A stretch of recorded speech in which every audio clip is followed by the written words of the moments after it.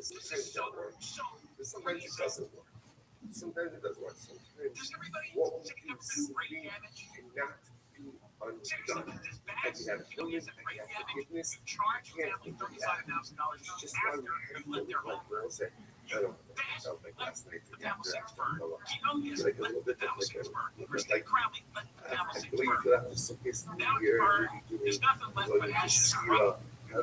looking it does feel a little bit like that, like this thing with your wife. It does feel a little bit like this. And as we enter into this new beginning of this sense of mindfulness about how we act, what we do, the actions we do, the things that we say. Because at the end of the day, some things can't be undone.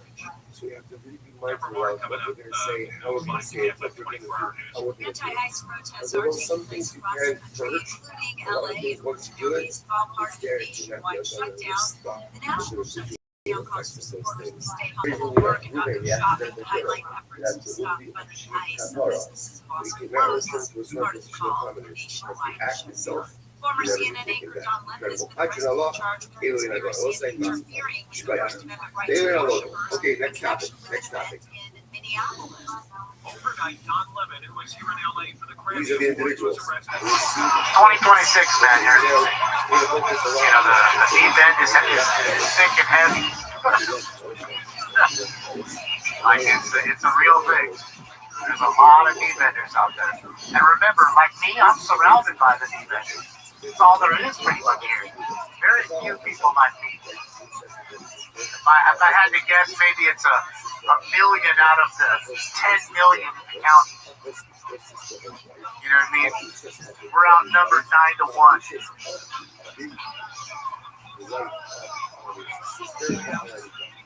Not how it is.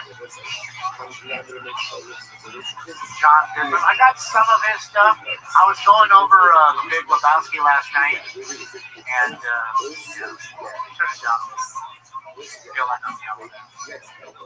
Yeah, so I was going over Big Lebowski and doing some of those jobs. The problem with Lebowski is that movie. So just taking my time because now we have all the normal. Plus, How you living, big dog? I haven't yet. Oh, very cool. Are you killing lots of bad guys? Female mental illness call. We got right now. All right. I didn't list any cards yesterday. Very well. And I spent like almost 4 hours in here. So we're at like 500, I don't know, 508 drops already in like 2 days. So, and we only had 1,200 to begin with. So that's how far I have to go. We're just about at the halfway point already.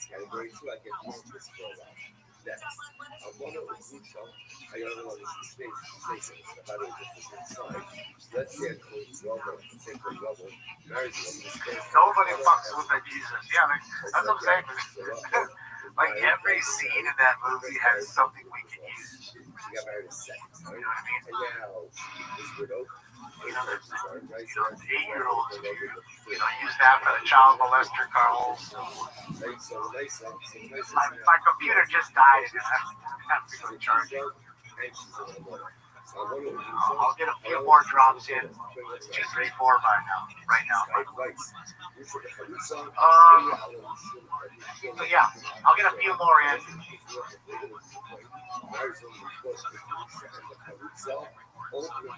Pretty tough, huh?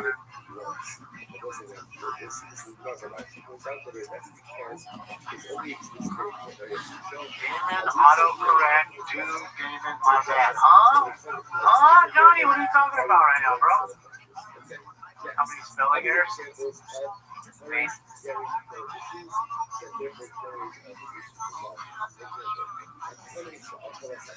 Diamond is, look, if I'm not fucking around,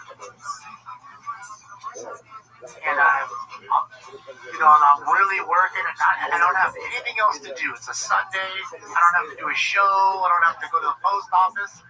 I can list 250 cards. Just sold a Jay Cutler card. See, people still buying Jay Cutler. Bronco.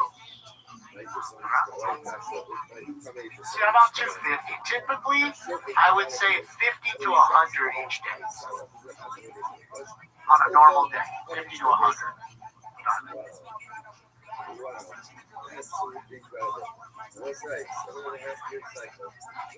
That's how I'm able to ship 700 a month. You know what I mean? You're putting up so much stuff that there's always somebody that wants something. Star Wars, whatever.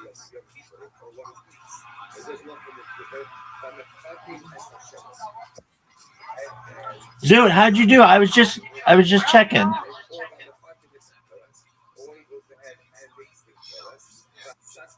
How'd it go?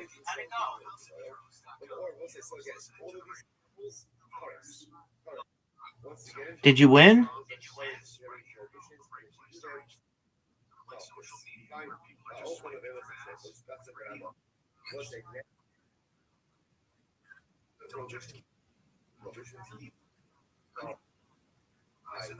Who won?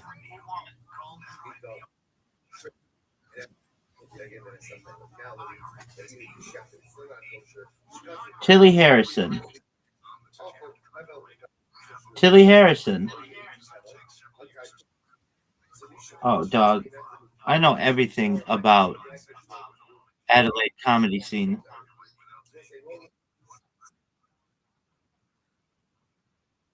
Yeah, I also found out your name.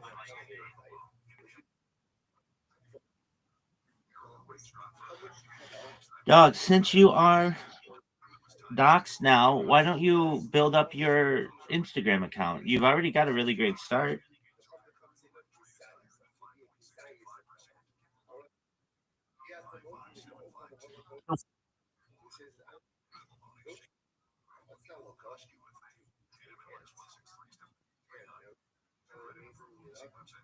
All right. So tell me.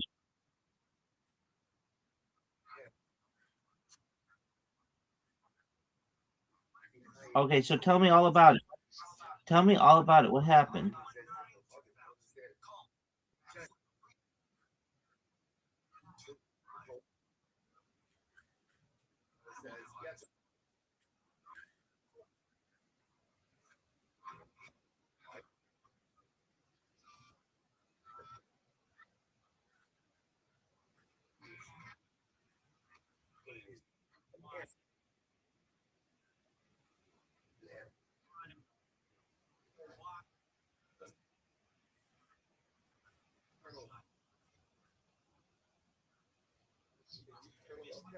Okay.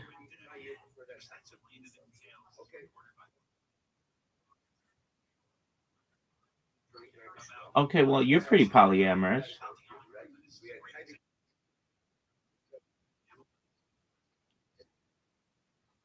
You should have gone up there and mentioned all the shit that goes wrong with you. Okay, so dude, how did your set go? Really good?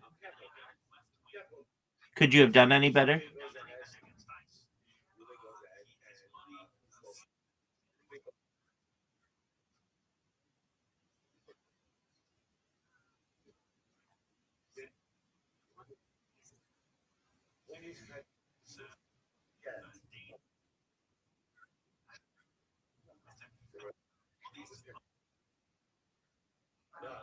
I understand, dude. I'm really proud of you, man.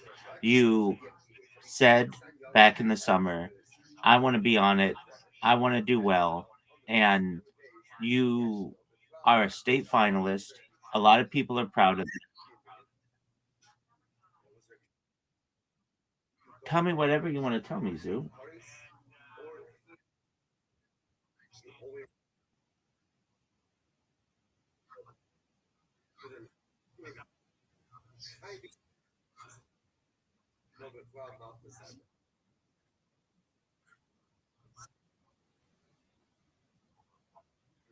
So are you going to do that?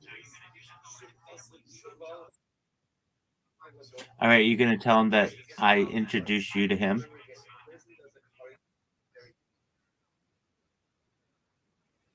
You know, you and I both know you're not going to say that, but that's cool.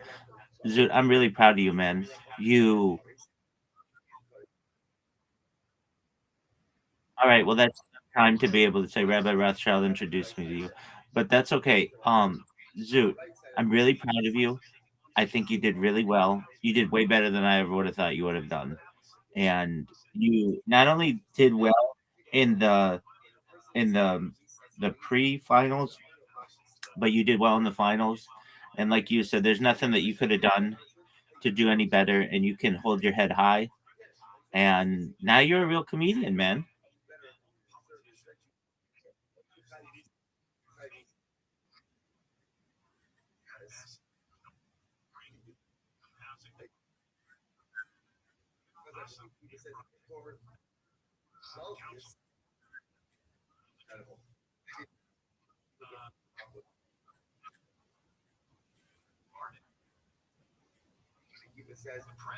Yeah. Okay. So, who do you think got second?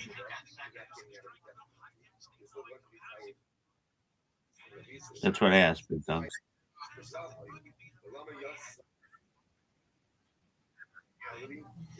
Really?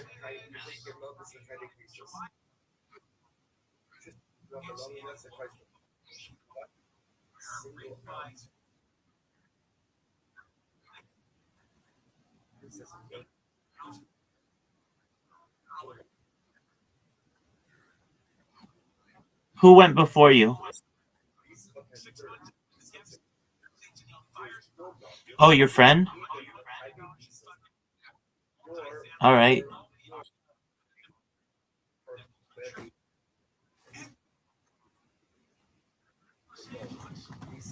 And why do you think that?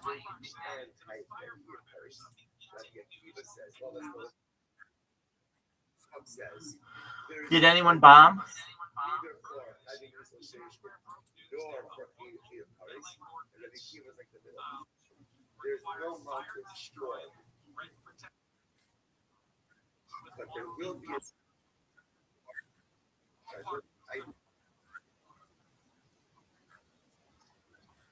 What was her funniest joke? Yeah, baby. Can you remember?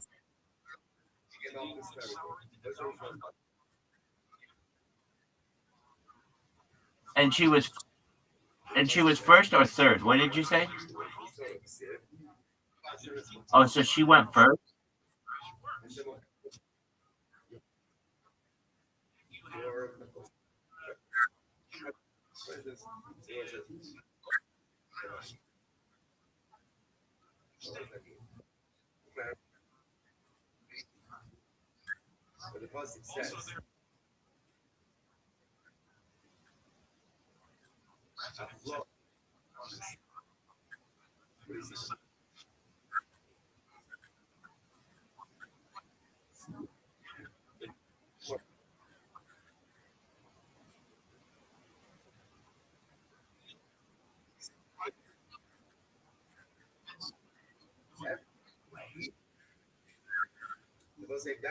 She's no offense to her, but she's not super hot.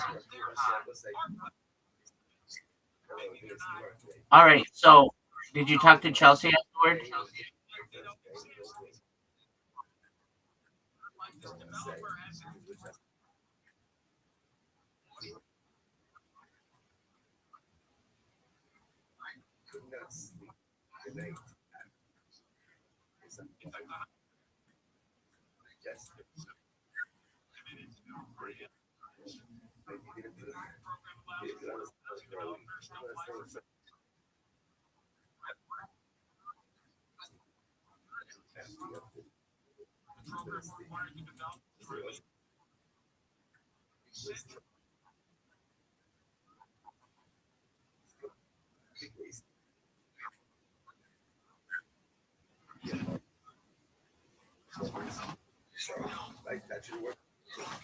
All right. I watched a little bit of her stand up, and I'll be honest with you, dude, I don't think she's that funny. Um, she's very charismatic. I would say that, but her jokes, at least that she has posted on her Instagram, were not anything that I think. I mean, your shit sucks, but But her shit is not that much better.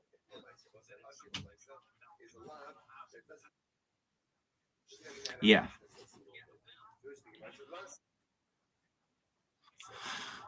Uh, that's who I was saying. Her shit, your shit sucks, but her shit isn't much better. No, is it good? Right. Um, she's not.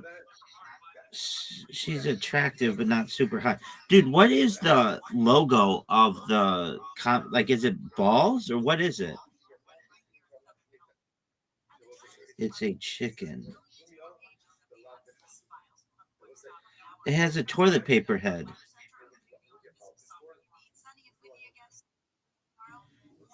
It has a toilet paper head.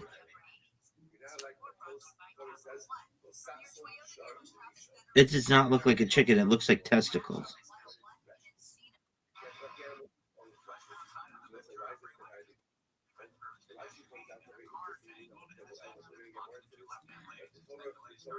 Well, I'm really proud of you, dude.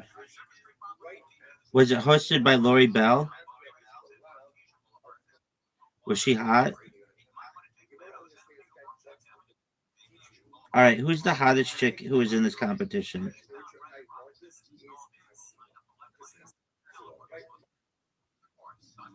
No, there's one chick who. Hold on. What about Allie Dent?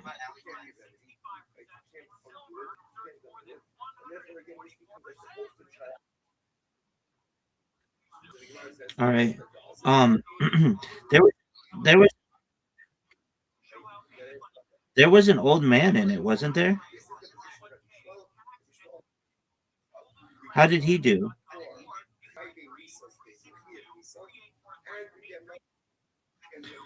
He did really good. Why don't you think they chose him?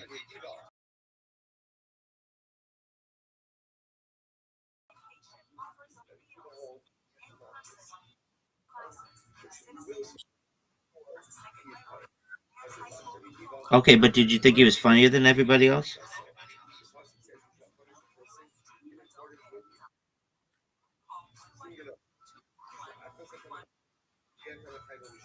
How did Mo Dang do?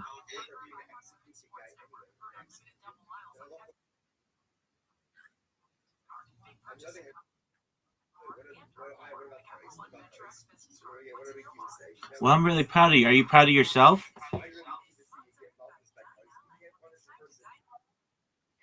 You should be.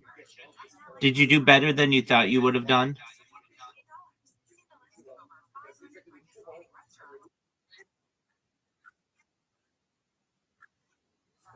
Okay. Well, I'm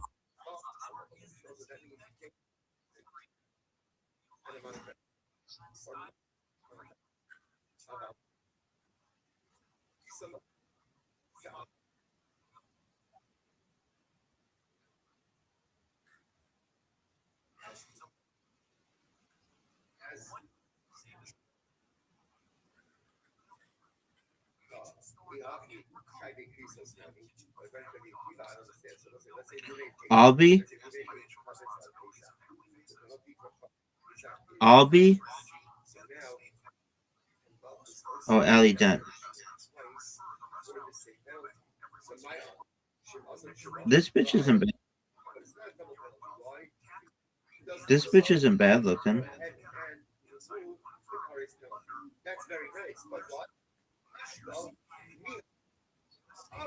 All right. Do you want to fuck her? Yeah, you do. You waited, dog. Dude's got a crush on Allie. Yeah, you do. Okay, so of all the people who went up, on whom do you have a crush?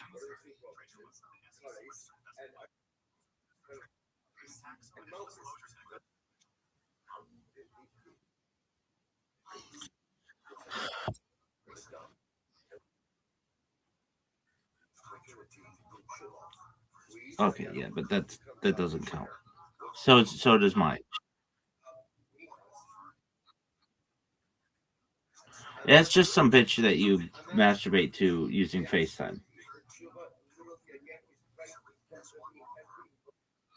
That's just some bitch that you masturbate to using FaceTime.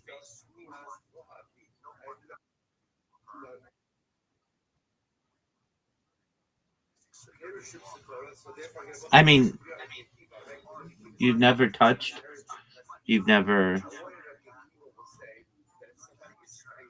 like, she was like dating someone while you were doing all this or something. Like, maybe not, I don't know, but you don't even know.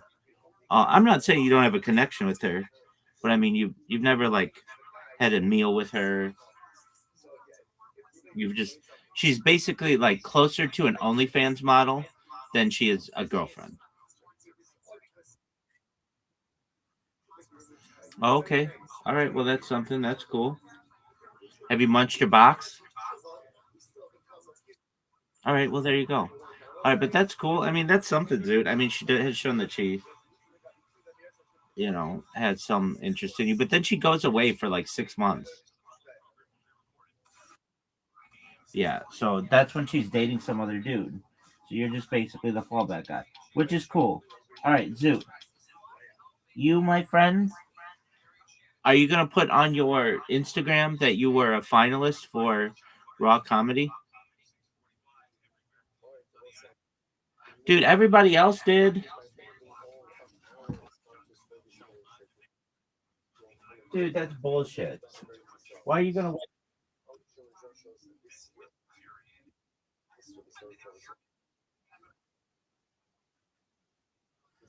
Okay, that's cool. Dude, I would tell you, and I didn't mean this because I last night I was like, uh I was wondering if you would come in if you won. I was like, I'm almost sure he will. Uh and I was looking at everybody's profile and I saw your profile, and immediately I saw Zoot's not going to win. Zoot could go up there and destroy the room, absolutely destroy the room. But the fact that your profile is public, it shows that you're hiding something, and that you're not easily marketable.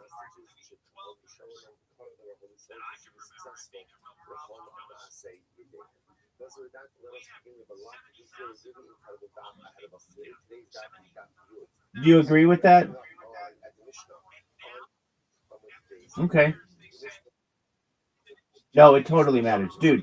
They're looking for. You even said it. They're looking for people who they can market, and someone with a private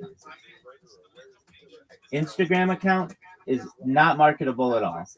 Like the only person with a worse Instagram account than you is Mao Dang or whatever.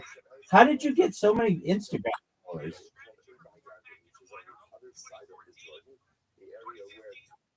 How did you get so many Instagram followers?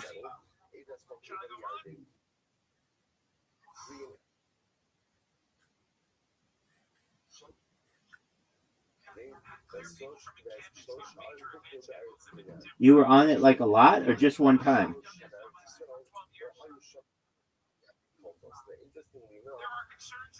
And he got you a bunch of followers.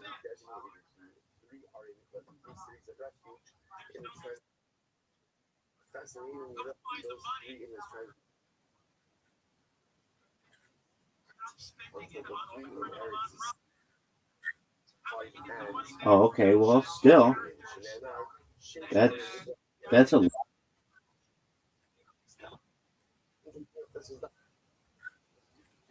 I mean, they've stuck. That's a lot of followers.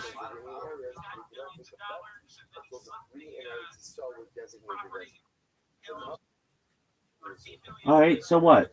So you're gonna make your profile public and actually be a real comedian?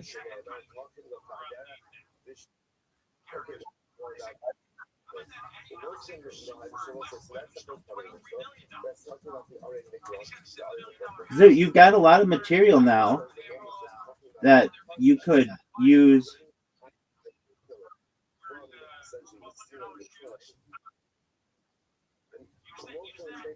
What do you mean you can't think of anything?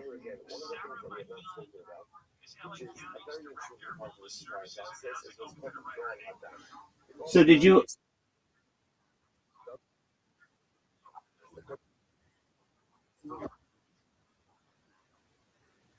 fascinating in general because it seems a little bit like vigilante justice. Again, we'll talk more about it, but the idea over here is that that's the shot to it.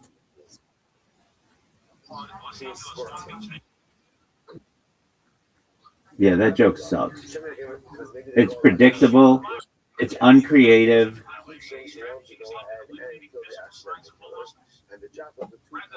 It's offensive to some people. Zoot, can you make any jokes that aren't about those 10 subjects we talked about?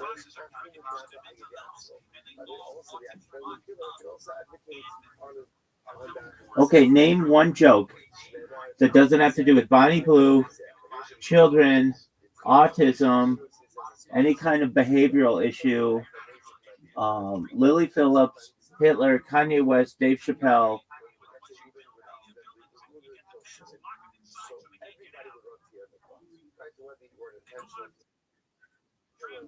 Yeah, there you go. That's not a bad one. That was actually a really good.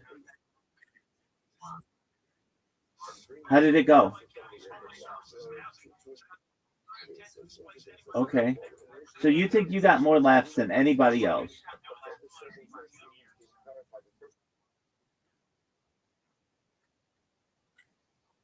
Who cares? I mean, who cares? I know that helps, but all right. Who were the judges?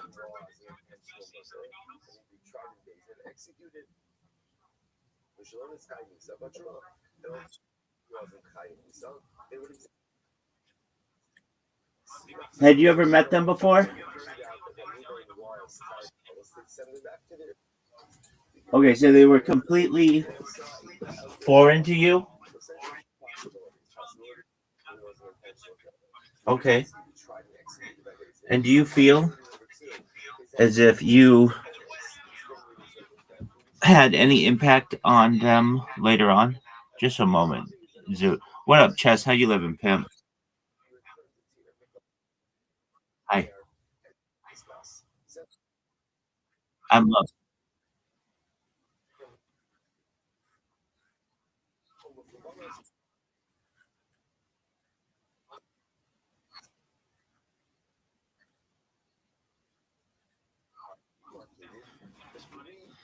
Okay.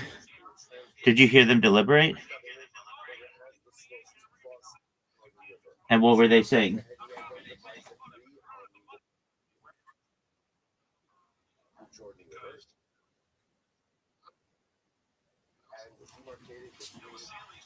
Okay, very well.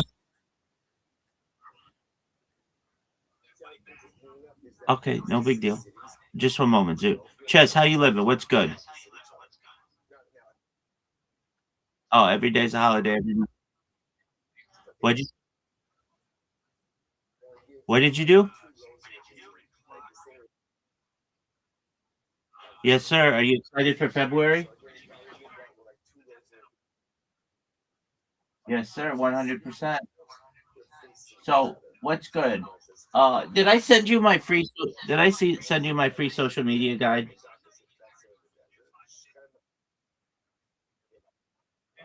All right. Will you send me a message on X, and I'll send it to you right now, and I want you to read through it.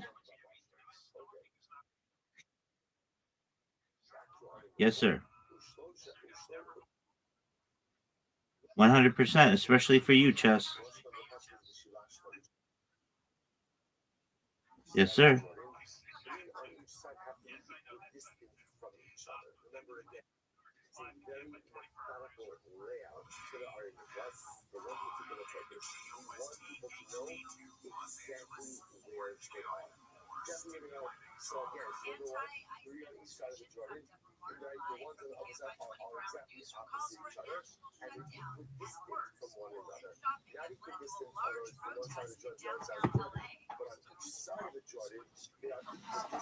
Could be just a Broncos fan.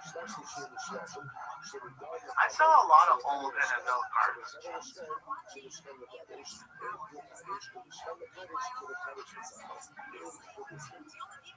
I really do.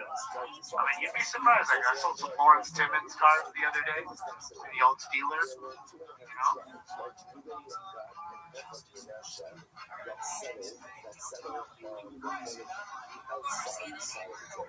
It's crazy. You couldn't get her in the gym to fucking work out, but to hate ice and dance around, that's what you got. So that's what you just got to tell these people. Let's just go hate ice. Let's go outside and dance around. I mean, you show them a gym, they're fucking like, oh, you know, like a vampire. Like, all you gotta do is tell them ice is there. That's what it is. Just tell them ice is at the gym.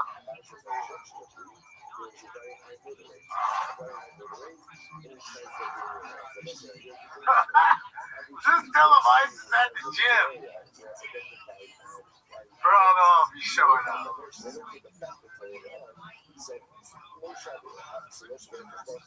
Hey, when did ice get here? Oh man, I don't know. I'm sure any moment. You gotta wait for it. We're early.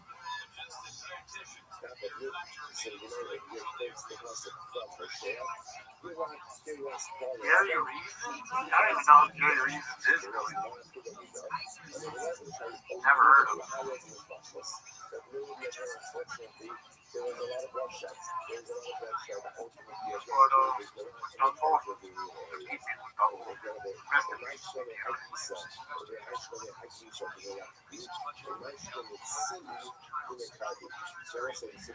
Forest finding, they don't know how to do much of anything. Well, they don't know how to do anything well, other than bitch and complain. Like, they're tip top when it comes to bitching, complaining. Did that say Ablish? Wait. Did that sign say Ablish? Ablish Ice. Ablish Ice. I believe there's an O missing. I believe there's an O missing. I'm pretty sure that's misspelled. I mean, again, I have a 40 IQ. Maybe you smarter folks can tell me. But I'm pretty sure there was an O missing there. And that says Ablish. Just like Frued, they're going to Ablish Ice. Maybe Ablish is the acronym, just one letter short?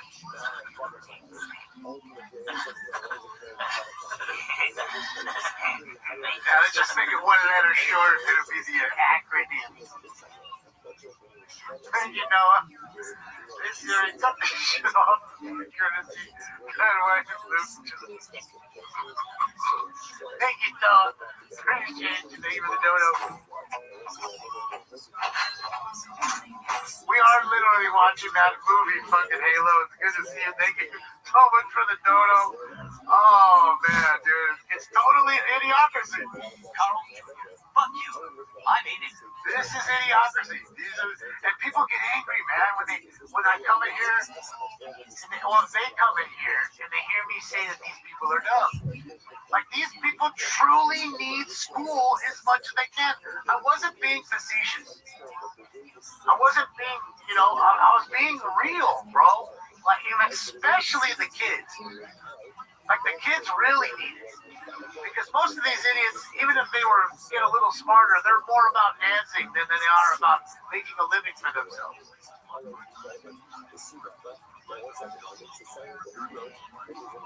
So you gotta start with the kids. You gotta show them that education is key. You don't want a job. You want a career. That's what you want. Not a job. You want a career. You don't have to Ablish Ice, okay? Oh my God, there's the first American flag, but like I said, it'll be hung upside down in distress, and there it is. Oh man, I'm gonna get all the fucking copyrights right now. Is that Lamar, what's his name? Kendrick Lamar? Just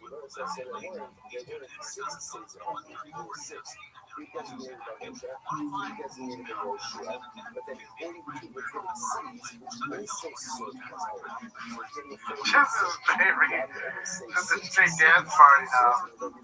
Looking for that 6-7 Fortnite lobby. All right, I'm done.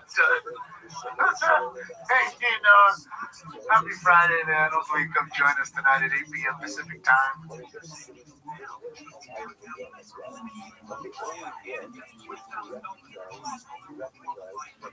mean, how does this help immigration? Can anybody explain to me, even the ones that are on the other side that are in this room? Please let me know. How does this right here, these people, what they're doing right here in front of me and on my screen, how does that change anything? And is this fool wearing cross colors? Is that a cross color hoodie? Holy shit. Bro, that is a cross color hoodie. I bet you that thing's worth some money. There's some vintage motherfuckers that would love that fucking hoodie he's got on. This fool's wearing cross colors. Holy shit. Bro. Cross colors. Holy shit. He wears pants backwards too? There's gotta be a remake. I don't know, maybe it's an old thing.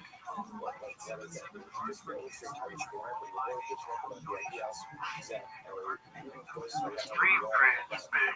It's like it's almost embarrassing. I almost feel embarrassed for him. Like this guy with his blue beard. Look at the guy on the ground. With his blue beard and his love heart glasses. I tell you what though, he's like the third person I've seen at least repping a team here. He's like the second Viking fan, and I saw somebody wearing the Twins beanie. There's another Viking hoodie right there. The guy or girl or whatever. Purple one. It's crazy how many people I saw supporting the Packers here in Minnesota. From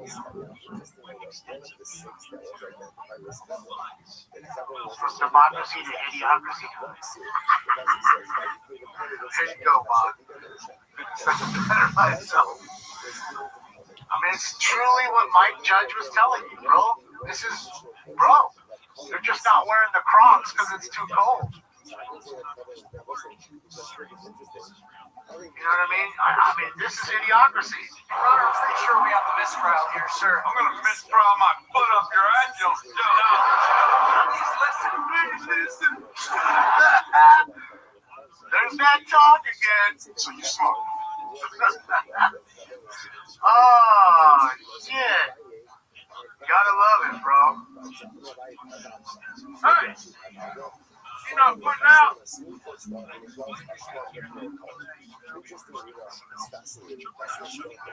knew it was up before the end of time. He was giving us the playbook, Drew. Good to see you. Happy Friday.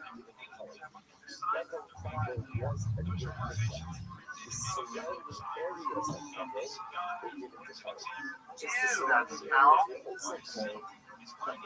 I don't know which one that is, that smell. Oh, that's what I need too. That reminds me, the one from Animal House. He's a B-I-G pig. I need that. Write that down, right?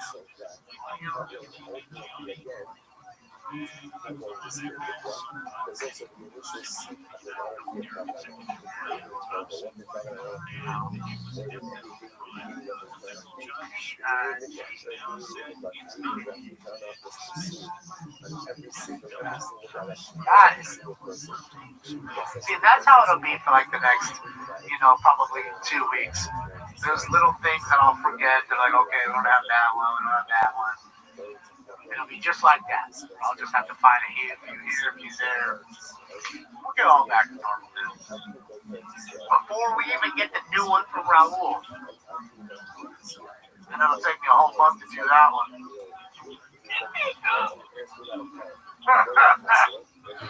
Oh, fuck. God dang it. All right. But that one I can at least, see what I have here that recorded on that one, you know what I mean? And still have the show going. It's not going to affect the show. It's just going to take me a month to get it all set up and ready to go and then put it into action. That's how it'll be. Oh, it's Captain America, dude. Shit, yeah. Captain America. Go beard, man. Bro, you look just like him too. Look at the pirate. Is that a Somali pirate flag? I mean,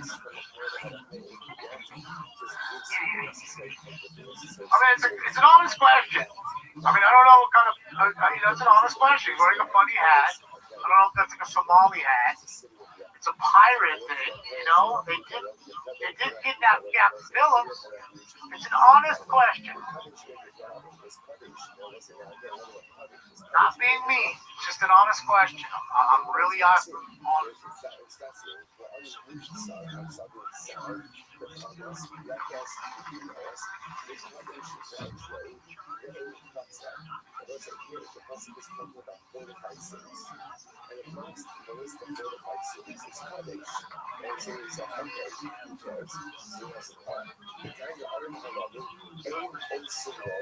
Dodgers went world. Oh, for sure. So you know the Lakers are too. Same owner. Same owners now, so shit, yeah. They definitely do. You know, I get having everybody have their own night. You know what I mean? You know, you have like, you know, Armenian night or something. You know what I mean? Thai night. You know, Chinese night where the real fans come down. And I get it. You bring in new fans and may not like baseball to come down, hang out with their other folks that are like them, maybe watch the game, maybe become a fan. I kind of get that. That's no problem. You know, it's just when you just start doing the knee bending and then forcing players to do things that they don't really want to do in some instances, and forcing it down our throats, little ceremonies that are just, you know, all like gaslighting ceremonies. I don't need that. I just want to watch the game. The game is, look, even if you didn't do all of that, let's just erase all of that right now, hypothetically, right? The game itself is struggling. It's not the game it was in the 80s, yet they're scoring just as high. But the game is different. Too much outside shooting, not enough defense. I mean, people wanted to see that. They love to see the rejections. They love to see the Mutombos, the Patrick Ewings of the day. You know? The Akeem Olajuwons. Those guys are huge in the paint. Right? I mean, not to say you don't have Joe Dick and everybody now. I understand. But I just think that the game has changed too much. And then on top of the knee bending, it was like, you know, the nail in the coffin almost.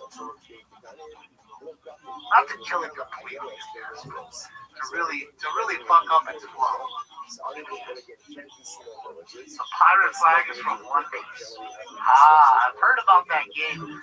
It's like Pokemon, right, John? I've heard the name One Piece. I hear some of these guys that, you know, in the card rooms talk about it. I don't know what the fuck. Like, how does that help immigration? Dressing like a pigeon. And then just dancing like a weirdo. How does that help? Like, what are we doing here? I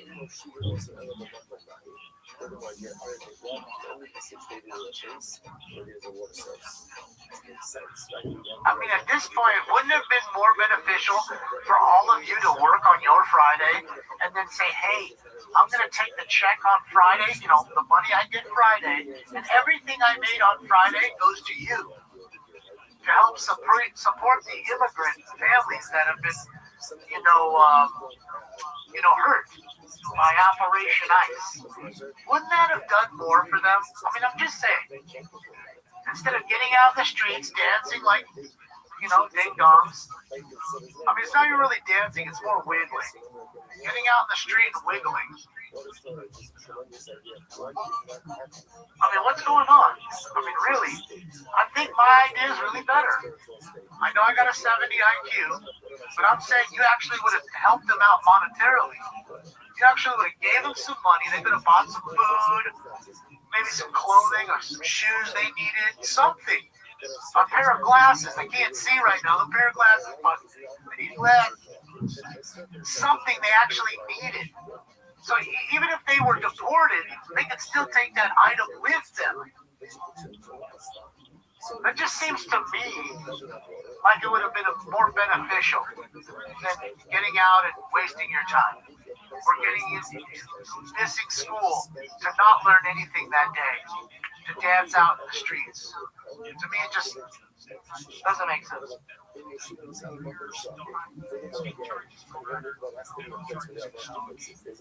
Bring back NFL Europe, that's what they're doing. They're trying.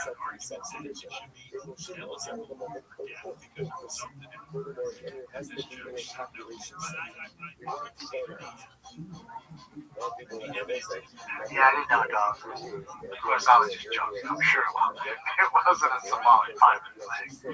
But I wasn't familiar with the One Piece. See, now, like, what does One Piece have to do with immigrant rally? Like, why do we bring out a One Piece flag? Explain that one to me, like I'm two. Like, does that have? In what way does having the One Piece flag represent anti-immigration or anti-ICE? Are they saying ICE are pirates? I mean, if I'm Somali, I might think, hey, I might take offense to that. I appreciate it. Thank you. I appreciate it. I'm just saying, you don't get it. Yeah, they're not even in the Leering Center. They could be in the Leering Center right now. Leering. They're not Leering right now. Look at these two right here. Like, what is that? Like, what are we doing?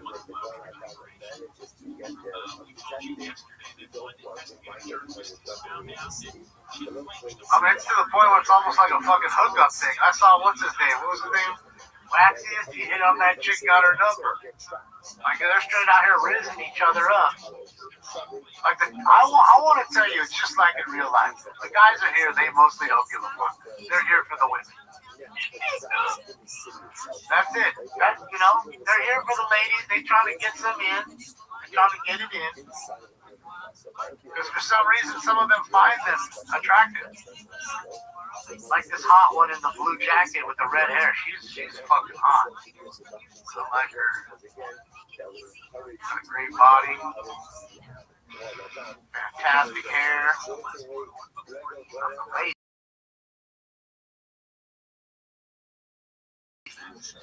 Swingers hooked up, gonna meet up later. All these people ain't no swingers. If anything, they're getting cocked. What are they doing? Alex? I think he's going back to the federal building, the Whipple Mall, Federal Penitentiary Center. Whipple Mall.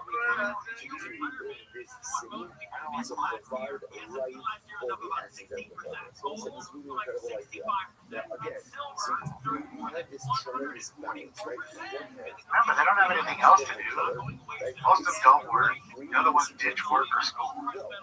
It's Friday. You know what I mean? Why not hang out with a bunch of people that are like-minded, I guess, right? And party. Because that's essentially what this is their party.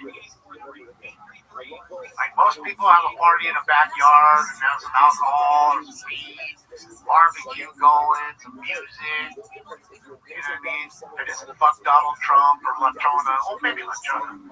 Not fuck Donald Trump. Songs. You know what I mean? And, yeah. That's the difference. If it was cold out, we'd have heaters for our guests. You know what I mean? Like there'd be an outdoor portion, but would have space heaters, so you can sit under the space heater even though it's cold. That's how conservative folks do it. Because guess what? It's a word called considerate. So they're considerate of others as they come over or have you come over. Most of a good host would be considerate of you. Say, hey, I don't want them too cold or too hot. Make sure there's plenty of food or drink for them. Whatever. The reverse January 6th. Could be Sal. Could be. Of course, they won't say it's an insurrection. The news will never get you to say that. It's nothing but peaceful protests. Nothing to see here. 6 Waymos burning in the background. Peaceful. Nothing. Yeah, Scott, we were watching it earlier. Just a bunch of kids and everything outside. Not really much going on. But yeah. They're still waiting for Don Lemonhead, too. Oh, Don Lemonhead ain't come outside yet. Don Lemonhead ain't come outside yet. Jessica's still there. She's Jessica Wall.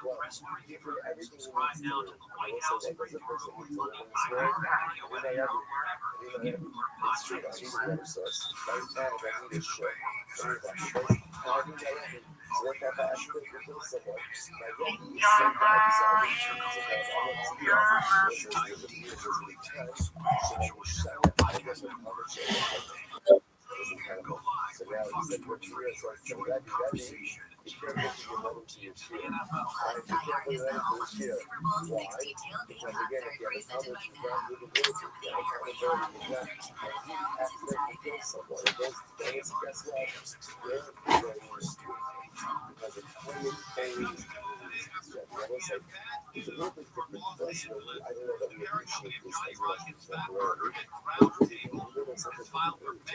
You should take it for granted. Like, practicing to learn chess without having to practice the rubbish in the room. Right?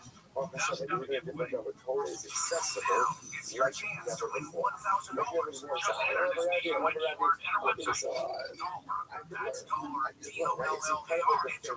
you can just pretty much play up the without ever having the Rabbi. Which again is not a big deal, but it's interesting to know that winning attorneys is what best for us. It's maybe I don't think the Rabbi strengthen the language of it. But sometimes when you learn the Rabbi, to be able to make it go on. To be able to make it easy to grow relevant, to bring out the life lessons we have to be so good. Because perspective, like the Rabbi wasn't a big deal. When Shabbat had was transmitted ready to Tommy, right? Tommy got it was a soda. So literally, again, if I didn't have a Rabbi, I literally would not it's just different understanding, I guess. Therefore, it's pretty hard except because someone got life in the air, right? So that's the Rothschild on those just working the Rabbi accidentally hit someone. Therefore, it goes only one says, Megali Yeshiva, so ultimately his entire yeshiva functions it goes, right? In other words, where the Rabbi goes, that's where the yeshiva goes. The Rabbi goes where the yeshiva goes. So the Rabbi accidentally goes someone, the exile is entire yeshiva with Shaw comments on this. Shaw. Says, it's interesting, right? That at the end of the day, it doesn't say the same concept by the Rabbi like it does by the Talmud. Right? Says that the Talmud kills someone, the Rabbi goes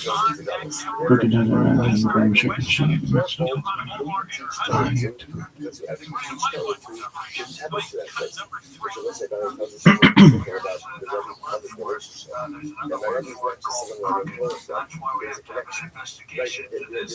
Right? There's a fellowship that's there to the point that it's just accidentally kills someone. The Rabbi has to go through that as a way. Stephen Moore says, Rabbi, be careful who you teach Torah to. Now, it's interesting, and Jenny says that if the Rabbi has to kill someone, then what? Then the whole yeshiva has to go through all this with you. See, I think you know and say what? So tell them, be careful who you choose as a Rabbi. We can check it out. It's my mom that's supposed to do it. Where did that come from? Where's the wine there? And nobody can seem to find it. So there's a lot of smelly stuff here. That's why the American dream, the American dream is the Al Capone version of the American dream. Good check it out. Steal from the taxpayers.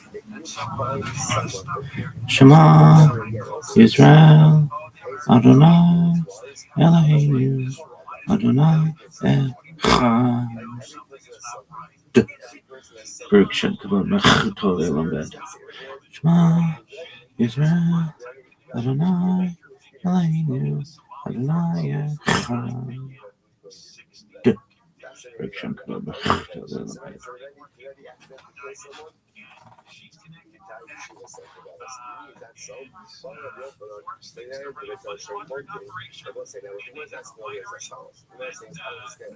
But if someone is Torah protects you. Torah protects you. So how could it be essentially asking is how could it be that the Rabbi is ever going to end up accidentally killing someone? After all, again, won't Torah protect him? To which the Gemara says, Shenema es Betzer Bakutba, right? The Betzer is one of the arguments. It says Betzer Bakutba, Betzer is in the desert. So you're going to area. And then after it says you sin, this is Torah. And the Gemara understands that just like Betzer is in your Miklat, which affords protection, so to Torah affords protection. So why would the Rabbi ever need a ear Miklat? Rakasha, Hafi in the Asikba, Hafi in the law Asikba. Right? Torah protects you. What does Torah protect you? What's the Torah protect you? In learning it. In learning it. But when you're not learning it, Torah doesn't protect you. See, even the greatest Rabbi, even the greatest Rabbi, right? At the end of the day, if he's learning, why is there Torah protection? When he's not learning, again, he's subject to the same realities of the rest of us. I'm sorry, the Quran by Shema, the other folks in Rabbi. Other possibilities might call it. What is it that Torah protects us?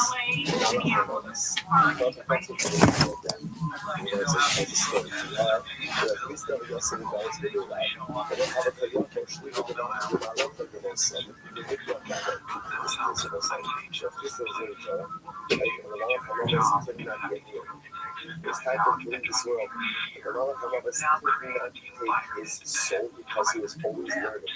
So the Gemara says, the Lord go have a chance to maybe give yourself. So if you're so high, this was the Lord from us. You live on a cemetery to do that. Pop the eyes of the shots of the other. What did he do? The Lord from us went up on the cemetery. The cemetery snapped. Because when the tree snapped, it makes a loud noise. So you have to stop heard the noise. Stop burning for a moment, and in that moment, the Malach Amaras took back his mission. Whereas the other possibilities, again, Torah protects you from death. Torah doesn't necessarily protect you from everything else going on. It's two possibilities. Either Torah protects you from everything, but only when you're learning it, although the protection of Torah is limited to Malach Amaras. That's so subject to other realities of it. I will say one thing is that when I am learning, I am protected. When I am learning, I am protected. What I'm protected from, what the scope of that protection is, okay, so that's my focus. But I'm protected. How is it? I'm going to talk about how you know. If they must have put it in the nose, that's all to you. So let's say, interestingly enough, why is it that moving, again, I will say that interestingly enough, first, our Miklat were established in the tribal area of movement. So why does it get discussed that his tribal area is the first to host the Arik? The nation Pesach Basalatila. Because really was the first to try to affect salvation for another Jew. Where did it happen? Right? Aishma, Ruben, Beyatzir, Ruben had his story of the brothers turned by Yosef, and Ruben saved Yosef from his brothers.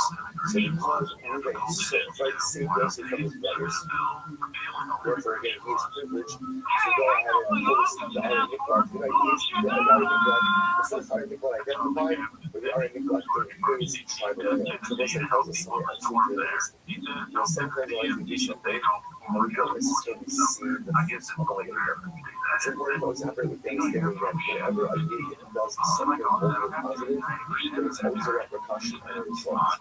Sometimes the result is seen in a lifetime, sometimes it's only seen generations later. Where do you see the result of moving, stepping up, and defending Joseph? Generations later, the first movie of God was placed in place in our area. Of course, anyway, we have to be focused on cause and effect. If I do something good, I want to see the effect of that good right here, right now. If I can't see it, then it must mean that I actually see this. Remember again, I will say, it exists in multiple generations. And then there's one was past, present, and future. So to me, also past, present, and future. I recognize that every single thing that I do that is positive has a positive effect. Whether I see it is a different discussion. Another fact, the Rabbi Shlomi Skolai might say as Yad Moshe Shalosh Harim Ve'Yad Yizrach Shalosh. Doesn't mean this passage says the Moshe Rabbeinu separated. We are in the what? In the judgment of the areas. Azay Shemesh Elotzim. Literally caused the sun to shine back to them. Give them hope. Give them the Emiglah. Give them the city of Resh. Give the Amri on the lake of Shemesh Elotzim. Come and say this one with the Moshe. You your separation. You have caused the sun to come out. Drugs and dead killers. Give hope. People say sometimes the greatest thing you can do in life is give hope to someone who feels like they are in a hopeless situation.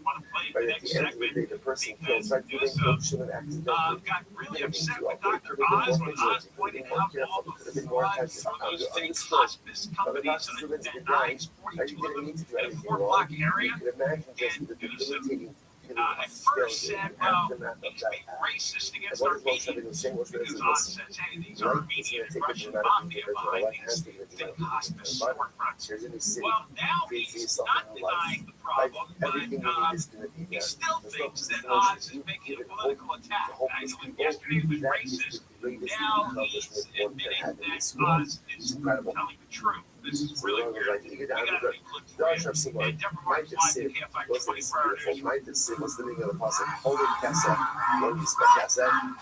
Thousands of people have shut down part of Spring Street in downtown LA as part of a national movement against immigration enforcement. LA City Councilwoman Monica Rodriguez joined them. She says federal agents have targeted good people, hardworking people that are just trying to make ends meet, take care of their families, are the ones being assaulted, being abducted, and Is the people Pasuk are is angry actually about pretty, it. it's So pretty we were self-explanatory. watching this happen in It's real time. close. Families are getting torn apart. The national shutdown calls for people not to If go to you work love or school money, and not to buy you will never have anything. enough money. Organizers say they want That's justice what generally I killed can by understand federal it. immigration Listen, agents. again, there's Concerns nothing are wrong rising with in the Bay Area There's over nothing wrong news spreading that ICE will beef up its presence ahead of the Super Bowl. There's nothing Democratic wrong with working Congressman very hard Sam to amass Liccardo, money. who represents There's also Esclero, nothing where New York wrong Stadium with not is being located, content supporting with a ICE little and the bit of Trump money. And administration. it's There not better like the not be a love gospel repeat of here, but this is Minnesota. right, this is like, it's okay. It's okay if you want to be wealthy, and it's okay This to kind work of hard to be chaos wealthy. unleashed The problem on is, communities when you throughout our love, country. We won't stand for like it here, and love we can't stand for is it a very anywhere in the strong United emotion. States of Like, America. there are two San things in Jose's this mayor world and that you should Santa love. Clara County Like, Sheriff say you should ICE like officers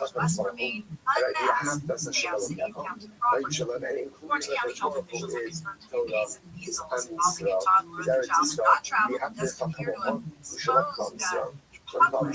The announcement comes just days after a separate case involving a young adult who had been overseas. that you should love. Vandals have been targeting ads in LA for the new Melania Trump Everything else, you should like. Bus stops have been vandalized with language and drawings referencing Hitler and Nazis and the Epstein They love files. football. The LA Metro system says it has rerouted some of the affected buses. The ads have been up for more than 3 weeks as part of a 4-week ad buy. Vandalism spiked in the past week following the events in Minneapolis. Michael Kastner, KFI News. I The love California my Supreme life Court has partner, ruled that a and I wedding love smoking oversized car wearing is like tight an open beer, pants, giving police jumping a all reason to over search. each But other. loose I marijuana said, flakes you don't understand, count. like, Of course, you'll this never be able debris to is tell your wife you immediately love her, usable, but so in the it's same way, because you not literally enough for a use that search same warrant to exact continue word charge. The decision reverses describe earlier like this rulings that allowed searches barbaric based on effect of people marijuana alone. jumping We're on going to top go of to each the other, 55 receiving next. millions of dollars for it, and a bunch of people paying to watch it. Like just understand, like that, like just think that you use the same word for it. Listen, we have to be so careful how we use our words, because especially that word love. That word love is a strong word, right? The Shalom says in God, "Re'ei chaim im ha'isha she'ahavta." Like see a beautiful life with the woman you love. Love is used for marriage. Love is used for my kids. Love is used for HaKadosh Baruch Hu. Love is used for Am Yisrael. Love is used for Eretz Yisrael. Everything else, you like. You can like football. You can like football. You can like pizza. You can like chicken wings, right? You can like a lot of different things in this world. Like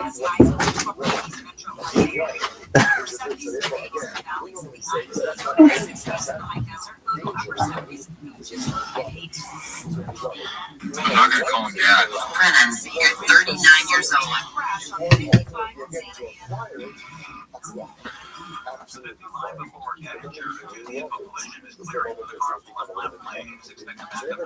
North side of 55, there's nothing. The 73 is Corona Del Mar Freeway up to the 91 freeway junction in Anaheim Hills. And in Orange County, near UC Irvine, 4 miles down level for University Drive, is a four-vehicle crash clearing out the right-hand shoulder connected to Colbert Drive. What's up, sluts? Well, I slept till 2 o'clock in the afternoon. Really? Oh, I airmailed that bitch. Why? Sexiness? Alright, here we go, folks. No one really knows for sure. Elu ve Elu, Divrei Elokim Chaim. But this is the Mazorah we live by. Is it? It's what I do, baby. You do whatever the fuck you want. There's but one rule. Don't fuck up. Really? There's but one rule. Do as I will. Just don't fuck up. Alright. Now what? Let's go to Yiddish. I get excited to do these things, and then when I have to do them, I'm like, oh, I don't want to do them. You get excited? Yeah, sort of. All right, so we've got Amachai. That's what your Rabbi says. What is this dog? Halavai. That's what she wants to have. I wish. Amachai is like something so great, pleasurable that it can bring back life to the dead. Yiddish kapa. Yenta. It's kind of a fetish, right? It's a talkative bitch. Tachlis. That's brass tacks, motherfucker. Nosh. That means to eat. Like I eat pussy. I notch on pussy. Actually means a snack. All right. Basher. That's a soulmate. There's Brashurda and Brashurder. Really? Oh, yeah. Everybody knows that, though. Really?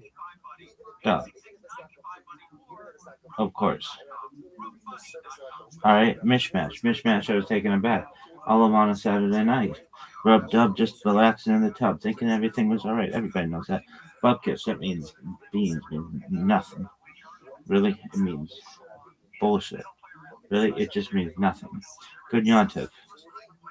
Did we do that one yet? Yeah, it means happy holiday. What's L'chaim? That's to life, baby.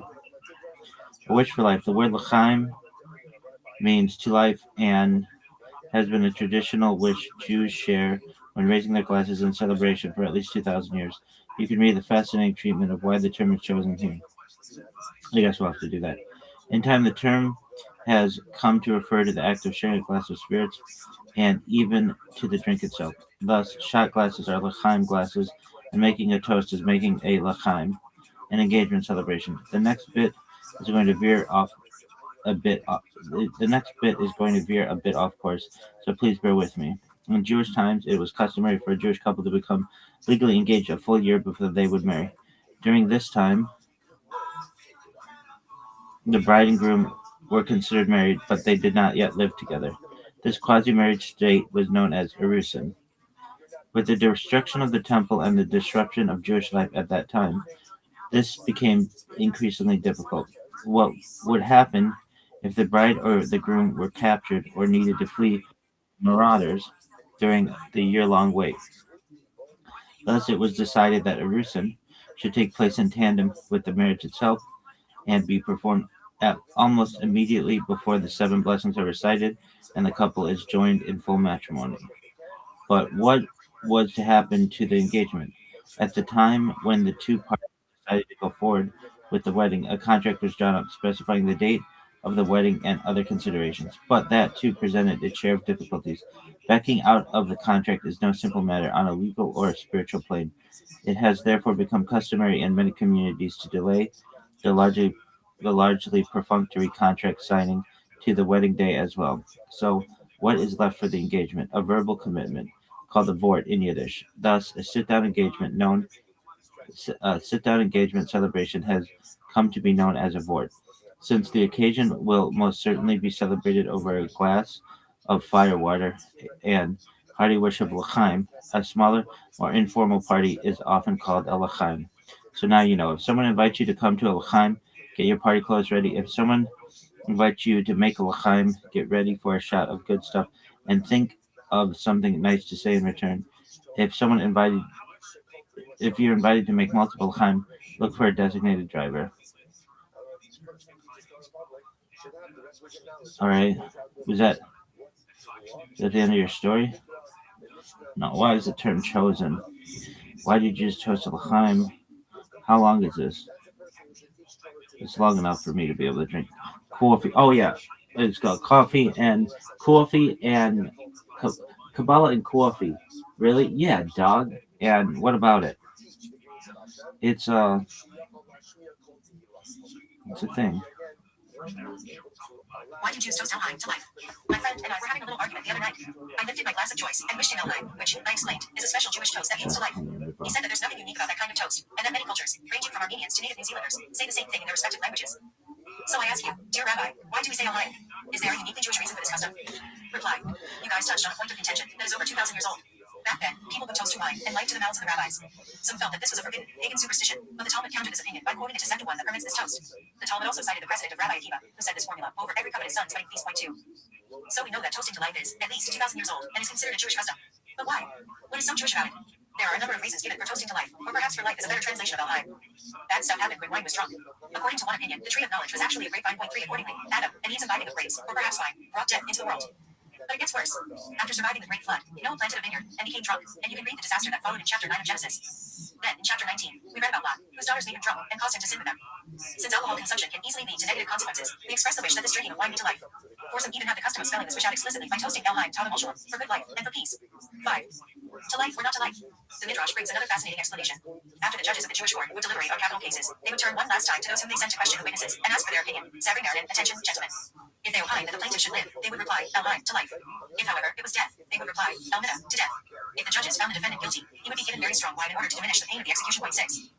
And so, when we drink our wine, we wish that it be to life, unlike the strong wine drunk by the person about to be executed. 7. A chasidic approach. When hearing people toast Elheim, Rabbi Dr. of Mesrich used to respond, Elheim Gilracha, to life and to blessing.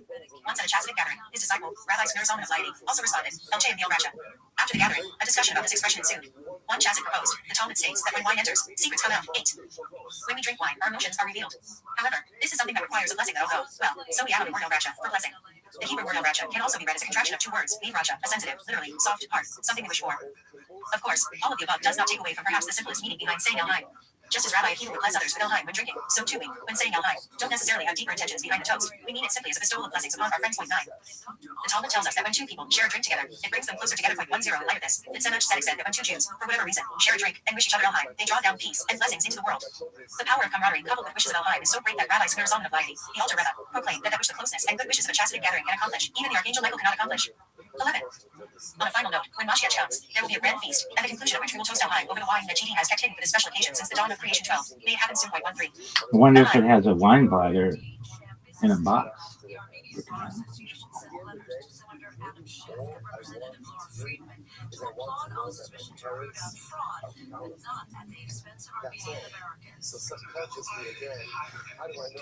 Dog. That was sick. Was it? It was whatever. There's something else we had to say. Oh yeah, let's do the date. It's 12th of Shabbat, 5786, Friday, January 30th. 3:43 Pacific time. Really? Yeah. All right. So then what?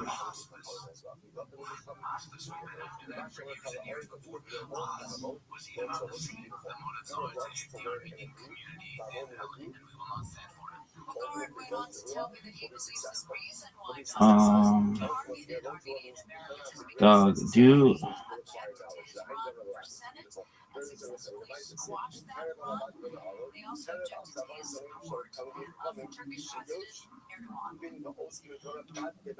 The worst thing one could do is learn by themselves. What happens when you learn by yourself? Let's say you learn by yourself and you make a mistake, then what happens? There's no one there to correct you. So therefore, again, it's sometimes the greatest darkness that we have in this world. Rabbi is Dab Knowledge. I'd like to thank each and every one of you. A few months back, when I found out my sister-in-law got sick, that day I started thinking about it. Just recently I promised her that for Swisser for Shlema, I'm going to try to get 10,000 new subscribers during the Sima Shas. In fact, today, Baruch Hashem, in your Swiss, we achieved that monumental occasion, and Shoshana Brazil Basilga should have a full shalom. I also like to thank over 1,500 people who viewed a regular 42-minute cheater. You can find that on YouTube. Search under Eli Stefanski or Rabbi and subscribe. The Pasuk says in Tehillim, Rabbi says, Shomer Nafshi Kichasid Hadi. The Rabbi says a 42-minute cheater. You can find that on you. The only thing I'm chassid compared to the other kings of the world who get up 3 hours of the day, and I get up at Chatzos, or the other kings, they sit around with their friends. Well, I act as a local rabbi. I check out afterbirds with my fingers. I get my hands bloody to make sure that women are covered to their husbands. I'm a chassid by asking Mitiboishas, who's known as Ishboishas. The reason why it's called Mitiboishas is because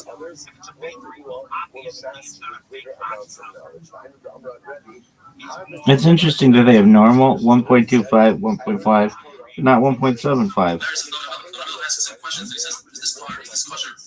And he embarrasses him in halacha. He's that much better than David in halacha. But David got his revenge, so to speak. When he had his son Daniel, who was called Killa because he was able to embarrass Mitiboishas in halacha.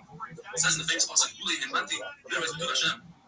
The word Ulei has dots on top of it, the Gudas. David wasn't sure that he would be Zoicha, and the reason is because he was worried, perhaps he'll sin and he won't be Zoicha. As we see back in the video, Baruch promised him Shmir protection. He says in the pasuk, Yaakov, he was worried, why? In fact, we see that the Chet was worried. Israel should have had the same kind of nisim of Kriyas Yamsuf as Israel had the first time when they went into Israel. And the reason why he wasn't Zoicha is because Gorab Achet. 972. Scam. The Shachtacha means when people go to sleep, the time that they go to bed, which is a 4-hour period from the time it turns dark until the end of Ashur or Shai, according to Rabbi. The Shachtacha doesn't mean when you go to bed, it means when you are sleeping, which means the entire night all the way until Hamad Shachtacha. That's what the word Shachtacha means. So they say, and you can only say Kriyash Man Chatzos, that the distance a person from an Avir. You're concerned that a person will come home from work, a hard day to work on the field, he'll eat a little bit, and say, you take a little nap, and he'll fall asleep for the rest of the night, and that will be Chayiv Misa. Why is the Gemara so strong with its language? It's Chayiv Misa, because sleep is very dangerous. You try to take a short nap, you fall asleep for the rest of the night. Another shot is because we want to tell you, you should know Ma'ariv is not Rishos, it's obligatory. You say Krishma, it says in the Gemara, and then immediately you say Shemana Esrei, and then it goes according to Rabbi Yochanan. Rabbi Yochanan says if you say Shemana Esrei, you mention Yetzias Mitzrayim, you have to say Shemana Esrei immediately. Rashi explains beautifully, and that is because first you praise the Baruch Hu, and Kabeyachal, you open up the Baruch Hu's heart, and once his heart is open, you can jump in and ask for your tzrachim, and you say Shemana Esrei. Shmuel Levi says, you don't say Kriyash Man, then Shemana Esrei, the opposite. Say Shemana Esrei, then Kriyash Man, make a sandwich. You wake up in the morning, you say Kriyash Man, then Shemana Esrei, then Shemana Esrei, Kriyash Man. In other words, it's Kriyash Man on both sides. Why was the Shiloh? The question is whether we consider the Gulas Mitzrayim, the main part happened during the day.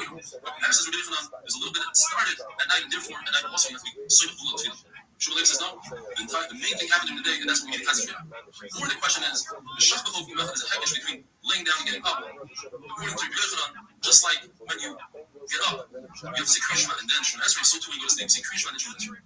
Shmuel Levi says there's a hekesh. What we learn from the hekesh is that when you get up, you say Krishma. In other words, Krishma is closer to the sleep. And I also first say Shemana Esrei, then you say Krishma, so that Krishma should be closer to sleep. If you have to say Krishma and then immediately Shemana Esrei, why is it that during Ma'ariv we have brachas and Shema and Shemana Esrei? That's once the Chum second it, it's considered a Gubul Ha'arif. It's a long expression of the Yetzias Mitzrayim. For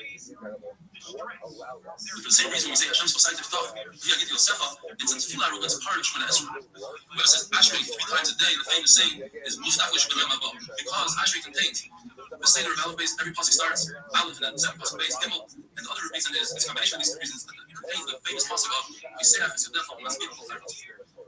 If you notice, Ashrei is missing the pasuk that starts with the Nun, because that pasuk talks about how Klal Yisrael falls and doesn't get up. And in Eretz Yisrael, they learned that pasuk that Klal Yisrael fell down, but they will get up from the fall.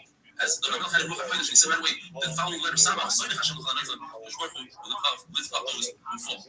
The Gemara tells us that Malach Michal, when he flies, it's not stop. But Gabriel has a stopover. He makes 1 stop, so basically he has 2 flights. The Rabbi has 4 flights. In other words, he has 3 stops. The Malach HaMavis has 8 flights. Because the Malach HaMavis has 7 stops. We want the person to be able to do tshuva, and we make it hard for the Malach HaMavis to arrive at his destination. Yet if there's a Mageifa, many people are dying, then the Malach HaMavis has a direct flight.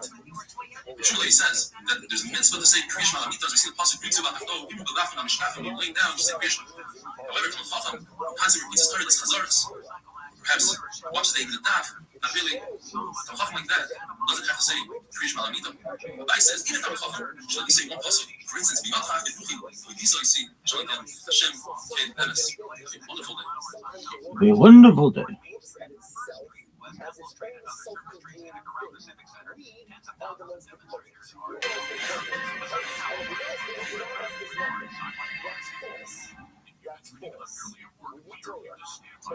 Is that hey, I'd like to apologize. We're simply overwhelmed by the vast amount of new subscribers that we just had in recent days. Pass. Very difficult for us to get the video out to everybody. 972.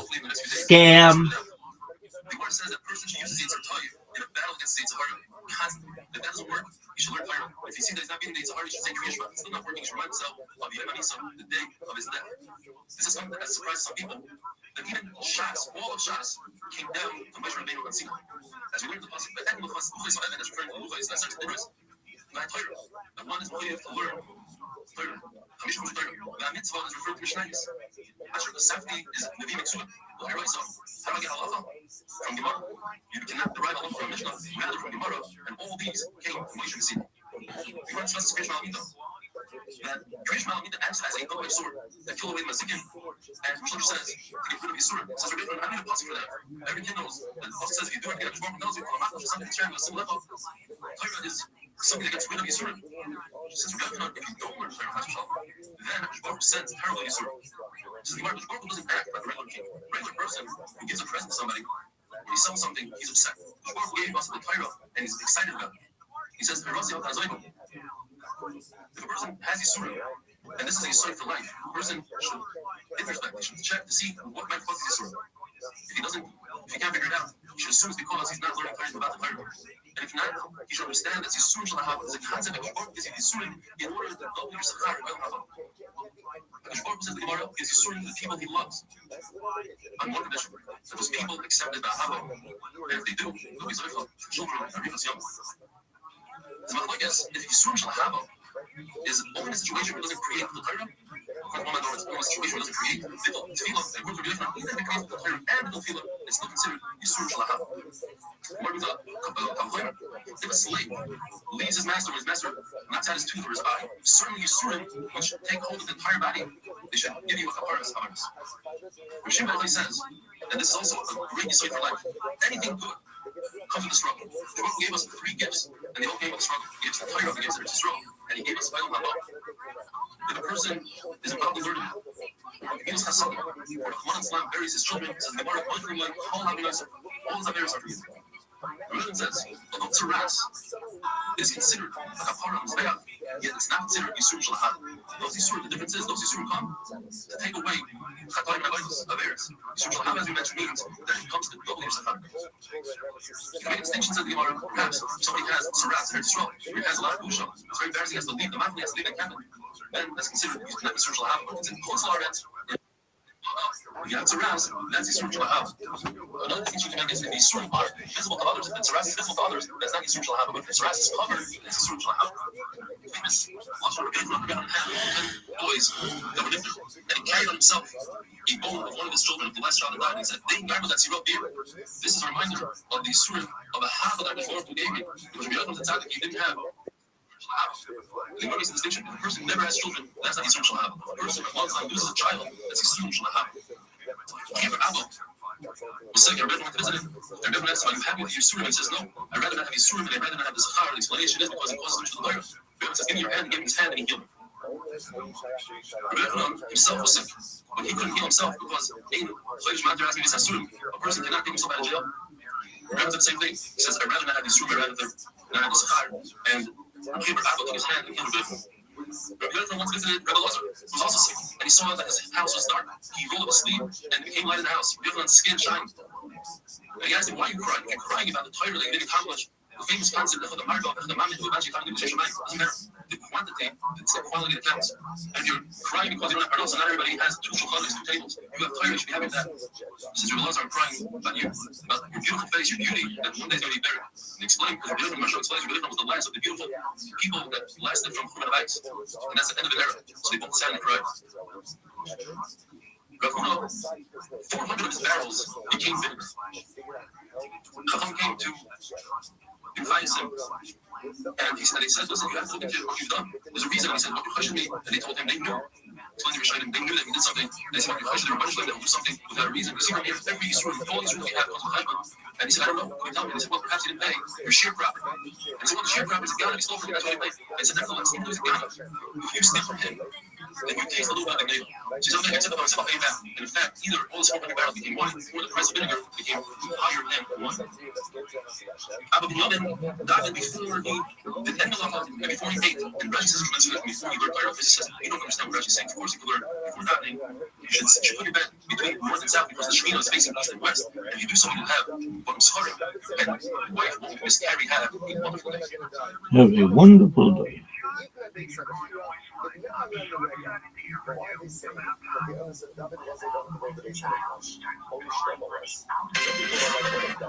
All right. Man, I gotta take a shit. Okay, why don't, instead of talking about having to take taking a dump allegedly, why don't you go do it? And then, dude, what about all Parsha?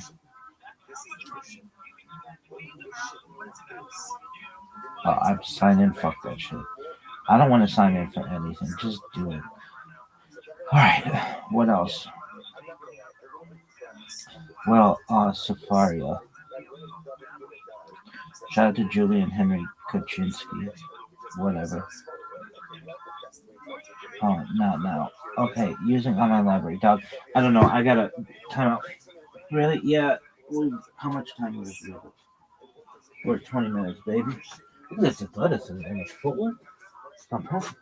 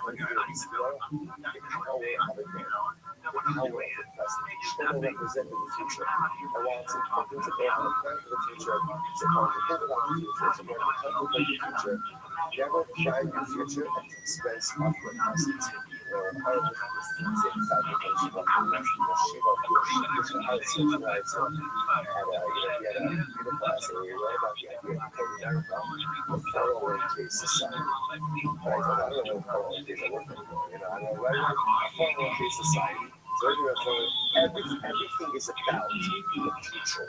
Everything is about retirement. People have all of these plans. Well, the future's going to be whether or not is a little problem. But it's good to plan the future. Little problem. People put so much emphasis on the future that they forget to maximize the present. People stay in careers that are unmeaningful and unfulfilling because it's going to give them some type of payout in the future. And people compromise and sacrifice their present because now again, you have to plan for the future, but you can't build your future at the expense of the present. That's where the responsibility that hold up. This will come. But you want a man who maximizes each and every day. Because of that, I'm not taking from this world. One of the world, still in the back of Congress. And the other thing drop it. Again, remember, the pathways are identified between the ones that we have to hold at other days. That is a long it's okay. Ultimately, again, there was a sign that said Mikla at the crossroads.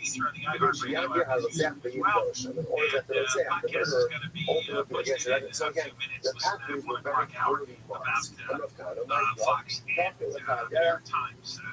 The grand for yourself. years. This financier had a American citizen to China where they got $1 million. When we got into one team, I found this He's the guy who made talk to the one contact, of these ultimately protest prepare for groups yourself. and Prepare for yourself to because have of many a single others cop here. that. So when It's all at least to be fake, good with luck, have to be We'll talk more about it next week. very We've got Michael Grozier coming up with the news. Topics next. Michael's live the KFI 24-hour newsroom. when he would go ahead and keep the shield on the blood, ultimately again he would open the shield with the final ultimately again Hashem is good and just. Therefore again he shows the wicked then what because Hashem shows the wicked the proper path, we're coming forward and responsible to do the right. So Shema like you show like this I have this will be good stuff. Whenever they would give Next week. Go. Let's just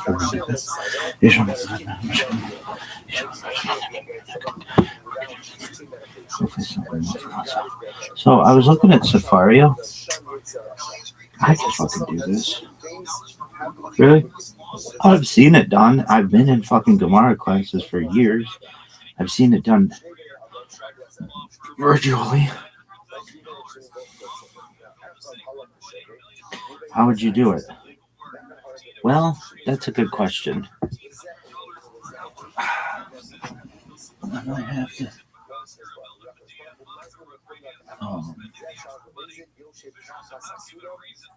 Somebody's gonna make me log in. I have to log in. Alright, so what do we do? Safari,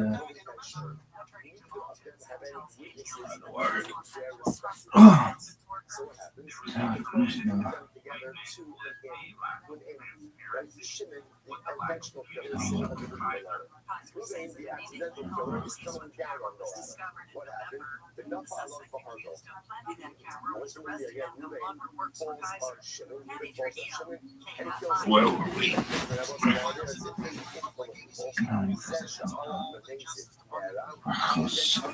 Okay.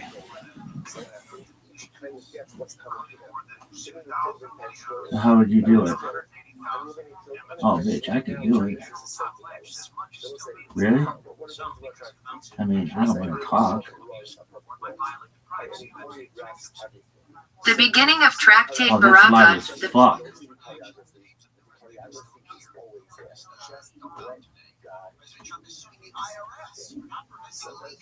Alright.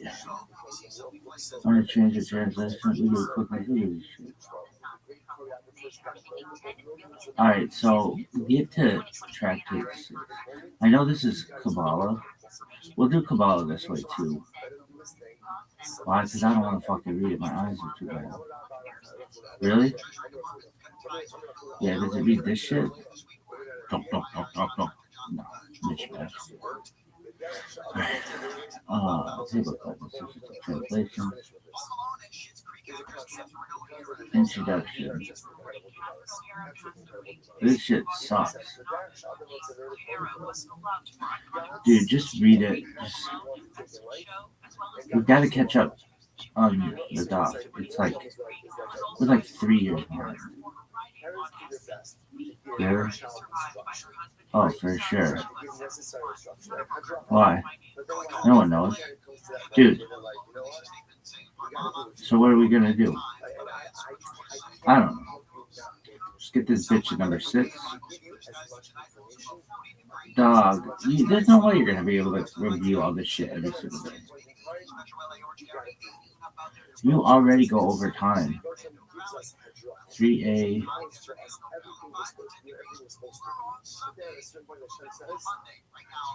I hate how this fucking thing is organized. Whatever apps will organize this shit is the worst. It's so fucking confusing. Really? Why?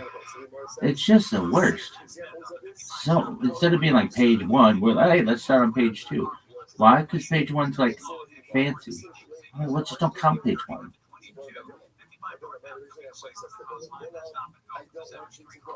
Dog. Okay, you got this. The beginning of Tractate this Barakat. This bitch just got to talk faster, though. Really? Yeah, because I don't have time to fuck around. I got shit to do. And we probably should voice auto-select. David. Speed, pitch, volume. That's all tight. Show and pop-up. Sure. Alright, get the shit together. Let's go. Beginning Tractate Barakat. First Tractate versus Sigur's mission. Going to the standard residation of Shema. The residation of Shema comes in seventh view of heaven and such point basis for all substitute. This is in English? Oh, unless you're reading the other shit. Beginning Tractate Barakat. First Tractate versus Sigur's mission. Going to the standard residation of Shema. The residation of Shema comes in seventh view of heaven and such point basis for all substitute. The mission opens the law regarding the appropriate time of Shema. Mission. From when there's more time to the Shema in evening. From the time when recent verdict bedroom. No one's the time for residation of the evening Shema said. And then the end of the first watch. That's not English. I know English. I'm generally pretty good at it. Really? I do alright though. What did it test?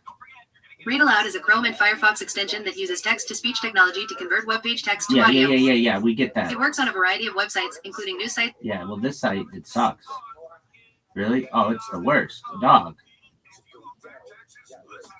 Read Aloud is a Chrome and Firefox extension that uses text-to-speech technology to convert web page text to audio. Why is it? Read Aloud is a Chrome and Firefox extension that uses text-to-speech technology to convert web page text to audio. Okay. It works on. Alright, maybe this one. The beginning of Tractate Barakat, the first tractate and the first of the 6 orders of Mishnah, opens with a discussion of the recitation of Shema, as the recitation of Shema encompasses an acceptance of the yoke of heaven and of the mitzvah, and as such, forms the basis for all subsequent teachings. The Mishnah opens with the laws regarding the appropriate time to recite Shema. Mishnah, from when, that is, from what time does one recite Shema in the evening? From the time when the priest entered to partake their teruma. Until when is the time for the recitation of the evening Shema extend? Until the end of the first watch. The term used in the Torah, Deuteronomy chapter 6, verse 7, to indicate the time for the recitation of the evening Shema is B'Shopika, when you lie down, which refers to the time in which individuals go to sleep. Therefore, the time for the recitation of Shema is the first portion of the night when individuals typically prepare for sleep. That is the statement of Rabbi Eliezer. The rabbis say, the time for the recitation of the evening Shema is until midnight. Rabbi Gamliel says, one may recite Shema until dawn, indicating that B'Shopika is to be understood as a reference to the entire time people sleep in their beds the whole night. The Mishnah relates that Rabbi Gamliel practiced in accordance with his ruling. There was an incident where Rabbi Gamliel's sons returned very late from wedding hall. They said to him, as they had been preoccupied with celebrating with the groom and bride, we did not recite Shema. He said to them, if the dawn had night arrived, you are obligated to recite Shema. Since Rabbi Gamliel's opinion disagreed with that of the rabbis, he explained to his sons that the rabbis actually agree with him, and that it is not only with regard to the law of the recitation of Shema, but rather, wherever the sages say until midnight, the mitzvah may be performed until dawn.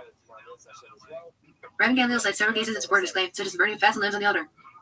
Due to the quantity of offerings each day, the priests were often unable to complete the burning of all the fats and limbs, so they continued to be burned in the night, as it is written, this is the law of the burnt offering. The burnt offering shall remain upon the fire on the altar all night until morning, while the fire on the altar burns it. Leviticus chapter 6, verse 2. And with regard to all sacrifices, such as the sin offerings and the guilt offerings that are eaten for one day and night, although the sages state that they may be eaten only until midnight, by Torah law they may be eaten until dawn. This is in accordance with the verse, on the day on which it is offered must you eat. Do not leave it until the morning, Leviticus chapter 7, verse 15. If so, why did the sages say that they may be eaten only until midnight? This is in order to distance a person from transgression, as if one believes that he has until dawn to perform the mitzvah, he might be negligent and postpone it until the opportunity to perform the mitzvah has passed. Gemara. The Mishnah opens with the laws concerning the appropriate time to recite Shema with the question, from when does one recite Shema in the evening? With regard to this question, the Gemara asks, on the basis of what prior knowledge does the Tana of our Mishnah ask, from when? It would seem from his question that the obligation to recite Shema in the evening was already established, and that the Tana seeks only to clarify details that relate to it. But our Mishnah is the very first Mishnah in the Talmud. The Gemara asks, and furthermore, what distinguishes the evening Shema that it was taught first? Let the Tana teach regarding the recitation of the morning Shema first. Since most mitzvah apply during the day, the Tana should discuss the morning Shema before discussing the evening Shema, just as the daily morning offering is discussed before the evening offering, Sivah Harash. The Gemara offers a single response to both questions. The Tana bases himself on the verse as it is written, you will talk to them when you sit in your home, and when you walk along the way, when you lie down, and when you rise, Deuteronomy chapter 6, verse 7. By teaching the laws of the evening Shema first, the Tana has established that the teachings of the oral Torah correspond to that which is taught in the written Torah. And based on the written Torah, the Tana teaches the oral law. When is the time for the recitation of Shema of lying down as commanded in the Torah? From when the priests enter to partake of their teruma. Just as the written Torah begins with the evening Shema, so too must the oral Torah. However, there is another possible explanation for why the Mishnah opens with the evening Shema rather than with morning Shema. If you wish, you could say instead that the Tana derives the precedence of the evening Shema from the order of the creation of the world. As it is written in the story of creation, and there was evening, and there was morning, one day, Genesis chapter 1, verse 5. According to this verse, day begins with the evening and not morning. For both of these reasons, it was appropriate to open the discussion of the laws of the recitation of Shema with the evening Shema. The Gemara asks, if so, why does the latter clause of the Mishnah, which appears later in the chapter, teach, in the morning one recites 2 blessings before Shema and 1 blessing afterward, and in the evening one recites 2 blessings before Shema and 2 afterward? Based upon the above reasoning, the Mishnah should have taught the blessing recited before and after the evening Shema first.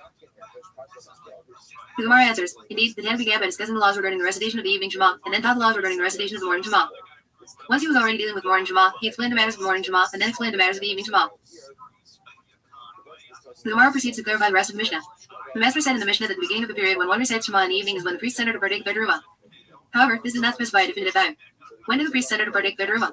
From the time of the emergence of the stars. If that is the case, then let the Tana teach that the time for the recitation of the evening Shema is from the time of the emergence of the stars. The Gemara responds, indeed it would have been simpler to say that the time for the recitation of the evening Shema begins with the emergence of the stars, but the particular expression used by the Tana teaches us another matter in passing. When do priests partake of their terumah? From the time of the emergence of the stars. And the Tana teaches us a new halacha parenthetically. Failure to bring an atonement offering does not prevent a priest from eating terumah. In cases where an impure priest is required to immerse himself in a ritual bath and bring an atonement offering, even if he already immersed himself, he is not completely ritually pure until he brings the atonement offering. Nevertheless, he is still permitted to partake of terumah. Taught in passing in our Mishnah, this is articulated fully in Verita based on a close reading of the biblical passages. As it was taught in Verita with regard to the laws of ritual impurity, it is said, one who touches remains impure until evening. He should not eat of the consecrated items, and he must wash his flesh with water. And the sun sets and it is purified. Afterwards, he may eat from the terumah, for it is his bread. Leviticus chapter 22, verses 6 to 7. From the passage, and the sun sets and it is purified, that the absence of the saying of his son prevents him from partaking of terumah, but failure to bring the atonement offering does not prevent him from partaking of terumah, may be inferred. The Gemara discusses the proof offered in the Verita. From where do we know that the phrase, and the sun sets, refers to the complete saying of the sun, and therefore, and it is purified, refers to the fact that the day is pure, i.e., and the sun sets and it is purified is one phrase meaning that the sun will set, the air will clear, and the stars will emerge, Rabbi gown. 2b. Perhaps the expression, and the sun sets and it is purified, refers to the very beginning of sunset, the saying of the sun's light. According to that explanation, what does the expression and it is purified mean? It means that the person will become purified. After immersing, he will wait until the beginning of sunset, and only then will he be able to eat of his terumah. Joseph. Rabbi Rothschild said, if so, that, and it is purified, means that the priest goes and purifies himself, then let the verse say unambiguously, and he will become purified. Since the Torah does not employ that language, the conclusion is, what is the meaning of the expression, and it is purified? It means the day is pure, no residue of day remains, as people say colloquially, the sun has set and the day is purified. In the West, Eretz Israel, they did not hear this explanation given by Rabbi Rothschild. They raised the dilemma, is the expression, and the sun sets, referred to the actual saying of the sun, and does, and it is purified, mean the day clears away? Or perhaps it refers to the saying of its light at sunset, in which case what is the meaning of, and it is purified? It refers to the purification of the person. In other words, in Eretz Israel, they attempted to clarify the halacha based on the biblical passage, but were unable to do so. Ultimately, they resolved this dilemma from Verita. It was taught in Verita that the time for the recitation of the evening Shema corresponds to the time when priests are permitted to eat of their terumah, the sign for which is the emergence of the stars.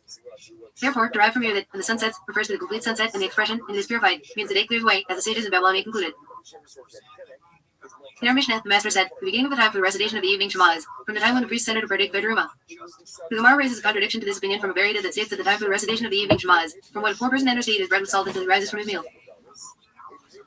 The Gemara begins its analysis by clarifying whether there is an actual contradiction here, or whether different expressions are being employed to describe the same time. The latter clause of the Verita, which established that the time for the recitation of the evening Shema ends when a poor person rises from his meal, certainly disagrees with our Mishnah. Since a poor person clearly does not continue eating until the end of the first watch, this Verita certainly contradicts our Mishnah. With regard to the first clause of the Verita, however, which establishes the beginning of the time for the recitation of the evening Shema, shall we say that it disagrees with our Mishnah? The Gemara immediately rejects this idea. No, the time when the poor person eats and the time when the priest is purified and permitted to partake of his terumah are one and the same time. Man, there's so much to cover. Okay. This is supposed to be Kabbalah and coffee. This isn't Daf Yomi. That dude, that is supposed to be Daf Yomi. That is supposed to be in history. History's easy. Really, yeah. Okay, so what do? Fuck, we gotta do Kabbalah. But you can see the seeds of something very great are planted here. When I was allegedly taking a giant shit, I recognized that I could do this. Really? Yep. I mean, I just hit play and listen. It's not that hard. But in reality, like, I could guide a class through this. So are you going to do it? Not yet. It's too much. We'll cover everything we can in Kabbalah. Really? Yeah, we'll read all the Kabbalah. We'll, like, work our way backwards. Why? Why not?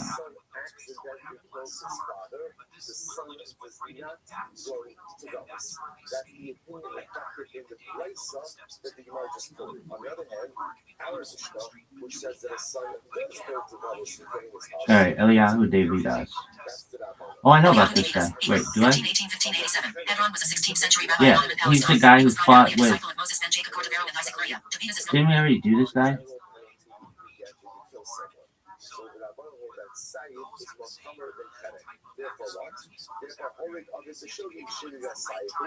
Didn't we do this guy yesterday?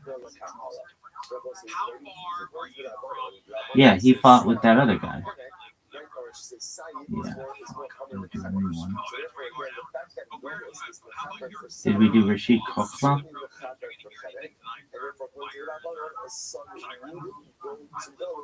Rishon Joshua is an important book of Kabbalah, Jewish mysticism, ethics and morality, music literature, written by the 16th century scholar Rabbi Eliyahu Tivinus. It is based largely on the Zohar. Its name literally translates into the beginning of wisdom, in allusion to the biblical verse, the fear of the Lord is the beginning of wisdom. Overview. Rishon Joshua describes a method of meditation that combines visualization and permutation of Hebrew letters, and is intended to inspire the reader with a sense of purity and holiness. If studied on a regular basis, the book presents a combination of ethical and moral teaching with Kabbalah. The book shows the path to the uninitiated to enter the world and wisdom of Kabbalah. In a very easy and understandable style, the book explains to the reader the ways to attain the higher level of divine awareness which the Holy One wishes for his beloved people, Israel. One of the last chapters of the book deals with derech eretz, etiquette, in which the author expands on its importance, writing that whosoever is careful in what concerns proper manners and interacts with his fellow man, he is destined to prolong his life.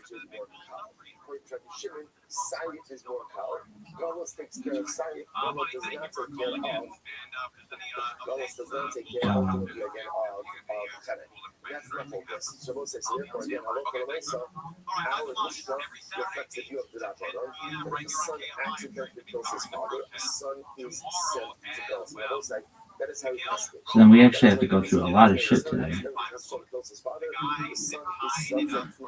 already 4:14. I'm not going to be able to shave so far. You know, like, so, yeah, there's a 14% chance each one.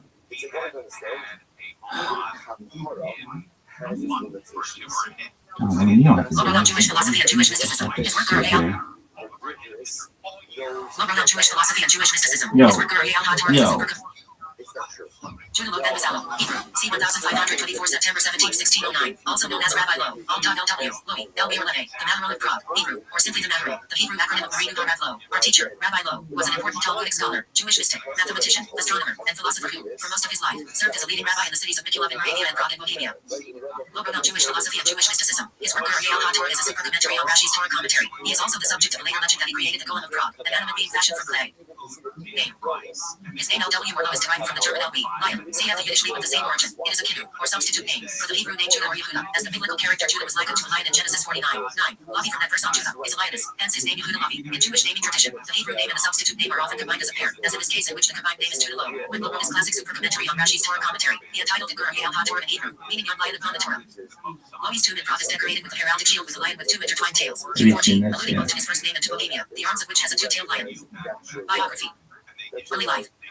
Lo was probably born in Pasna, Poland. Perils lists the birth town mistakenly as Worms in the Holy Roman Empire to Rabbi Bezalel, Lo, whose family originated from the Rhenish town of Worms. Perils claimed that his grandfather Chachim of Worms was the grandson of Judah the Elder and thus a claimant to the Davidic line, through Sharir Gaon. However, modern scholars such as Otto Munoz have challenged this. Prior to the publication of Perils' genealogy in 1853, traditions existed of the Maharal's descent from the house of David, not through Yehuda the Elder or High Gaon, but through Rashi and his ancestor Yochanan the Sandler, died 140 CE. Loi's birth year is uncertain, with different sources listing 1512, 1520, and 1526. His uncle Yaakov ben Chachim was Reinschurtner, rabbi of the Empire, of the Holy Roman Empire, and his older brother Chaim of Friedberg was a famous rabbinical scholar and rabbi of Worms and Friedberg.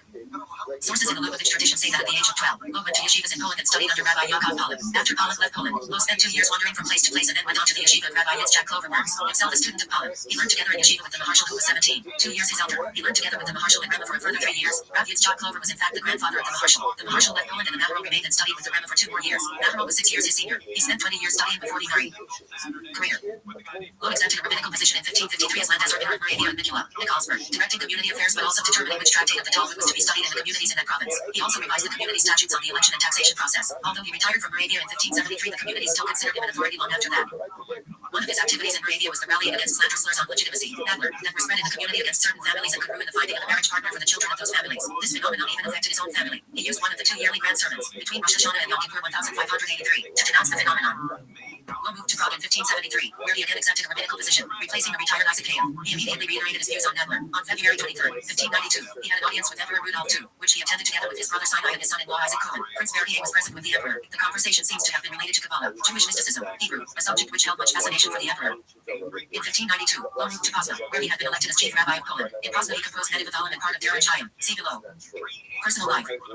Loi's family consisted of his wife, Peral, 6 daughters, and a son, Bezalel, who became a rabbi in Kolan, but died early in 1600. His wife was the daughter of a wealthy merchant, which allowed him to devote himself to scholarship. His granddaughter was Eva Bagrat, was known for her scholarship and for the title of the Bukavich Yair, authored by her grandson, Yair Bagrat.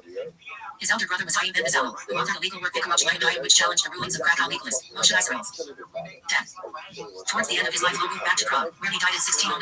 Lo is buried at the Old Jewish Cemetery, Prague and Chasova, where his grave and tombstone are intact. Methodology. Lowy's numerous philosophical works have become cornerstones of Jewish thought, and he was the author of one of the most creative and original systems of thought developed by East European Jewry. He employed rationalist terminology and classical philosophical ideas in his writings, and supported scientific research on condition that it did not contradict divine revelation. Nevertheless, Lowy's work was in many ways a reaction to the tradition of medieval rationalist Jewish thought, which prioritized a systematic analysis of philosophical concepts, and implicitly downgraded the more colorful and ad hoc imagery of earlier rabbinic commentary. One of Lowy's constant objectives was to demonstrate how such earlier commentary was in fact full of insightful commentary on humanity, nature, holiness, and other topics. According to Lowe, the multitude of disconnected opinions and perspectives in classical rabbinic literature do not form a haphazard jumble, but rather exemplify the diversity of meanings that can be extracted from a single idea or concept. Lowy's writings use as sources the biblical verses and the recorded traditions of the rabbis, but through literary and conceptual analysis he develops these into a comprehensive philosophical system in which the following terminology recurs. An example of this terminology is Lowy's philosophical interpretation of the following midrash: the world was created for three things: Hana, Maser, and Bikurim. According to Lowe, Bikurim represents Yesod, as individual fruit are given. Maser represents Targum, as the fruit are gathered together and the fraction of them separated as a tithe, and Hala represents Targum, as a new substance. Dough is created from the ingredients. To resolve contradictions between rabbinic literature and historical sources, Lowy's approach emphasizes his preference for allegorization. He often interprets seemingly historical rabbinic narratives as conveying deeper, esoteric truths rather than literal historical events. For example, in the case of Titus and the Yash, Lowe argues that the Talmudic story is not a factual account but a moral lesson about divine retribution, while he critiques Azariah de Razia's rejectionist tendencies. Lowe himself avoids outright rejection of rabbinic texts, instead reinterpreting them to align with spiritual or metaphysical truths. His approach thus reflects a commitment to preserving the integrity of rabbinic literature while addressing historical challenges creatively. Lowe did not espouse Kabbalah or other Jewish mystical traditions, though he was familiar with them. Thought. Lowy's worldview assumes that reality consists of a single cause, as well as diverse cause phenomena whose existence is constantly sustained by their cause. There is no room for randomness in reality, as that would indicate an absence of omnipotence or omniscience in the cause. For Lowe, the uniform cause nature of reality also indicates the existence of moral order in the world. Science can describe the phenomena in the world, but it cannot create a preference for one over the other. Such moral preferences must come from the higher order of the Torah, which Lowe calls the higher intellect. Lowe emphasized the value of honesty and straightforwardness, among other things. This led him to criticize the pilpul methodology common in yeshivas of his time. He even suggested to avoid learning the commentaries of Tosafot until one has reached an advanced level of understanding. He suggested that if the commentaries of Rabbi Asher were printed in place of Tosafot, knowledge-oriented study would be much more pervasive. Like Yehuda Halevi, he focused on the distinction between the physical and the spiritual, seeing the Jewish people as possessing an essentially spiritual nature which distinguishes it from all other phenomena in the world. Influence. Disciples. It is unknown how many Talmudic rabbinical scholars Lowe taught in Moravia, but the main disciples from the Prague period include rabbis Yom Tov Litwin-Heller and David Gans. The former promoted his teacher's program of regular Mishnah study by the masses, and composed his Tosafot Yom Tov, a Mishnah commentary incorporated into almost all published editions of the Mishnah over the past few hundred years. With this goal in mind, David Gans wrote Samach David, a work of Jewish and general history, as well as writing on astronomy. Both Lowe and Gans were in contact with Tycho Brahe, the famous astronomer. Commemoration. Kerem Mavril, a moshav in northern Israel, was established by Czech Jewish immigrants and named in Lowy's honor. In April 1997, Czech Republic and Israel jointly issued a set of stamps, one of which featured the tombstone of Lowe. In May 2009, the Czech Post issued a stamp commemorating the 400th anniversary of Rabbi Lowy's death. In June 2009, the Czech Mint issued a commemorative coin marking the same milestone. The statue of Judah Ben Bezalel stands in Prague. Legend of the Golem. Lowe is the subject of the legend about the creation of a golem, a creature made out of clay to defend the Jews of the Prague ghetto from anti-Semitic attacks, particularly the blood libel. He is said to have used mystical powers based on the esoteric knowledge of how God created Adam. The general view of historians and critics is that the legend is a German literary invention of the early 19th century. The earliest known source for the story thus far is the 1834 book Der Jagdeichstil class by Friedrich Korn. It has been repeated and adapted many times since. Works. He began publishing his books at a very late age. In 1578, at the age of 66, he published his first book, Gurye, Young Lion, Prague 1578, a super commentary in 5 volumes for Rashi's commentary on the Torah, which goes well beyond that. And 4 years later he published his book Javier Hashem, God's Life, Krakow 1582 anonymously. His works on the holidays bear titles that were inspired by the biblical verse in I Chronicles 29 hours and 11 minutes. Yours, O Lord, are the greatness, and the might, and the glory, and the victory, and the majesty, for all that is in the heavens and on the earth. Yours is the kingdom and who is exalted over everything as the leader. The book of greatness, Jehovah, on the Sabbath was not preserved, but the book of power, Javirah, is Javirah Hashem. The book of glory, Tiferet, is Tiferet Yisrael, and the book of eternity or victory Netzach, is Netzach Yisrael. References. Citations. You really, Central European Kabbalist rabbis. you really think you could teach document? You really think you could? Yeah, I fucking attended it for years under multiple rabbis. I've been to Chabad Daf Yomis, Young Israel Daf Yomis, other Orthodox congregation Daf Yomis. I've watched this motherfucker 24/7. He just sits there, reads footnotes. This asshole is just telling me about fucking history. You really think you could do it? Yeah, it's just the time. It takes a long fucking time.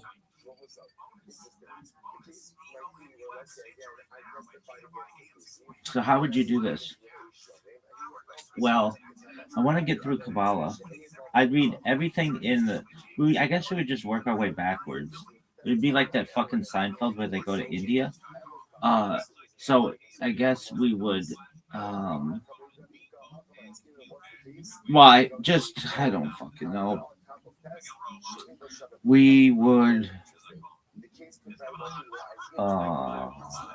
what would we do? Seriously, what would we do?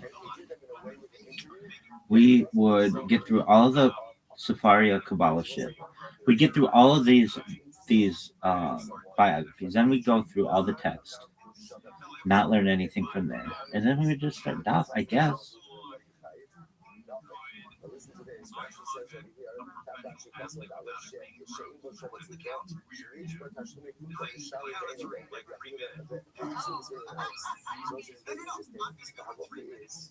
Biography. In 1602, Isaiah Horowitz was appointed abbate in Austria, and in Contents.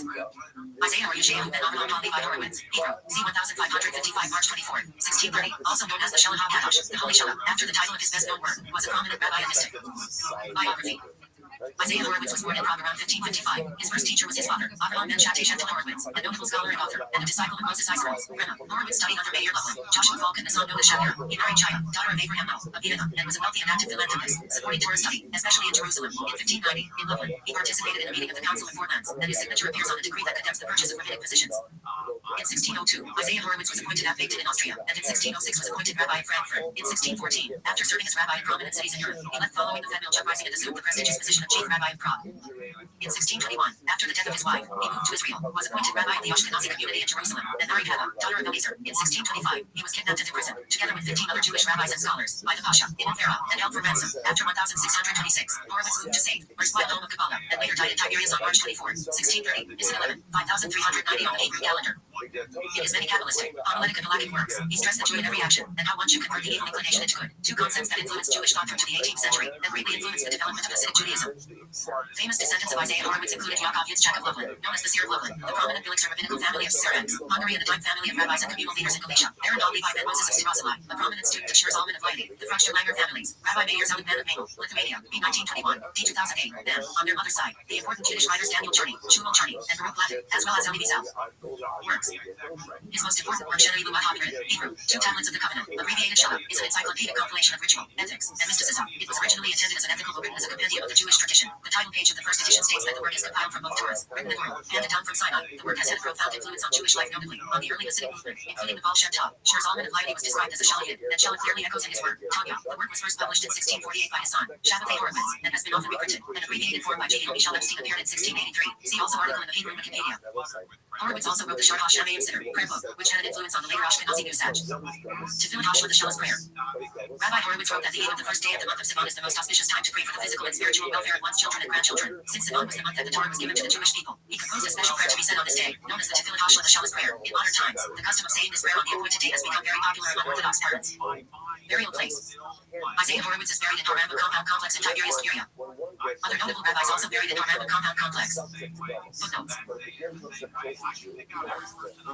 That act is of such great severity that it is too great to be accounted for through zealous. Right? We kind of look at natural zealous as like, you're getting off, right? You're getting up there, you're not being alive. You seem sad. Right? When you don't get zealous, No. Are you mad? You're losing her hair? No, it's fine. I just was thinking like I want to still be able to wear a kip on that if fucking pick it up wherever. That's like my big concern. I give a shit about my hair. Really? Whatever. I agree. Alright, so what are you thinking?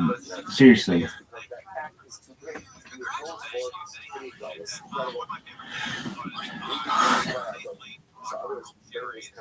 He is well known for his conflict with Jonathan Eveshutz Ravishitz, Yiddish, 1690-1764, was a Talmudist, Halachist, and Kabbalist holding positions first as Dayan in Prague and later as rabbi of the three communities, Altona, Hamburg, and Wansbeck. He is well known for his conflict with Jacob Eden and the Eden Eveshutz controversy. Biography. Eveshutz's father Nelson Noda was the rabbi in Ivanized, German, Ebench TC, Yiddish Eveshutz, in Habsburg, Moravia, born in Prague W. Eveshutz was Zulu, Talmudic prodigy child. On his father's death, he studied in the yeshiva of Meir Eisenstadt in Prosnitz, now Prostchop, and then later in Hollishaw, now Holov in the Zeeland region. He also lived in Vienna for a short time. He married Elkel Spiro, daughter of Isaac Spiro Frankel, and they lived in Hamburg for 2 years with Mordecai Hakuman, Elkel's maternal grandfather. At 18, Eveshutz was appointed rabbi of Balzawi, where he stayed for 3 years. Afterward, he settled in Prague in 1711 and became Rosh Yeshiva and a famous preacher. The people of Prague held Eveshutz in high esteem, and he was considered second only to chief Rabbi David Oppenheim. In Prague, Evashutz received permission to print the Talmud, but with the omission of all passages contradicting the principles of Christianity. In consultation with Chief Rabbi David Oppenheim, legends and rumors seeking to discredit the event said that he did this without the consultation of the Prague rabbis, and they revoked the printing license. In 1724, in Prague, he was suspected of being a Sabbatean. Despite denouncing the Sabbatean movement on Yom Kippur, the accusations continued. Therefore, in 1736, Evashutz was only appointed Dayan of Prague and not Chief Rabbi. He became Rabbi of Metz in 1741 and, in 1750, was elected Rabbi of the three communities, Altona, Hamburg, and Wandsbek. In July 1725, the Ashkenazi Beth Din of Amsterdam issued a ban of Arab excommunication on Sabbateans, Hebrew, Romanized, Kodam Aminim, Lit, sect of the believers. Sabbatean writings found by the Beth Din at that time were attributed to Evashutz. In early September, similar excommunication proclamations were issued by the Bali Din of Frankfurt and Erlber in the triple community of Altona, Hamburg, and Wandsbek. The three bans were printed and circulated in other European Jewish communities. Excerpts from the testimonies were printed by Jacob Emden and his Beth Jonathan Passover, printed in Altona in 1762. Katzenelnbogen was unwilling to attack Evashutz publicly, mentioning that greater than him had fallen and crumbled and that there is nothing we can do to him. However, Katzenelbogen stated that one of the texts found by the Amsterdam Beth Din, and I gave this day unto the fountain, was authored by Evashutz and declared that all copies of the work in circulation should be immediately burned. As a result of Evashutz and other rabbis in Prague formulating a new and distinct theorem against Sabbatianism shortly after the other bans were published, his reputation was restored, and Evashutz was regarded as having been vindicated. The issue was to arise again, albeit tangentially, in the 1751 dispute between Emden and Evashutz. He was an acknowledged genius in at least three separate areas of Jewish religious creativity: Talmud and Halakha, Drash, homiletics, and popular preaching, and Kabbalah. He was a man of erudition, but he owed his fame chiefly to his personality. Few men of the period so profoundly impressed their mark on Jewish life. Sabbatian controversy. Evashutz was again accused of secret Sabbatean beliefs following a suspicion that he had issued amulets recognizing the messianic claims of Sabbatai. The controversy started when Jacob Emden found connections between the Kabbalistic and homiletic writings of Evashutz with those of the Sabbatean Judah lead proselytes, whom Evashutz knew from his days in Prosnitz. Emden accused him of heresy. The majority of the rabbis in Poland, Moravia, and Bohemia, as well as the leaders of the three communities, supported Evashutz. The accusation was utterly incredible in 1725. Evashutz was among the Prague rabbis who excommunicated the Sabbateans. Others suggest that the rabbis issued this ruling because they feared the repercussions of their leading figure, Evashutz, who was found to be a Sabbatean. Jacob Emden suggests that the rabbis decided against attacking Evashutz out of reluctance to offend his powerful family and the fear of wealthy supporters living in their communities. The recent discovery of notarial copies of the actual amulets found in Metz and copying the amulets written by Evashutz support Emden's view that these are Sabbatean writings. In 1752, the controversy between Emden and Evashutz raged. Clashes between opposing supporters occurred in the streets, drawing the secular authorities' attention. Emden fled. The controversy was heard by both the Senate of Hamburg and by the Royal Court of Denmark. The Hamburg Senate quickly found in favor of Evashutz. The King of Denmark asked Evashutz to answer questions about the amulets. Conflicting testimony was put forward and the matter remained officially unresolved, although the court imposed fines on both parties for civil unrest in order that Emden be allowed to return to Altona. At this point, Evashutz was defended by Karl Anton, a convert to Christianity, but a former disciple of Evashutz. Emden refused to accept the outcome and sent out vicious pamphlets attacking Evashutz. Evashutz was re-elected as chief rabbi. In December of that year, the Hamburg Senate rejected the king's decision and the election result. The Senate of Hamburg started an intricate process to determine the powers of Evashutz, and many members of that congregation demanded that he should submit his case to rabbinical authorities. The controversy was a momentous incident in Jewish history of the era, involving both Yechezkel Landau and the Vilna Gaon. Evashutz approached the young Gaon to examine and appraise the amulets. The Gaon replied in a letter that while he had sympathy with Evashutz, he did not believe that the words of a young man would assist in the dispute. Sometime after the dispute, Landau, a relatively unknown rabbi from Yampel, attempted to resolve the dispute, offering both parties a dignified exit. His proposal was accepted by Evashutz but vehemently rejected by Emden, who continued to publish attacks on Evashutz. Only after Emden's death did the galactic decision of Landau bring an end to the personal dispute. Some believe that Emden may be credited with having crushed the lingering belief in Sabbatai current even in some Orthodox circles. The notarized copies of all the amulets have recently been rediscovered, demonstrating they are Sabbatean, and the date of 1725 has been located in the archives. In 1760, the quarrel broke out once more when some Sabbatean elements were discovered among the students of Evashutz Yeshiva. At the same time, his younger son, Wolf Jonas Evashutz, presented himself as a Sabbatean prophet and was close to several Frankists, a Sabbatean sect, and the yeshiva was closed. Descendants. According to Joseph Franz Molitor, the grandson of Evashutz and nephew of Jacob Frank, Moses Dilbrun Kahl, converted to the Catholic Church after inheriting his grandfather's collection of Sabbatean Kabbalistic works. He eventually left the Sabbatean movement, was made a noble under the name Franz Thomas Edward von Schfeld, and founded a Masonic lodge called the Asiatic Brethren, one of 4 Illuminati lodges in Vienna. After his uncle's death on August 10, 1791, he was offered the leadership of the Frankist movement, which he refused. Jacob Katz disputed this claim, saying Schoenfeld was a member of the Dobrunkov family of Brno and was in no way related, either by blood or marriage, to Evashutz. According to Gershom Scholar, the ideology of the Asiatic Brethren mixed Kabbalistic and Sabbatean ideas jumbled together with Christian theosophic doctrines. Some of Evashutz's descendants are the Yiddish novelist and Holocaust survivor Chav Rosenfeld, 1916-2019, prolific author, Holocaust survivor, and noted researcher Yehoshua Evashutz, 1923-2011, Chaim Griesberg, 1918-2001, a mentor, and Shmuel Wasner, 1913-2015, a prominent Haredi rabbi and pasuk, professor of Jewish law, who lived in Bnei Brak. His granddaughter was the Breslau, Barak poet and intellectual Lucy Dahlmeyer, T1836, born Esther Cat. Works.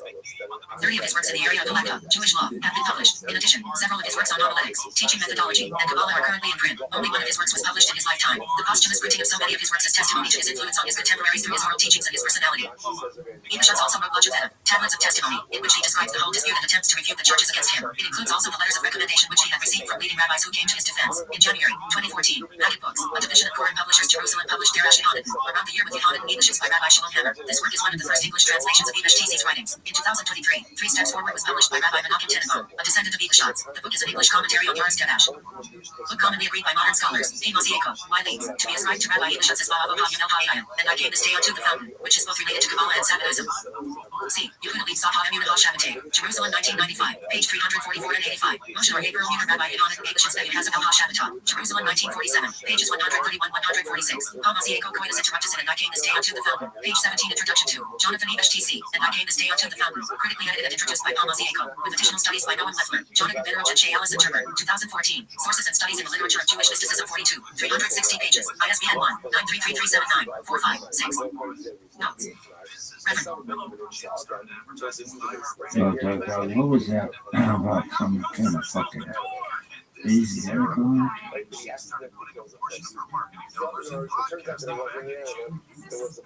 That's why I'm working on the Saturday.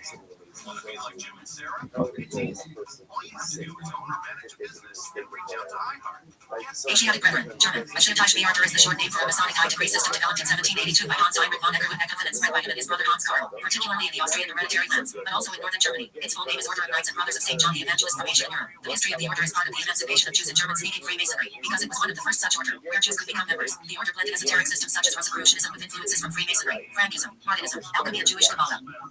History.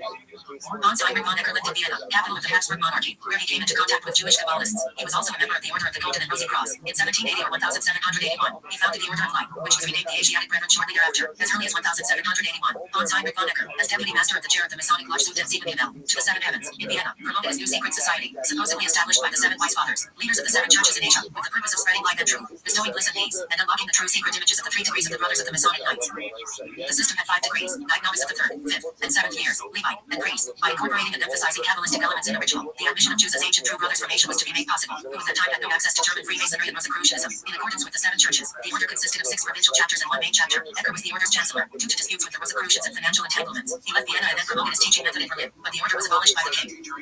Ecker appeared at the Wilhelmsburg Masonic Convention in 1782, where he won over Landgrave Charles of Hesse-Kassel, the high-level Mason and member of the Illuminati for his project. At the latter's request, he revised the system. This led to the creation of the Knights and Brothers of St. John the Evangelist from Asia and Europe. The Asiatic Brethren, Jews, brothers of the so-called Melchizedek lodges, were still admitted, but blasphemers and high treasoners, i.e., those who in the slightest way violate the sacred rights of kings and princes, who are the image of the eternal honor, were denied entry. The order again had 5 divisions, 2 probationary stages, seekers and sufferers, and 3 main stages, knights and brothers, wise masters, and royal priests or true Rosicrucians, the latter also called Melchizedek Ellis. Upon Zinzendorf was Grand Master, Prince Karl von Liechtenstein was protector of the order. In his writing on Vertigon and Denogenic Professor Derber Reda Misogyn of Authentischen Nachricht von den Ritter und Beharter in Jewish Nazasin, Hamburg 1788, page 12. Ecker names the Marburg Professor of Mathematics and Philosophy Johann Conrad Spangenberg, 1711-1783, as an active member of the order. Other members included the army supplier and Jacobin Moses Dobruka, a relative of Jacob Frank, who ended up on the guillotine in Paris after participating in the French Revolution, the Prussian court factor Isaac Danielson, and the Kabbalist Ephraim Joseph Hirschfeld, who was also connected to Frankism. Later, Duke Ferdinand of Brunswick and Charles of Hesse-Kassel held the title of Grand Master of the Order. Doctrine. The Internationale's Reader Lexicon describes the organization of the order as an imitation of the Rosicrucians. Basically, the Asiatic Brothers were nothing more than a splinter group of the Rosicrucians, in which the ecclesiastical and even Christian elements had been almost completely eliminated. The content of the teachings was intended to reveal the true secrets and moral and physical insights of the hieroglyphs of the Order of Knights and Brothers Freemasons. The numerical symbolism of Martinism was combined with Kabbalistic elements of the Rosicrucians. At the 2 highest levels of the order, spirit summoning was practiced. End of the order. The order in Austria came to an end with the measures restricting Freemasonry introduced by Joseph II in 1785. The struggle of Ignaz von Horn and Prince Karl Johann Baptist, Prince of Dietrichstein against the Asiatic Brethren contributed significantly to the enactment of the so-called Freemasonry pattern, even though the order's list included the names of many noble families. After the Asiatic Brethren were banned in Vienna in 1785, Ecker and Ephraim Joseph Hirschfeld moved to Schleswig with the support of Landgrave Charles, where there was also a group of Asiatic Brethren. In 1790, Hirschfeld got into legal trouble due to disputes with Ecker and was placed under house arrest, from which he was freed in 1792 by Franz Thomas von Schell, or Moses Dobruka, with whom he had joined the Asiatic Brethren, through the payment of $550 in northern Germany, and probably also in Scandinavia. The order seems to have lasted longer than in Austria. Albert Pike, prominent American Mason and American Civil War general, associated the Asiatic Brethren with Illuminati-related Enlightenment societies. In his 1883 work, A Historical Inquiry in Regard to the Grand Constitutions of 1786 inches, he stated that the disbanded Illuminati continued on through the various branches of the Rosicrucian order, including the later versions of the Order of the Golden and Rosy Cross, the Order of St. Joachim and the Asiatic Brethren. References. Sources. Necessary knowledge to inform that's how come is also a little bit. Says the like it says you know it's here over this time. So I was after this time. Here is Alicia Shalakam process to this. They never get those start Avinella. I'm going to go to the yard. And then when he goes to the yard, he says to Avinella, she says to Sarah, let me not close I tell them that you're my sister. Like what happened? Avinella goes out and takes Sarah, and then the whole household is stricken by a terrible plague. And then Baruch says, Avinella, in Chalitz Alicia Shalakam, we're going to be executed, they're going to be killed because of this very woman that you took. Nathan Adler, 1741-1800, was a prominent German Kabbalist and Rosh Hashiva in Frankfurt, a deeply revered yet controversial figure. He mentored several of the year's most influential rabbis, most notably the Chatham Sofer, while Adler's unique practices led to significant institutional opposition and repeated threats or decrees of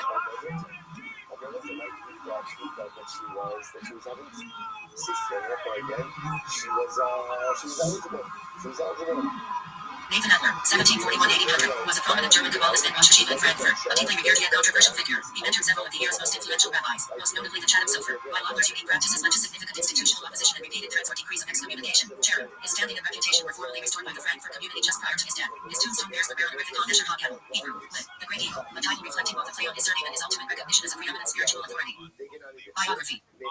He was born in Frankfurt on December 16, 1741. As a precocious child, he won the admiration of Rabbi Chaim Joseph David Azoulay, Judah, who, in 1752, came to Frankfurt to solicit contributions for the poor of the Jewish communities in Eretz Yisrael. Adler attended the rabbinical school of Rabbi Jacob Joshua Fall, author of Bnei Yehoshua, who was at that time the American chief rabbi of Frankfurt, but his principal teacher was Rabbi David Teitelship, later to become the chief rabbi of the United Kingdom. In 1761, he established a yeshiva himself, in which several prominent rabbis received their early training, notable among whom were Abraham Auerbach, Abraham Bing, Rabbi W. Spurg, Segalog Grozer, and especially Moses Sofer, Schreiber, Rabbi of Prisburg. Nathan Adler was heavily involved in the study of the Kabbalah and adopted the liturgical system of Isaac Luria, assembling about himself a select community of Kabbalistic adepts. He was one of the first Ashkenazim to adopt the Sephardi pronunciation of Hebrew, and gave hospitality to a Sephardi scholar for several months to ensure that he learned that pronunciation accurately. He prayed according to the Sephardic ritual, pronounced the priestly blessing every day, and in other ways approached the school of the Hasidim, who had at that time provoked the strongest censures on the part of the Talmudists of the old school. His followers claimed that he had performed miracles, and turned visionaries themselves, frightening many persons with predictions of misfortunes which would befall them. Finally, the rabbis and congregational leaders intervened in 1779 and prohibited, under penalty of excommunication, the assemblies in Nathan Adler's house. Rabbi Nathan, however, paid no attention to these orders. He even excommunicated a man who had disregarded his orders, although this was contrary to the laws of the congregation. His doors remained open day and night, and he declared all his possessions to be common property, that thus he might prevent the punishment of those who might carry away by mistake anything with them. Moreover, he commanded Moses Sofer, who had quarreled with his father, never to speak to his parent again. When the same disciple reported to him that he had gone through the whole Talmud, he advised him to celebrate that event by a fast of 3 days. In spite of the continued conflict with the congregational authorities, the fame of Rabbi Nathan's piety and scholarship grew, and in 1782 he was elected rabbi of Moskowitz in Moravia, but his excessive and mystical piety having made enemies for him, he was forced to leave his congregation, and in 1785 returned to Frankfurt. As he still persisted in his former ways, the threat of excommunication was renewed in 1789, an act that remained a source of tension until the final year of his life. However, as his health declined in 1800, the communal stance shifted from opposition to veneration. Shortly before his death on September 17, 1800, the communal leadership moved to formally reconcile with him and restore his public standing. His wife, Rachel, daughter of Vice Cohen of Gießen, survived him. He left no children, though Nathan Marcus Adler, chief rabbi of the British Empire, may have been named after him. His mysticism seems to have been the reason for his avoidance of literary publications. The Kabbalists claimed that real esoteric theology should never be published, but should only be orally transmitted to worthy disciples. In his copy of the Mishnah, he wrote brief marginal notes, mostly cross-references. Some of them were collected and explained ingeniously by B.H. Auerbach under the title Mishnah Rabbi Nathan. One response is found among those of Moses Sofer on URT, 261. Death and restoration of standing. Shortly before his death, the Frankfurt Jewish community enacted a significant public reversal of their previous censures. The communal leadership in the Beit Din, rabbinical court, which held sole jurisdiction over the excommunication process, moved to formally restore Adler's standing. The communal ledger, Pinkus Hakahal, was amended just prior to Adler's passing to nullify any standing decrees or threats of excommunication. This was a formal restoration of his reputation, and also from a halakhic standpoint, would ensure that he would not be buried with any restrictions typically imposed on those under a communal ban. In a final gesture of reconciliation, the Beit Din and communal directors orchestrated his interment in a prime location in the Frankfurt Jewish cemetery, immediately adjacent to the past American Chief Rabbi Jacob Joshua Fall. The Great Eagle honorific. The epithet inscribed on his tombstone, Esher HaKettle, the Great Eagle, is a rare tribute in Jewish tradition, while it is a direct linguistic play on his surname, Adler being German and Yiddish for eagle. It carries 2 deeper layers of meaning. Reevaluating the portrayal of Rabbi Nathan Adler, addressing potential Recognition as a Goodell, the term Goodell Great serves as a formal recognition of a scholar as a preeminent authority and the highest caliber, a leader whose philosophic and spiritual students absolute.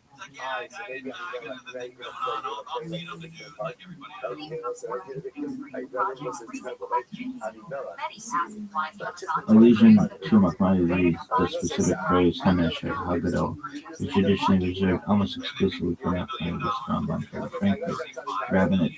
Frankfurt Rabbinate to approve. This specific honorific for Adler is viewed by scholars as a profound act of public redress and a testament to his perceived sanctity.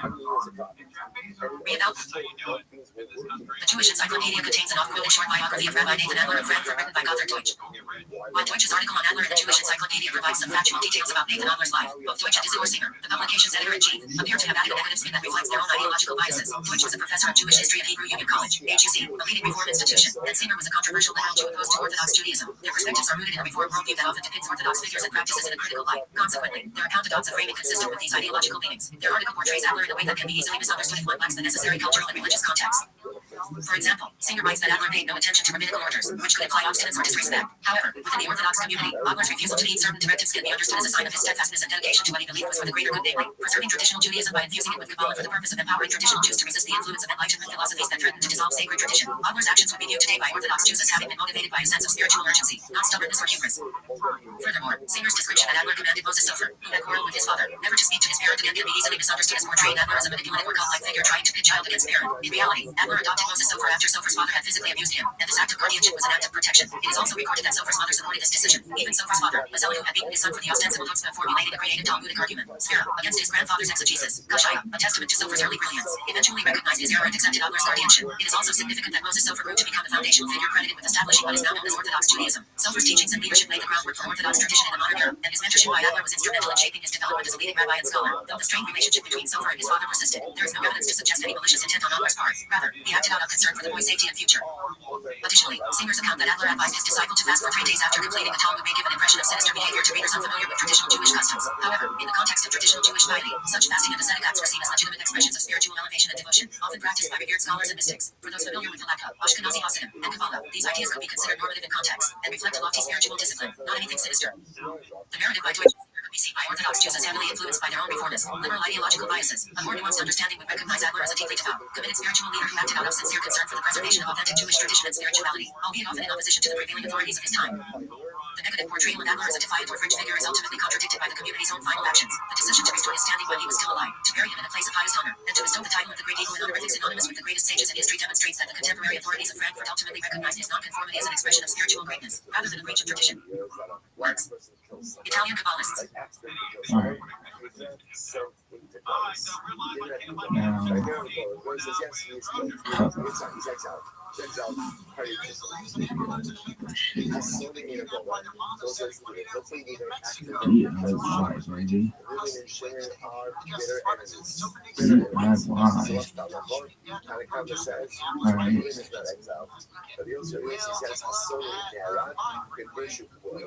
Do it yourself, taking color.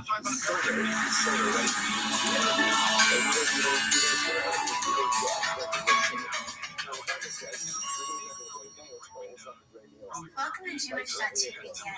What's this bitch? Today we're going to learn about the mitzvah of taking challah. That's right, not baking challah, but taking challah. A lot of people are familiar with the term challah, referring to the braided loaves of bread at the Shabbat meal. That's one meaning of the word. Technically, however, when the Torah uses the word challah, it's actually describing a piece of raw dough taken off a batch of dough whenever we make bread. Separating this portion from the rest of the dough is one of the 613 mitzvahs that we are commanded in the Torah. There's even a special blessing that we make when we perform this mitzvah. Once this portion from the rest of the dough is one of the six. As the first of your kneading, you shall set aside a challah as a portion. From the first of your kneading, you shall give a portion to Hashem for your generations. 613 mitzvahs that we are commanded in the Torah. There's even a special blessing that we make when we perform this mitzvah. Once the challah is separated from the rest of the dough, it becomes holy and must be set aside. I know it's a little confusing. So again, when we say challah, as in separating and removing the challah, we mean a small piece of dough taken from the rest and do not eat because it has become too holy. We'll see what we actually do with it later. The mitzvah of separating challah is incumbent on any Jew who makes bread. Traditionally, however, this has been one of the special mitzvahs entrusted to the Jewish woman. So dough meets the criteria for this mitzvah. There are three possibilities. Taking challah with saying a blessing beforehand, taking challah without a blessing, and not taking challah at all. This depends on a combination of three factors: the type of flour being used, the liquid content of the dough, and how much flour is being used. Let's talk about each one of these. What kind of flours need to have challah taken? Challah is taken from doughs made from 5 species of grain: barley, rye, oat, wheat, or spelt. Browse. Some people use the word browse. Challah is not taken from rice or similar flours. Next, what about liquid content? The dough should have at least some water mixed into it before the flour and liquids are mixed together. Even if the recipe does not call for any water at all, it's best to put in a little bit of water in order to be able to make the blessing on separating the flour. The third factor is how much flour is being used. In order to take challah and recite a blessing, the dough must be made from 3 pounds 11 ounces or 1.7 kilograms of flour. If you want to get a better picture of the weight we're describing, think about 4/5 of a regular 5-pound bag of flour. The dough we have right here was made from that same weight of flour, so you can get a basic idea of what that looks like when it's already kneaded into dough form. If you want to convert this to the more typical volume measurements, remember that depending on factors like the kind of flour you use, whether it's sifted or not, or even its season, the number of cups it takes to reach 3 pounds 11 ounces can vary a lot. So it's impossible to give an exact equivalent in volume without weighing the flour. That's why the 5-pound bag of flour is a really helpful guide. But just to give you a basic idea, if you're using standard sifted all-purpose wheat flour, it can take up to 15 cups to reach 3 pounds 11 ounces. Less than 15 cups can be a sort of gray area. So if you're using less than this amount, you really either need to know the exact weight of flour you're using or speak to a competent halachic authority about what to do. Boring. Now, if you do use less than 3 pounds 11 ounces, then you still take challah. All right, what is this? Who the fuck thought of this? This is awful. Poor ladies. Okay, more than 3 pounds 11 ounces, you take challah with a blessing. Between 2 pounds 11 ounces and 3 pounds 11 ounces, you do take challah but without a blessing. Less than 2 pounds 11 ounces, you don't take challah, and there's no blessing. Recite a blessing. If you use less than 2 pounds 11 ounces, that's 1.2 kilograms, then you don't take challah at all. The challah is separated after the flour and the liquid have mixed well together, while the dough is still whole. So before it's been divided and shaped into loaves. Okay, we're actually going to do the mitzvah now. If you're going to say a blessing, this is where you're going to say it.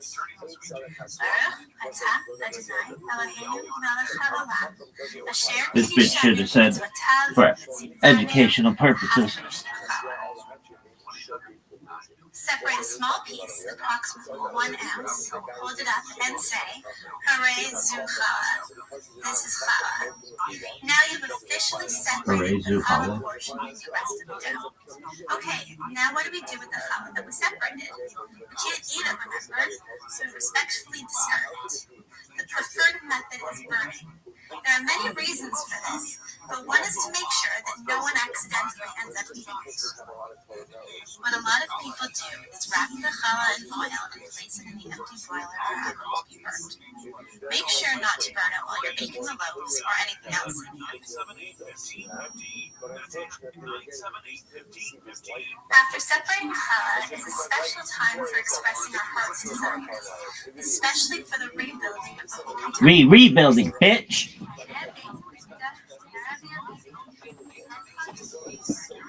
That's it. Now that you know how to do the real mitzvah of challah, it's time to do it yourself.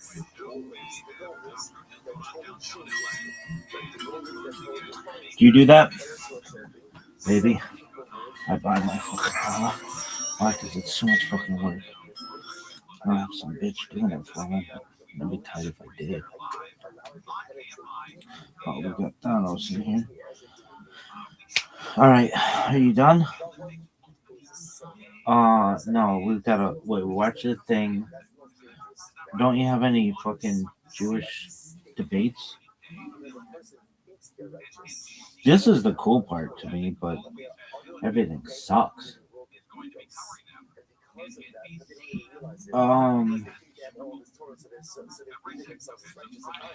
Once Mashiach comes and the Beit HaMikdash has been rebuilt, then what happens? Like, what's the next goal? What do we do thereafter? The answer to this is autofellatio. Just in case, let's see what these assholes say.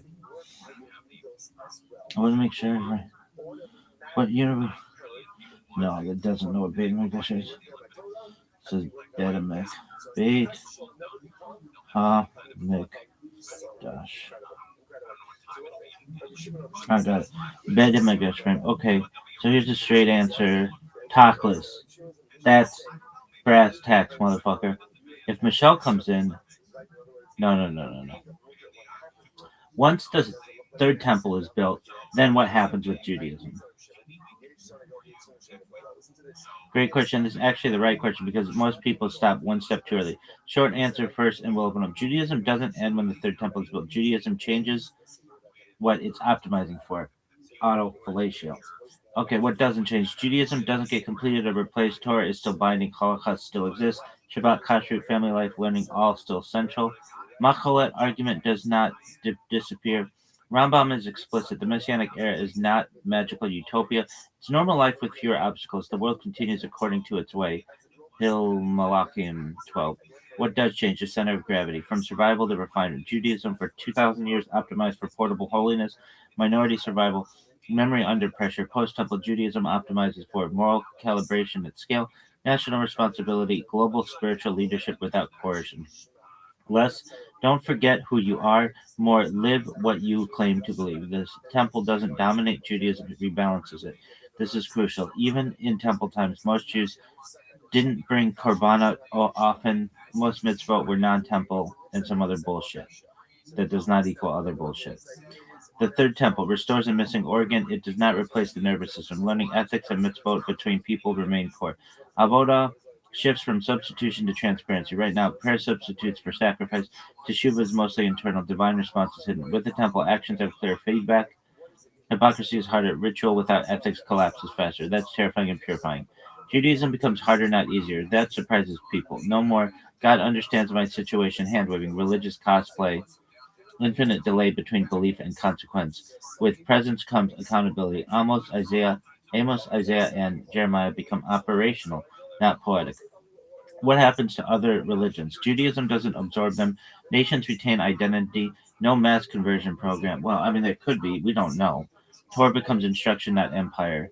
There's some other bullshit, and then wisdom radiates, not dominates.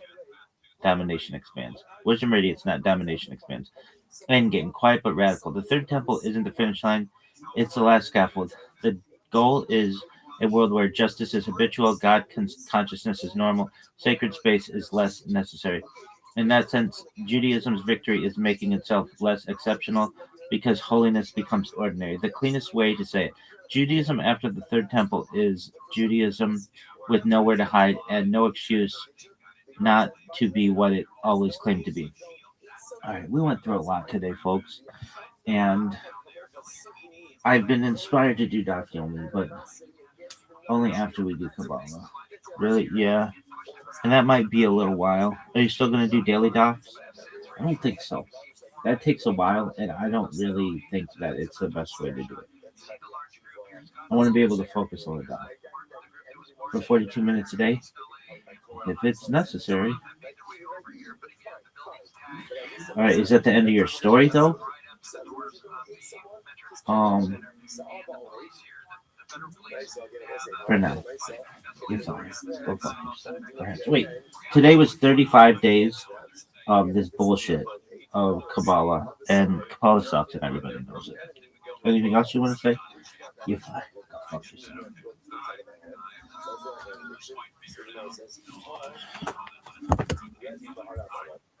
Yo, what up, Donalds? How you living, pimp?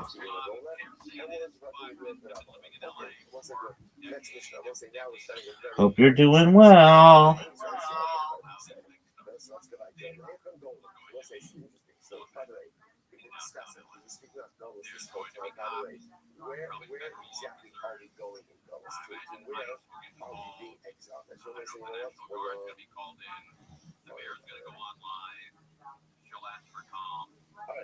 Let me start. When it comes on, so to where exactly does exile occur? The argument to the about the city of refuge. What about the cities of refuge? Say you remember me, standing in a nice dress, staring at the sunset, babe. Red lips and rosy cheeks. Say you'll see me.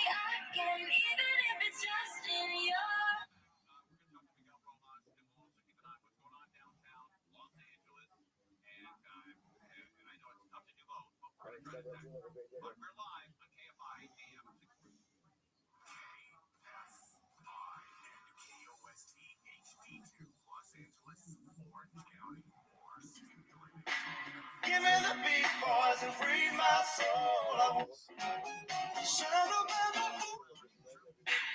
give me the big boys and free. I'm in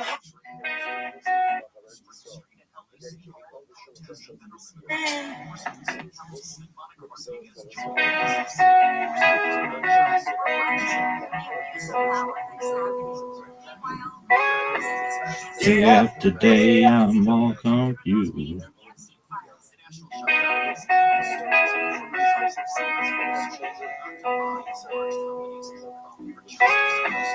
Day after day, I'm all confused. And I look for the life of the pouring rain. You know, it's a game that I hate to lose. I'm counting on straight shit.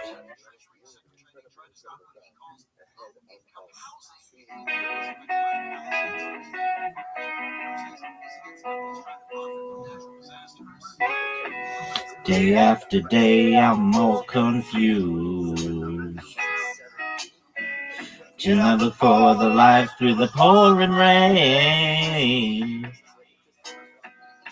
You know, it's a game that I hate to lose. And I'm counting the strange. Ain't it a shame?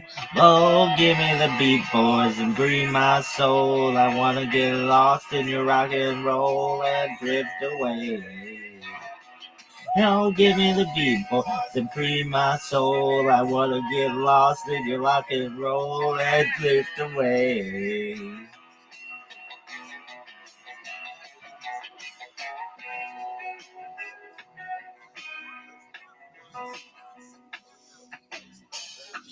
Begin to think that I'm wasting time. I wanna understand the things I do. The world outside me is so unkind. And I'm counting on you to carry me through. Oh, give me the beat, boys, and free my soul. I wanna get lost in your rock and roll.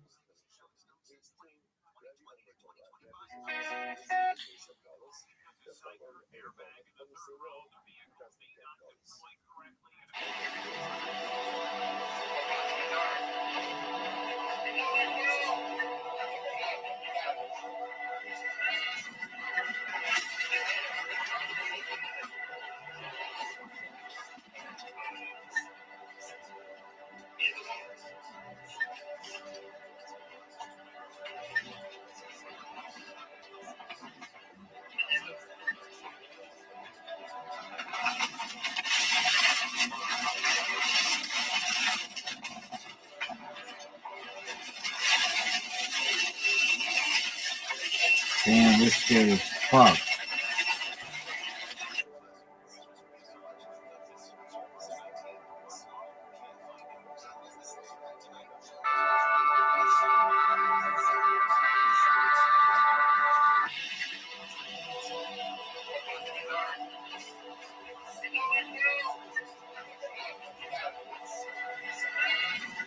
Damn.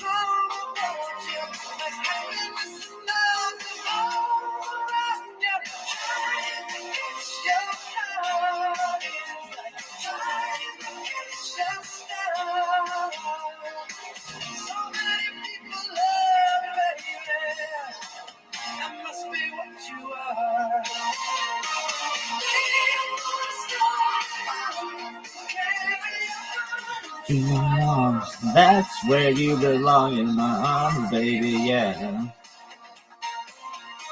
Waiting for a star to fall. Carry on into my arms. That's where you belong, in my arms, baby, yeah.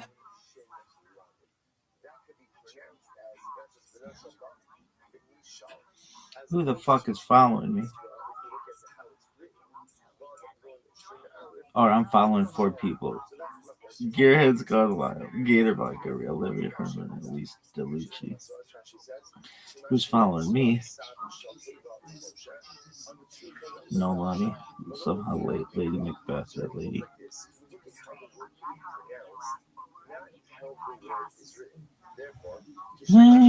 I like that song. Carry on into my arms. That's where you belong.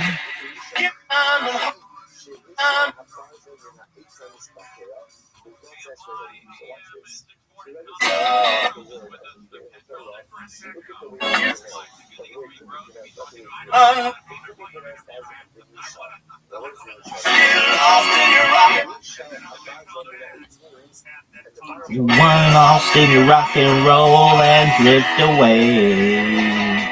Oh, give me the beat, boys, and free my soul. I wanna get lost in your rock and roll and drift away.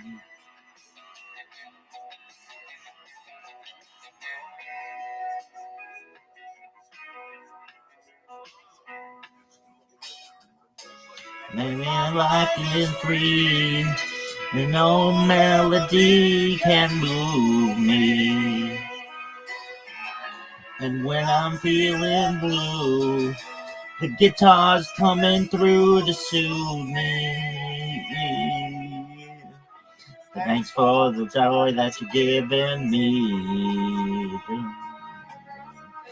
I want you to know I believe in your song.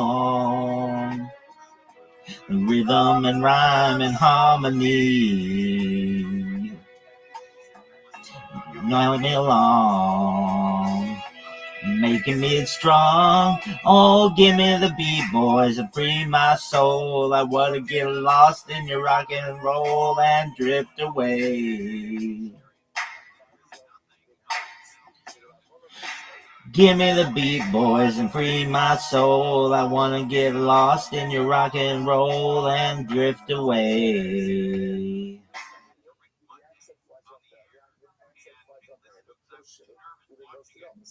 Oh, dog, that was sick. Really? Maybe one of the sickest shits of all time. Let's see. Wow. Look at this place. That is insane. A lot of backyard space. A lot of areas to hang out. Looks like some sort of gazebo right here. What a wild house. This pool looks like it used to have some sort of water. It honestly could have been a slide. Completely iced over. What do you think this was? Movie theater? They had like seats up on these little pedestals.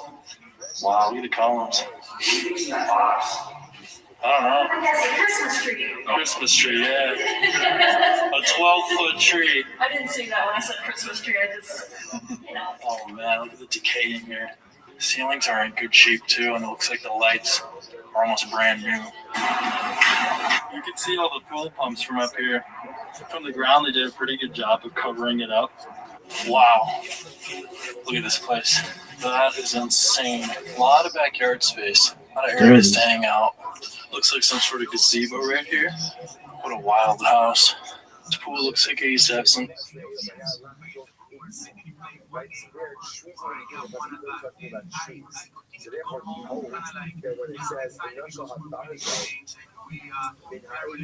Just like tree in the beginning of the puzzle, the first ultimate to actual tree.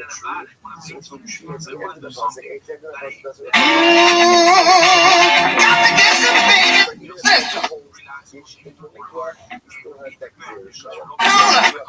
Can you do this one? I think so.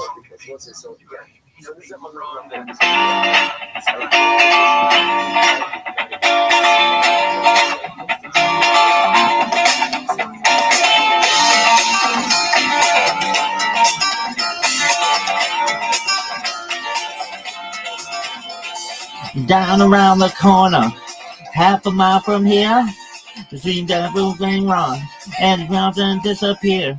Without love, where would you be now? Without love,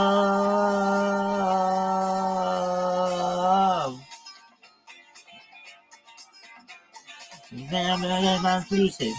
Half a month of life, she'll be home and the family, and she won't be coming back. Without love, where would you be right now? Without love,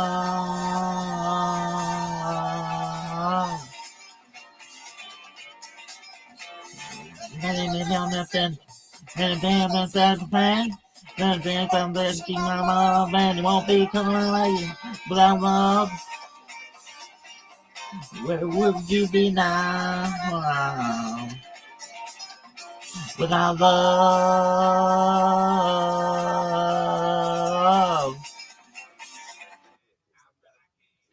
And then there's a harmonica. That was sick. I know. I wish I didn't waste $140 on a Damn, ticket because I bitch. just walked in and nobody looked at my ticket. Nobody looked at a lot of things. Billed as drug-free, Woodstock 94 wasn't. Officially, it was dry when it came to alcohol. But that didn't include rain. Like the first event 25 years ago, heavy rains turned the farmer's field into a quagmire. The mess forced some home early, but many more saw the mud as a defining element. Had a great time. Best time of my life. Awesome. It's Woodstock. You can't call it anything. You know, it's just if it makes you mad, makes you happy. Even the immobile weren't slowed down. There were almost 1,000 injuries of various descriptions. This man maintained he didn't want to leave until he'd seen his favorite band.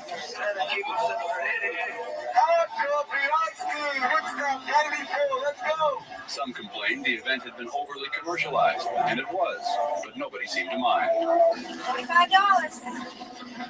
It's worth it. Garbage can. And then there's the mess. Tons of cups, pizza boxes, and plastic sheeting. It's expected to take weeks to clean it all up.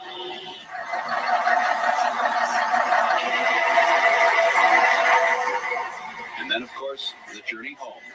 Not quite as long as the cleanup, but in some cases it could take days. The memories should last at least another 25 years. I wish I didn't waste $140 on a ticket because I just walked in and nobody looked at my ticket. Nobody looked at a lot of things. Billed as drug-free, Woodstock 94 wasn't. Official. That's the case. So when it's chopping wood, a splinter comes off from the tree that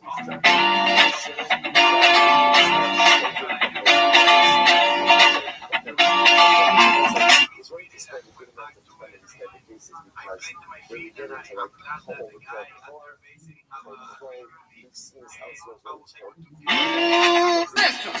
we'll get a lot of these places as to what's going.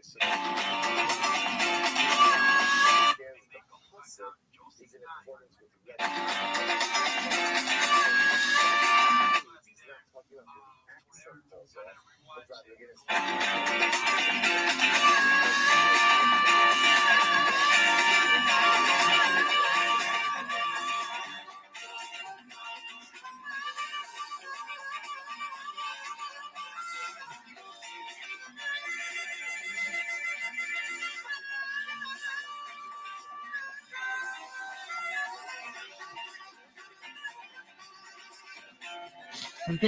the Central. But the 5 times fast. And the 5 points in my love. Well, you don't be nothing like without love. Where would you be now? Without love.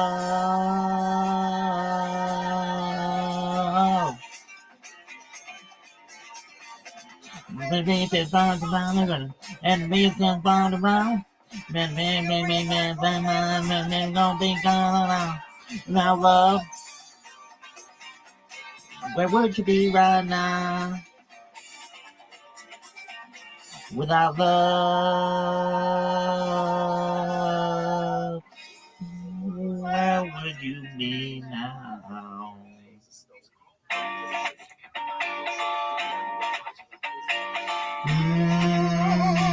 Got to keep on going and going, what moving on.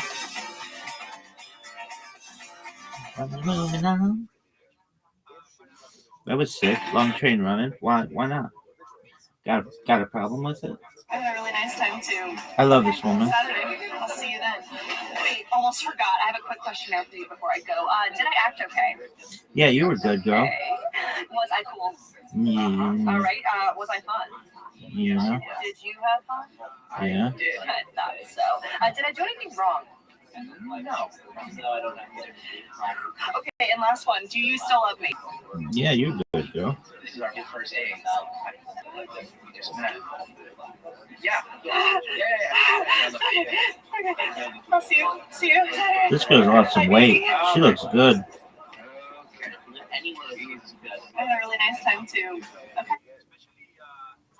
Really? I mean, she always looked good. Really? She could get it. What more do you need to know? Russian manicure bitch.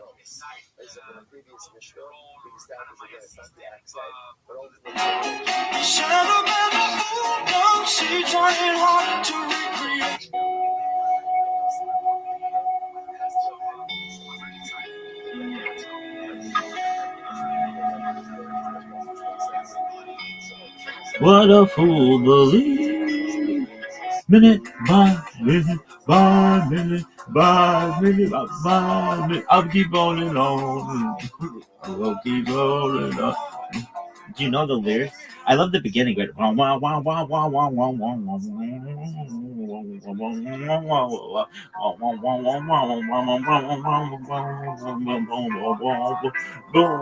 and then it gets cool.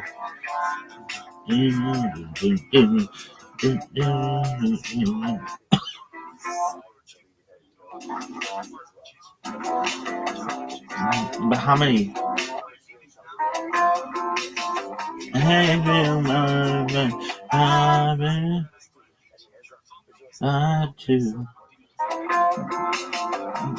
don't worry, I've been lied to. I've been just before. No worries, I've been on the train, and I'll be here. I'm a young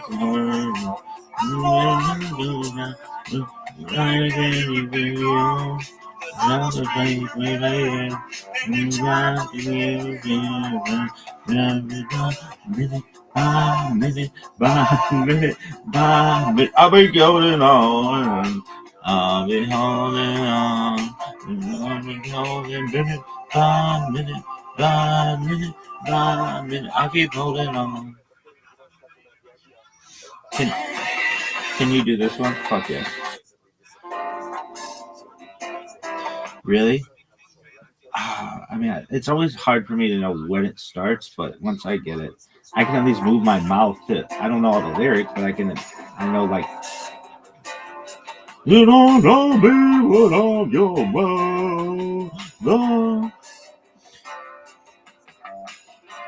You don't know me, but I'm your brother. We've been waiting in this living hell. You don't know me, that kind of know. Living tonight, I will tell. I like this one. Will you tell me all the things you're gonna do to me? 4 I was blind, but I know what's gonna do to see. Taking it to the street, taking it to the street. Can you do this? Yeah, fuck yeah.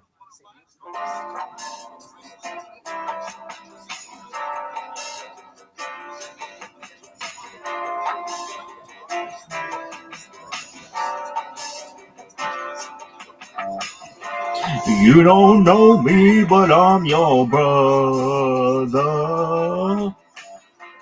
I was raised here in this living hell.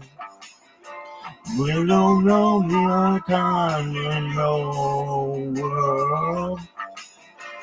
Very soon, time will tell.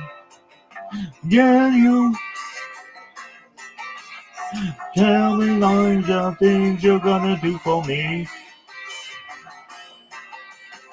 I am blind, but I know what I think I'll see. Taking it to the sea. Taking it to the sea. No more river, taking it to the sea. No, I'm not taking you mean justice, oh my brother. There will be him everywhere. Wherever people live together, they will drive into hell. Now you tell me the things you're gonna do for me. I'm blind, but I know there's nothing I see. I had a really nice time too. Okay, Saturday. I'll see you then. Wait, almost forgot. I have a quick question now for you before I go. Did I act okay? Yes. Okay. Was I cool? All right. Was I fun? Yes, you were. Did you have fun? I did. I thought so. You think this Did I bitch do is anything hot? wrong? Yeah, she can get. Pasta salad lovers? How about this This one's bitch? for you. Best sex you ever had. An NFL player named Mike Ford Jr. Who? Mike Ford Jr. Who's he playing for? Atlanta. Hey, well, you said there was a second one. Who's the second one? Otto Porter Jr. Oh! Scott County Central, shut up, baby! Best sex you ever had.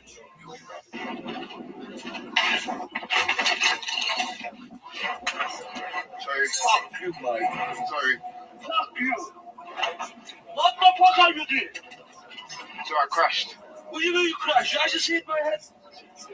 Sorry. No, it's okay. Okay. Don't go anywhere. Don't go anywhere. I'm not. Don't go anywhere. I'm not. I'm sitting on my Don't go back. anywhere. Don't go anywhere. Okay. Look, I'm getting off. It's a video. No. Yeah, don't go anywhere. Okay. Go on, get your phone. Are you fucking blind? You can't see me. I crashed. You crashed. How are you coming fast? Why are you fucking coming fast? What is this fucking fast? Why are you coming fast? I just hit you, hit me, and I just hit the car with my head. You understand what I'm saying?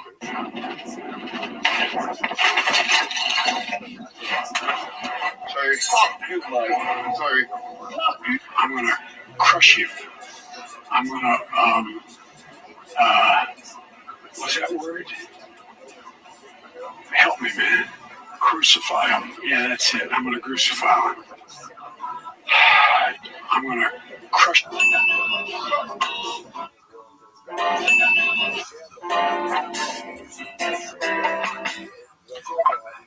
Your reel just dropped. Your reel just dropped. Your reel just dropped.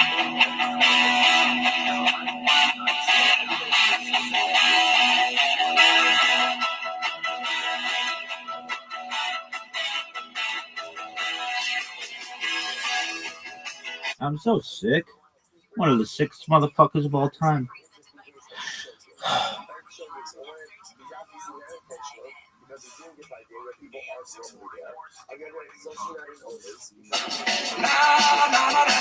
Can you do this one? Can you? 1, 2, 3. 1, 2, 3.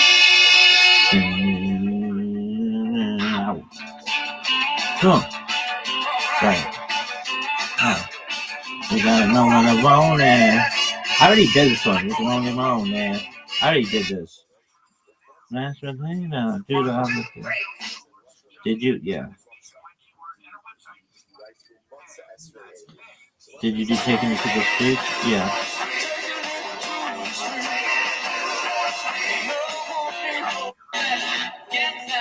Can you do all of Elton John? Easily. Easily? Yeah, easily. Golden silver mine. It's like trying to drink whiskey. Oh, from a bottle of wine.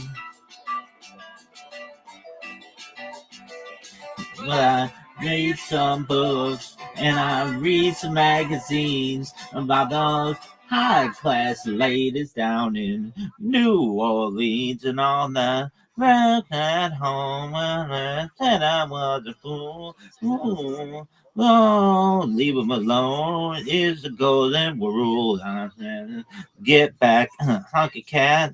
Never ever going where it's at. And yeah, all day.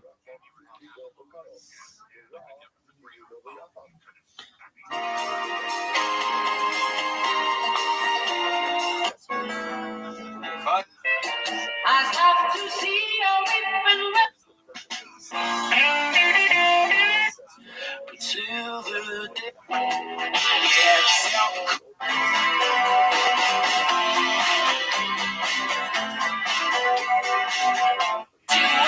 I'm a bitch, I'm a lie. I never ever saw the northern lights.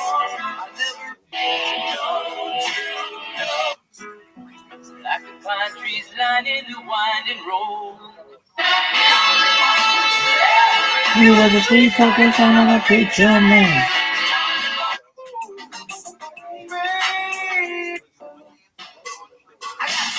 Well, I'm asking you, huh?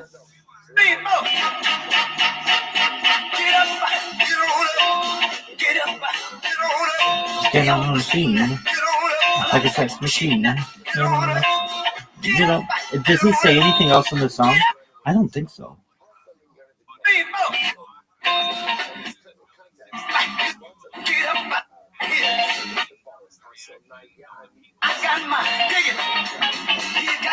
I mean, not like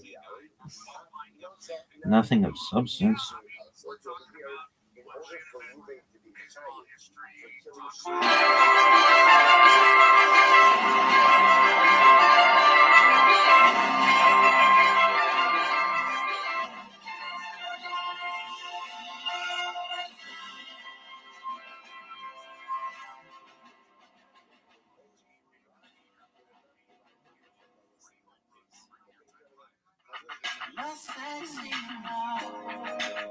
So sexy.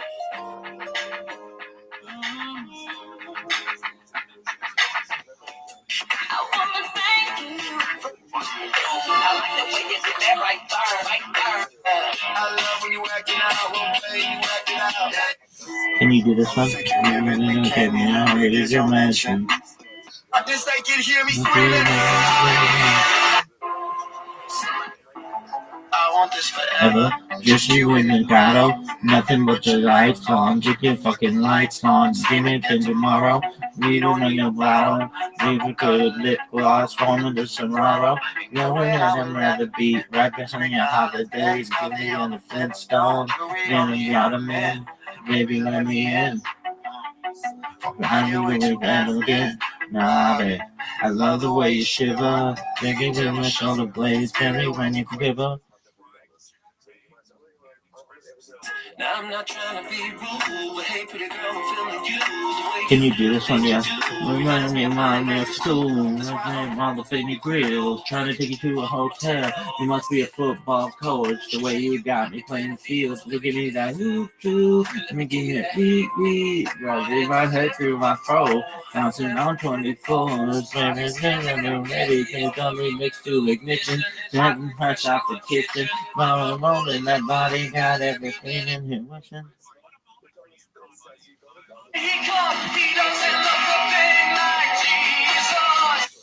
Did you do this one? Yeah. Well, you better start doing something.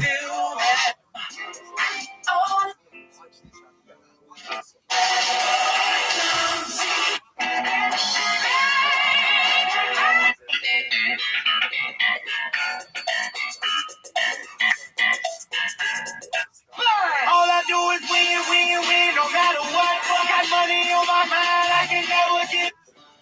No shoes, no shirt. Oh man, I gotta take this shit, allegedly.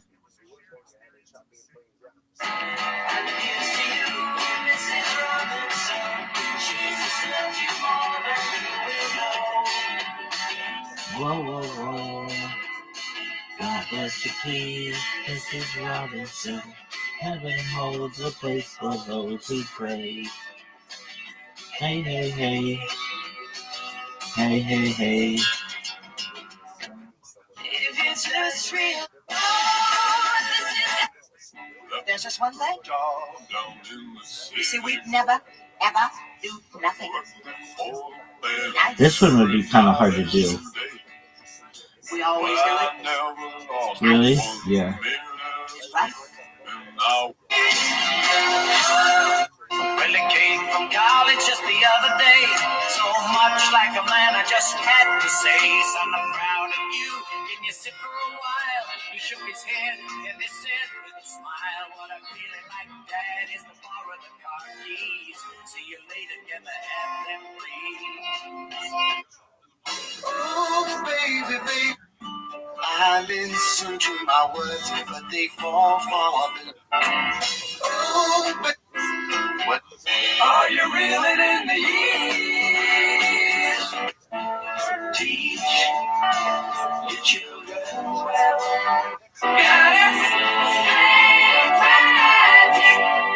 Dude, ELO has a song. What is it? Is it Mr. Blue Sky?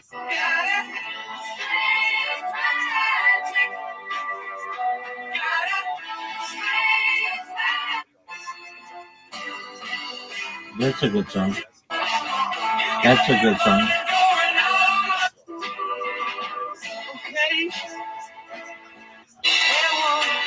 That's a good one.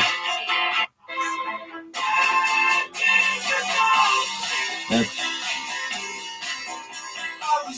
stupid. No, but they have a song that I really like. Dude, they have a lot of songs.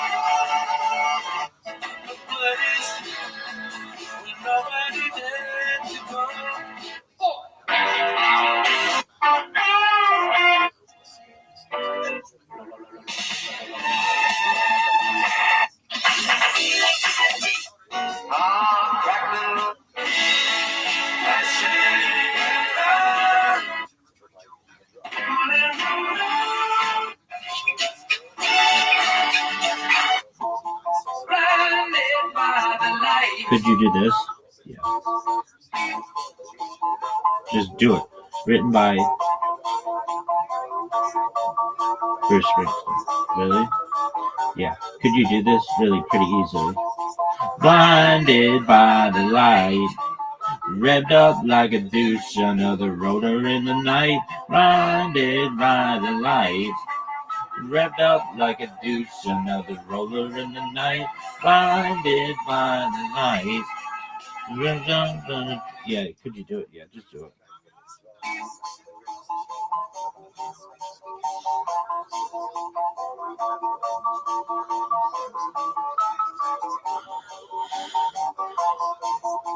Blinded by the light, revved up like a deuce, another roller in the night. Blinded by the light, revved up like a deuce, another roller in the night. Blinded by the light, revved up like a deuce, another roller in the night.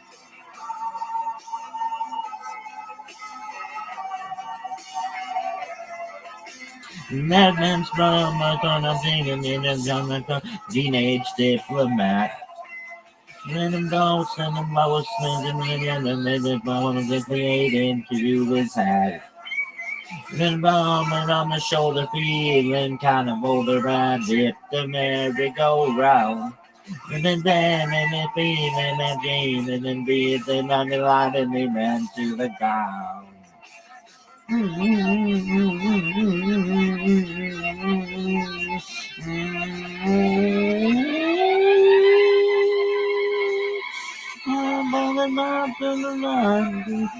was blinded by the light, revved up like a deuce, another roller in the night, blinded by the light. That's one of those fucking Kiss This Guy fucking songs. Is it? Yeah, what is it? Misheard lyric. People think it's blinded by the light.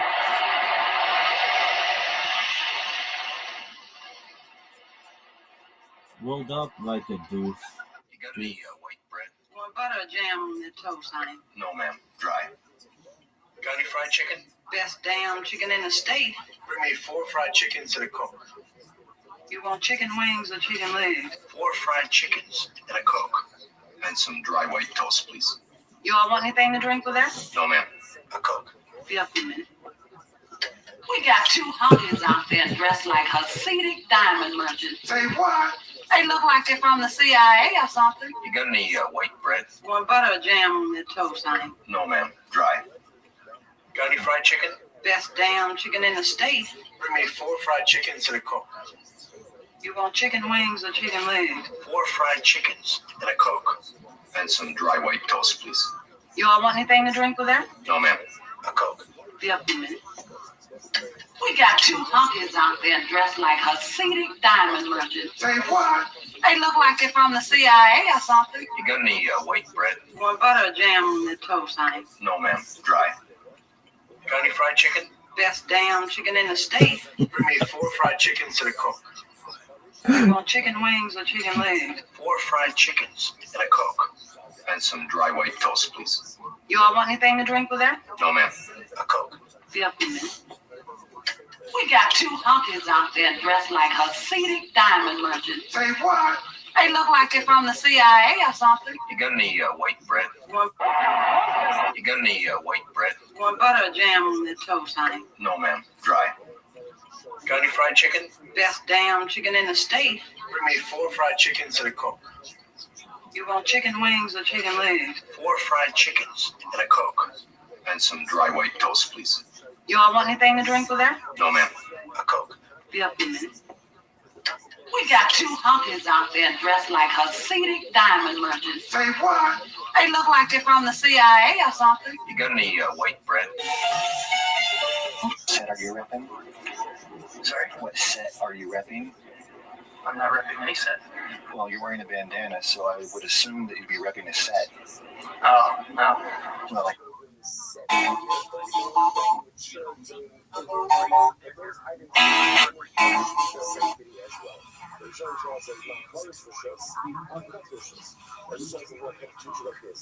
Well, I heard about the fella you've been dancing with all over the neighborhood.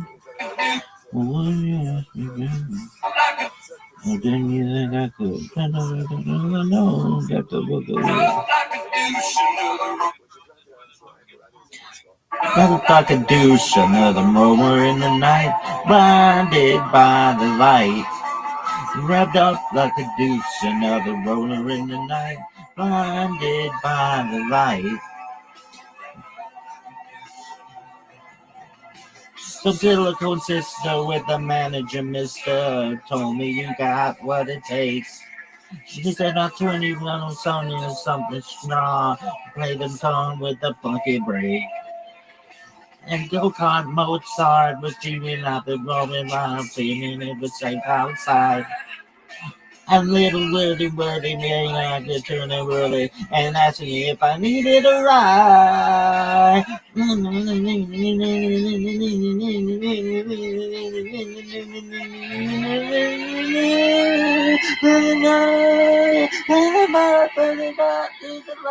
When she was blinded by the light. Revved up like a deuce, another roller in the night, blinded by the light. Revved up like a deuce, another roller in the night, blinded by the light. Rubbed up like a deuce, another roller in the night, burning by the light. Rubbed up like a deuce, another roller in the night, burning by the light. Rubbed up like a deuce, another roller. Wow, that was so sick. You're so amazing. I know. You don't think if I wasn't amazing, I wouldn't be doing this? You don't think if I didn't know I was amazing, I wouldn't be doing this? Do you recognize how amazing I am? I gotta take a shit. Do you? Sort of.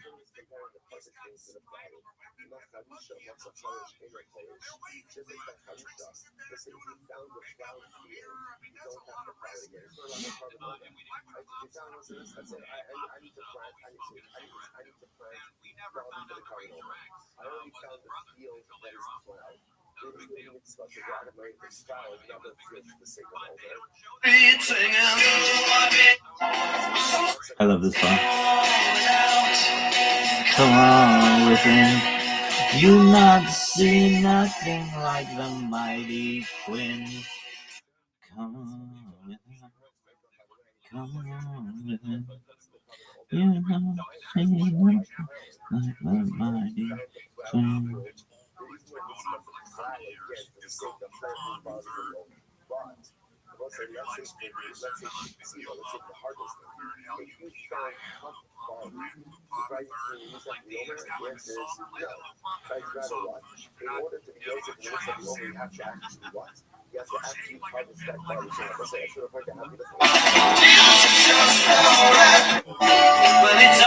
Are you reeling in the heat?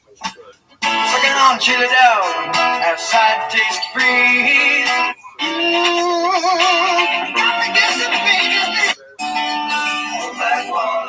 Keep on rolling, Mississippi moon, won't you keep on shining on? Oh, black water, keep on rolling, Mississippi moon, won't you keep on shining on? Roll black water.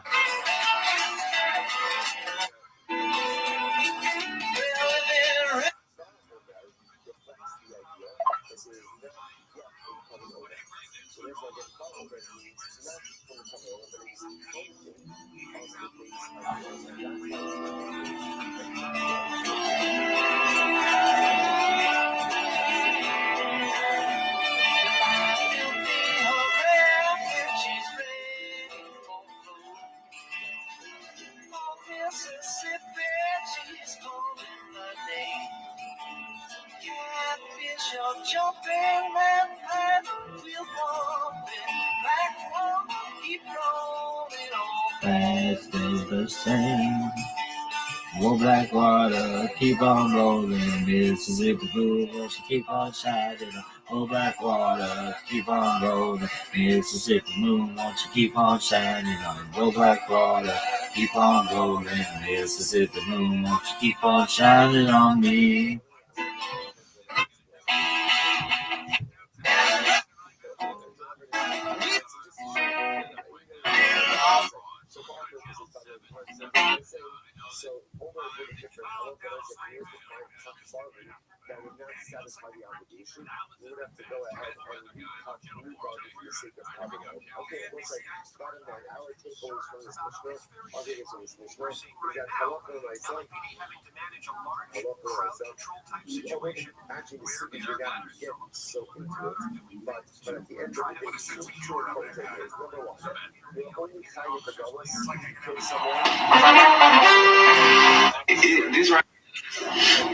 Look who the fuck it is.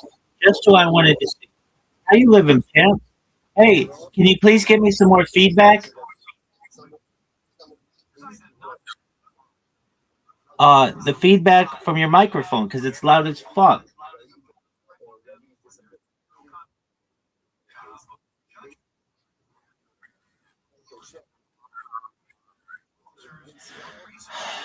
It may be, but you've got a lot of shit going on with that mic.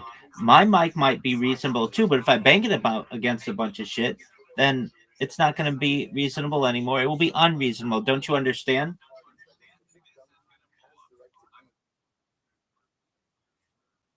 Right. Well, would you like me to tell you how Zoot did in the state stand-up tournament.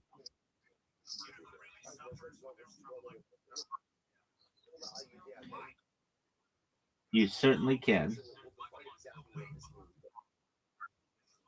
That is correct. But he did really well. And I'm really proud of him, and you should be as well. He said he couldn't have done any better. And the person who they picked was kind of like a random person. He didn't think that they were that funny. He said that the people laughed most at him or with him, however you want to take that. And he was humble and said, the crowd was already warmed up and everything, but um, he did not win, and that's okay. It's actually quite an accomplishment that he got as far as he did. I'm still in shock, and until God forbid the day I die, I will still be in absolute fucking shock that he was able to beat 7 Australian people. Like unbelievable. I saw some. No, no, no, they didn't do that. They didn't rank it like that. No, I'm saying that he beat them in the first round. I think that he. Well, that's not how it worked. He beat. They had a heat. He lost. I think the heat had 9 people.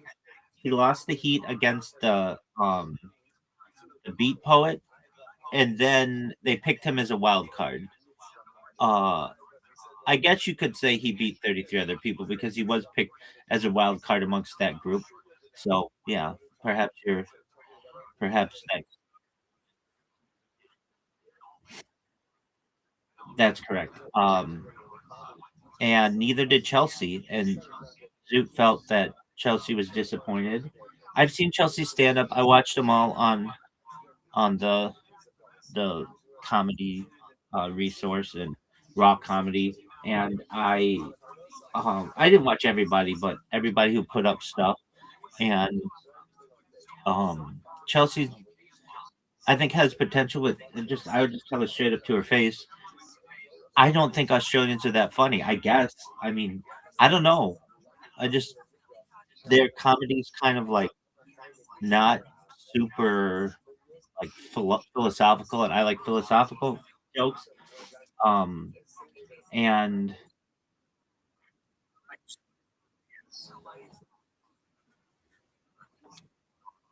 that's true. That's an excellent point. Excellent point. Yeah, but I mean, I'm talking about like long form comedians, but I guess they're short. Well, here's the other thing. As a comedian, I feel that you should do if you're going to be in that situation. It's about laughs per minute. How many times can you make the audience laugh per minute? And if you are able, and I hate to say it, but I got that from Bert Kreischer. I've ever said I've ever gotten 2 things in comedy from Bert Kreischer. I hate this because I don't think he's funny. But the first thing is what's your laugh per minute rate, and also what is the first word that you say when you're on stage. Those are 2 things that I'm like, wow, there's some science behind that, and I really enjoy that. Um,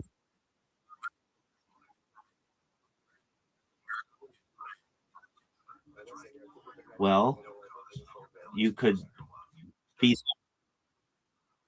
no, you could be someone who says like, "How we doing tonight, Houston or Los Angeles?" Yeah. Well, no, but somebody could just come up and just be like, "Fuck yeah, Houston."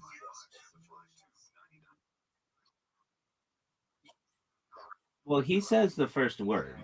But yeah, I think both are important. What's the first word that you're going to start on, and what's the first phrase you're going to start on? And do you welcome the audience or do you acknowledge them?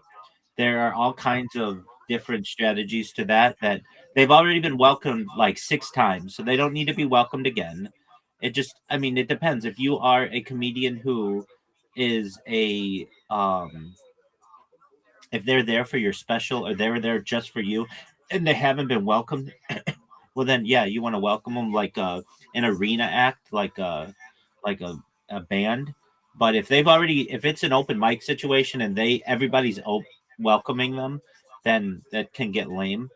And if you have a tight window where you have to be able to perform, I would say don't do the how are we doing tonight, Oakland, or how is San Francisco, or what's good Long Beach, whatever.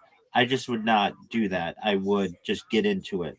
Um, all right, with that being said, Zoot's a real comedian now. He really is. I hate to say it. For as shocked as I am, still, he is a finalist for his state, and that means that he can put that on his Instagram.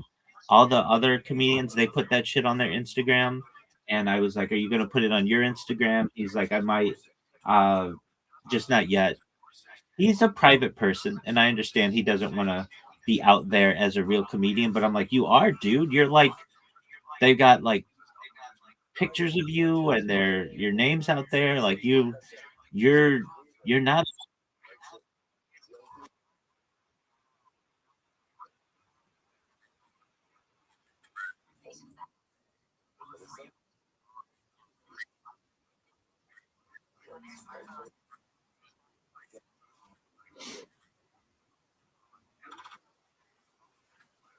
Absolutely.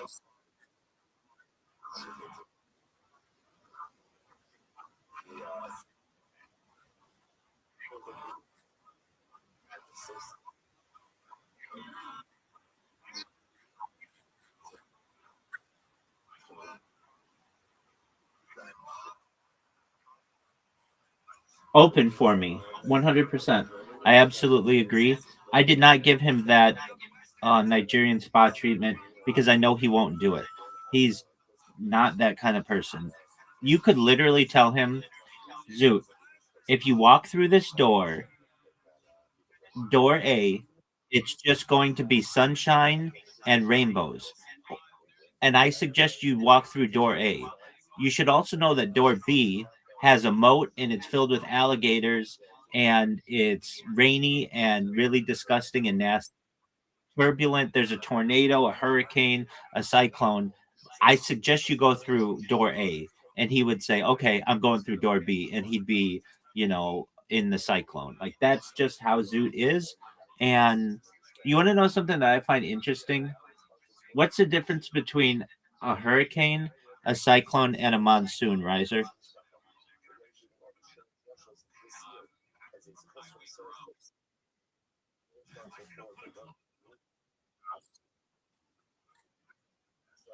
They are all the same thing, and they just have different names in different parts of the world. Isn't that baller?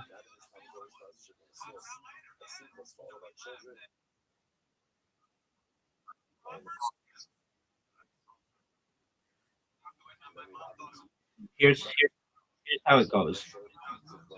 Hurricanes are in the Atlantic and northeastern Pacific. Typhoons form in the northwestern Pacific Ocean, and cyclones form in the Indian Ocean and South Pacific. Is that not the most ball? Is that not the most baller shit you've ever heard? Do you recognize how much you learn by just being in this call? You're going to learn about fractions.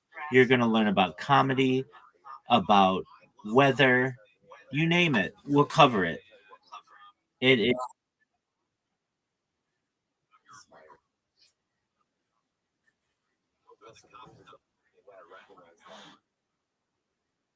Oh, I didn't see a picture you wrote. I watched the penalty shot thing though.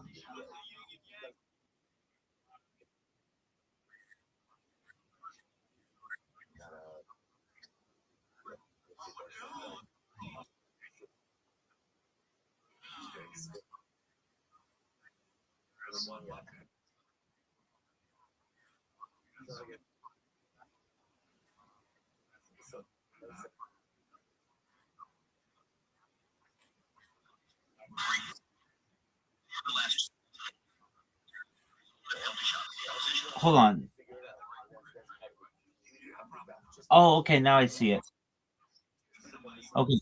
When Roger Nielsen keeps adding extra players on a 5-on-3 penalty kill and stacking penalties to disrupt the flow of the game, and punishment is a penalty shot for which he has the perfect solution. So I see it's like a rich guy in front of a car or something. Penalty shot over one. Okay, now I get that.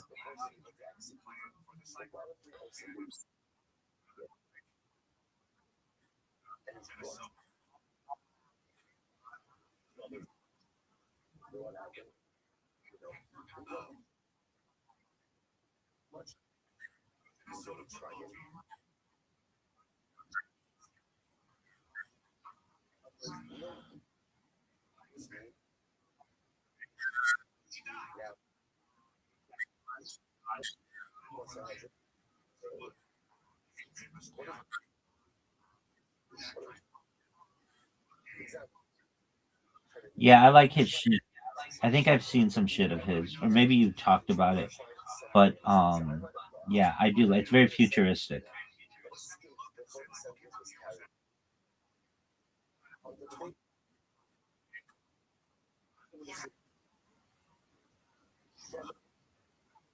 You okay?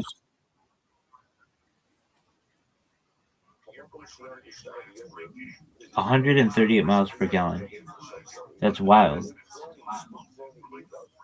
I-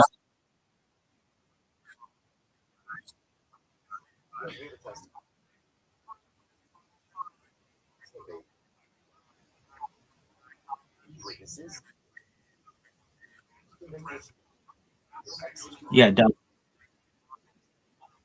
this. I mean, this has been proven, and it's called the Great Street Car Conspiracy. It happened in the 1940s, and it's where General Motors, Firestone Tire, Standard Oil all shut down the electric lines in major cities in the United States. The the electric trains that used to go through many cities, including Los Angeles, New York City, Philadelphia. Basically, it was they conspired to do this, and so yeah, they're working together, and they have been, and they were penalized $1, which is incredible. Did you ever see Roger Rabbit or Who Framed Roger Rabbit?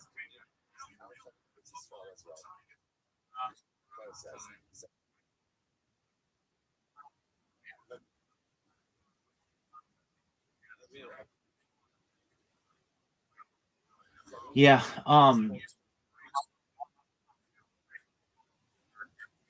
exactly. So I mean, if they were collaborating in the 1940s, who's to say that they didn't just continue that? And this was also proven to some extent in a documentary, one of my favorite documentaries. In fact, if we ever watch a documentary, if you had to ask me what documentary would I want to watch, it's called "Who Killed the Electric Car." It was an HBO documentary from the early 2000s, and it's absolutely fascinating. Now, this was before the world of Tesla, but basically, General Motors put out a car that was electric, that was like a super powered golf cart, and everybody who had it loved it. They absolutely loved it. They were like, and it's a lot of the things that you get in a Tesla today. They're like, it was a predecessor to the Tesla, and General Motors shut it down because arguably people liked it too much, and so there were arguments. Who killed it? Was it big oil? Was it the battery companies? Was it General Motors itself? Was it the audience? Like, but the way that people talked about this car, they talked about it like a family member. They have Mel Gibson in this documentary, and he talked about how he loved it so much. And but the thing is, you couldn't buy it; you could only lease it. And once the leases were up, all of the lessees wanted to renew, every single person basically, and they did not allow the leases to renew. They took all of the cars and they crushed them and then destroyed them, so they're not even available in automotive um, uh, in car museums, and they crushed them into like little pellets, like an entire car they crushed into like the size of like BBs, like really really small. Anyway, so what year did that documentary come out?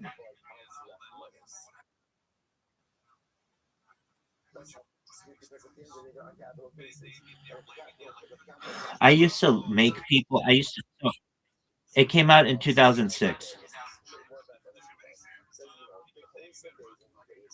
and there are a bunch of people, famous people in it. Ed Begley Jr., Phyllis Diller, Mel Gibson. Like, it changed my life when I saw it, and I used to force my friends to watch it. They'd be like, I'd be like, you didn't know that there were more electric cars on the road? Remember that time you were listening to me? Pepperidge Farm. Remember? I know you are. In 1900, did you know in 1900 there were more electric cars on the road than gas-powered cars?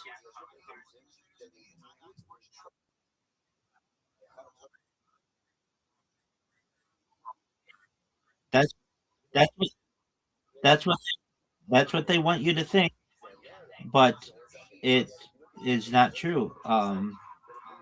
The electric car was the most popular type of car for the first like 20 years of automobiles. Let me get the statistics for you. 1900, there were more electric cars on the road than gas powered.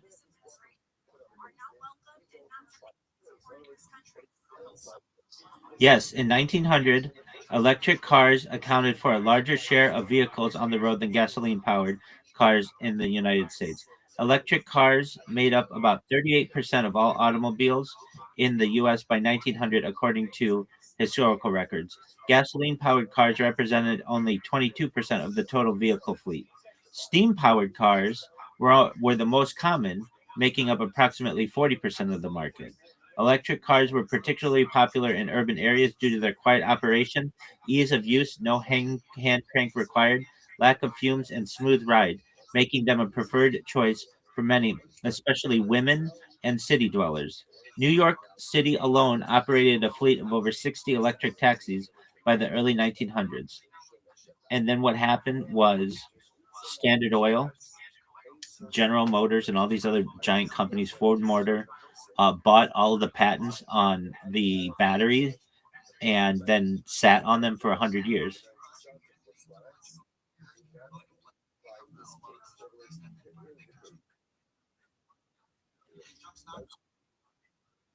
It's an excellent question. I believe at people's houses. Where were they plugged into?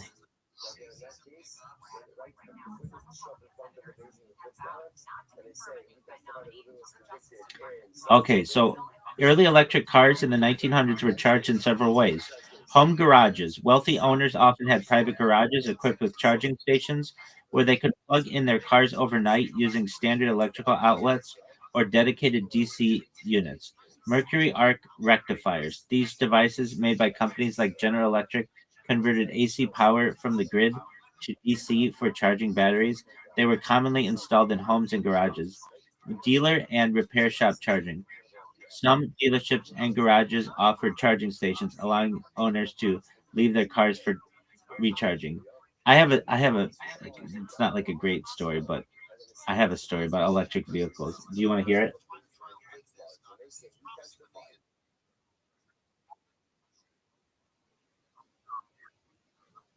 Yep. And they talked about how much women loved them. They talked about how clean they were, how quiet they were, and then they go through all of the people who basically conspired to get rid of this car. And then how General Motors tried to bring it back in the late 90s just by this test fleet and how much people loved them.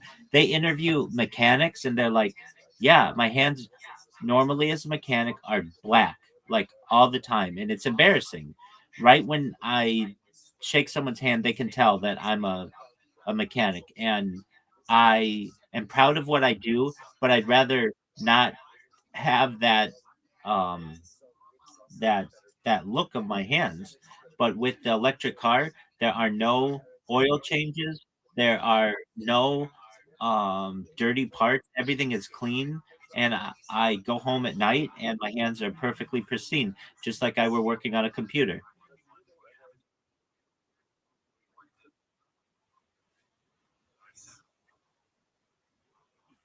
Yeah, but not oil. Oil's the thing that like stains your hand. The gunk and dirt on the road washes off.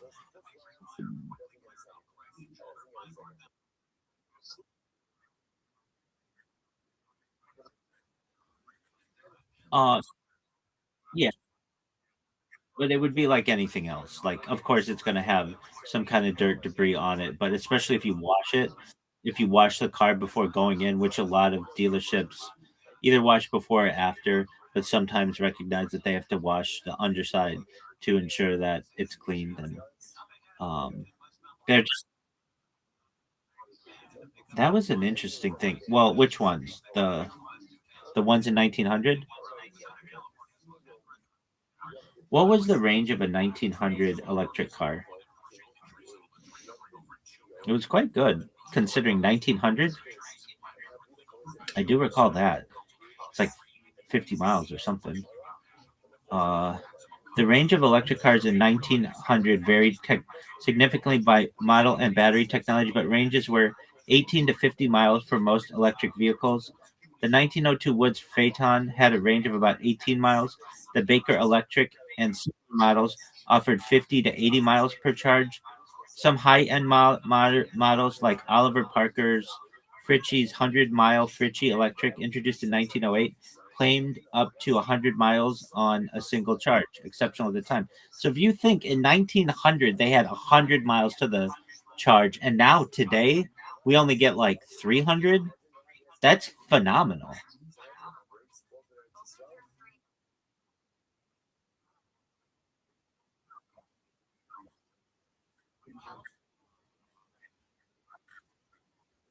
No, 125 years ago, electric cars got one third the battery life or the charging capacity or um, miles per charge that one today. And the batteries today are way bigger and way heavier. These were like little car batteries in the back of the car. I mean, it's incredible that they have this type of technology. So whenever I would tell my friends uh, about the electric car, they'd be like, back then, electric cars were seen as a conspiracy theory, and I really mean that. Like you didn't talk about electric cars openly. People would be like, "Where's your tinfoil hat?" and all that. And my friend,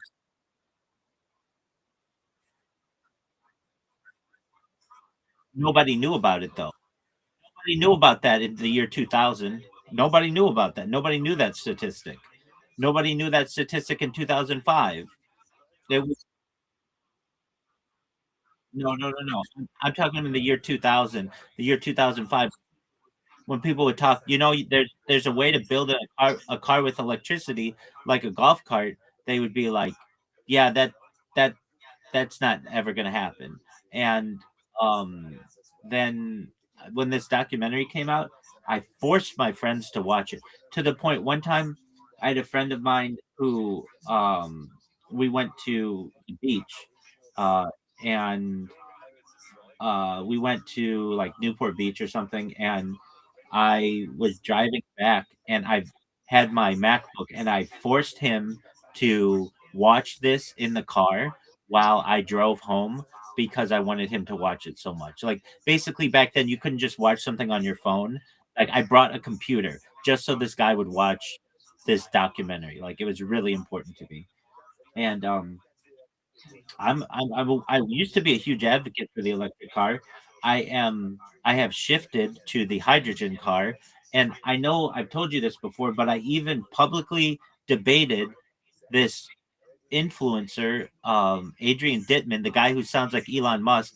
He has 1 million followers on Twitter, and he and I debated electric versus hydrogen cars, and I beat him.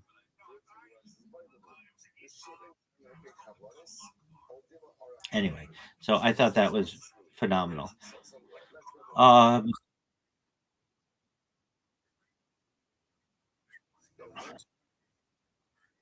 that that's Stanley Meyer. We know all about his story, and um, that's a really sad story.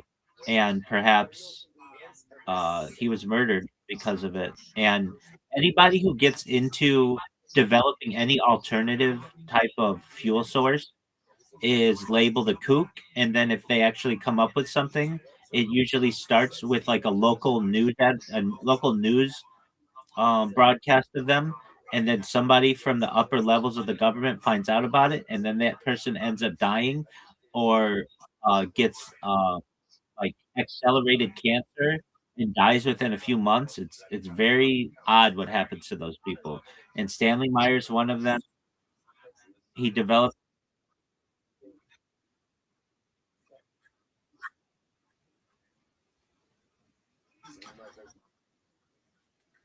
Yeah, I saw.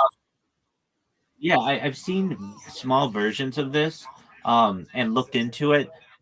A magnet does not have the power to be able to, like, in order for you to use a magnet to power a car, it needs to be very strong, and you run into all kinds of other issues with, like, what happens when the magnet, like, when you're behind another car, it's just going to pull you into that other car, even if you have the brakes on.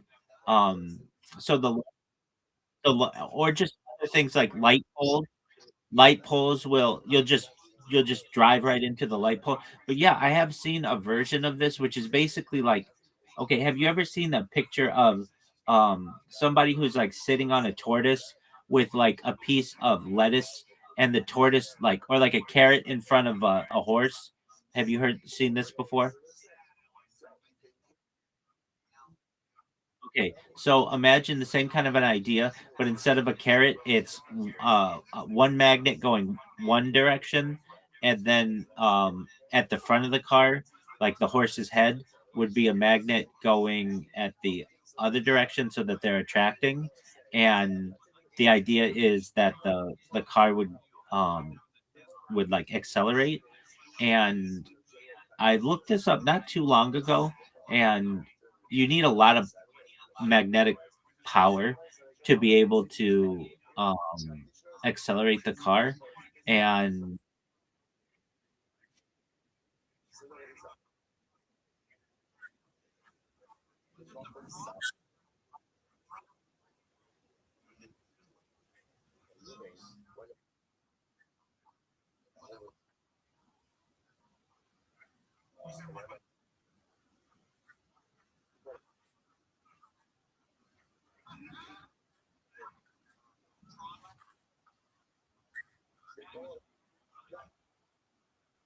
so that's a hybrid.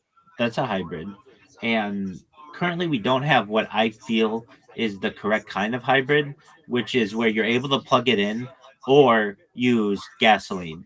You don't have that ability. Currently, most hybrids have a hybrid battery that has to be replaced every 50,000 miles or whatever. And you have to still put gasoline in. And the way that basically works, I mean, I've had hybrids before. They uh, drive up to a certain speed. They're powered by the um, the petroleum or like the gas engine, and then once they're at like a cruising speed, they use the electric battery. And then the way the electric battery is powered or is charged is not through. You don't have to plug them in. It's just whenever you brake, it charges the battery, and so it allows for more efficient um, transportation.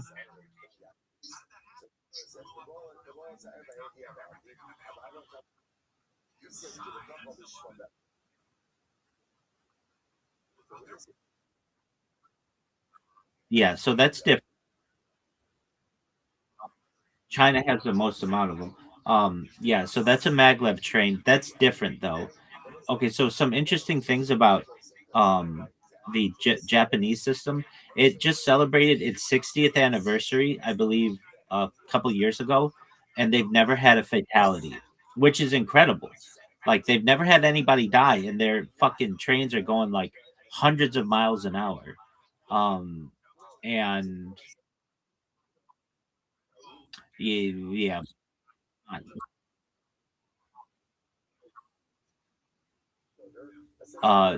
for, not for maglev trains.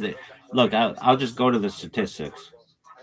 What's the statistic of Japanese maglev trains have never had a documented death?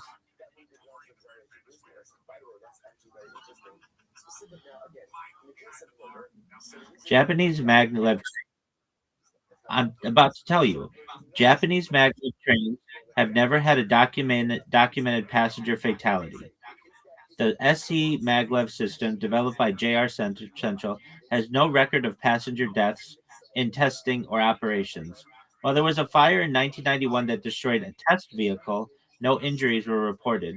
Safety systems, including automated controls, earthquake resistance, and a dedicated guideway, are designed to prevent collisions and derailments. The strong safety record aligns with Japan's broader rail reputation. Shinkansen bullet trains have had zero passenger fatalities due to crashes in over 60 years. The only maglev related fatalities occurred in Germany in 2006 on a test track, but not in Japan. So basically, like, these types of vehicles are super, super safe. And in comparison to cars, I mean, we've gone through cars before just with deer, and they're like 2,500 or 250,000 accidents like a year, and like 1,000 people die or more than that from deer just alone. So, um, it's it's extremely safe.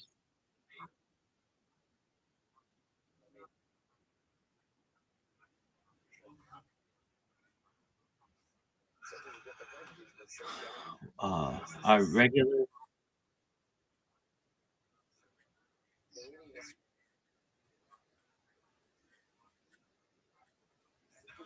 um, there are there are there are train crashes in the United States every single day.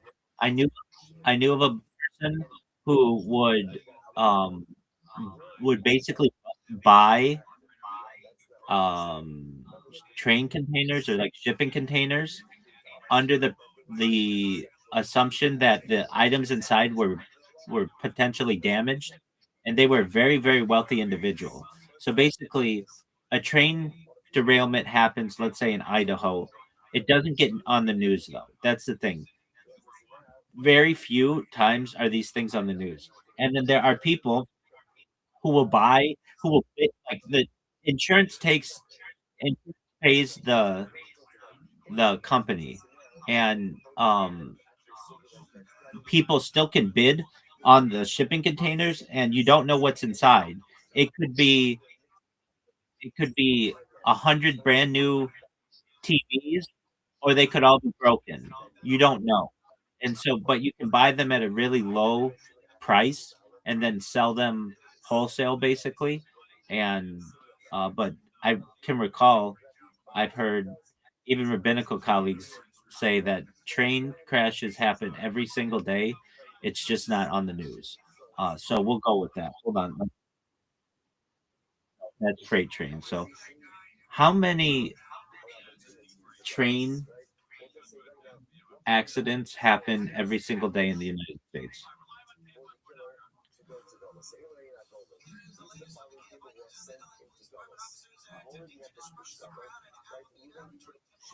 And it depends what you consider an accident, I'm sure. The US experiences an average of 30 rail incidents per day, including derailments, collisions, and other accidents. Specifically, there are 3 derailments per day based on over 1,000 reported annually. So there are 30 rail incidents, but 3 train derailments where the whole train goes on. Most incidents occur in other rail yards are minor. What are you, in the fucking pool?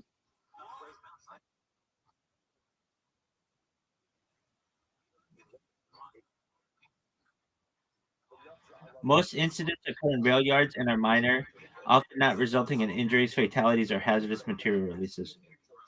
How many people die in the United States from passenger trains a year?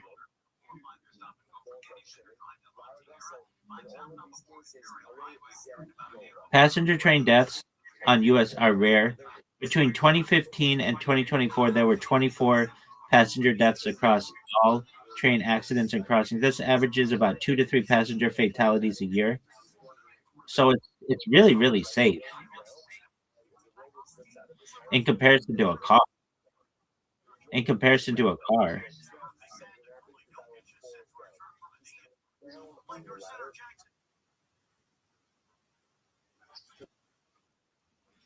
Um, I would I would disagree. There are a lot of people who commit suicide using a train and put their car in front of the tracks to try to derail it and kill themselves. That's pretty common. There,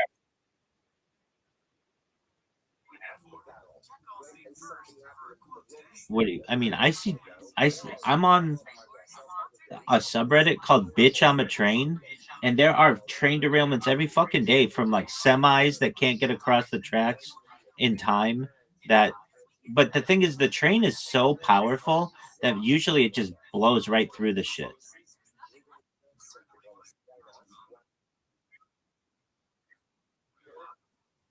Oh, yeah, it used to be really common, but they've automated that system so that like it's basically, I don't want to say impossible, but very rare for train on train.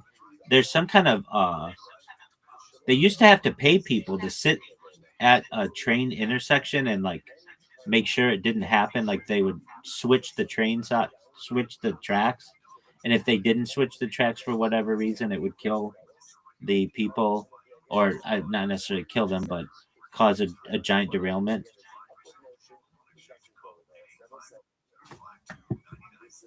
Have you ever taken a train?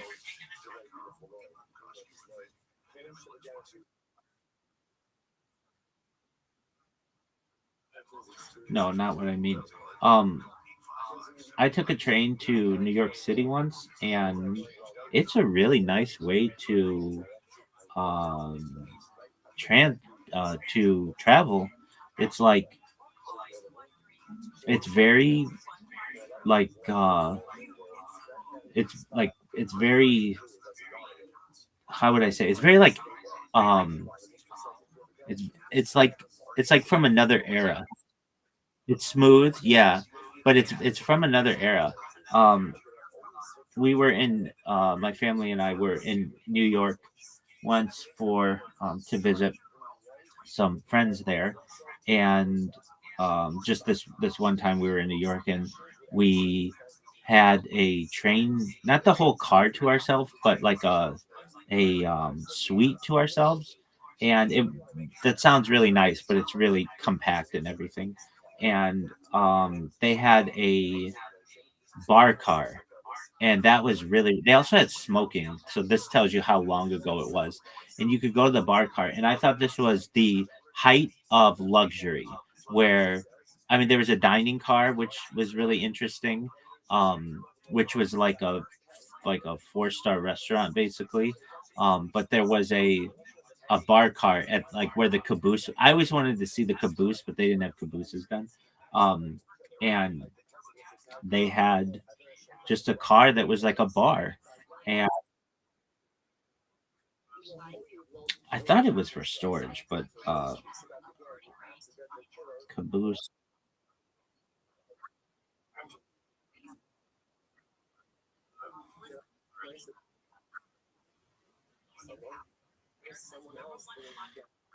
Crew shelter and office storage, braking and switching, rear protection, safety and observation. There you go. um Cabooses were largely phased out in the 1980s due to technological advances like the end of train device Fred, which monitors brake pressure and provides rear lighting. I did see a caboose, and I've seen cabooses like in. I've never been to a train museum, but like I've seen them like in, I don't know, like perhaps some type of other museum. Um, and I trains are interesting to me. But anyway, going back to your point on bullet trains, um, well, it seems like trains are really pretty safe. Welcome, Mr. Aquarius. How are you? You sound good.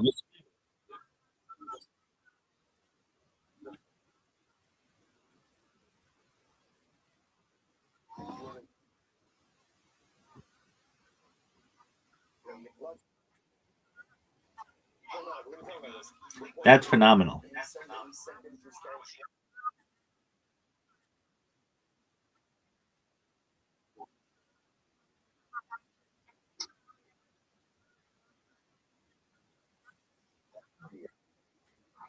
Oh, wonderful. Okay. Was this in the hospital? Okay. Do you know how much longer he's gonna have to be there?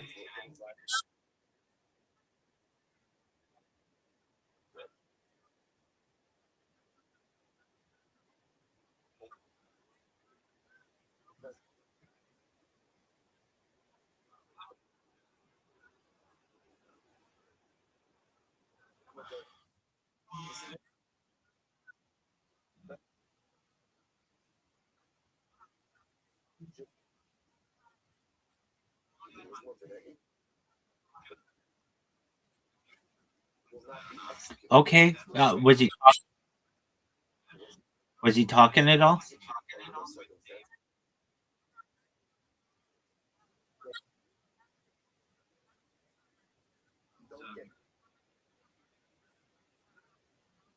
Oh, he said, "Give me a hug."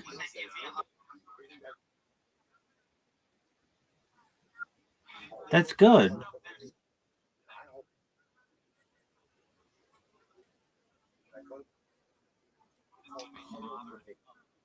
Oh, okay. Eh, How's how's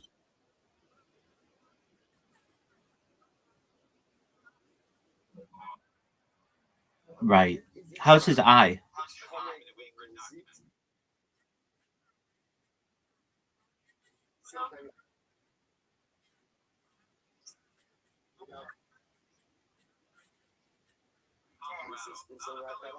Well, that's wonderful to hear. I saw that you came there. Apologies, I was in the middle of a class. Excellent. I was wanted.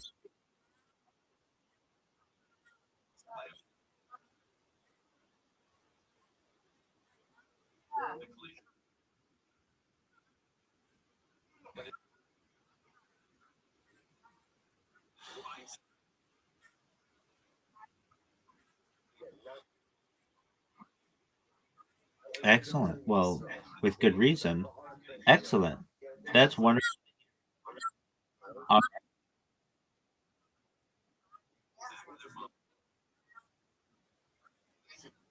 does he have a TV there?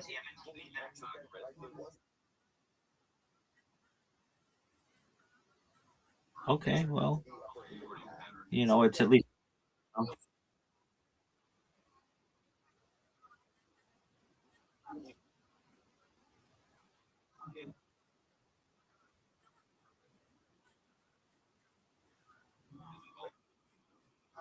right.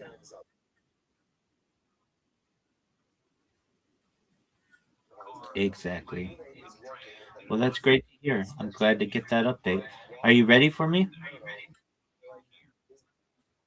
All right, Riser, are you ready to play?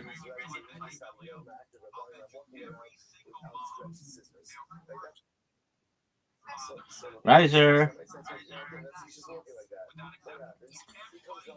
Riser, can you hear me? Riser. All right, he just bounced. All right, here we go, Miss Aquarius.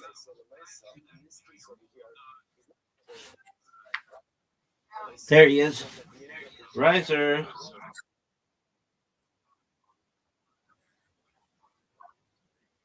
You got it. And then we're gonna play. You and I are gonna play Scrabble. Sounds like a plan, Big Dog. Mr. Aquarius, that was a phenomenal strike. Done. Oops. I got 9 out of 10. Miss Aquarius, you're 2 days off of your record-setting performance of 107.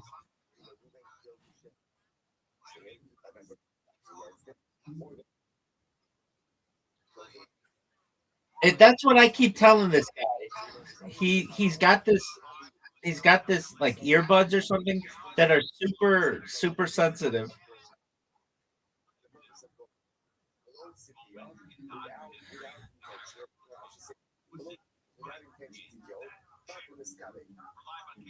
Oh, Miss Aquarius.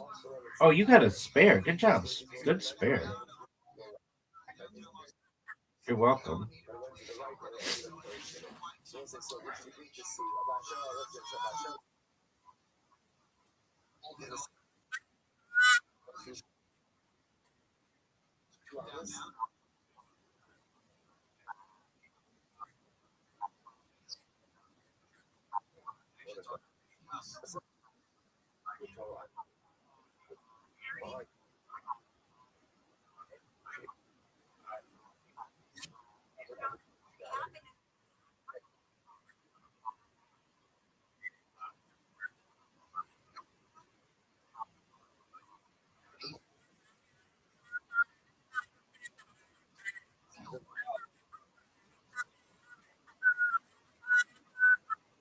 The state that produces the most amount of peaches is South Carolina.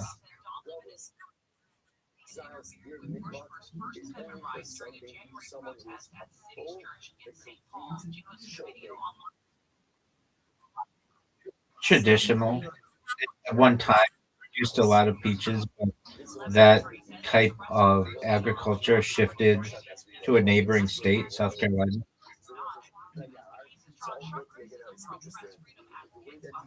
Do you know how I learned that? It's in oh, I can't believe I missed that. It's in the show House of Cards with Kevin Spacey.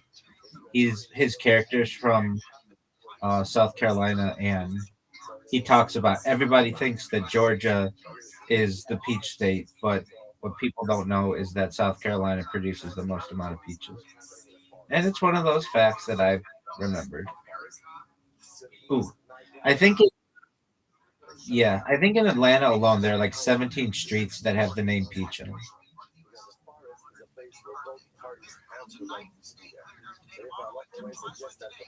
Oh, here we go, Miss Aquarius.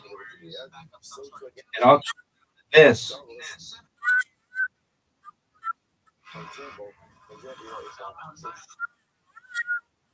All right. It's a race to. I need 25 wins and you need 7 wins. And we'll see. Even though we both win, betting, I don't. I think that's like a pretty good. We don't know who would win. Yeah,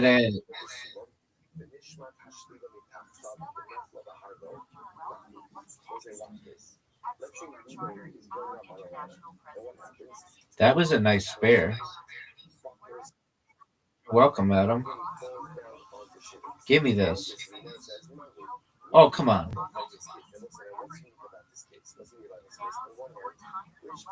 No, I'm not saying I'm an expert in bowling by any means, but I have found it's not good to hit the center pin right dead on. It's better to be a little off. And also, speed isn't as important as I would think it would be. Sometimes I just almost on purpose go really slowly and I'll get a strike. I don't understand it. Not what I wanted. That's true. Exactly. I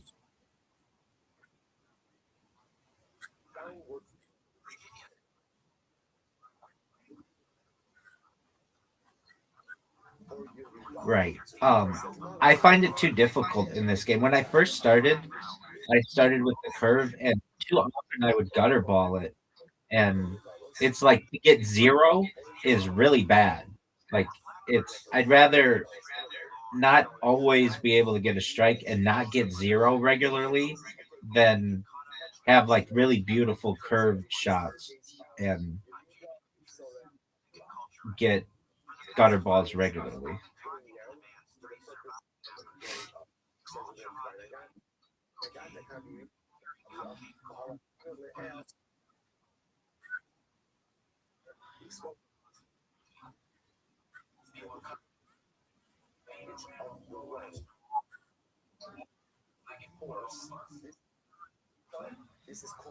What something that's always fascinated me is the idea that we had at one time in our history as a civilization moved to video games that were very active and like used your body, and then there was like the Xbox Connect and the Wii, and then all of a sudden all of that technology went out the door and everybody just sits and uses their hands.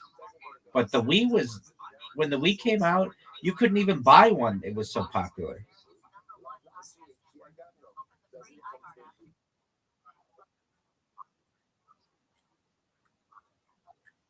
I don't even know.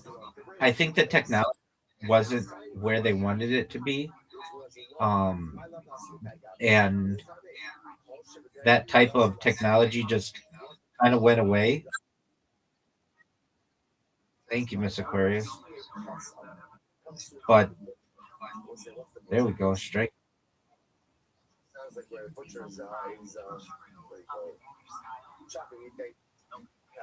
Ooh, almost.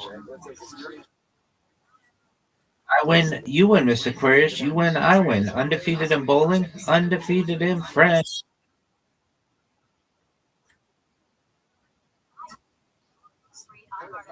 Absolutely. Well, Miss Aquarius, I know it's probably a little early, but I wanted you to know how much I appreciate the update that you gave me on Papa. And when you go to bed, I hope you have very sweet dreams. God willing.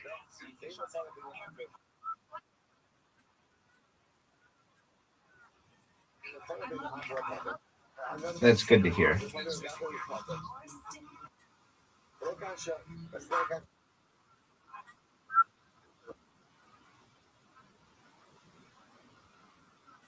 Yes, ma'am. God willing.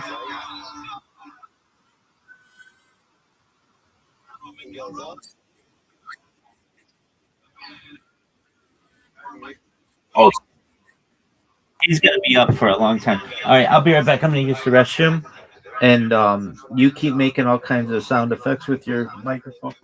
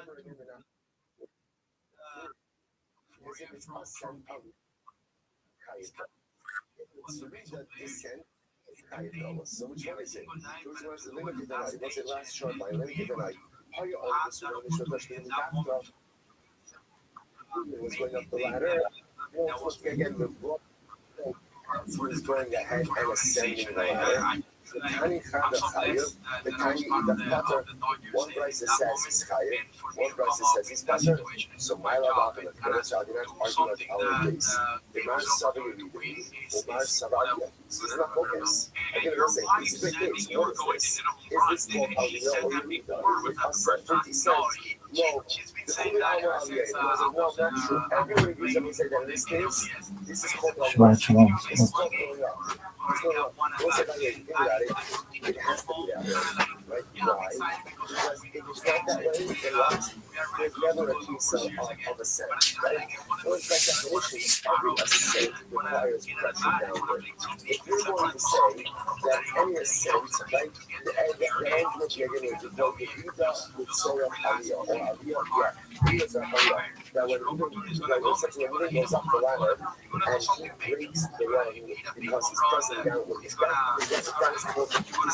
Yo, dog.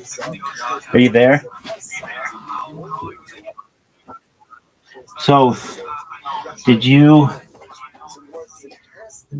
request to become the official spokesperson of the Deaf Olympics.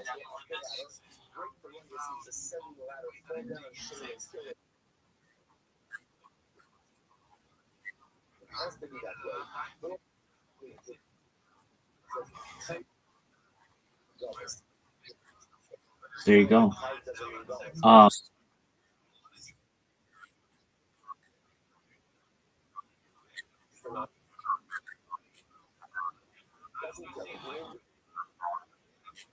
No, you're confusing things.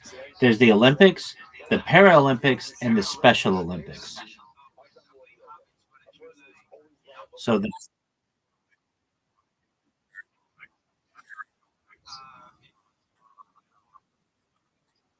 I get that. So you're saying you can't imagine? Maybe I misheard what you said. You can't imagine an able-bodied deaf person against a who?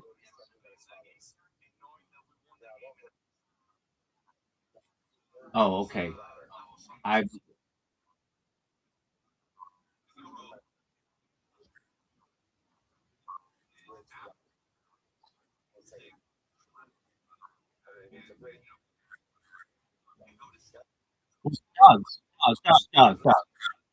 dog, dog.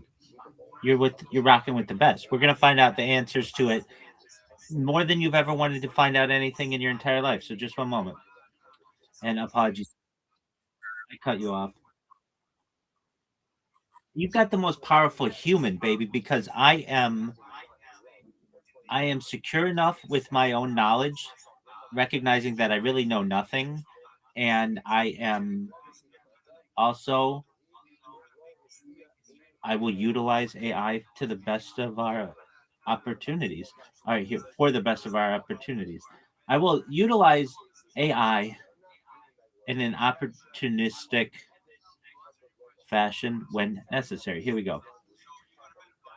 Yo, dog, how does a deaf person who's like deaf but able-bodied compete against a specially abled person in the Paralympics? How does that work?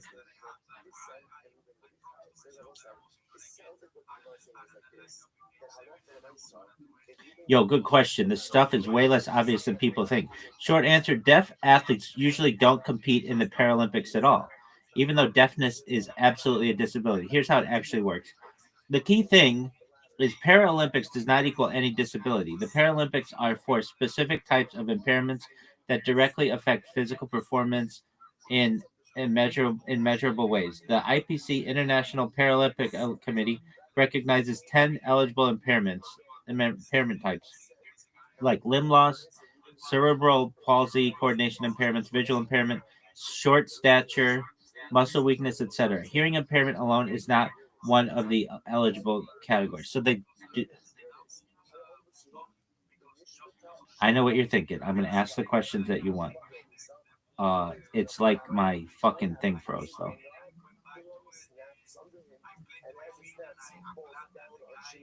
Dog. I'm going to use a different browser. It's way better. Yo, dog. How do hearing loss people or deaf people compete against Paralympic people, like specially bodied people? What does it mean to be in the Paralympics? There are like 10 things. What are the 10 things? How do deaf people compete? Do deaf people ever compete in the real Olympics?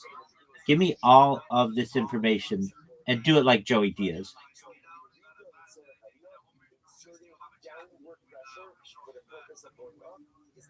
All right, cocksucker, strap in. Uncle Joey's Science Hour, but with facts.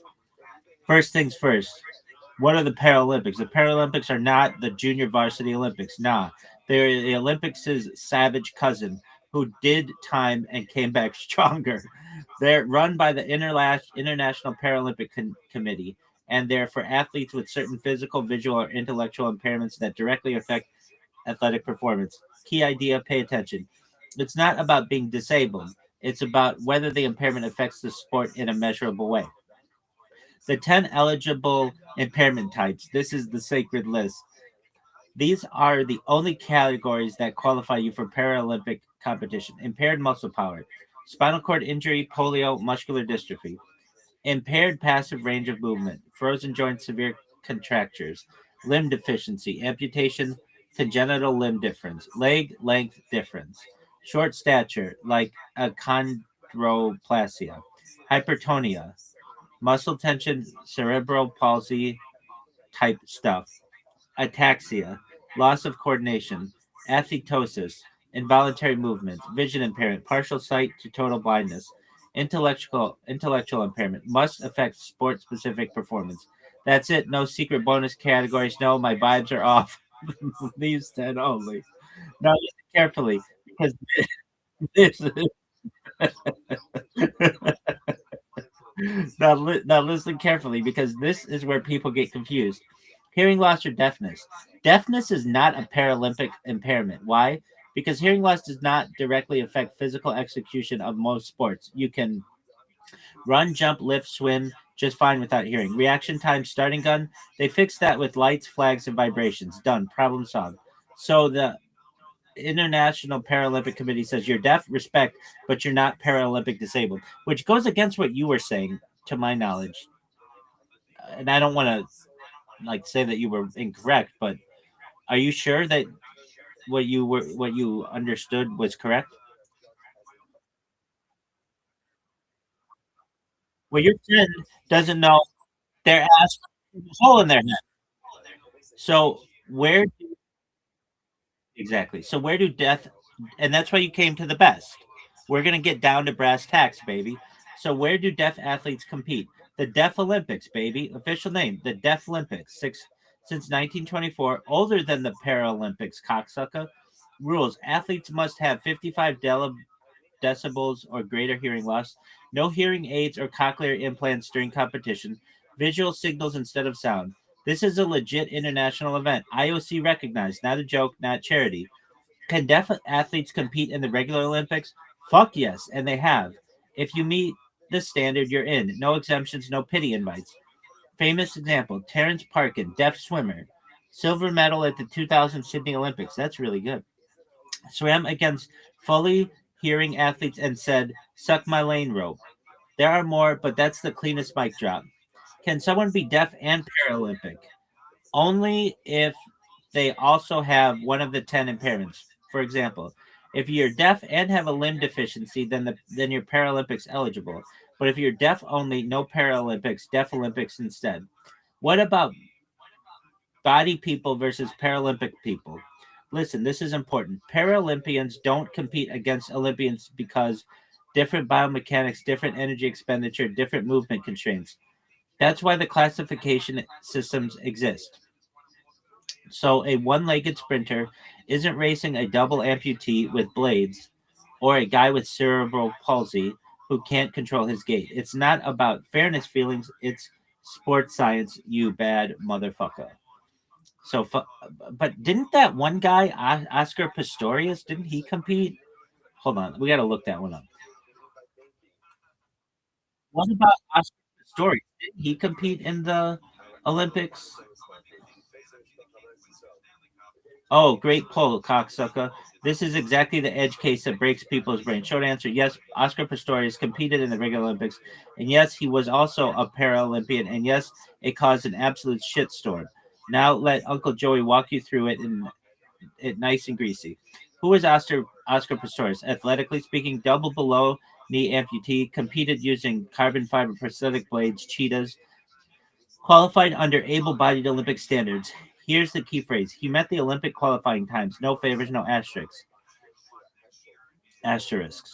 Olympic versus Paralympics. How was he even allowed? Because the Olympics are open to anyone who meets the standard. There is no rule saying if you're disabled, get out. The rule is run fast enough or don't show up. Pistorius ran fast enough. Result, a gold medal in the 2012 London Olympics. Ran the 400 meter. Also ran the 4x400 relay. First double amputee to compete in the Olympics. Historic. But wait, wasn't there controversy? Oh, buddy, nuclear energy controversy. The accusation. Because people said his blades gave him an unfair advantage. People said his blades gave him an unfair mechanical advantage. Less muscle fatigue, energy return from carbon fiber, less lower leg mass equals faster leg swing. The Olympic people initially said, nah, bro, it's an artificial advantage. They banned him at first. How did he get unbanned? Science lawsuits and spreadsheets, MFA. Pistorius took them to the Court of Arbitration for Sport, CAS.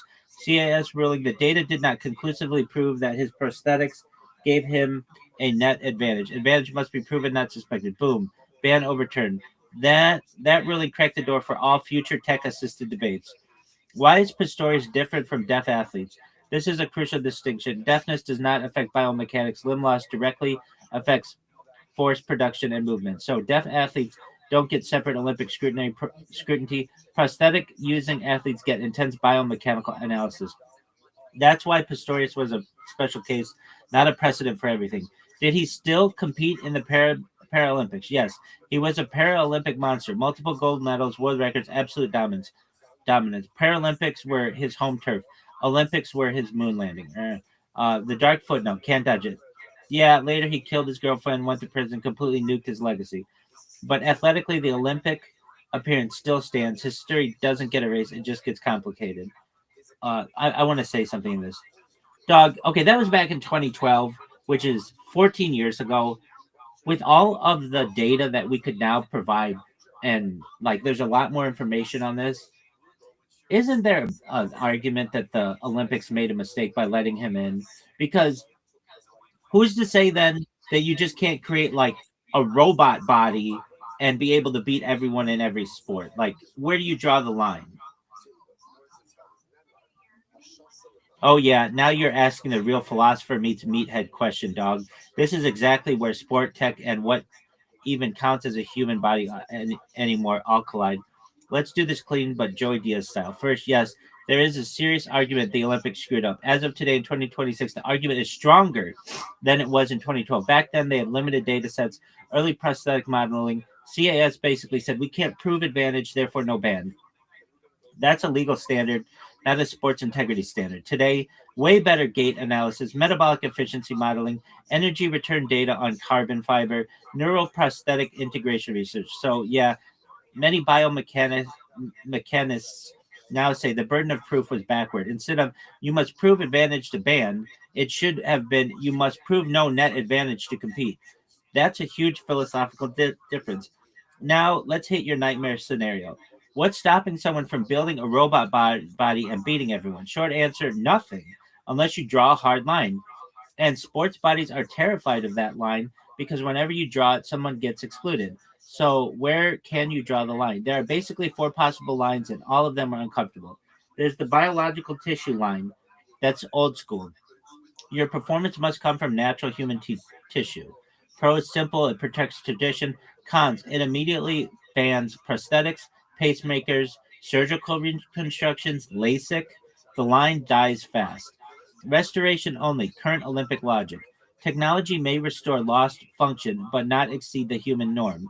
This is where Pistorius was supposed to fall under. Problem, what's a human norm? Faster than average, faster than elite, faster than theoretical max. And here's the kicker. You can't measure normal without defining an ideal body. Well, it's right here, baby. That gets real eugenics adjacent real quick. Net advantage line, science heavy. No device may produce a net competitive advantage when measured biomechanically. Sounds smart, right? But advantage varies by distance. Advantage varies by fatigue. Advantage varies by weather. Advantage varies by surface. Pistorius may have been disadvantaged at starts, advantaged at cruising speed. So how do you average that? The line leads to endless lawsuits. The tech class line, the future. This is where most experts think we're heading. You create unassisted Olympics, assisted Olympics, open enhanced division, just like weight classes, equipment classes, gender divisions. Once tech crosses a threshold, you're not banned, you're reclassified.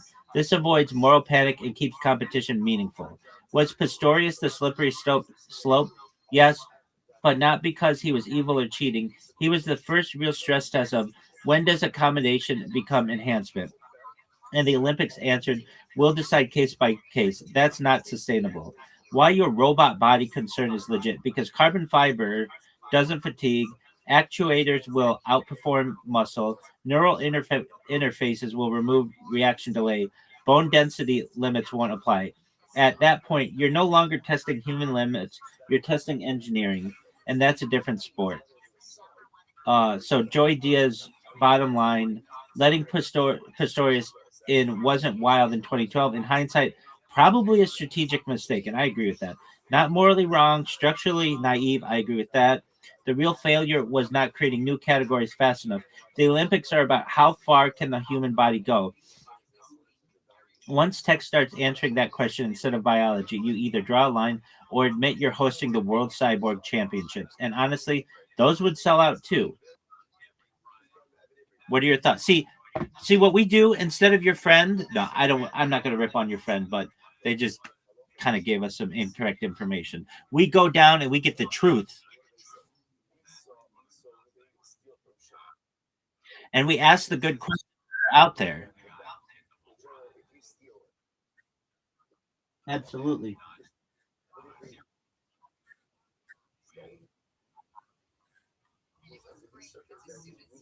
The deaf people. No, incorrect. Incorrect. A deaf person could compete in 3 Olympics. Yes. Right. If Oscar Pistorius had hearing loss, he could have competed in the Deaf Olympics, the Paralympics, and the Olympics.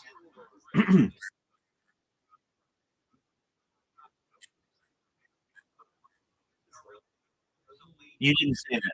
You didn't say that.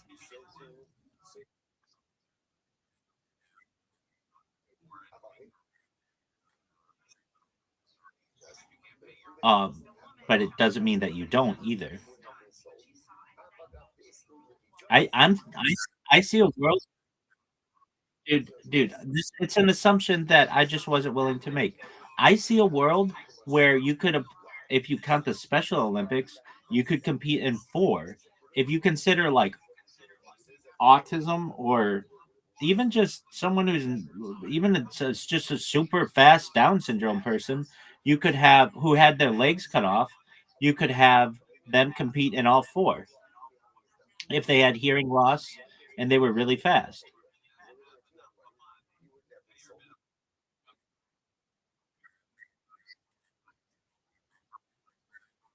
Well, it qualified them for the South Australia open mic competition, so I think anything's possible. I'm kidding. And if you see this, I'm gonna rip on the South Australian open mic raw competition until the day I die. It'll be the last fucking things out of my mouth might be, I think everyone in South Australia isn't funny. Like, um, so I could consider. So you said, could enough brain damage count as a? Could enough brain damage count as a? It's a cross. Yeah, I would say so.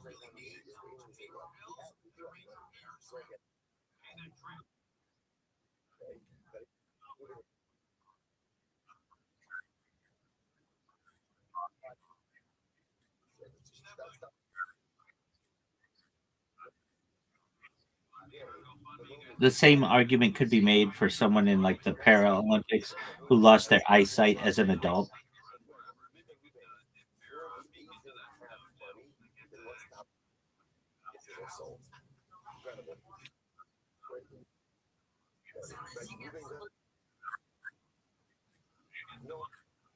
This is an excellent question.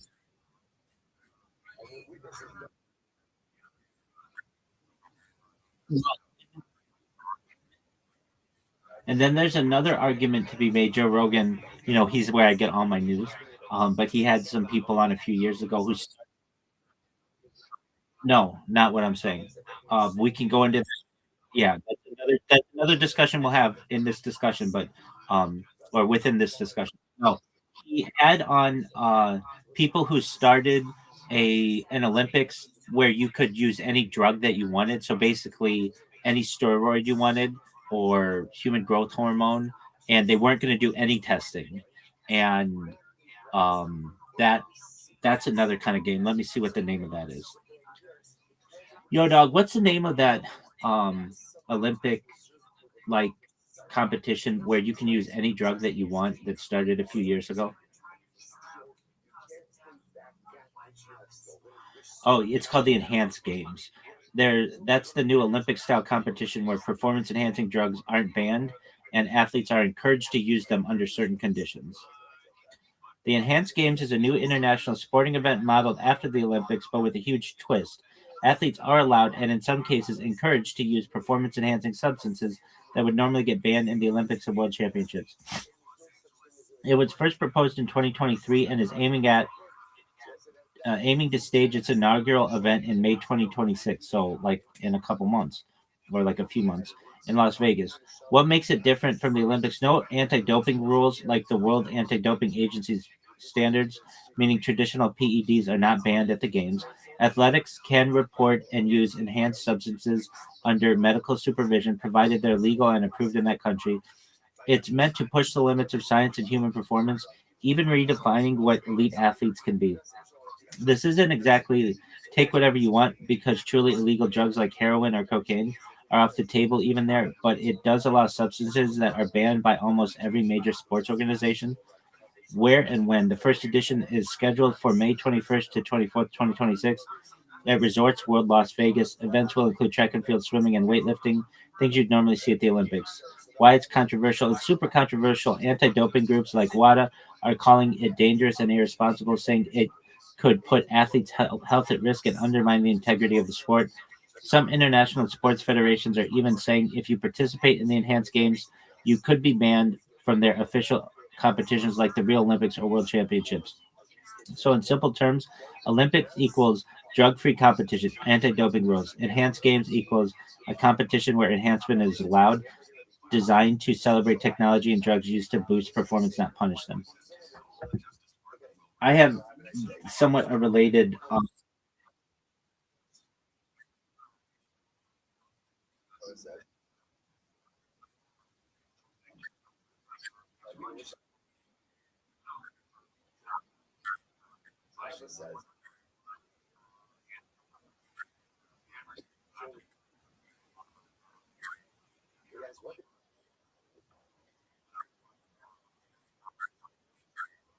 That's him.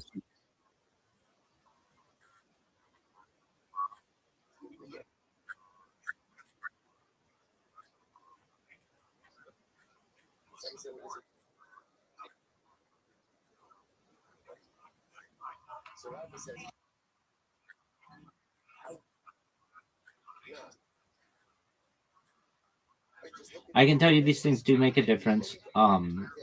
I have I have a lot of friends who have are Olympic athletes. I know that sounds strange, or at least in Olymp. I've had some friends compete in the Olympics, but also who were like pushing for the 4 minute mile. And I've had quite a few different friends who have achieved that sub 4 minute milers, and they're known as sub 4 minute milers. And even the first two American brothers I'm friends with and been roommates with one of them, and been to a lot of Olympic uh, track and field events, or at least the. I haven't been to the Olympics, but I have been to. Though I'd like to go in 2 years. I have been to uh, like professional running events, and one of my friends, well, two of them. One was like these two guys would run against each other, and they were one of them was really close. He had like a 4 minute 1 second mile was his like personal best, and that was hand calculated, and so that can throw things off. And then my other friend was really close to 4 minutes. He was like 4 minutes point 0001 or something like that. And there was this big track competition, and he uh, within the like he was being drug tested and a lot of different things. But one thing that you were allowed to do was take caffeine.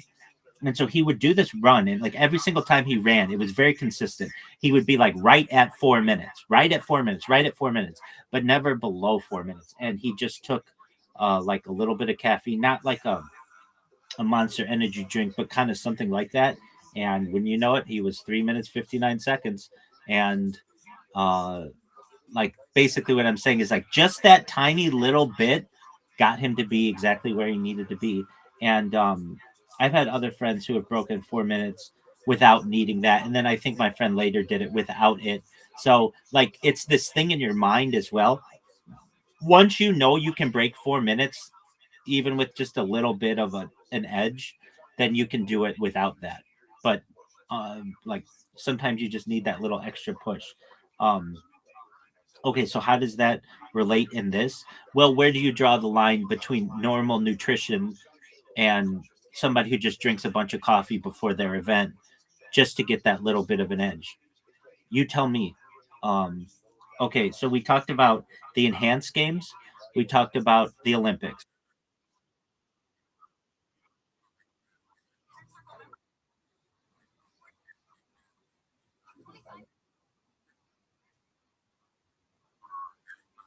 They're not illicit. They're legal. They're legal. Why are you calling them illicit? They're legal.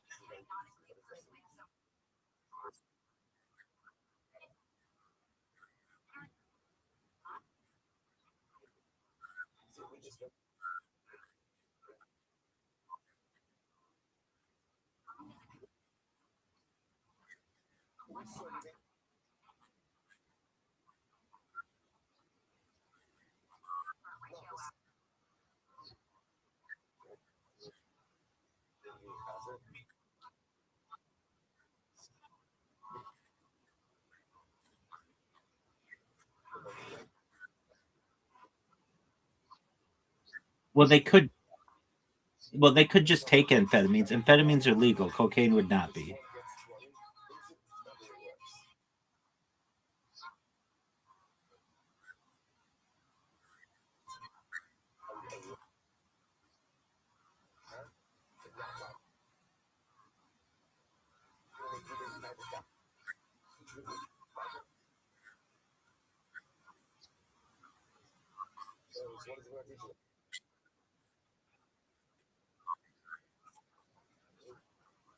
Oh, there's derivatives of that, which are ADHD medications, Adderall, Ritalin. Um, I know they're essentially derivatives though of the same drug family. Um, the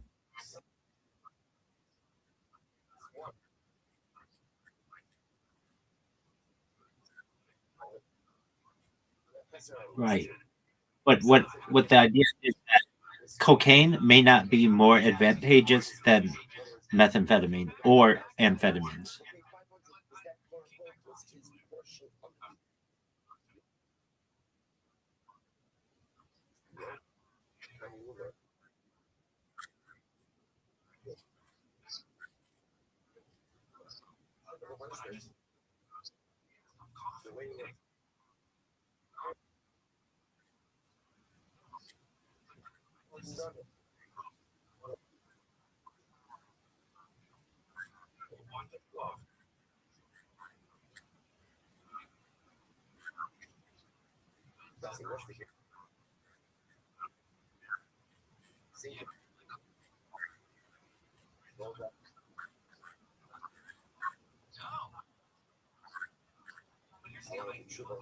Cocaine was used a lot in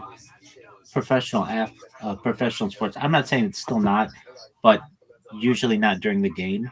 Um, but especially in the 1980s, like cocaine was really, really predominant, and uh, along the same lines of what you're saying, it did give an advantage. That's why a lot of guys were doing it.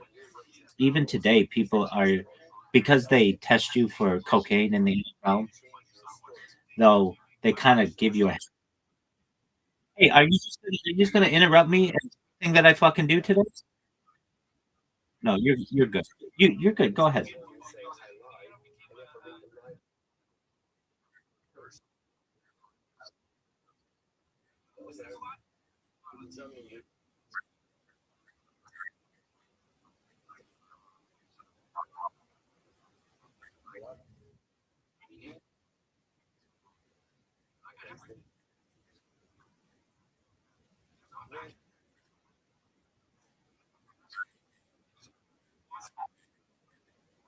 I agree.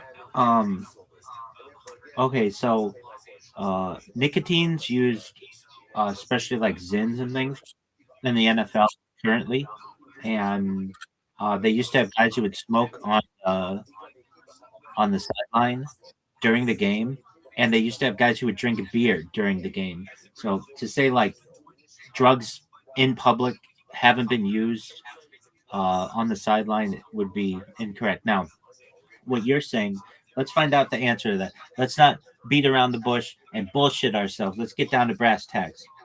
Yo, dog, can you please tell me the sports where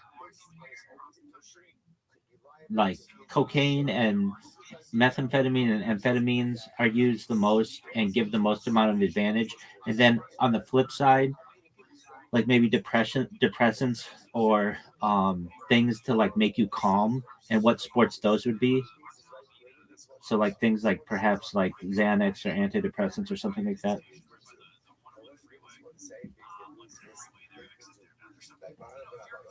All right.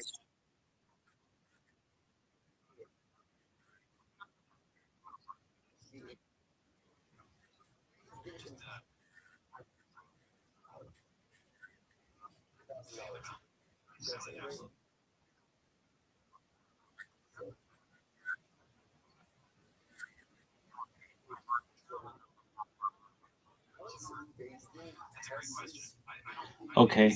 Um, so big frame first. Different drugs have different performance bottlenecks.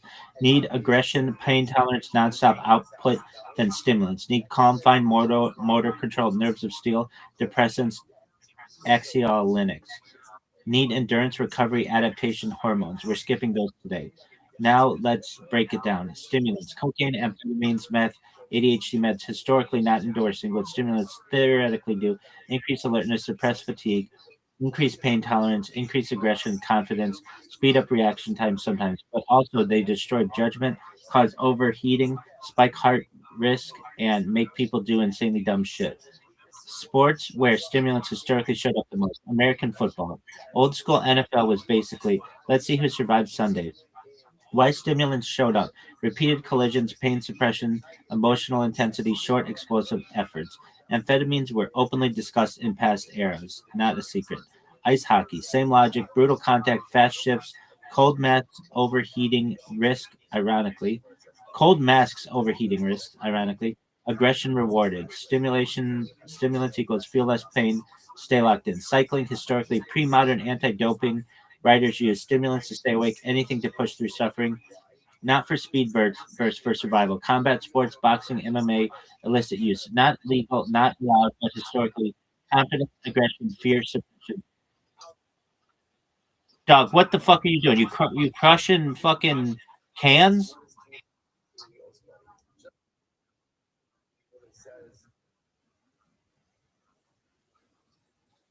It's so loud. Also, extremely dangerous. Reaction distortion gets people killed. Where stimulants usually don't help. Sports requiring precise timing, sports requiring emotional regulation, sports where overheating is fatal, which leads to depressants, calming agents, Xanax type meds, beta blockers, some antidepressants. What these theoretically do: reduce anxiety, suppress tremor, lower heart rate, stabilize mood, reduce performance choking. They don't make you faster, they make you steadier. Sports where calming agents historically showed up. Shooting, so a rifle, pistol. This is the poster child. Why? Microscopic tremors matter. Microscopic tremor matters. Heartbeat matters. Anxiety kills accuracy. That's why beta blockers are explicitly banned here. Archery, same deal. Breath control, muscle steadiness, emotional regulation. Calm beats hype every time. Golf. Putting is basically uh, is you have to stay still. Historically, anxiety reduction, tremor reduction, focus stabilization. Doesn't help drive distance, helps not choke. Equestrian. People forget this one. Calm rider equals calm horse. Anxiety transmits directly to the animal. Anything that smooths nerves was historically tempting. High level precision sports. Snooker, darts, some forms of fencing. Anywhere where millimeters is greater than muscles. Important reality check. Here's the part people don't think. Most drugs help people less than people think and hurt more than they admit. Why? Elite sports already pushes physiology to the edge. Stimulants mess with pacing. Depressants mess with reaction time. Mental confidence often turns into overconfidence. That's why anti-doping isn't just morality, it's risk management. Does that answer your question?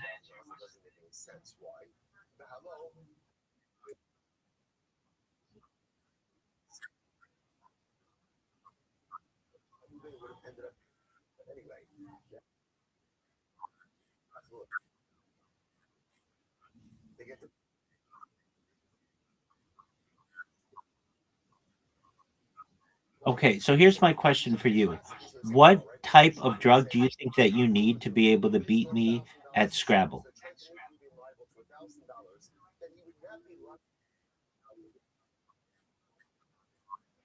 Coming up with Zoo XU.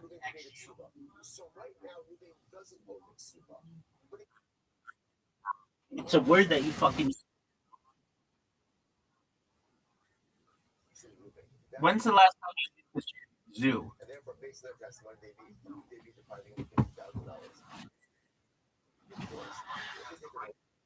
All right. Are you ready to play?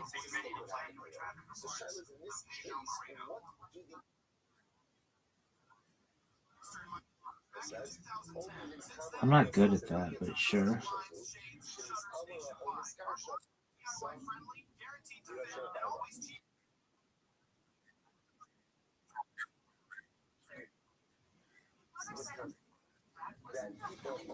I want to play Zero GeoGuessr first.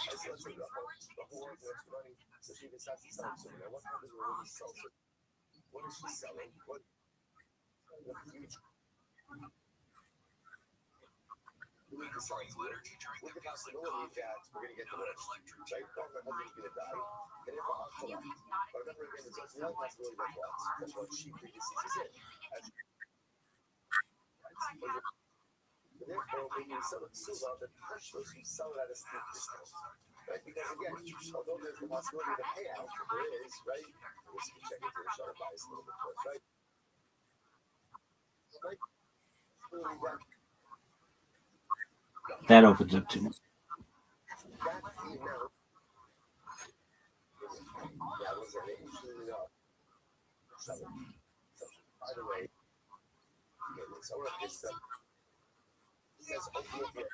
Word.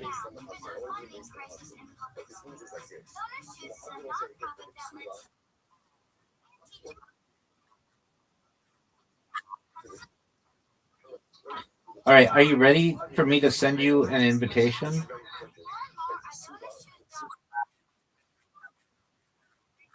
Yeah, I do. I'm already fucking in. You ready?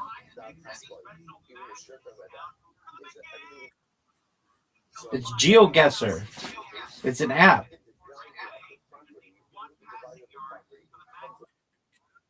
Yeah. Type in the invite ZTKRU.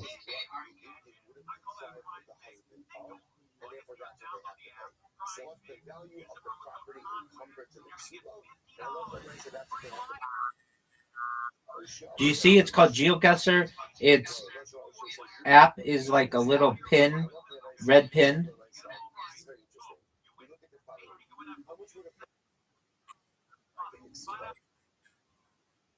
Dog. It's called. No, that's not what we're using. It's GeoGuessr. GeoGuessr. Yeah.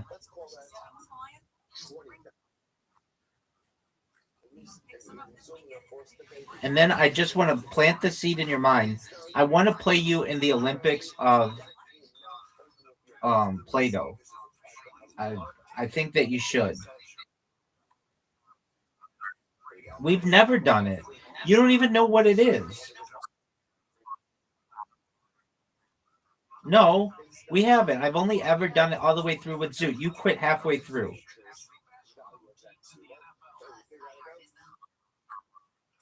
You and I did it all the way through. Are you sure?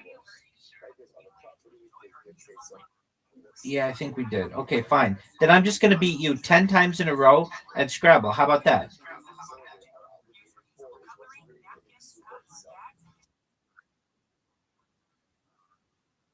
Dude, I've taken 12 bottles of Xanax. I've got eagle eye. Now here's well, are you gonna use a fucking iPad?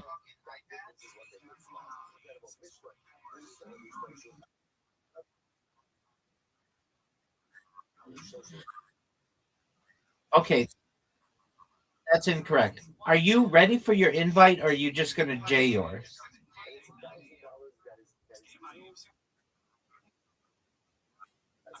You don't need a password. No, it says above that, just go. Yeah. And then you should see four things at the bottom on the way on the right. It says party. No. Sure. Just it says party.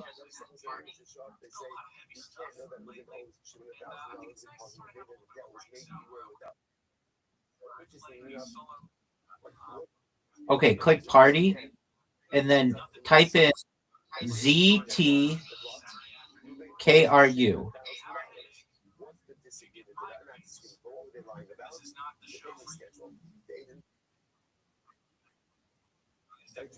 ZKRU.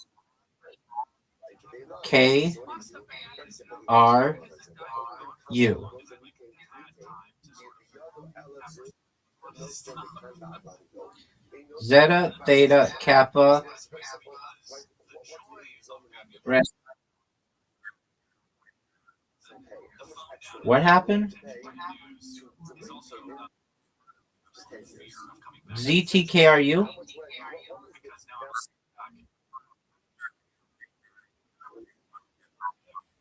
Word dog.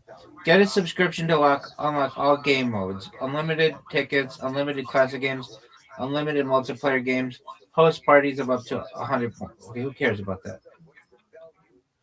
Oh, get a subscription. Oh, so we can't even do this? I don't.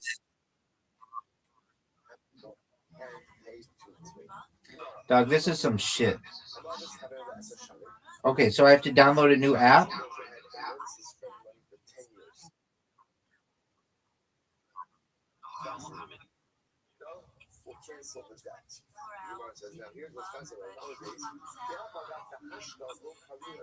Free GeoGuessr alternative. All right, I'm in.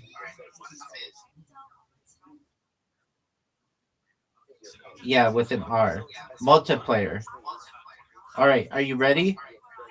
I'm going to host. Rounds. We're going to do we're going to do 10 rounds. Round lengths are 60 seconds. Restriction standards. Teams, no teams. Style standard. Map is the world. Create the room. Pick a name. It's going to be called Sexy Beast.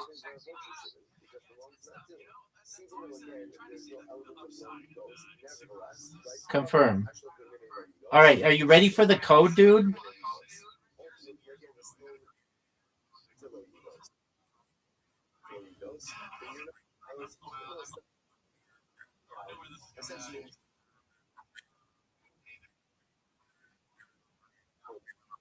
Two HH dash 4LT.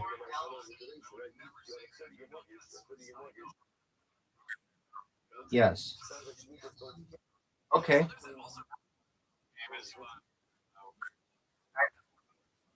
What do you want me to do about it?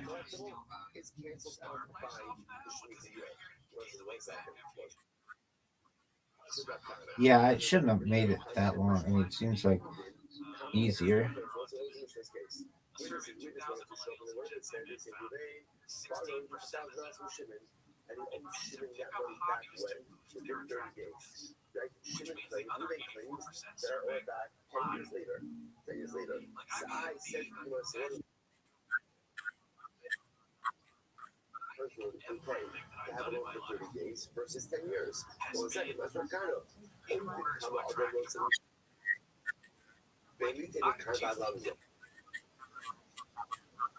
That doesn't make any sense. Now, if you hold cancels alone, even if it's not I'm locked in, baby. where in reality, so it should have to be $1,000. Why? Where was it? That's bullshit. Dude, you're warm up round.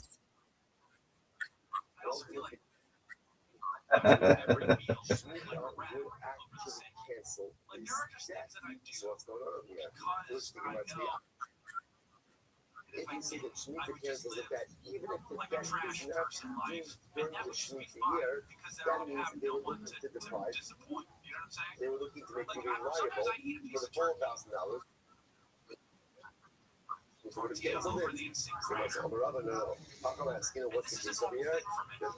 Are you gonna go, or are you just gonna J-or? My man is J-yoring.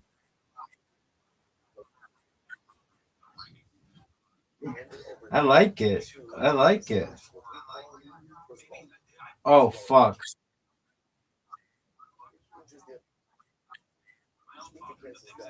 Damn.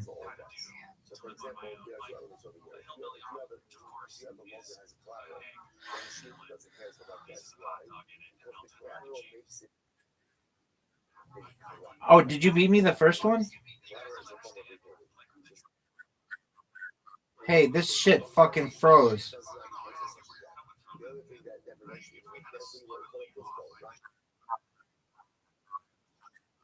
Oh, you can move around? Oh, I didn't know you.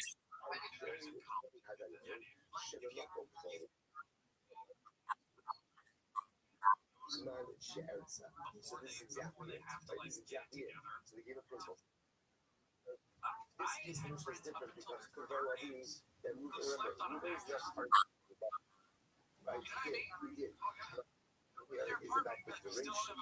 It was over saying 30 days, right? And we're going to say 10 years. Even so, Dog, this is easy. Why not? Because this is a collateral. There was a principle. You're not doing that well.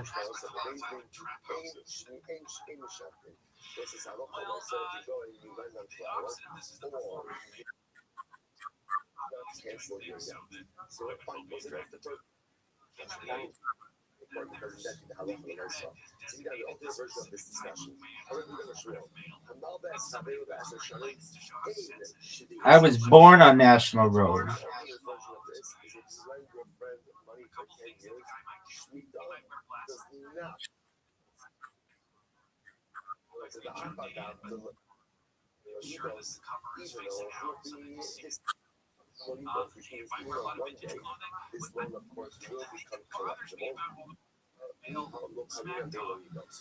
Give it to me, baby.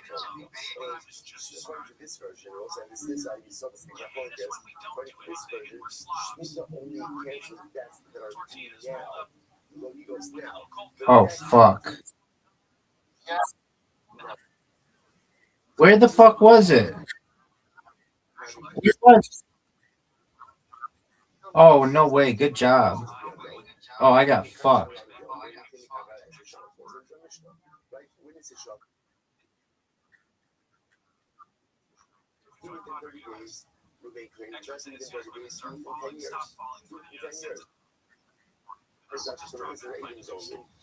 What do they have to pay? Why is it obvious?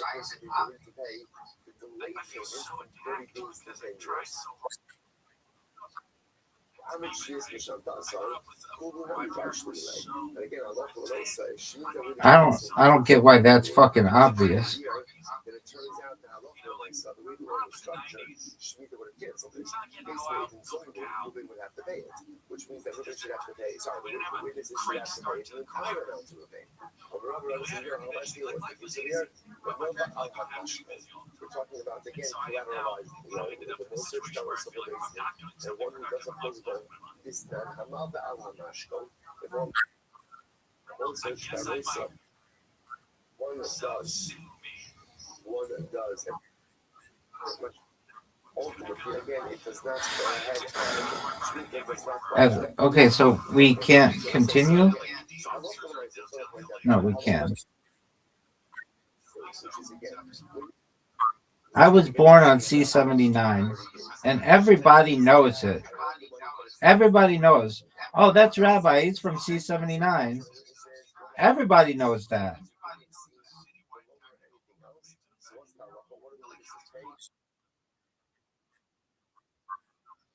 I was born on this street. I don't understand when we're both locked in, why it doesn't just... Are you locked in? Oh, well, what the fuck, dog?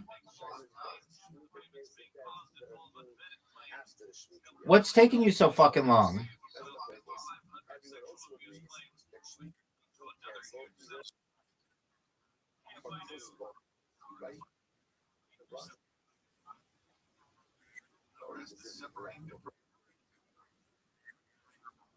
No one knows where the shit is.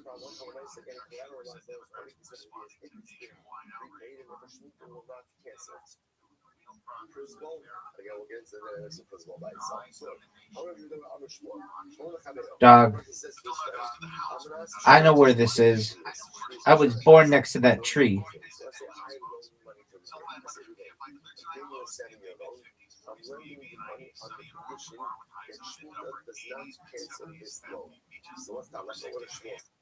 Are you done? Are you locked in, son? I've been locked in for years.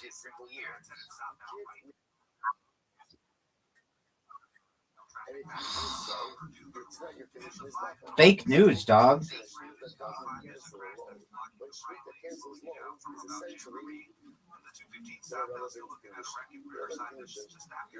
Oh, I've got this one. No doubt. You should just give me this one.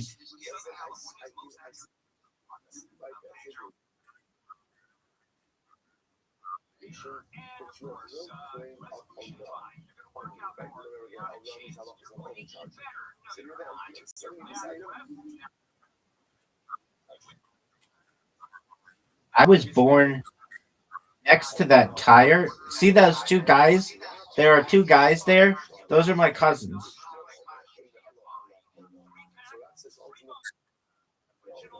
Sven and Dominic.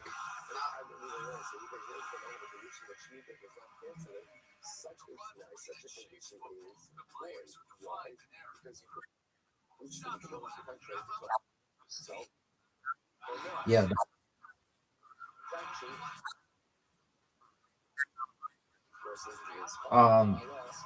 They speak shit that's like kind of like that. Dog, this bitch is easy.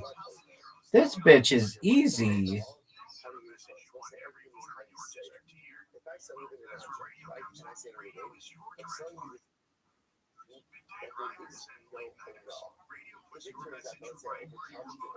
Are you locked in? We should make it faster. 1 minute's too much time.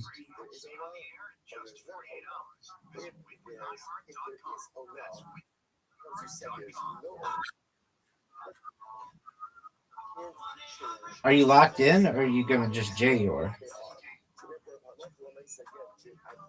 Dude, you take all 60 seconds, and it's annoying as fuck.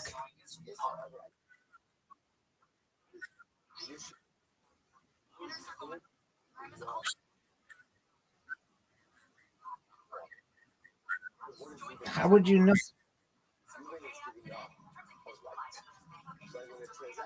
Where the fuck is this?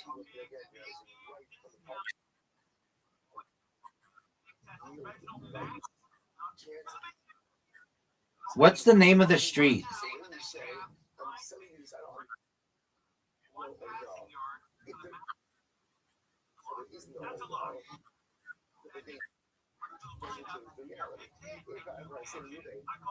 Dog, this one's easy.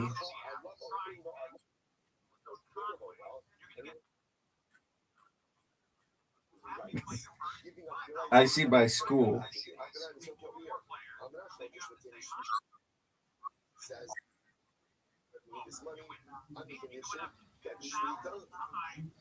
Bitch, this thing is it's over. This is Manhattan. Where did you pick?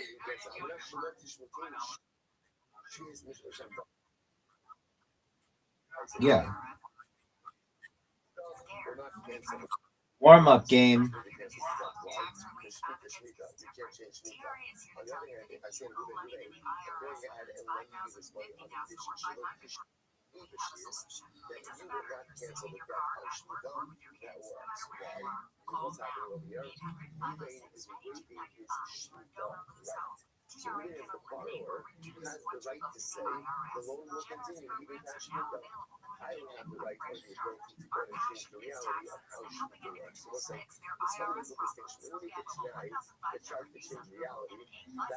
I'm locked in, baby.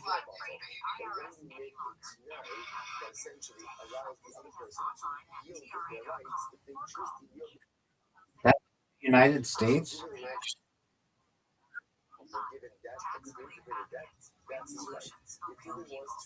Why is it? Why does it say 2 points versus 1 point?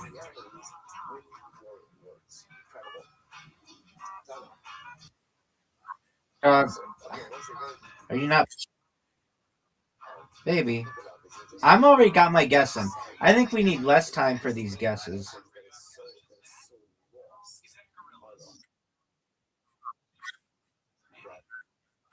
Oh, that's why. Because you, I just see it and I know exactly where it is. It's obvious.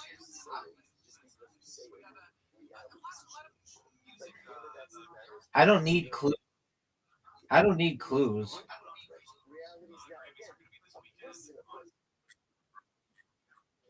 Doug, are you gonna go or are you just gonna jail her?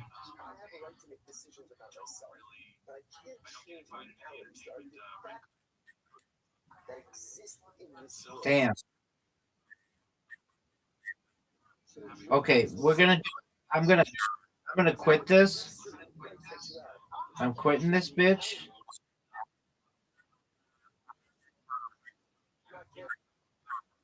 One minute sucks, and I'm gonna stop doing it.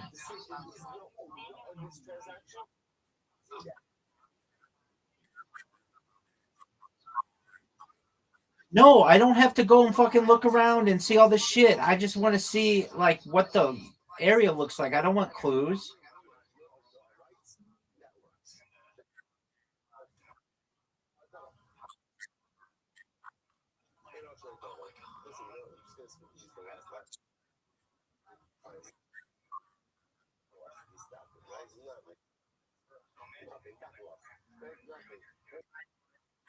Easy.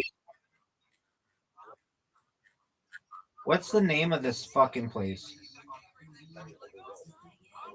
There's no road. There's no road. There's no name. Dude, fucking Australia is such a risk because if you're wrong, you're gonna be way the fuck off.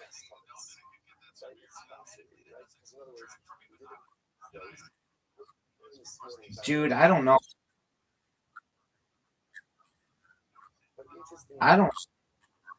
I'm fucked. This isn't right. Where was it? Dang, you did really. Yeah, you were.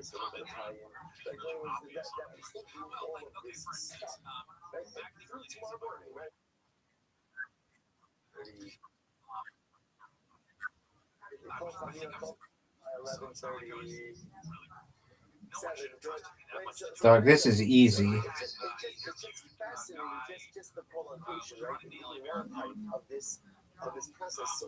Are you gonna go? I'm locked in, baby. Last night we said Kol Chamira. The Kol Chamira last night is a Kol Chamira coming to the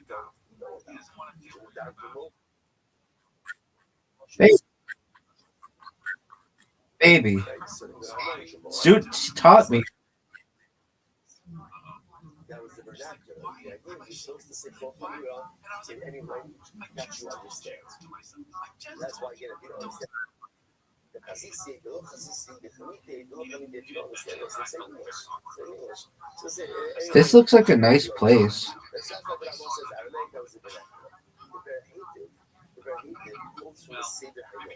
And the Seder Hayom says, no, there's no reason to say it in Aramaic. Why? Because the Maroccans don't speak Aramaic. Right? What's the pshat? Because what does Kol Chamira say? Kol Chamira says, like, any bread that I have, any punnets, I don't want it. I don't want it. It's holiness. It's like half this, half of that, like just a beer. And it's the Moroccan, I mean, what do you want me to do? Dismissive these Jews are about their bread. Incited the Moroccan to advocate against us on high. And therefore, again, we see Kol Chamira Aramaic, and we look at the Moroccan should understand it. Perhaps there's an additional idea also I say in Arabic. I will say the power of because this fears us. You know, last night, today, certainly young know, bizarre things already, that Chametz is representative of the inside. And what do we do? Yes, Chametz, what do we do? Yes, it's true, I'm looking for the Chametz, the external Chametz. But really what I'm doing is the search for external Chametz is really just to be the catalyst for the search for internal Chametz. That's really what I'm doing last night. Baby, you ready? You still haven't locked in yet? This is...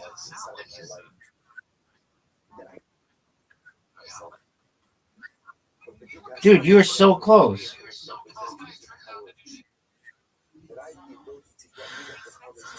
I guess I don't fuck Russia. Looks.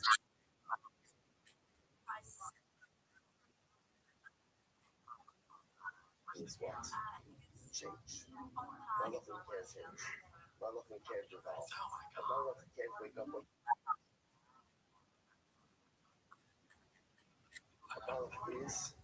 what he is. Baby, I don't look around. I just go. Don't you understand?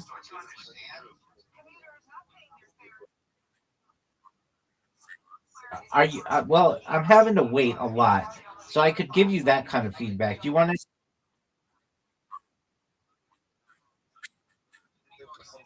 I used to eat lunch right next to that tree.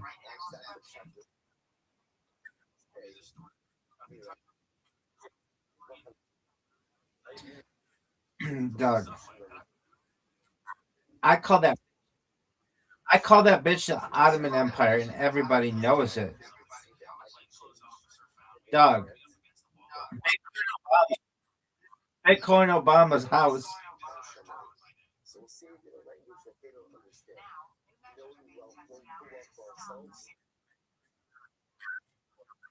Doug, are you done? It's taking you way too long. You're like,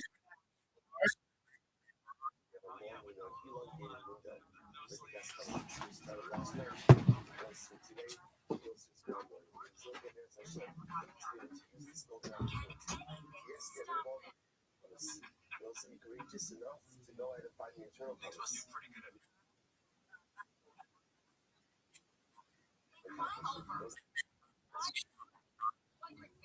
Are everywhere on the New York City subway, despite authorities installing an arsenal of new devices to combat the problem.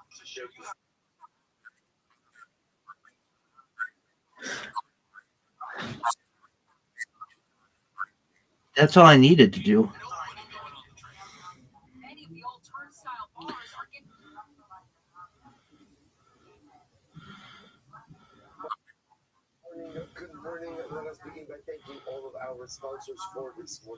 It could be one of two places.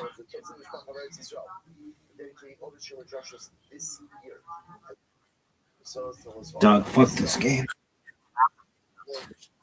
China. Okay. Now we're gonna do it again. Leave the multiplayer, yes. And we're gonna make it faster because you're just cheating and everybody knows it. Okay, so I'm gonna host. The amount of time you get is 30 seconds. They're gonna be 10 rounds. Restriction standard, no teams, style, map is the world. Fuck it, we're doing 20 seconds. You better be fucking quick. It's AH7D. Dude, I already did.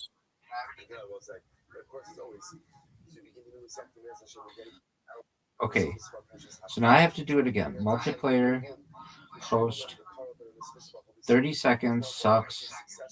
Rounds 10. 30 seconds? You need 30 seconds?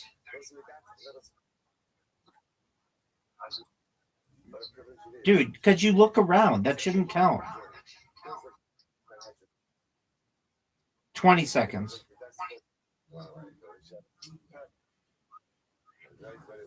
We'll see how you do with 20. KD2 BZU. KD2. Koala. Didgeridoo 2. Viola. Zeta U. KD2 VZU. Do you understand that? KD2. No, KD is a dog. Koala dog 2. Violin Zeta Uranus. KD2 ZU.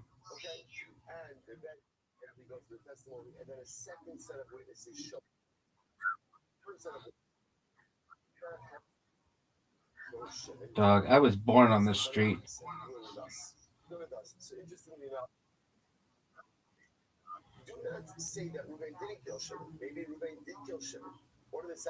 Oh, dang. Could not have seen what they are claiming to see. That's the icker over here. There's no way that what you, because you were with us at that particular time. So we'll say this one passing is going to serve as the cornerstone of our entire legal. So it always says Vasisalo, Kasher, Zama, Lasos, the office. What's Halacha? Halacha is that you have to go ahead and do to the aid in Zumarin that which they conspired to do to the defendant. So whatever punishment they wanted to seek to impose,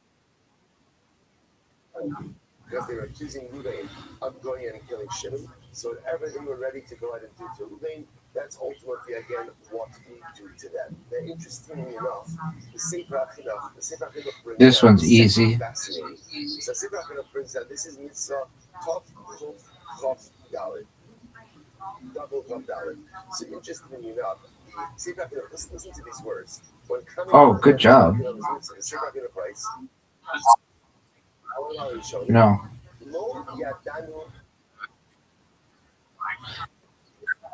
I don't look stuff because I consider that to be cheating. Like, what is this? I understand that anytime you do something wrong, Baby, are you gonna choose something?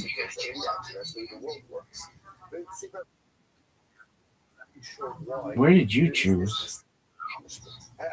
It's fascinating. He says,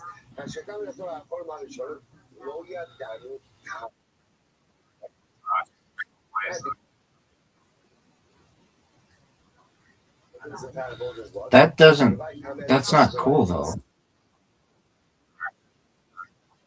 Have clarity on the reason for this particular mitzvah. Goes on, even goes on, it offers a fascinating I picked something that doesn't even sound even close. Brazil? Asher Yodea also the MS Bar. So really what this is as follows. Here's the goal, says the Sefer HaKadosh. The goal Oh, is I've got this. No doubt. No doubt. Give it to me. I'm locked in, baby. I hear something, I see something, and I create a narrative of a little bit of information that I've seen. St. Patrick says that's very dangerous. Incredibly dangerous. And also, the emes over Hashem does not want us to testify about anything that we don't have explicit clarity on.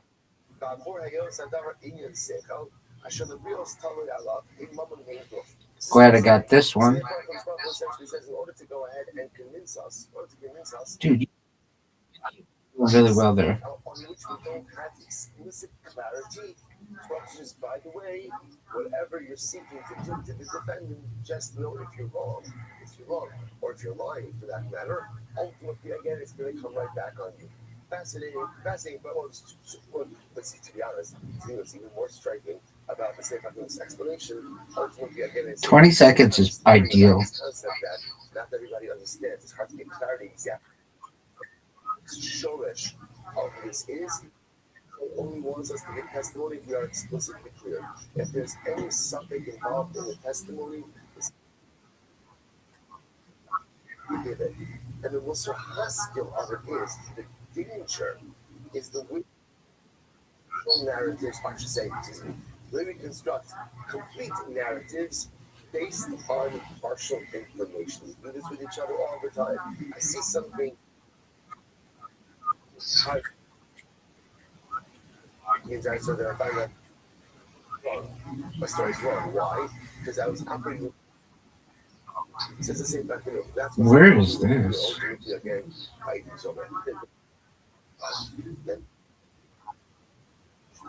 And what do you want me to do about it?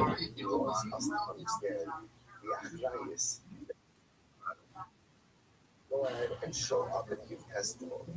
That means you willing to change someone else's life.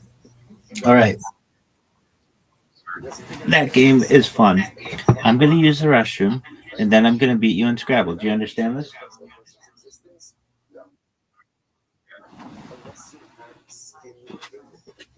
If you want to go ahead and do something that's going to impact someone else, you need to ultimately, again, be involved in that scenario as well. And interestingly enough, in that way, this is also, I think, the beautiful bridge between the end of Sanhedrin and the beginning of the sentence. Not this. Remember again, what did we learn at the end of the Sanhedrin?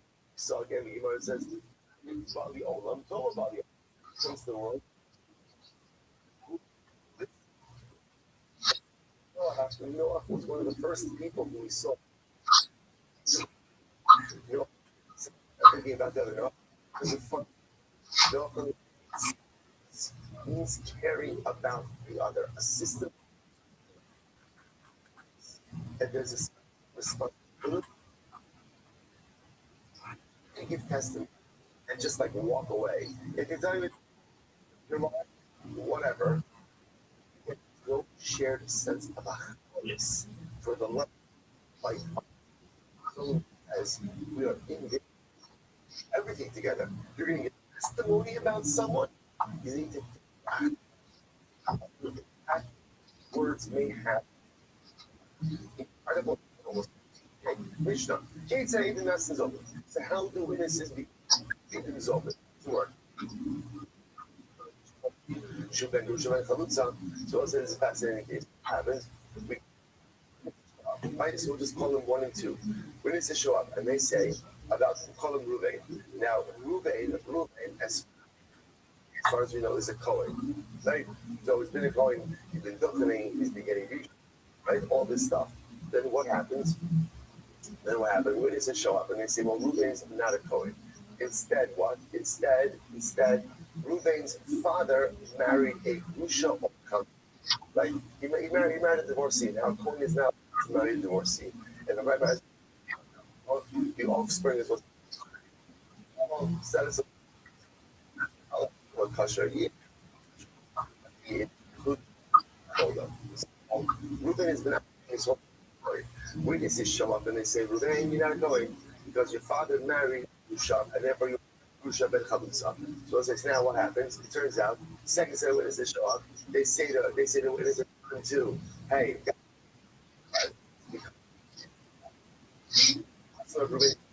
when father married All right, big dog. That's number one.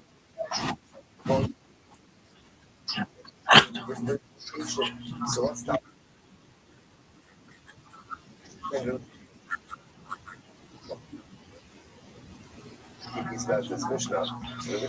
I mean,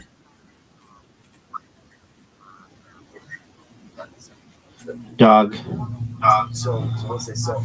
I just ate a barrel of Xanax. Do you want standard or quick draw?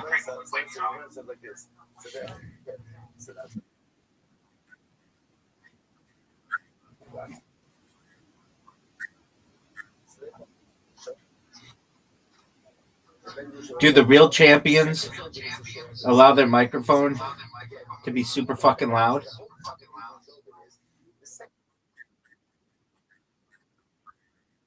Okay.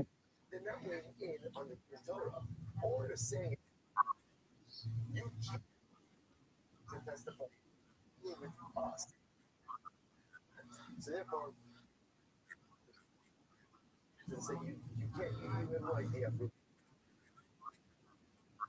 there. You weren't at the pastor. You don't know if their father married a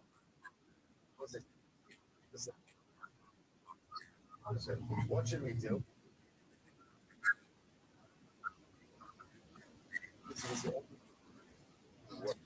31 might be the best performance in the history of humankind.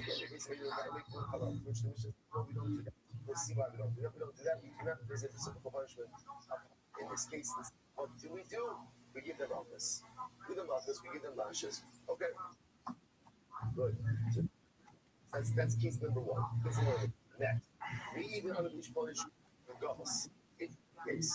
Witness as we say, hey, we rain accident. All right. Those shipping.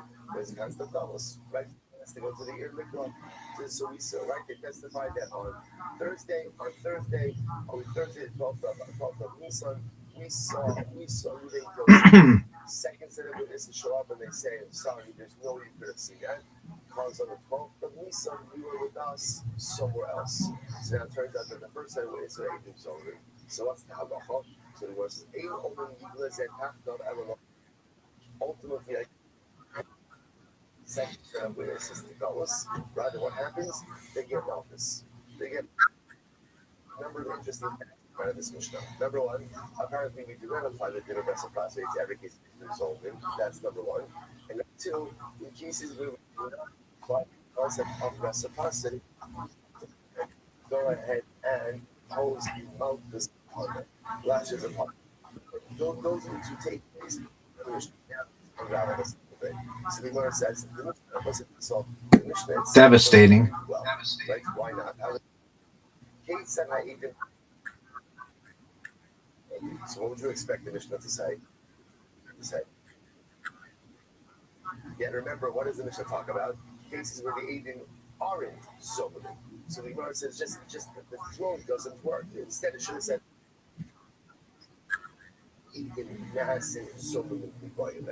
ultimately, again, it should have said how do witnesses not become sober.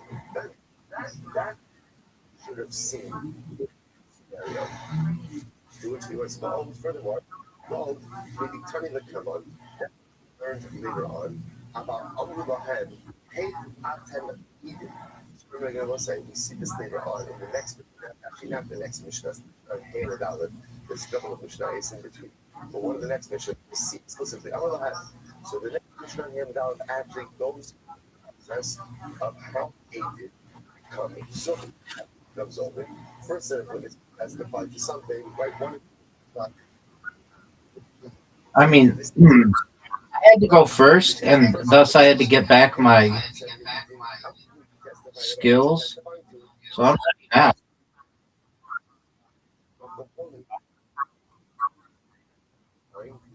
overlook a specific place. Yes. So again, the Mishnah on Hamad Aleph explicitly discusses how a din zolin would work. So what's going on here?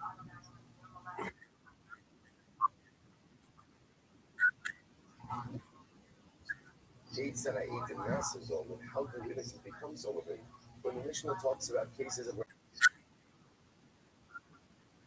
punish them, but we're not sitting with the obvious. What's going on here?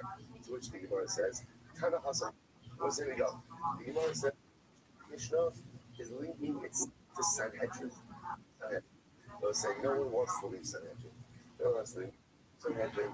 The Gemara does not leave Sanhedrin. This is incredible. But the Gemara says, somebody actually a conversation which was begun at Sanhedrin. What happened in Sanhedrin? Sanhedrin says, someone in Akdino services. Oh, you got 5 at the end? Yeah, that was absolute bullshit. I've never seen that late. It was amazing.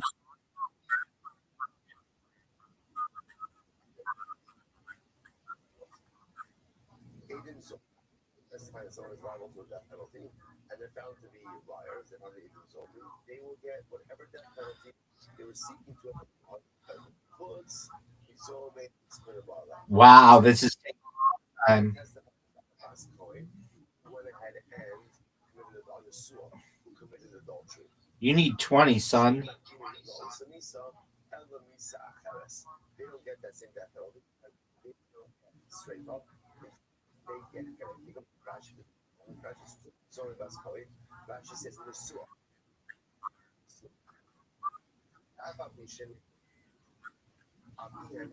Even though again,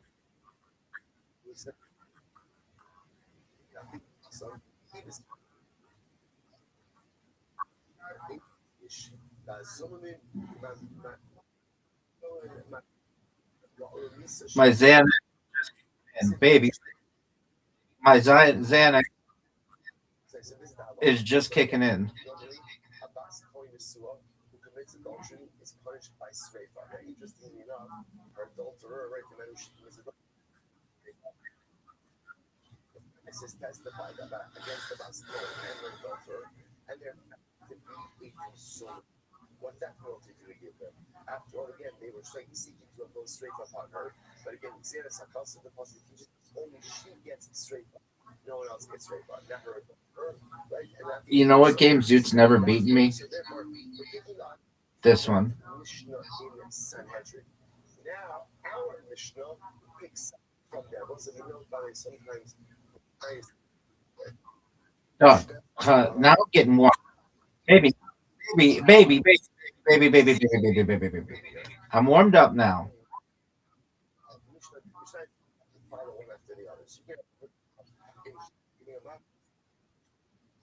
From somewhere like in the middle of Sanhedrin. Sanhedrin, I want to say it's a tremendous metaphor for life, right? We'd like to think that life continues just the one is everything is sequential, everything is orderly, everything is perfect. But as we get older, we recognize that's not the way it happens at all. There's plenty of bugs, plenty of detours. As such is the nature of life. The beautiful part is the same way that Mishnah is at the end of the day come together, right? At the end of the Masechta, or at the end of Shas, everything comes together. It's the same way it works in life. You just got to give a little bit of time, or a lot of time, or 7.5 years, or multiple cycles, whatever it might be. Zoot's never beaten me in this game. I'm proud of my performance against Zoot and all of South Australia. I have the same record in archery against South Australians as I do comedy.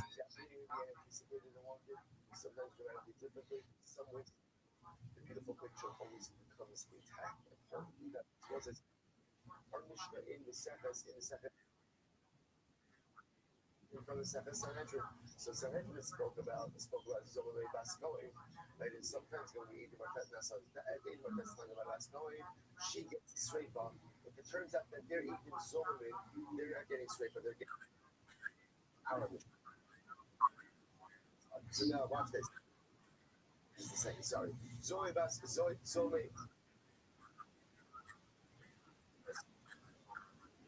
all Zoe get the same death penalty as the person that testified against. Well, in my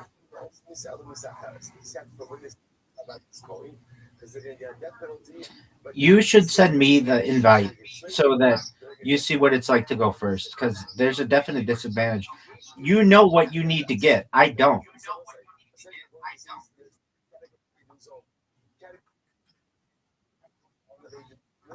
is that hello for myself, they get the exact Get it. they get the same Dude, you got 18 there. coin, don't get it. And then the category Aiden Solomon is all Beş Eylül sonra Eylül şeyin olsun bu her din hasaba Kolikar Baltas category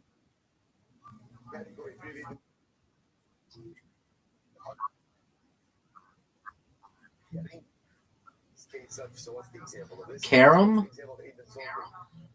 Do you think I beat you before? I dominate you in Karam. That's not even a question.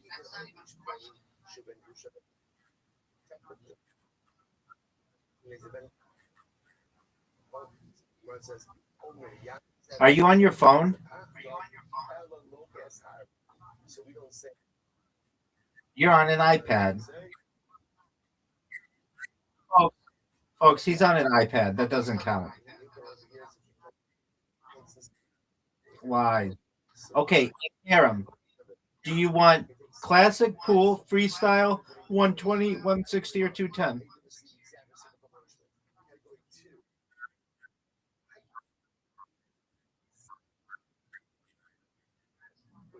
Oh, where either you're white or I'm black, but you can't hit anything else in? That's classic, baby. Everybody knows that's classic. Everyone, everyone's waiting on you and your super loud microphone. Are you gonna go? No, your microphone is so loud. It's so loud. That was terrible. That was one of the worst shots that we've ever had the opportunity to witness. Joey Diaz thought that was shitty. Did you say you're eating onion rings?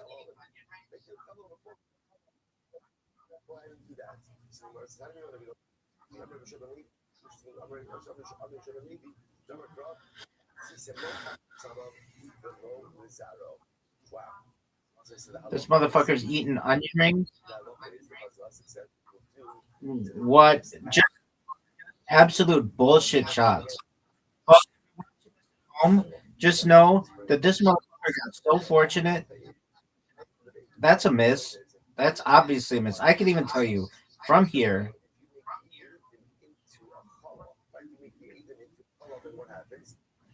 Miss. Miss. That's a miss. Obviously a miss. Thank you for the best shot. One of the worst. Stop.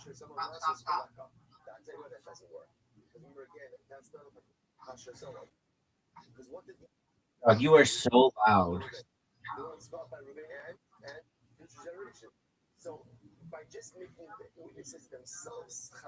He's setting up his auto aimers, folks. That's what this sound is. He's setting up auto aimers. That's a miss. Obviously a miss.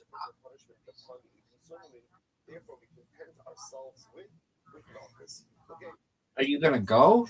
Or are you just going to sit there? Everybody's waiting on you. There's an obvious shot here, and it's not that one. Terrible shots. Terrible shot selection. Just rookie move. Right there, baby. That was the obvious shot, son.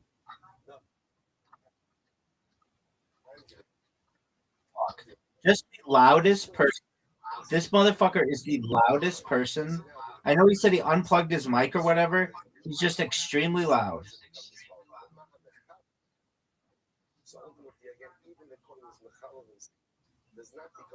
That's a myth. Oh, that was beautiful. That was a thing of beauty.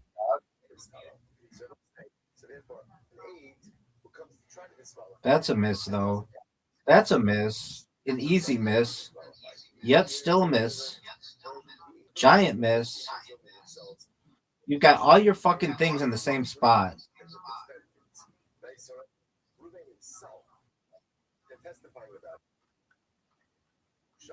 Listen to this motherfucker. Listen to how loud he is.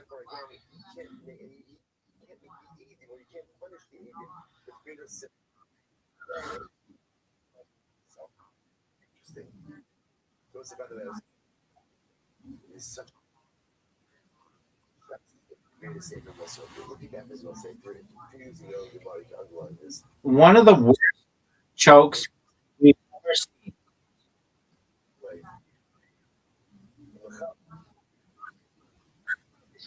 I don't want to hear excuses. I embrace solutions.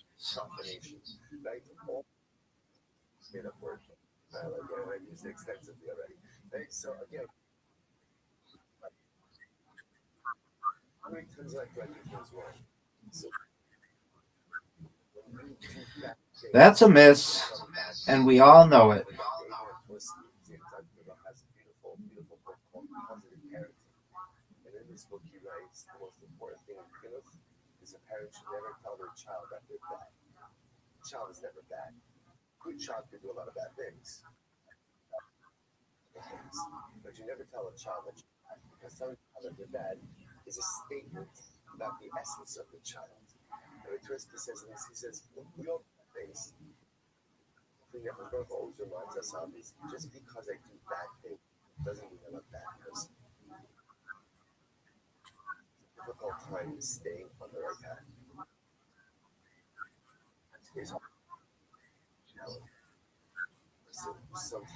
I've got you in a strategic place.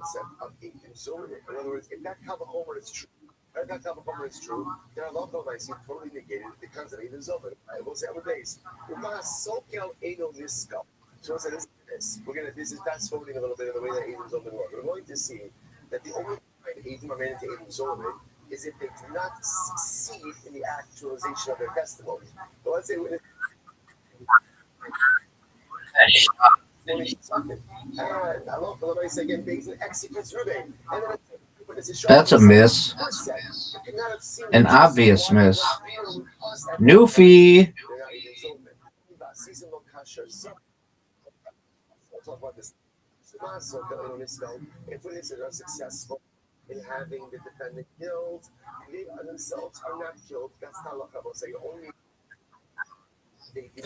Did you see that shot?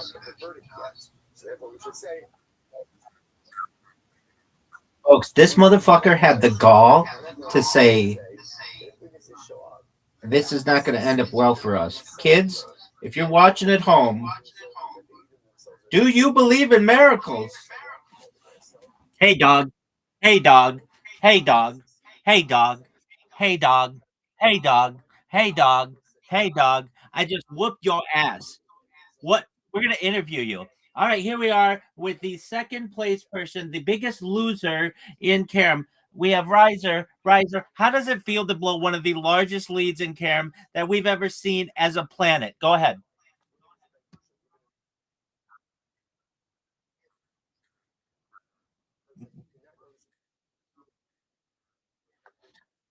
Back to you.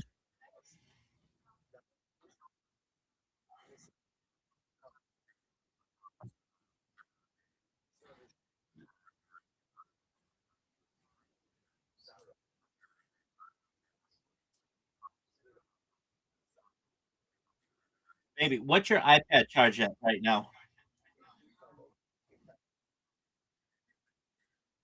Wait, what's your iPad's charged at?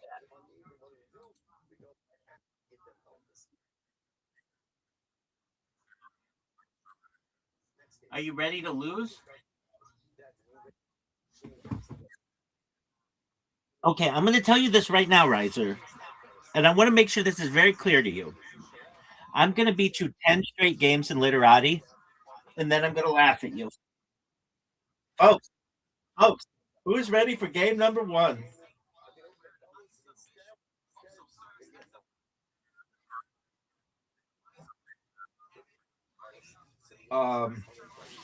You get to listen to Zoot's comedy.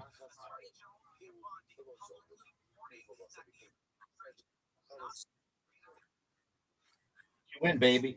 My friend, now if I go first, are you going to say, oh, host advantage?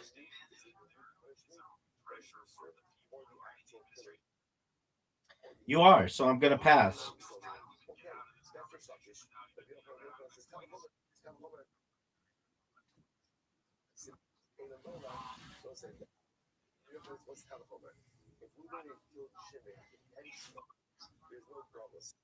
I'm going to eat you alive, son. That's a good move. Psych. Terrible. Terrible decision. I see some of the worst decision making that I've ever had the opportunity to witness right here. Folks, they should really have a timer limit so people don't take this long.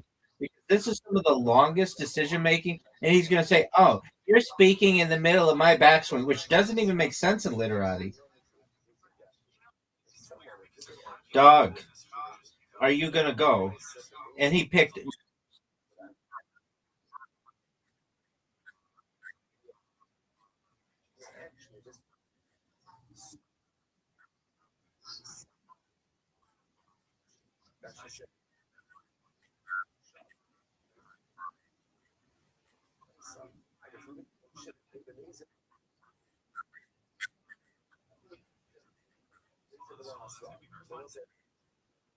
Dog, all I know, dude, you were talking in my fucking backswing. You were, oh, it's I didn't notice in golf they don't do golf. You were talking in my backswing, and I persevered. Do you perseverances? That was interesting.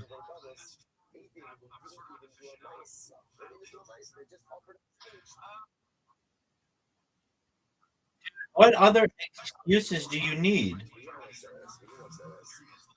The score is currently 28-12. I had to hear while I was these conspiring. These tiles are conspiring against me. That's what I just had to hear. Do you recognize that this person spoke in my quote unquote backswing? Do you all recognize that you are witnesses to conspiration?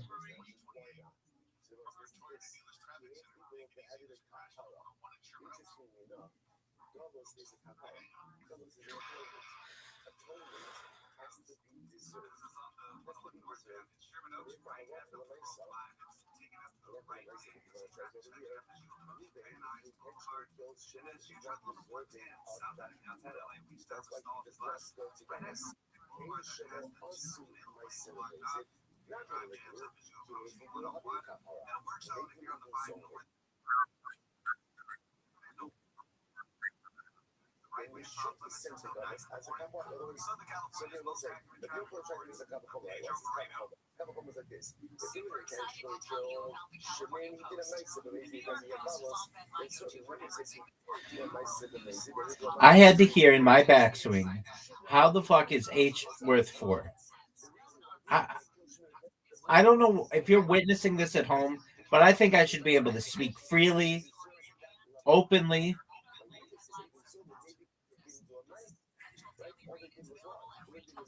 I'm just watching this person throw down random question marks. They have no idea how to play this game. They're already losing.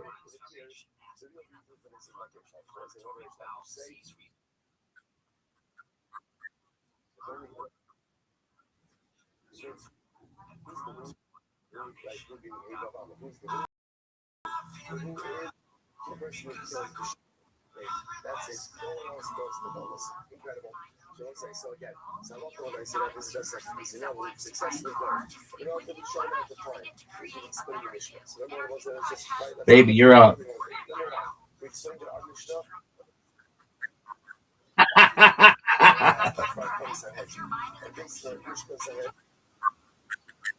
I mean, what do you want me to do, baby? I fucked that whole area up.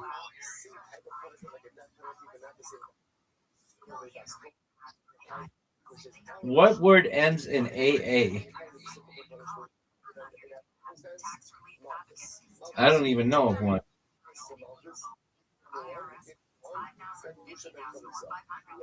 All I hear is struggling.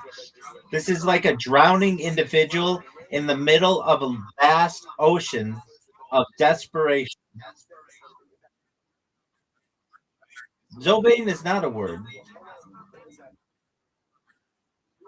That would have been worth a lot.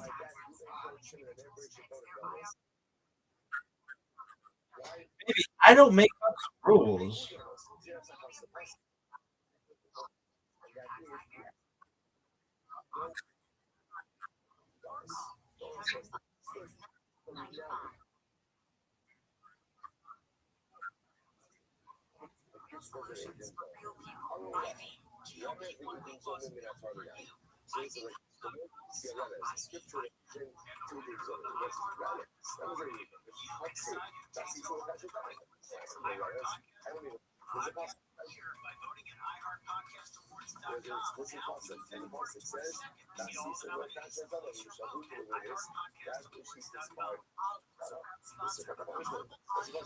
You're up, baby. All I know is that the score is 58-35, and I'm already on my journey to 10 wins in a row. That's all I know. I don't know if you know that, but that's all I know.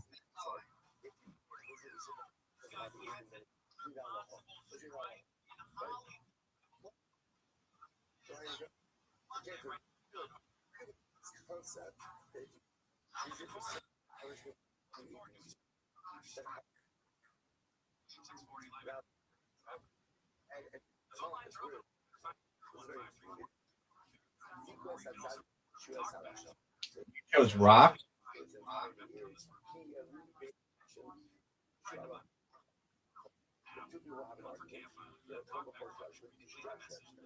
You chose rock. It's not even a word.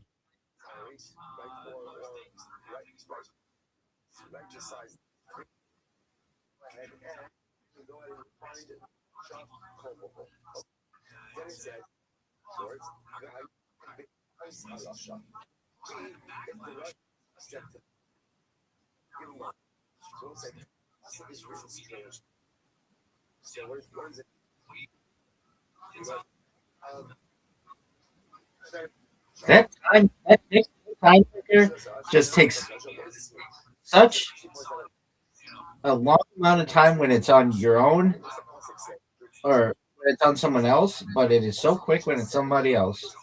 Not what I mean. So quick when it's on you, but so long when it takes on somebody else.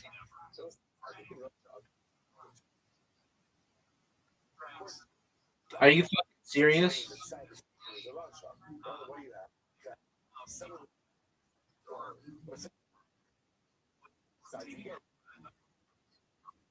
This person is a Russia.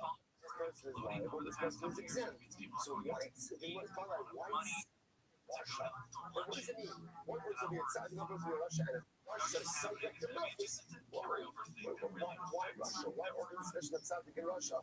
You know, says there's something grabbing over. Ella, here we go. Rather, you know, says this is what the passage is talking about. Ella. So what happens? Two people having this really debates and witnesses show up, and witnesses give false testimony. And in that false testimony, they attempt Yeshiva as Hamsad. That's what they're coming to do. They're coming to deciding liable. But also, it's equal as Hamsad. Then the second set of witnesses come along, and what do? They go ahead and they righteousize the Tzaddik again. Right? They go ahead. Oh, that makes me want to cry. They're righteousized. They reinstate the righteous side. So again, first set of witnesses come along and attempt to go ahead and make the Tzaddik into a Russia. Make the rival. Second set of witnesses come along and once again righteousize the Tzaddik. They go ahead and they try to reinstate the fact that they go ahead and they claim the first set of what they This motherfucker had the Z and the Q.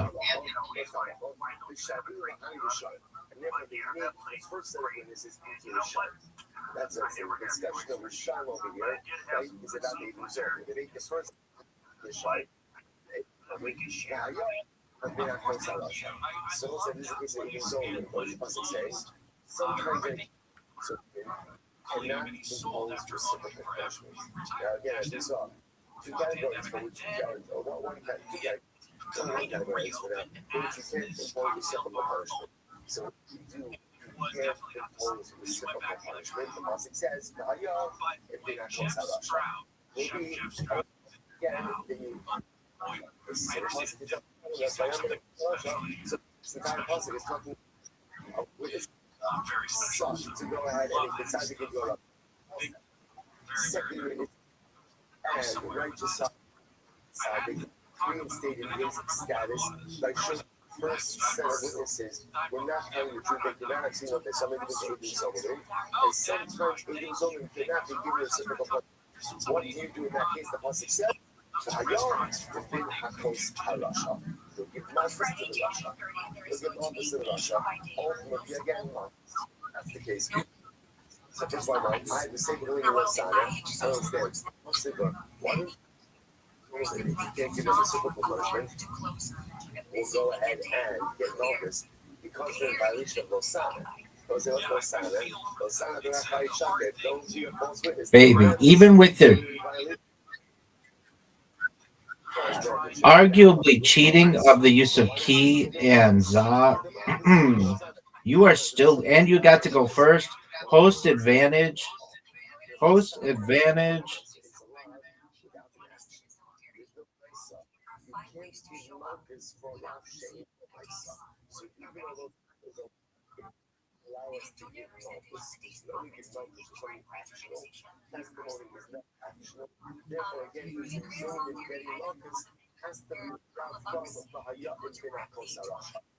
This motherfucker chose Vine.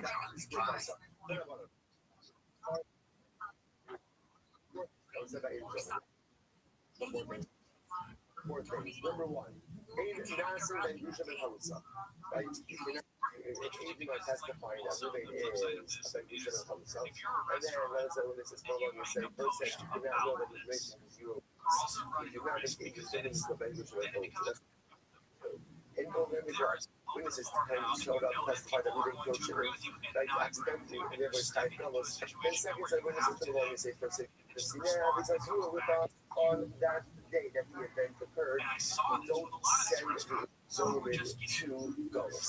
It was first 2 days of the Golos. That's our Mashal.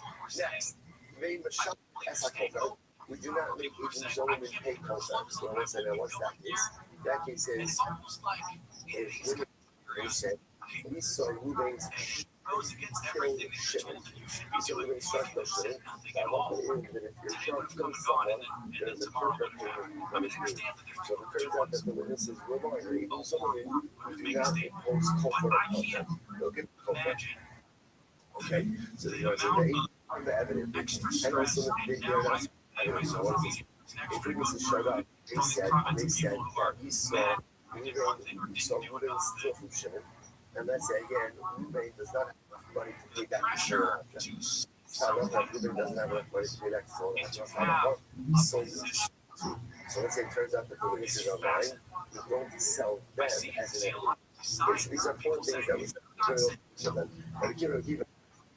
in Sharman Apias, but every kid says that it's go ahead. You're up, big dog. Baby. Baby, you had Keys and Zaz, and you're still losing by more than 50 points.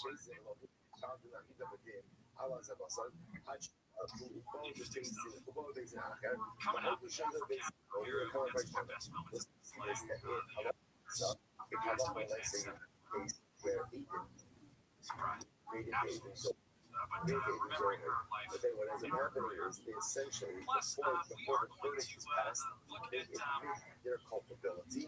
They don't pay based on their own admission. We'll see that case. Here we go. He's over 8 minutes. Continue to Palooza. Next.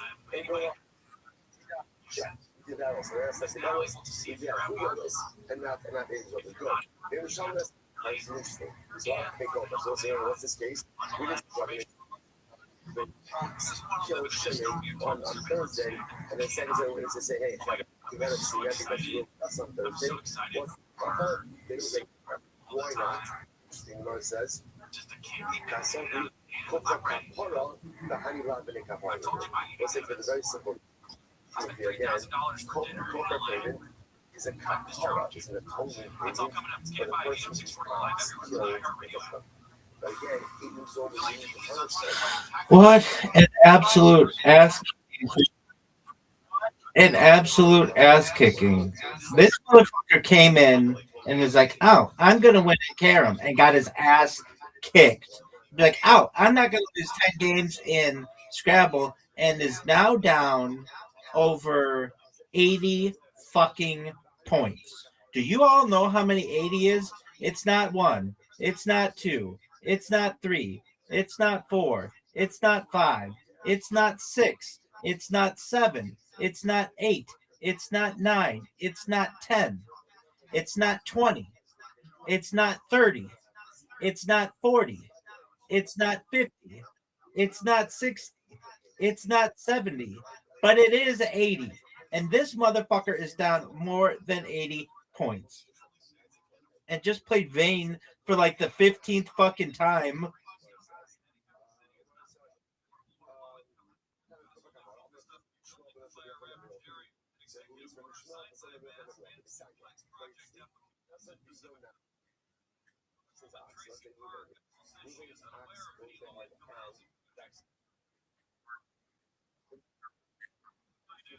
Baby.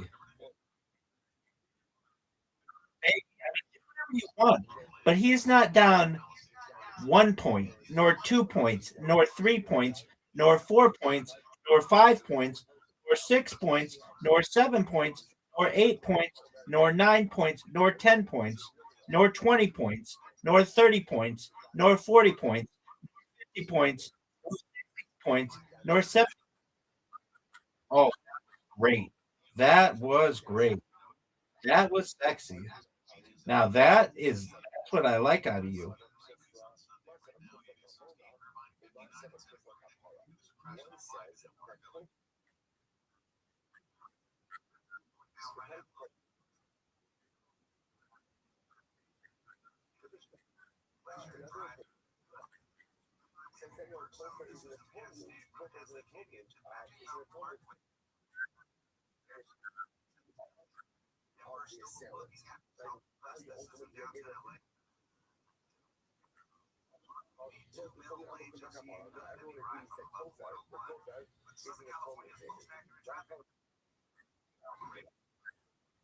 Doxy? What does doxy even mean? That's not a word.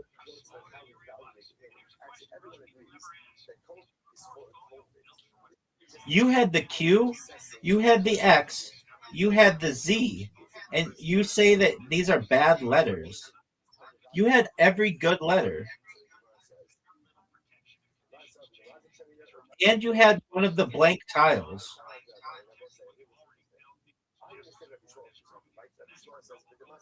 And you think that these are bad, that you had bad tiles? I would have 700 points if I had your tiles. Maybe 800. I would maybe have 800 points by now.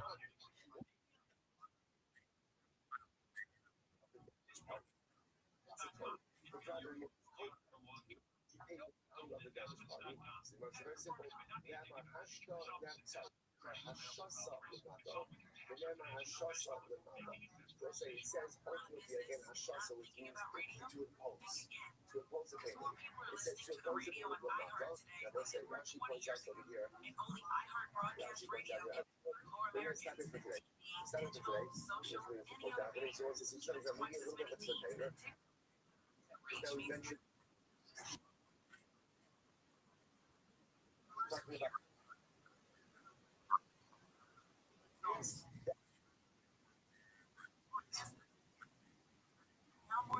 what is it binding based on?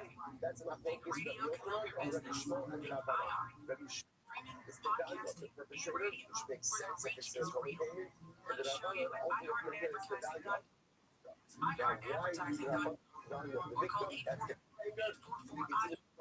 And it shines also, welcome to the Sechas Matos, as we're doing in the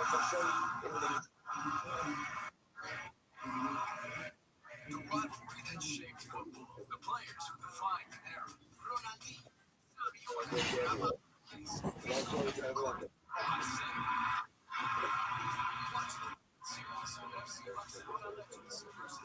He played they and he, and that was pretty good.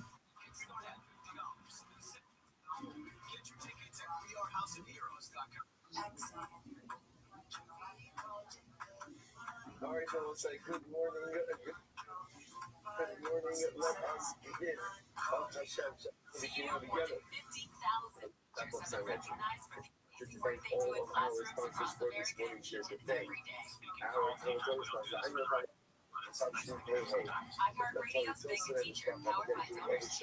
this year, as it's supposed to result from us having strong power.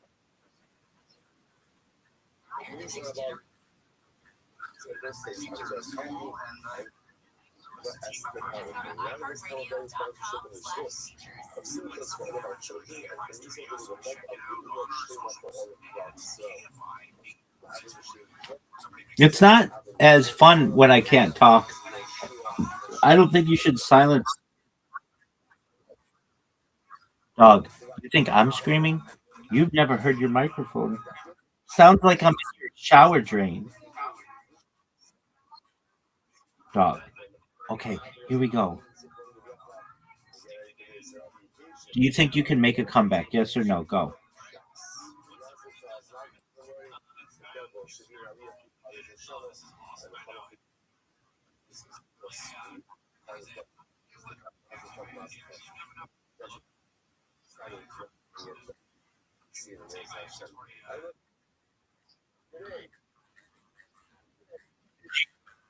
Do you want me to give you the answer? The answer is no.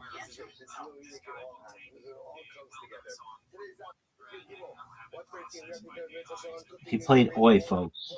We know this person is very desperate when they're playing Oi.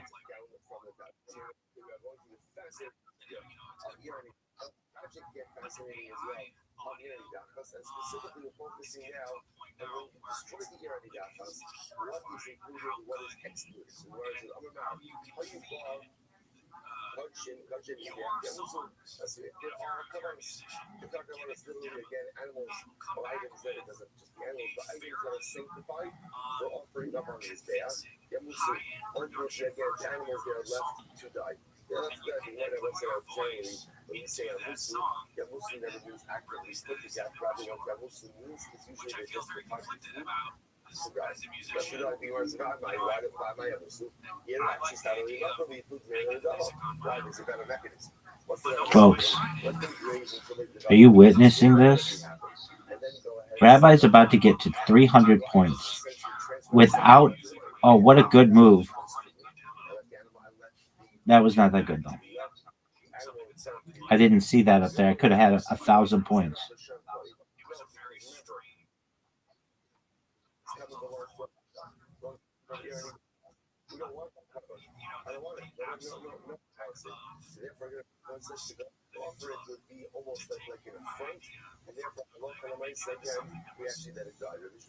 My friends, Rabbi just got 4 additional points.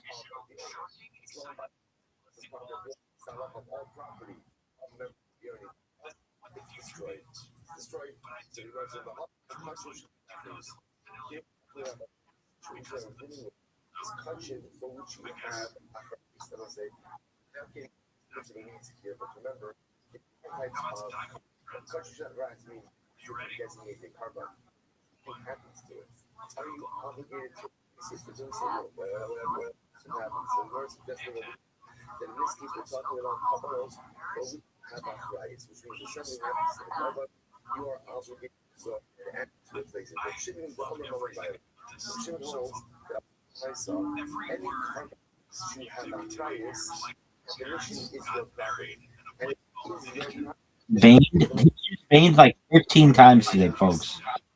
You're keeping track at home. This person kept used this word like 87 times.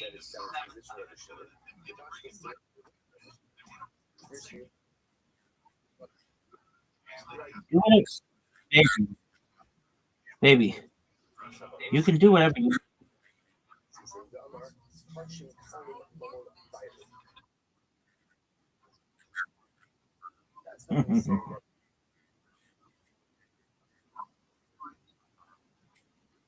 I mean, you just want.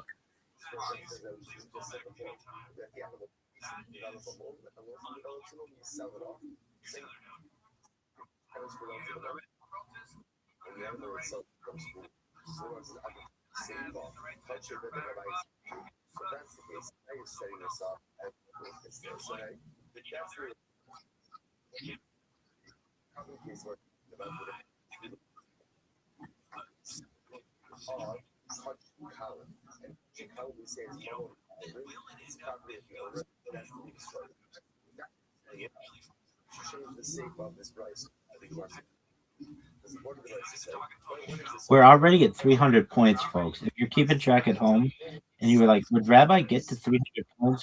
The answer is yes. The answer is absolutely. And I did it without a Q. I did it without a Z. And I did it without an X.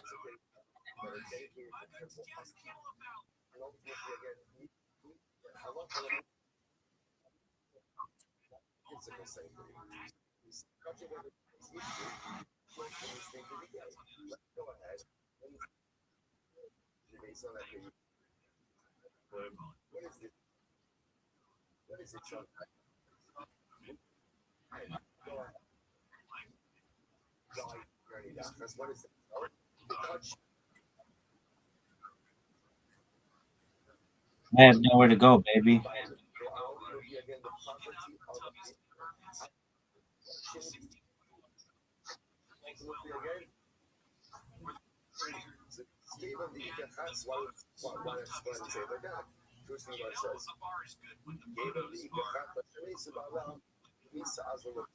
So we're gonna pass. Did you know it's your turn?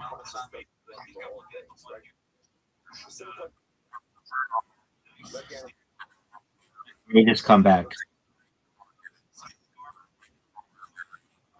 What is raggedy? Raggedy is the word raggedy is the word raggy. Ooh, that's a good one. You you might come back. Do you think you could come back? And let's.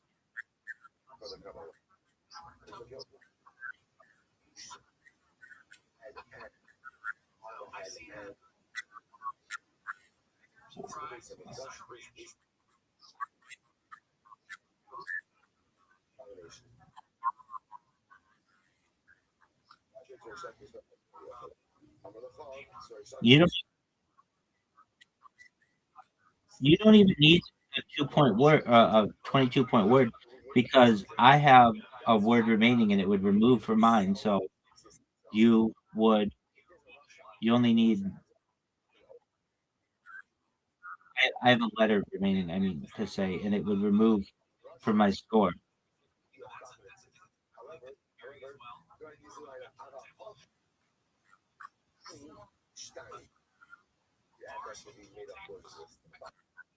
Folks, if you're watching this, you're seeing pure desperation.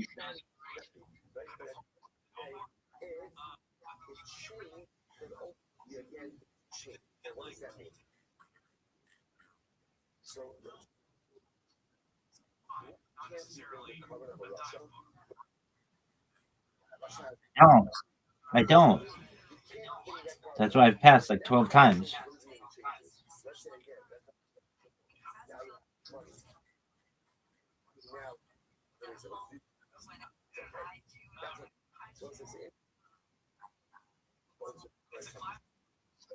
We are one win away. So that's one in a row. Can we just agree that's one in a row?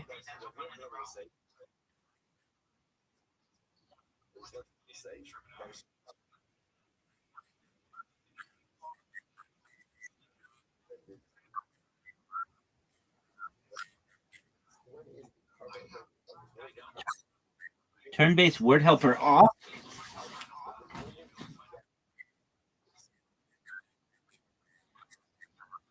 Turn-based? This sucks. This takes forever.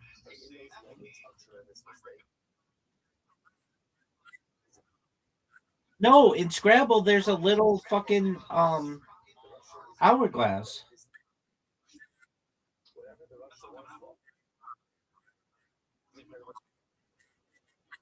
No, that's why it's a bad choice.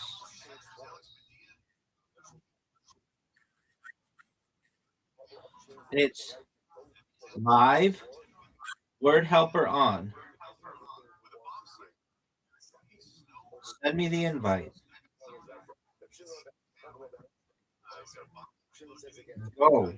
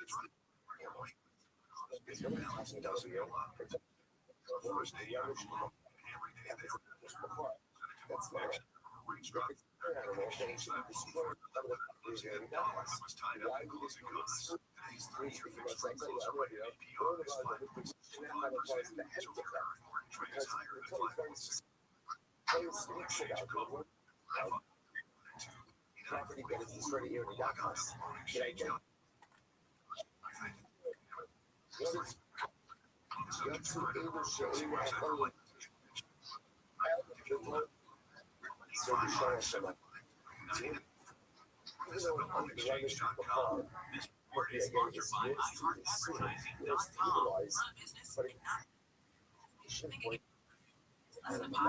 and ad supported streaming music on Spotify and Pandora. It has the #1 podcaster in iHeart's twice as large as the next two combined. Look how podcasting can help your business at iHeartAdvertising.com.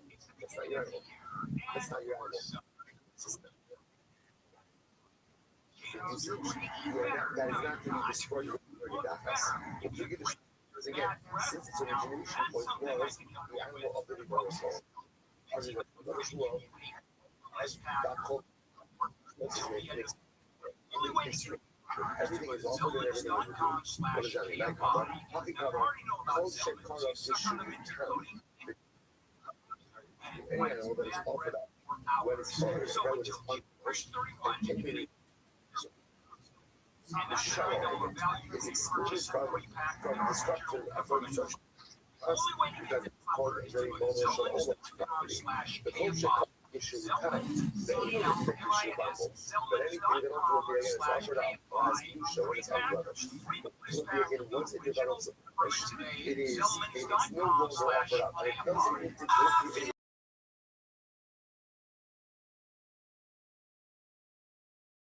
process. There's something very interesting.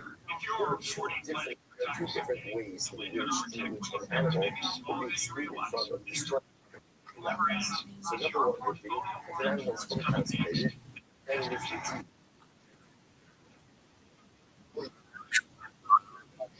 but interestingly enough, give us it. So remember again, never go through the redemption process. You have no violence. It's mundane, but there is no process. Just back recognition from the car status. It's so excluded from being destroyed in area. That's why they say we're bad. What kind of animal destroyed in area? That's animal. What does your animal mean? It was yours and no one else's from the beginning. I say no one else's means. As long as it's somebody to hold on it, even if that whole subsequently changed. Now, animals excluded from the structure of area. Okay, too much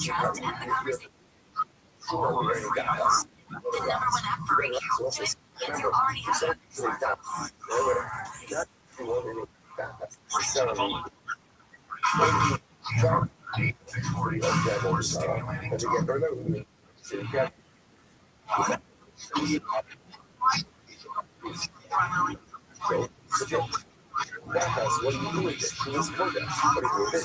He let that. So he goes, I'm going to stop. Rothschild had a choice the idea saw. Because these things do not stay out. Don't get too much. The trauma is in the hands of these. I'm Israel. Trauma. And I haven't given it to Kodesh. So now that's what this left me says. So what do I do with it? I'm going to already got this. What do I do with it? I let it rot. Because I'm truly a Kohen, even though I don't even decide. Remember, if the tool is given to the Kohen, once the tool comes to the Kohen, that's his property. That's his property. Once it's his property, then what's the halal? You have to destroy it. You're the property, then you already got this.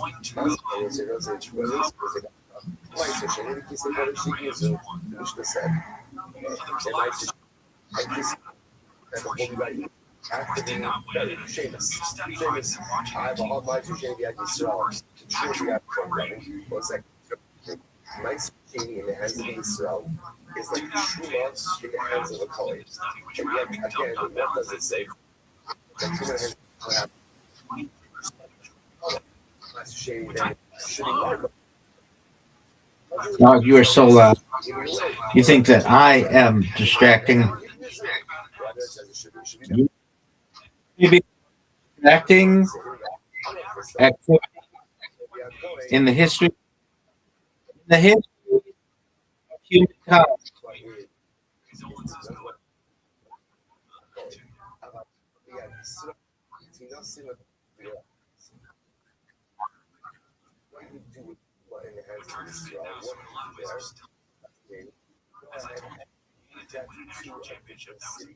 Send that to a Kohen in a different city. So I said, it's really kind of fascinating idea. So I love that myself. Truma in the hands of Israel doesn't belong to you. It's not mine. So watch this. So because it's not my property. Because it's not my property, therefore, it doesn't have to be destroyed in the early darkness. So what I do is a very simple idea. Send it to a Kohen in a different city. That's right, just get out of the city and give it to them. It's fascinating. So it's not fascinating. Isa Shaman is okay. It's just fascinating halacha. That if the shoe was in the hands of the Kohen, then again it has to rot. But when I say again, hands of Israel, the city, I give it to the Kohen. Fascinating. Isa Shaman is okay. There, it's the halacha. Of nicer shame. Of nicer shame is from again. I'm making go. I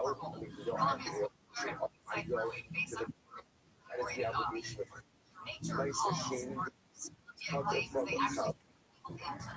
You're right there. The couple say no, you're out. You tell them people from the work this stuff. My focus on nicer shading. I believe it's very interesting. My focus on when it comes to nicer shading. It's why their holds nice. Their holds are for nice. I have the right to. But if a little structure is wonderful, therefore what? Therefore, Allah says, "Hafter from the Kala." Rabbanan son, Rabbanan hold, Rabbanan everything. No, nicer shading belongs. Has certain scriptures which how it was dictate how it's to be consumed, but it belongs to me. Because it belongs to me, therefore what? It's Chayv and Kala. So the Gemara says, "Alcohol, moving, but nicer shading." No, I haven't had a single S.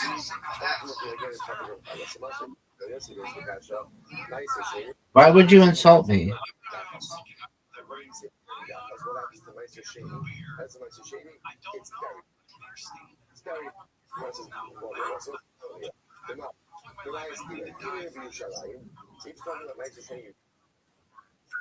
That was great.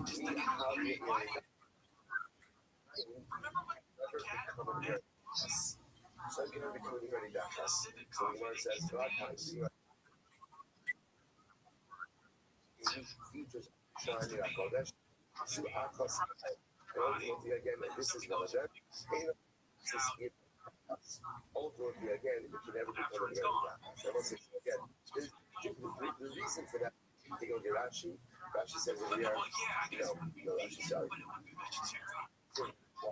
The positive talks about that's one of the happening there's a whole soul that can notice how the light belongs to all of Klal Yisrael and does not belong to any particular shade. So because Yerushalayim doesn't belong to a shade that's very belongs to everyone. So for that, Yerushalayim belongs in a tribal area. Again, the line Dog, he is so loud. So it's also just a beautiful thing that is Rothschild over here. Yerushalayim ain't a nasa was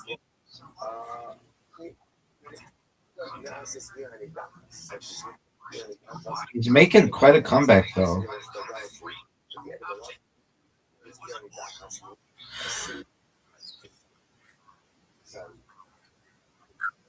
Word, dog.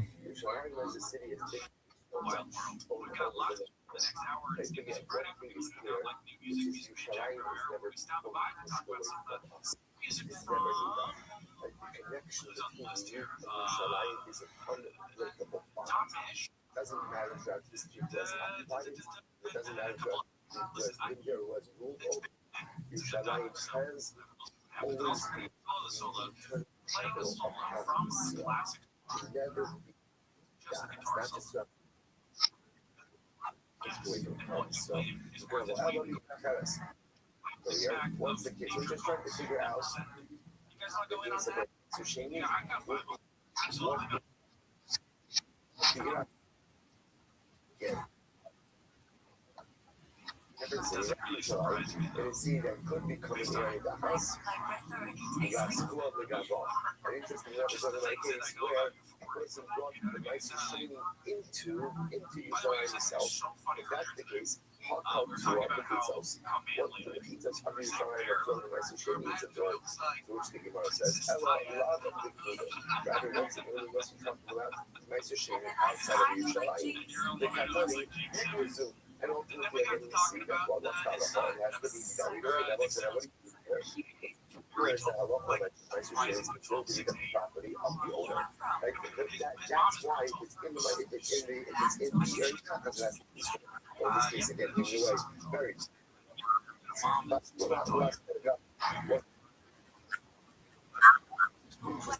About nicer shading that originated in another city, but there's not brought to Yerushalayim, and that previous city is in the area. I'm asking you what.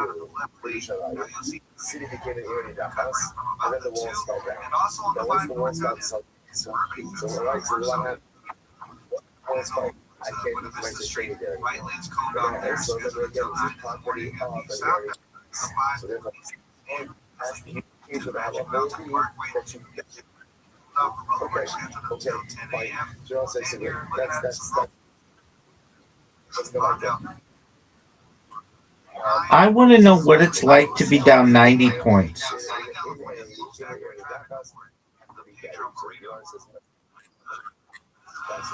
I kept it quiet. I mean, I think it's better when I talk in your backswing. You weren't down 90 points.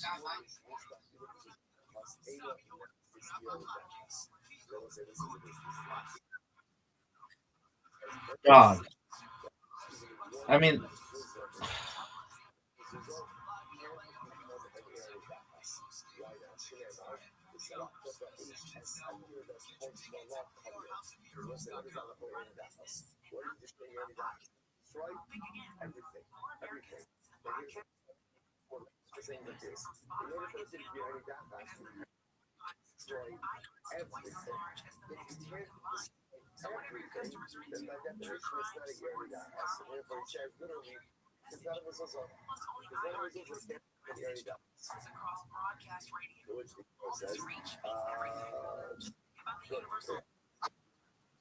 what's it like to be down more than 100, 100 points, bro? 100 points.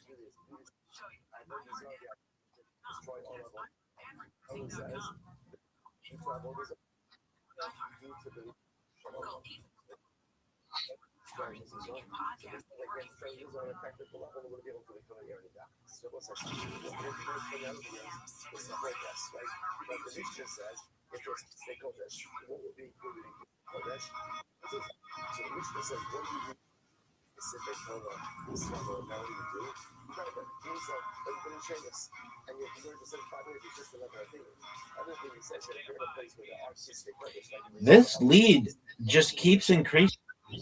If you're watching at home, you could actually go backwards in the video and see the exact moment when Riser said, "This is the game that counts." I don't know what happened in the previous game. I don't know what happened in Karam, the greatest comeback perhaps the world has ever seen. But I do know in this video, you would be able to see the exact moment when Riser said that this is the game that counts, which was, I think, really interesting that Riser would actually. And look, baby, I'm on my way. Baby, I am on my way.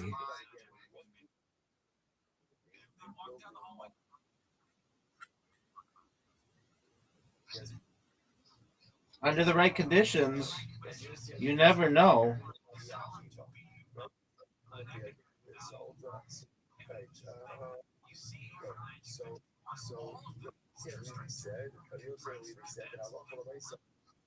The man played rug, folks. The man played rug.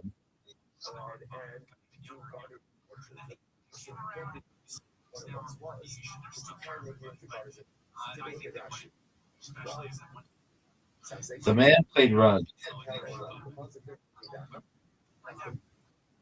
And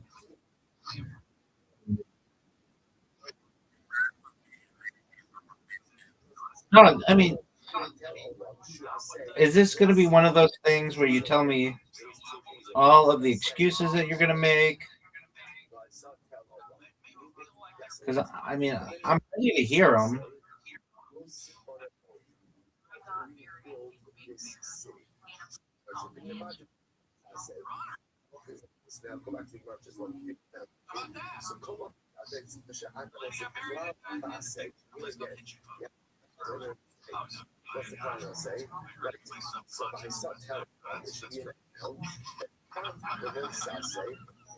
Folks, I just want you to know, if you're watching at home, some of you may be saying that Rabbi is about to have their first win.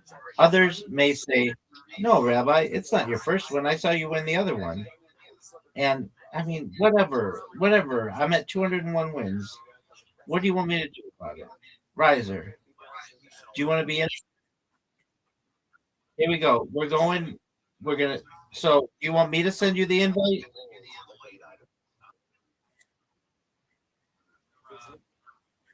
Oh, okay. Okay. So if you are keeping track of excuses, if you're keeping track of excuses at home,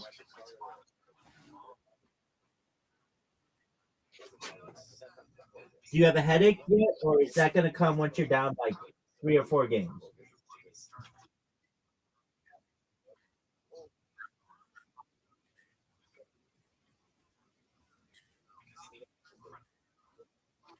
Babies.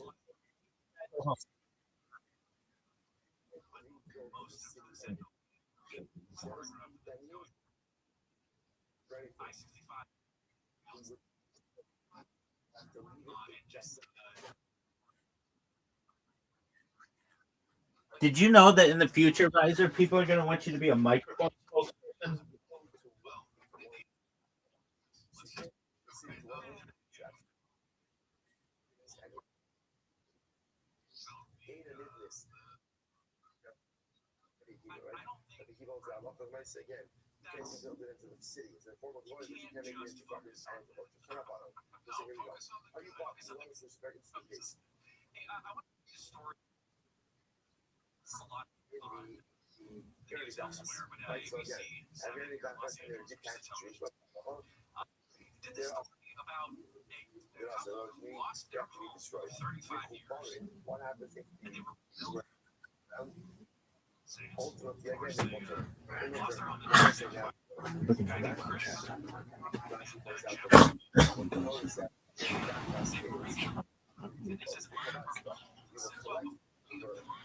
Are you going to send me an invitation? Dog, you are just Jay Yorn. And anybody who's watching this at home, if you want a prototypical Jay Yorn, it's right now. It's right now. Baby, I've been waiting for like an hour for you to even come close. You're not even in the same world as I am. It's like when you put the pin down in Australia and it turns out to be in Madagascar. You're just worlds apart, baby. Worlds apart.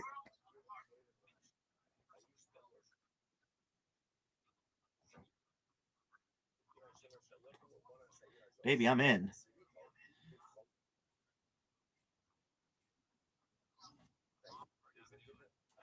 I don't. I don't want your bullshit excuses. Baby, I don't want your bullshit excuses.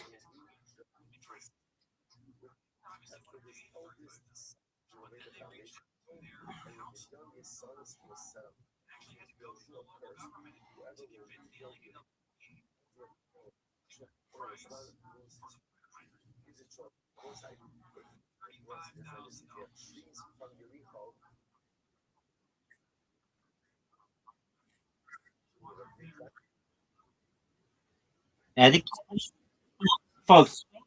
This person's English. Don't listen to this. Don't listen to this person's English because they just use the phrase etiquettely, which generally is not a word. Oh, what did you say?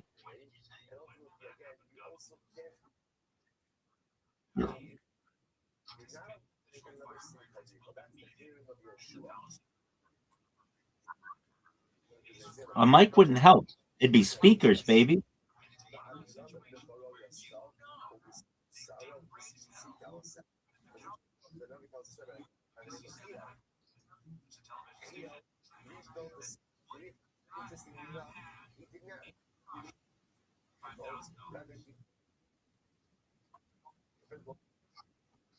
Big dog, you're up. I just wanted you to know that.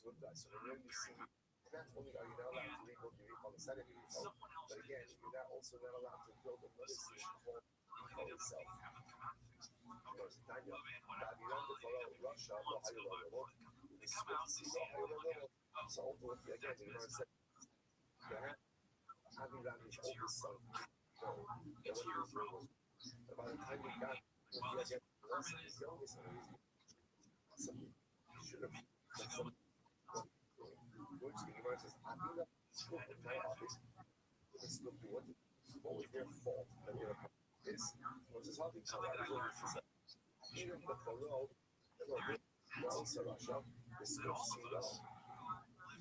We are actually never about that's a problem. So we're just saying again, if you get so you don't understand is that's a problem here. I think it's all the same. Not the actual city vehicle, but another city called vehicle. So it still doesn't seem to catch on. So again, listen, it's tremendous. We all make mistakes in life. And again, when I first make my mistakes, sometimes if it's a brand new mistake, it's understandable that I'm making it. At a certain point in time, keep on repeating the same mistake over and over. You can't ignorance. So I don't feel like, again, just being the same. So you lose it. You want to say that in the beginning, you didn't know what you were doing what was wrong. But at a certain point in time, it becomes a clear. There's the way your life decisions are making are I can't claim it's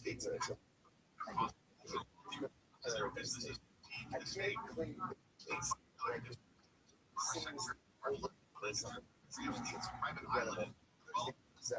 It's never about it. It just goes. So yeah, I know. It's a is that this is all these are not switch zero. That's what this is. So show you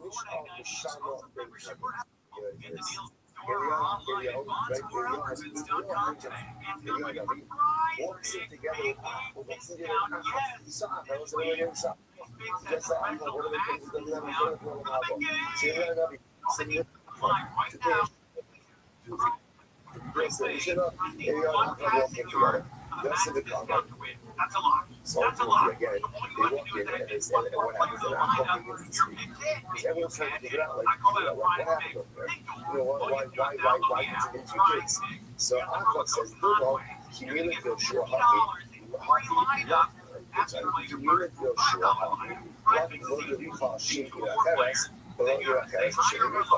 so this Akhlaq, I just realized maybe when you're first you said not only are you not allowed to read what you read, but you're that's why it just wants to get your just came to me. Put something together. So yes.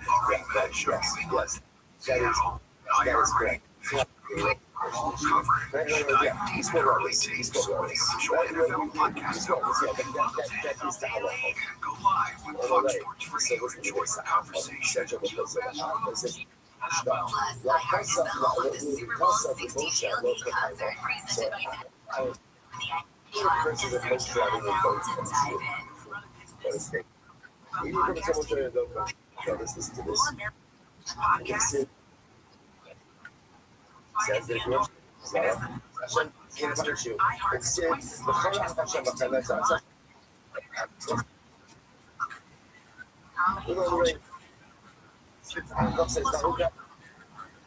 audiences across the kind of Shabbat, the Mitra, the names of this way. And Akhlaq says, you know what? every single now and then learn to sell. And yet, it rains so much learn to sell that I can't even visit my avodah zarah. You hear what I'm saying? You understand? Most Japanese countries don't come true. And most Japanese says if you worship avodah zarah, then he's not going to come. I'm saying, not true. Not true. I worship more avodah zarah than anyone. Right? That's what avodah zarah everywhere. And yet, again, it rains so much that I can't even reach my avodah zarah. Churches of Shabbat will don't come true. The person who shows up in the Kaiser, his wife is person who shows up. How do you come true? I'm not cash and shit of all. Yeah? Whether you are thinking such a good, I actually will be so yes, how do you go? This is all for the day when I'm so yeah, that is so sad. So that is what's that is true. It's not that is strange. They won't be anyone. So how do we act? You go to the picture. The compass of Sena. Area of that judge. My friends. Today, in the messenger. Boomerang. Anyone is hiding. Like, you find a shell in rock. I don't know what the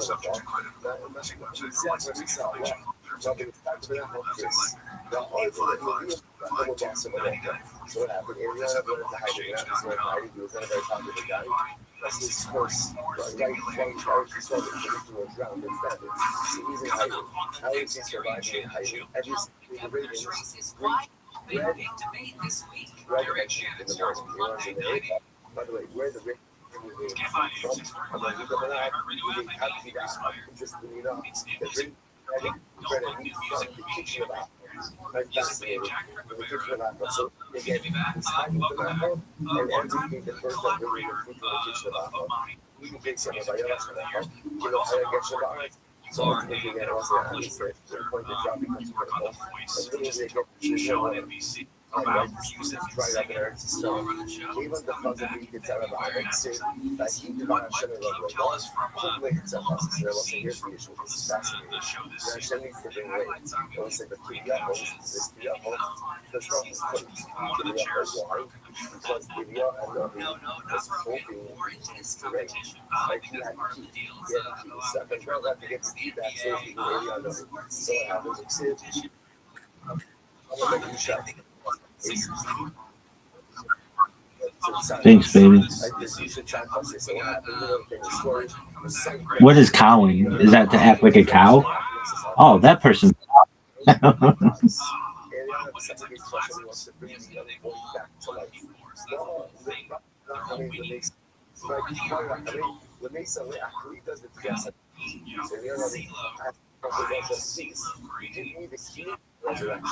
It's not there. It's not right. This woman supposed to be so beautifully. 2 Z's, baby. And you just gave it away that you have a Z.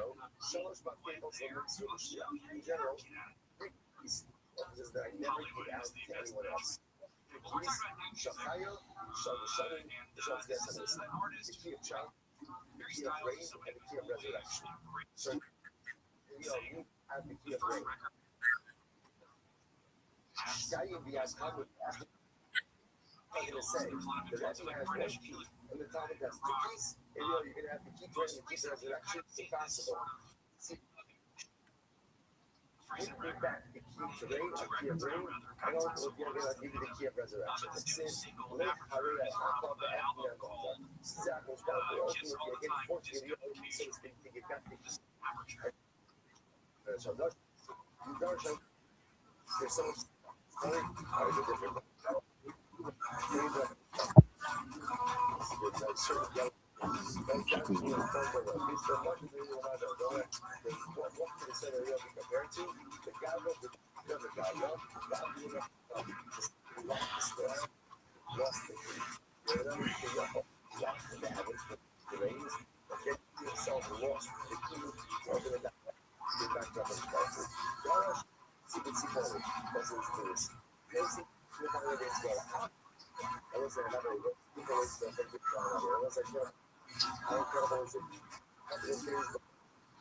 Zoo. My man played Zoo.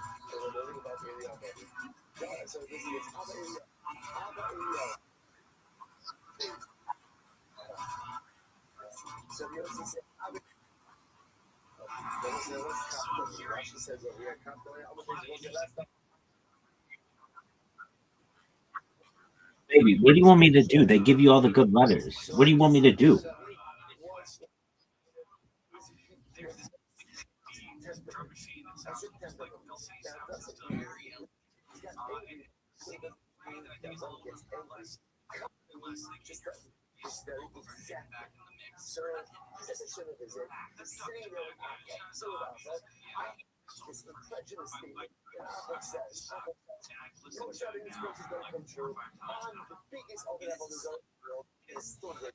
You played Morel? That's good. Good word.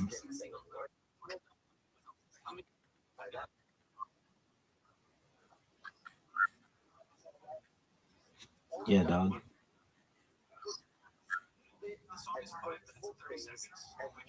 It would be cool, wouldn't it?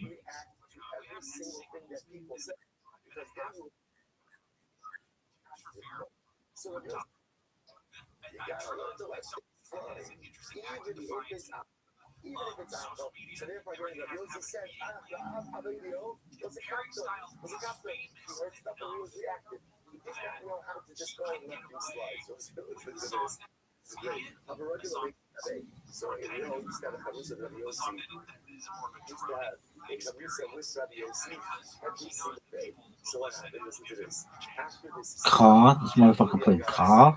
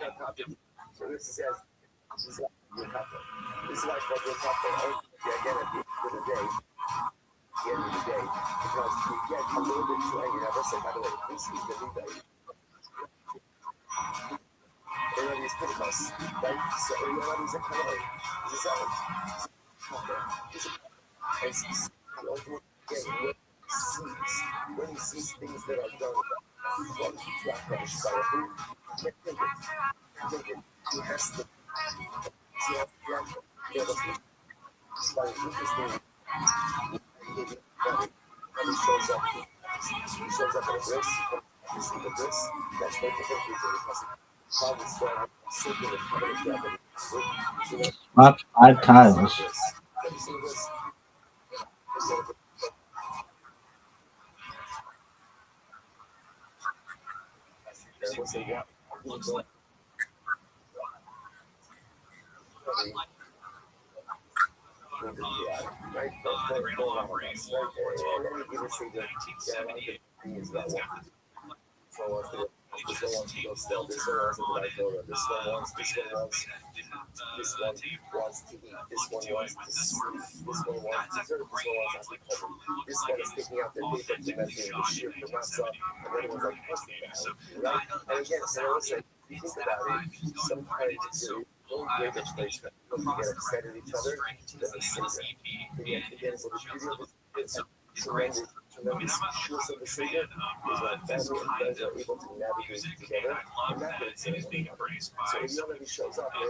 Mad Ed.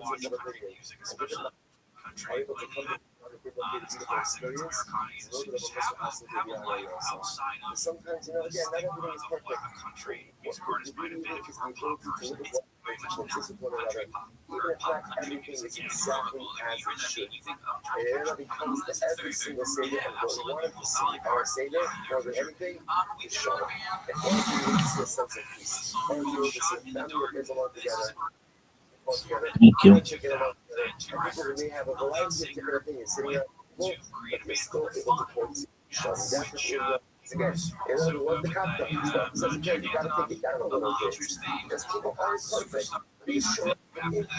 I fucked up. I could have a big word.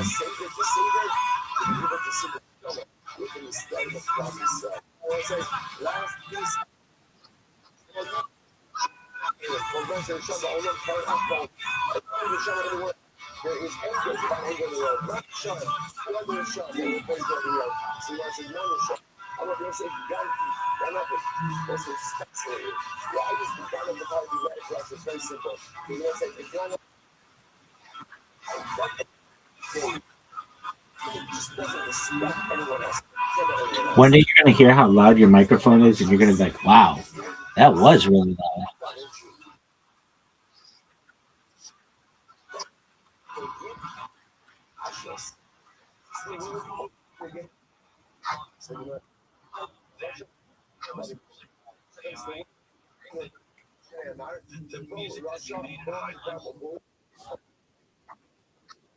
Shoot, what a good one!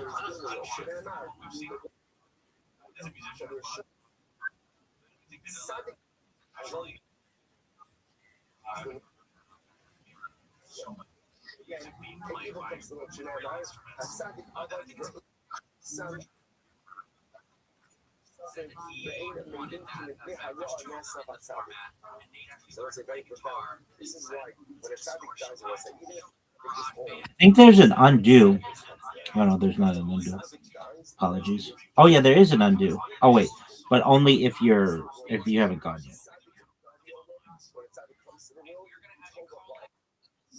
Yeah, like peat moss. Peat moss. It's a type of moss.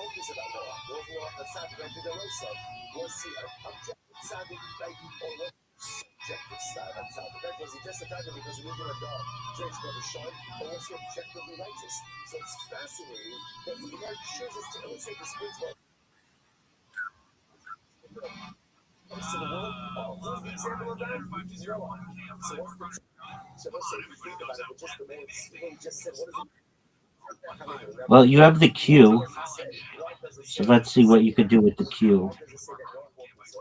You could.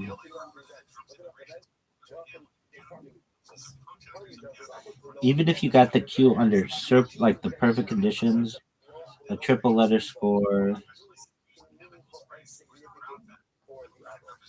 I would say it's not looking good, but not that you're necessarily mathematically eliminated. Mathematically, you are still in it.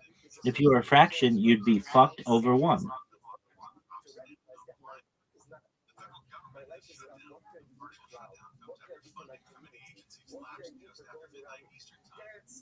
Lee, you played Lee.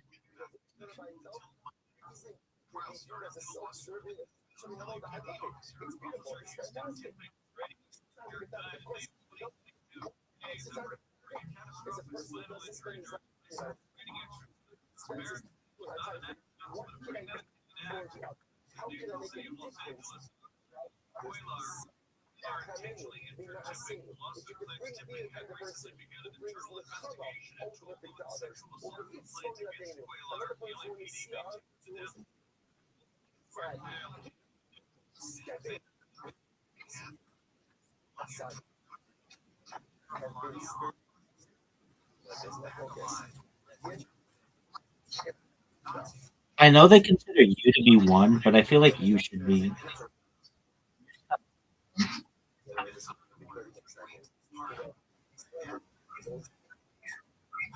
Are you playing?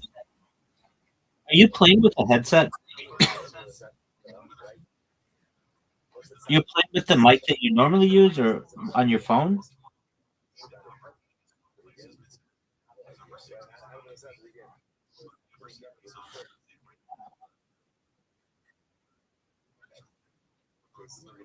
All right, so that's 3 games in a row. I'm waiting on your invitation.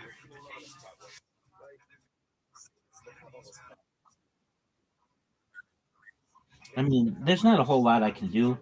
about that.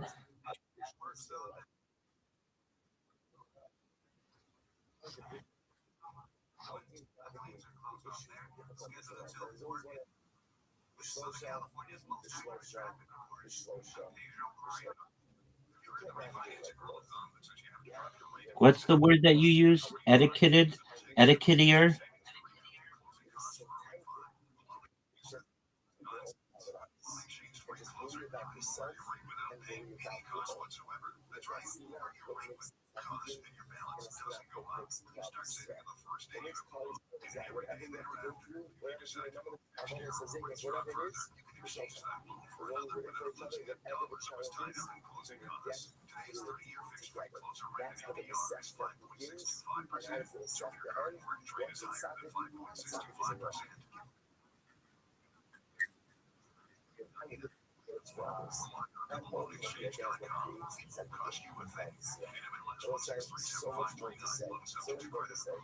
If you are going to beat me, it would be maybe under this one because I don't like my letters.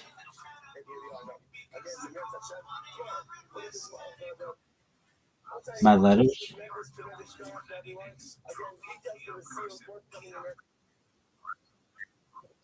Baby, baby, baby, baby, baby, baby. I've beaten you 3 games, and they haven't really been that close.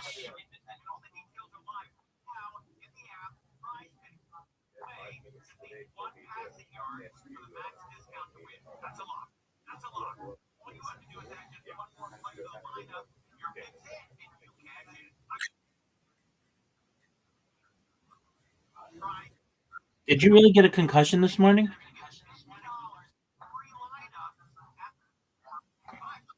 How'd you get it? Adjusting your microphone?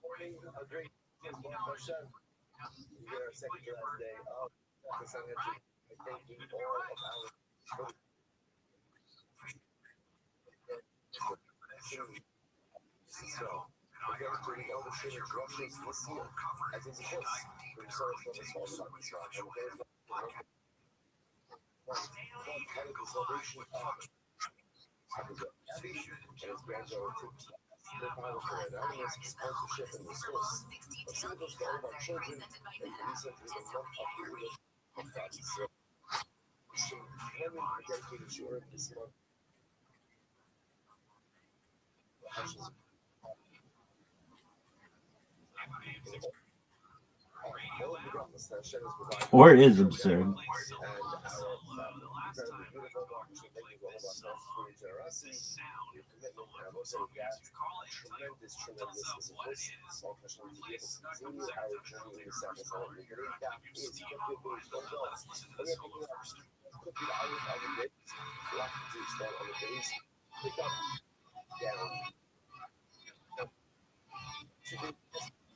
Peen?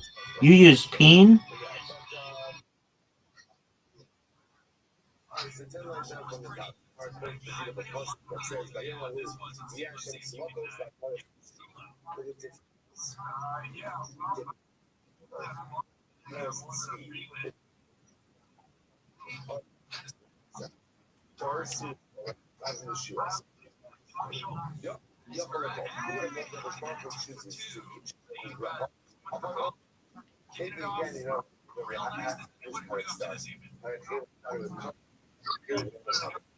Oh, that's good.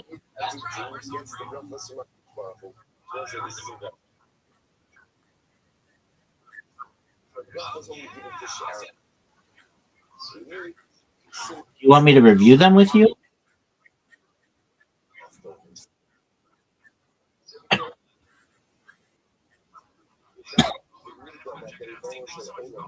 How is it flawed? How is it flawed? Do you think I have cheat codes for literati that just secretly sneak points into me?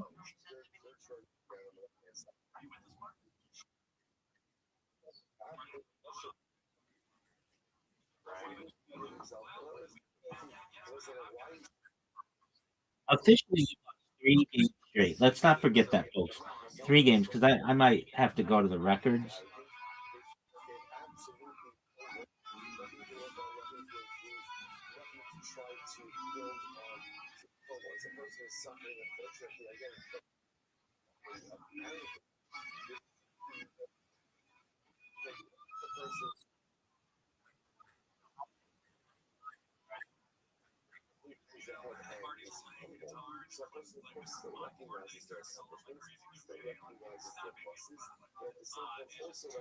Why do you think that is?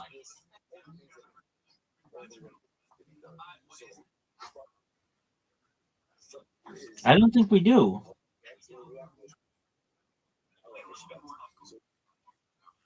No one knows.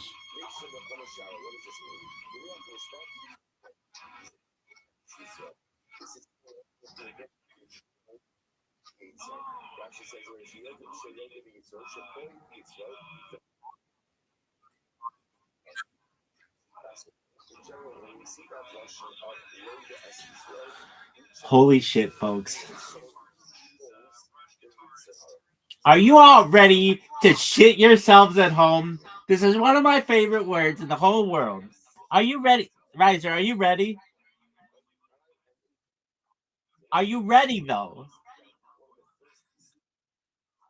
Riser, right now the score is 90-92. Somehow, some way, you've come within 2 points of the champ, of the sexiest beast of all time. The man, the myth. Hey, you want me to go?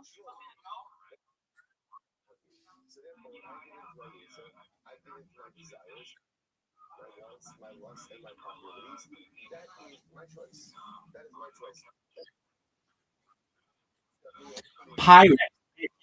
The West Side, 76 points. Eat that up. I eat that up.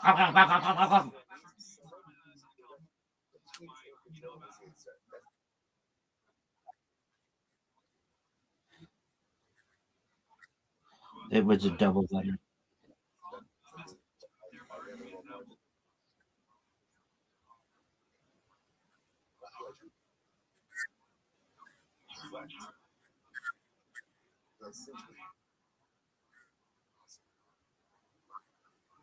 Yeah, I did.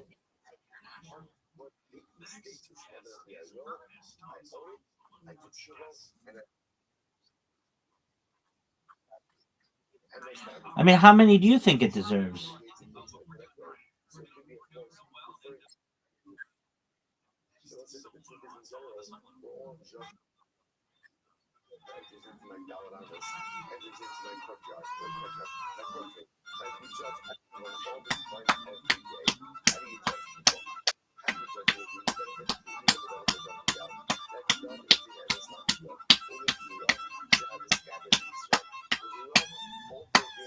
What's the most amount that anybody's ever gotten against you in one on one word?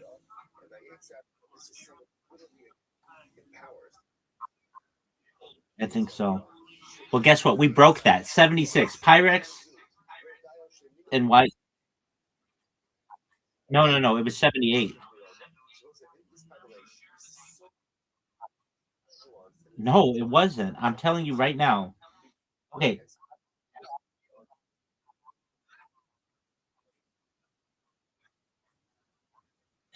No, it was 76. And I'll go through. No. It was 76.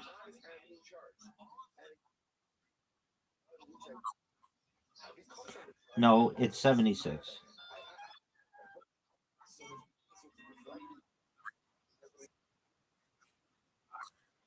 No, it was. Here, I'll do it. Okay, 3, 7, 8, 9, 17, and that's times 2 is 34 plus it's a double letter. Is it double letter? It was 70. It was 76. It was 76. Dude, okay. X was double, or X was triple. So that's 24, 25, 26, 29, 33, times 2 was 66 plus 10 was 76. It was 76. I'm not kidding on that.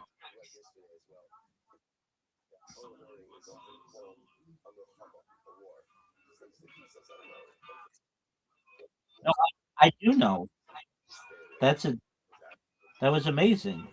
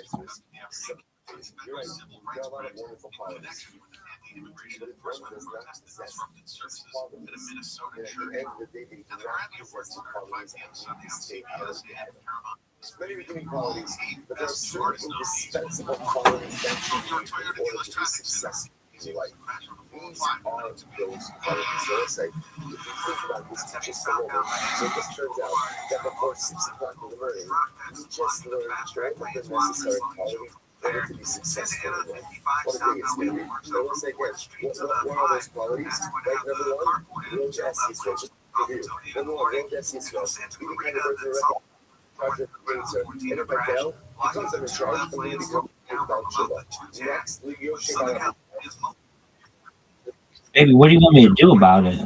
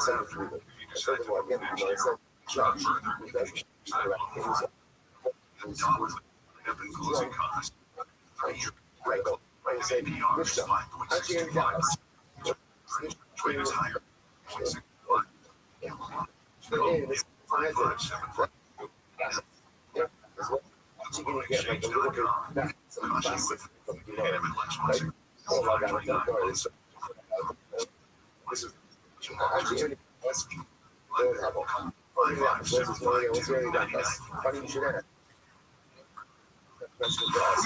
They're just normal. So we already got those. And after that, you need to get over the problem. Yeah, just for everyone to get into the actual definition. They already got this. Yeah, this residence worship over zero. Okay. Anyway, unless you're able to get out of the For the Super Bowl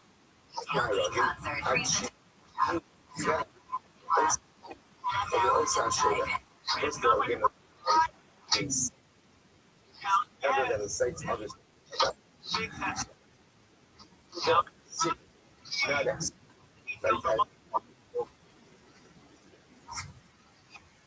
Try and never the same scenario.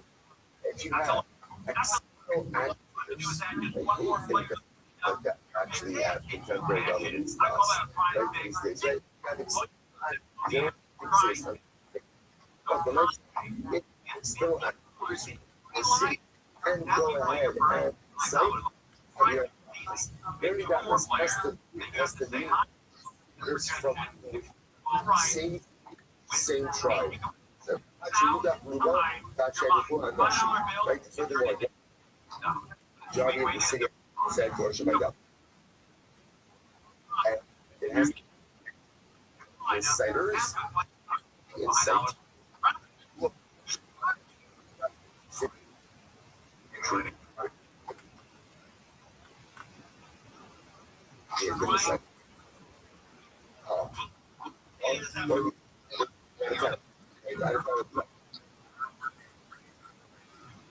I agree with you there. See a city that also dies with everything, but the city itself gets a punishment. Now, what happens if the residents are not to be already got us?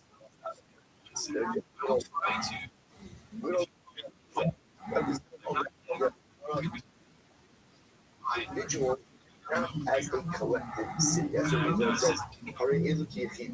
But let's say so.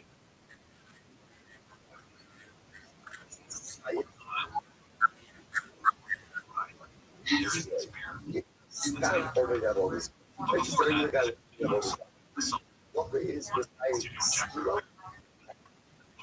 Wow. that's the it doesn't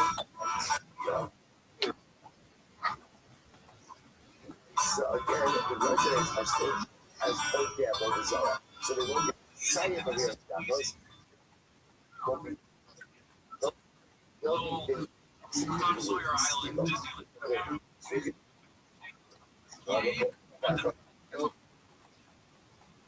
person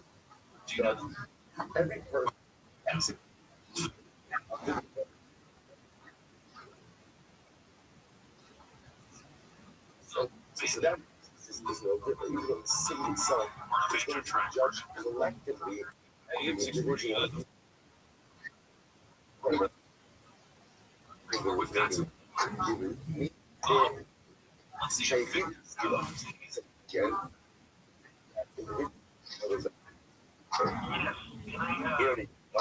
Is that individuals are judged with skill. The people amount of power. Therefore, the property is not disturbed. Just said before. Now, in the south, there's going to be a city. Here, the down plus the judge with south. The people amount of power. Property is. So this is very important. Stand over that zero. Zero. Property untouched. Here, the campus side. Property is destroyed. Incredible. So it's just that gets those to be.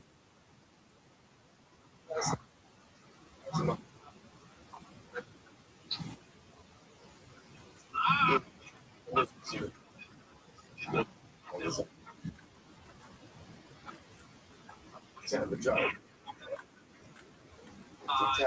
You have a guy, a driver. President. What's that? That's, so tempted as hell. There's a massive movie. Couple of desires, they can actually go ahead and save the city. Best.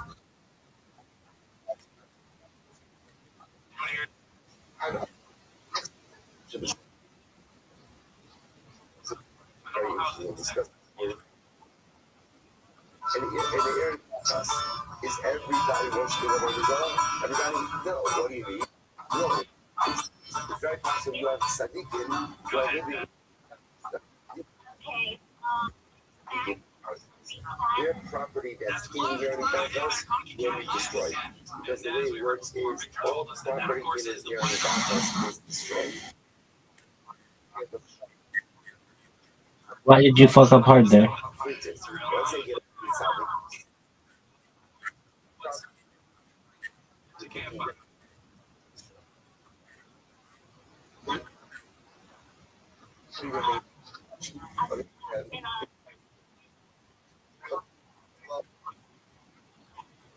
You have the queue.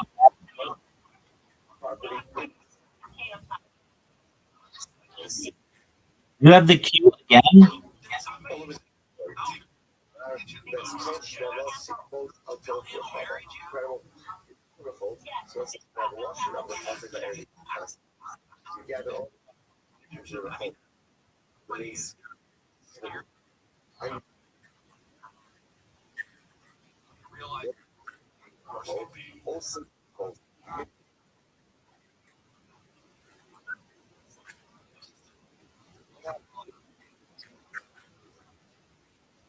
get it, make it.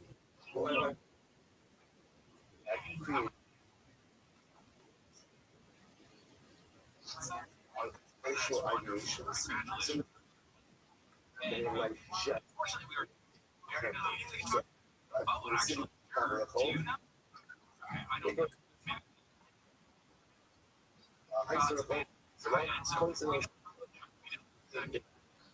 Outside of the span territorial boundaries of the city to include the Rothschild. ושלחת באיש הזעיר בסקוט שלו, כל מילה שלו ככה. שזה דבר. Two? You think you have a 153 point nation? I'm ready for it.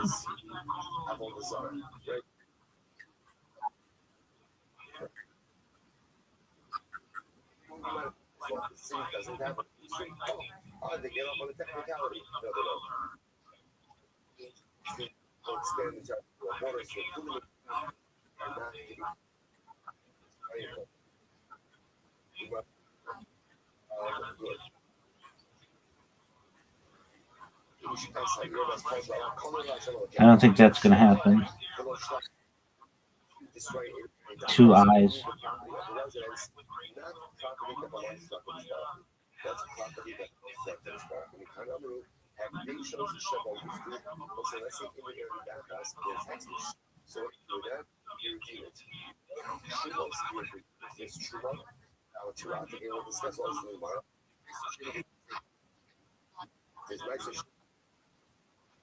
Four games in a row, folks.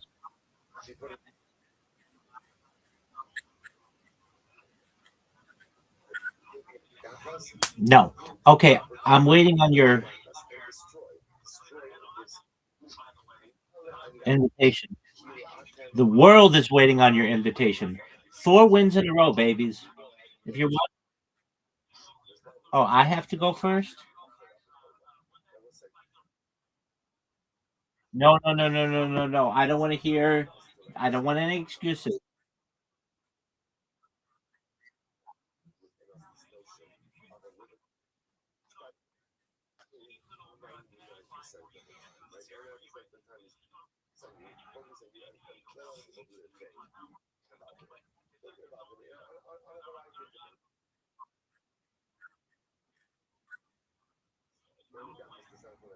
Do you want me to go horizontally?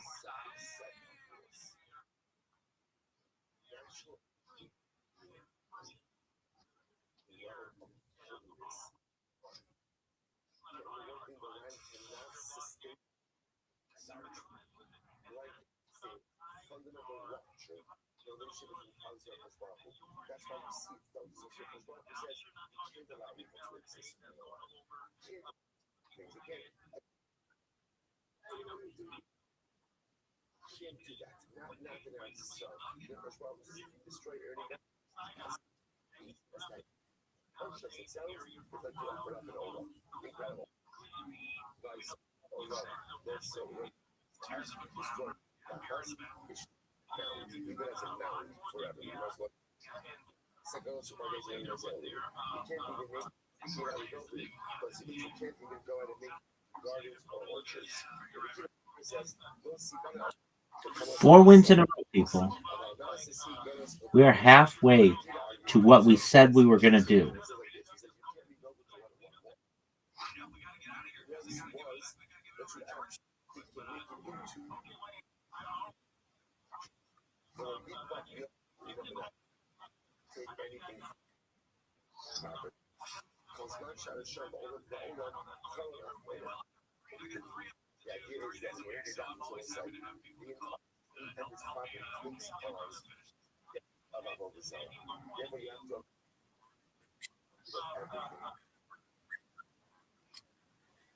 Dog, I've been fucking dead silent the past few games. You were doing better when I was shit talking you.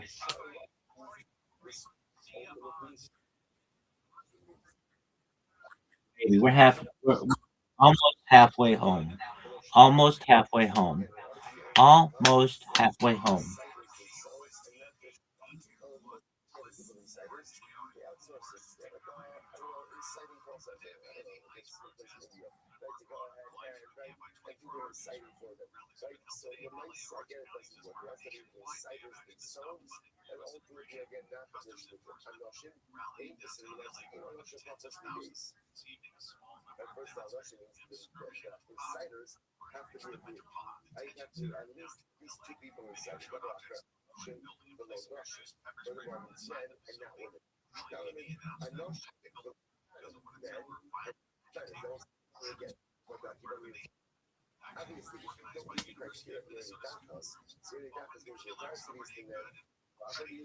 Dude, how is J worth 8, but V is worth 4?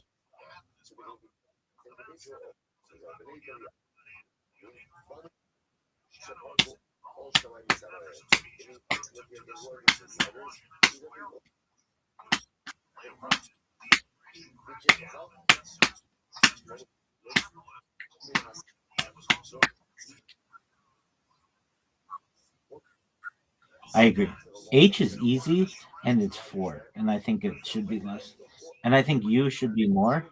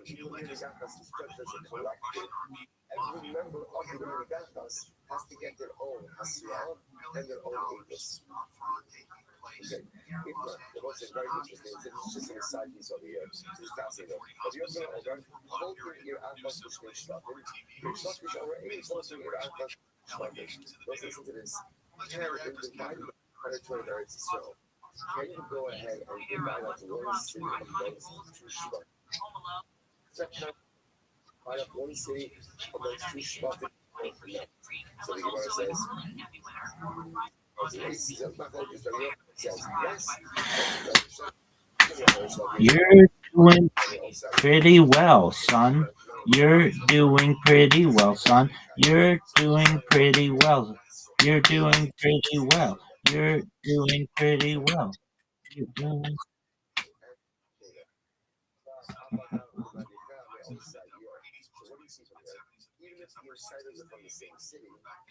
So singing a song is not allowed, but blowing into your microphone for hours on end, that is allowed. I'm just trying to understand your logic.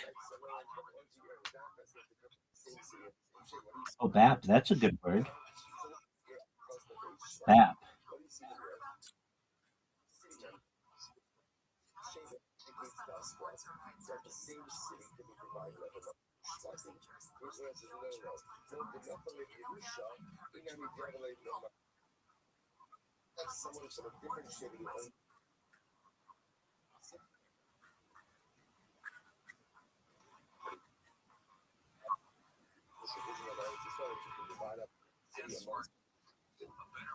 Big dog, you're up.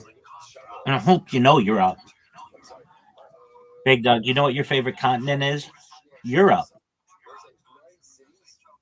It's not even technically a continent.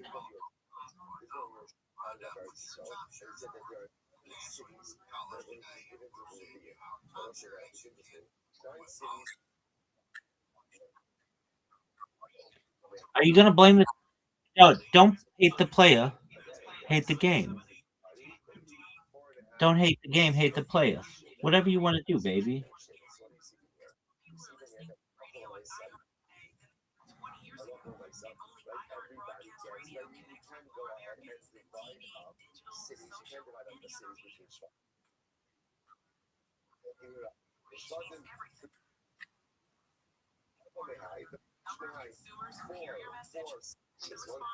He's swapped out. A very interesting swap out. A very interesting swap out, folks. I said a very interesting swap out, folks. This just so happens to be Riser's favorite song. I said this just happens to be Riser's favorite song. Interesting swap out, folks. Interesting swap out, folks.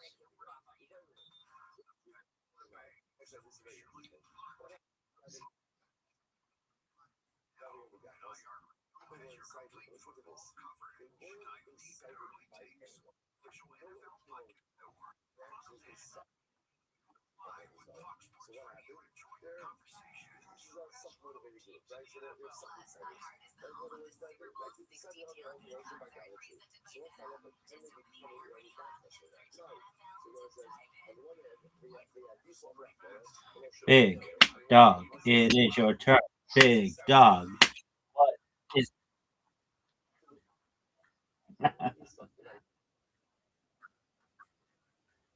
dog? I stopped. I stopped long ago.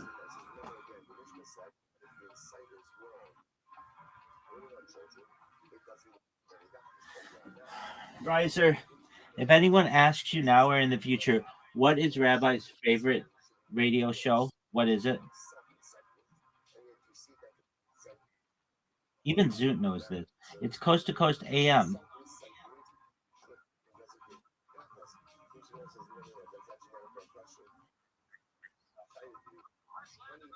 How dare you? Data?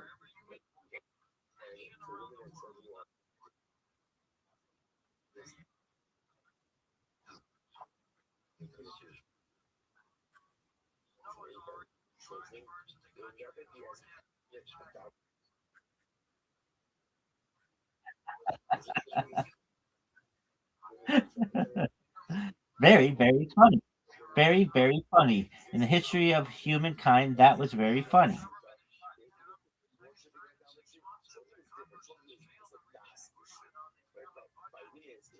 Big dog, you're up. I don't know if you know. I don't know if you're aware of this, but Big dog, you, my friend, are up. Dog.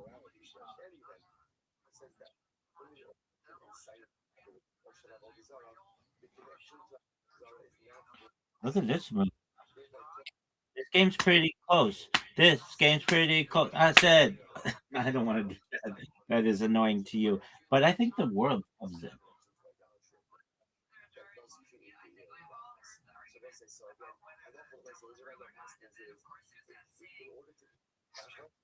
A.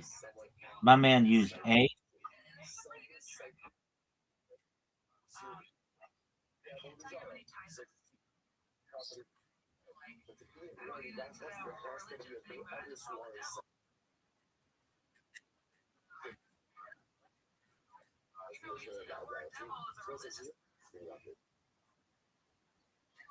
Is that something that you think I can do something about, or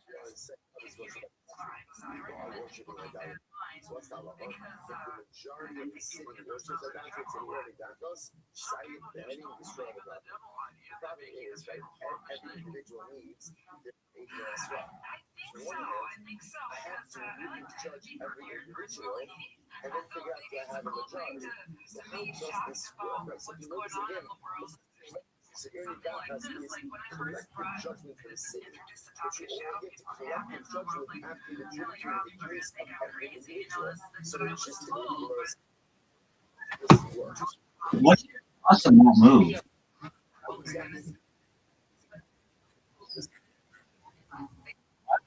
Something that is so good is so horrible.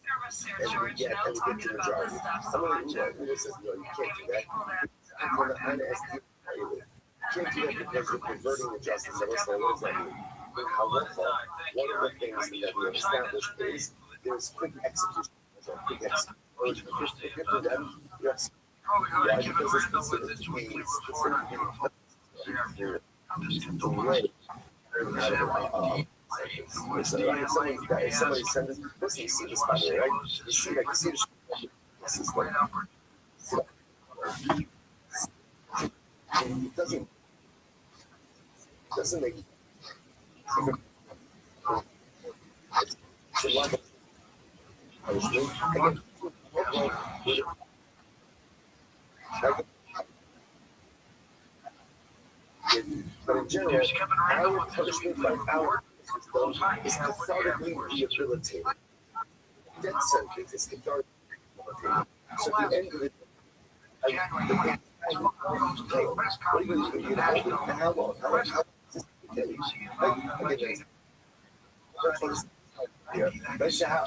exactly is this going to be? Right. That is what you're doing. This is interesting.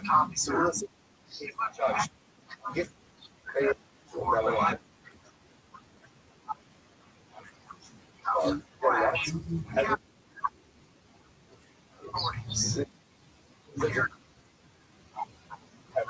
the first tab, right? And once we get the 50, now we go and we'll go ready. President.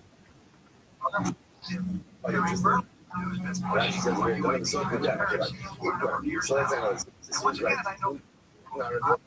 So, are you going to say? Just go ahead and interesting.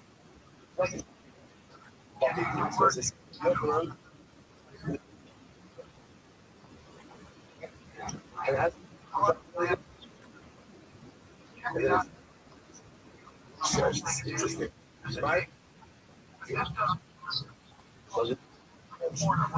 Because we'll say myself. Saturday, we go to meet. Remember, if you logic makes a lot of sense. They would wait to majority of judgments really got. The problem with this approach was actually to take a very long time. So comes along with Rishak and then the answer. In other words, judge simultaneously. To the best of our ability, is an emergency. So Rapid the tape. status of this city is that It's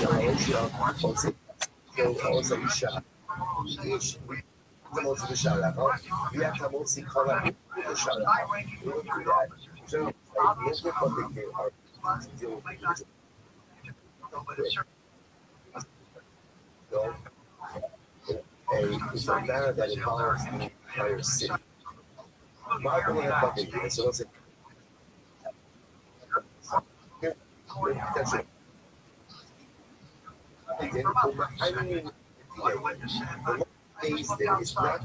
That was a good one here.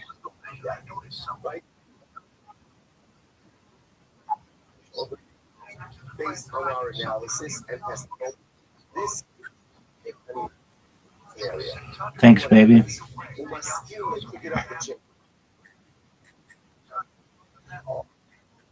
Yeah, because I had to get rid of that fucking cube. It's like a bomb. It's like you either get rid of it at the right time or it can fuck you at the end.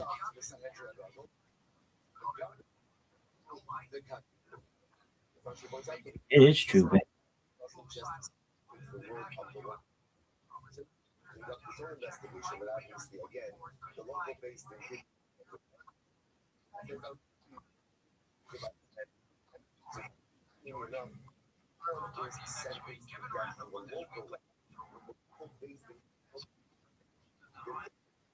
rock again.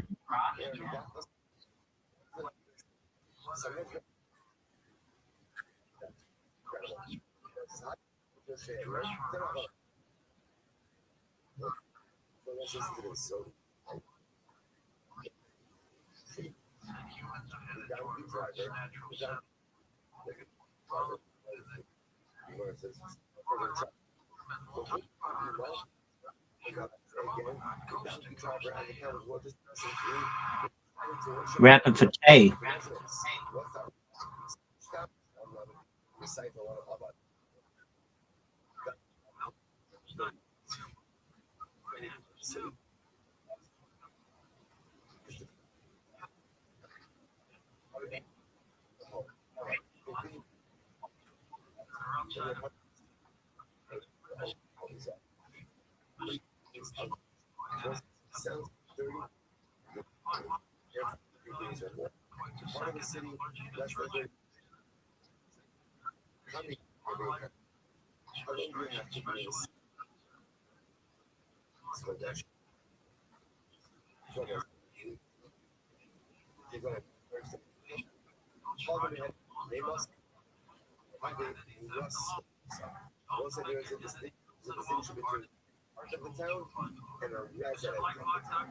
Residency only occurs after 12 months.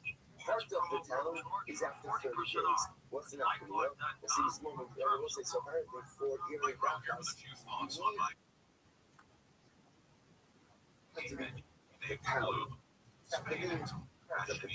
And yet, being part is being there for 30 days. It works about time. It just doesn't work this idea. I'm moving I'm not.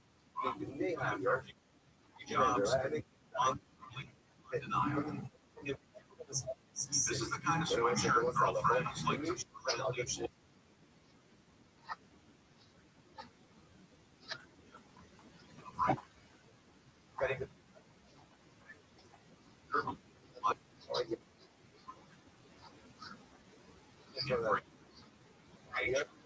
It is comical how loud you are.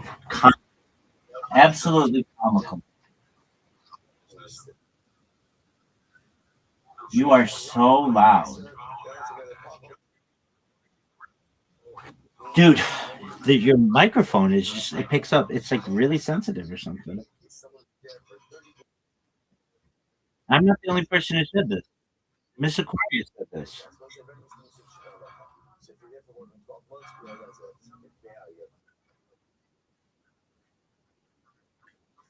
Sounds like it's brushing against something. And I think you turned on your spatial microphone or something because it is getting everything, big dog.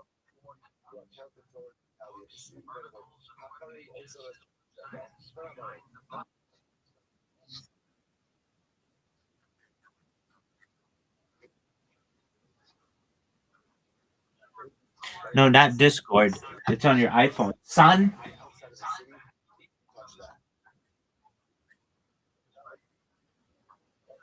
And to you, baby. And to you. Yeah. It's 2/3 of the word hut or put.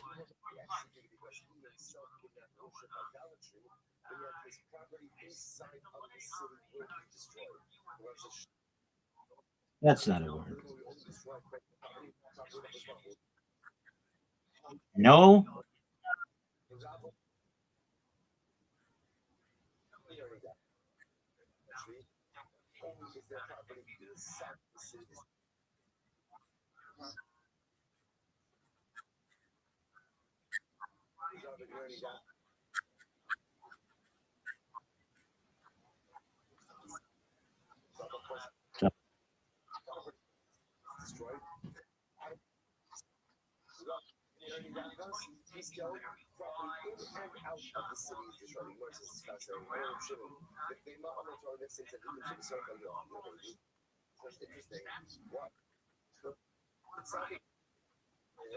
Can't stop, won't stop. Do you consider yourself to still be in this game?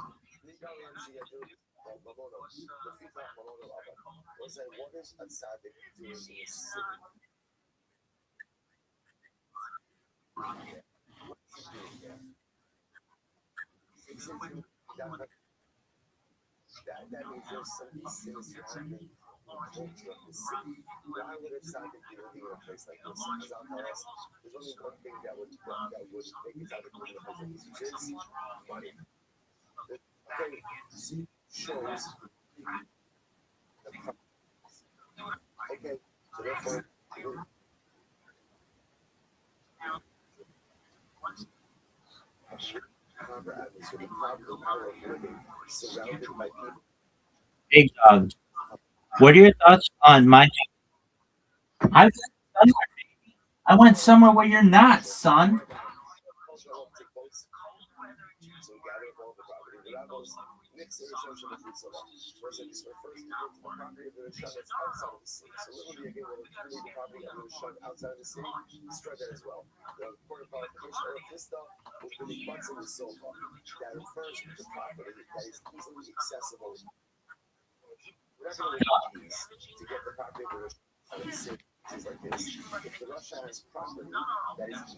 You know I have 4 of the same letters right now.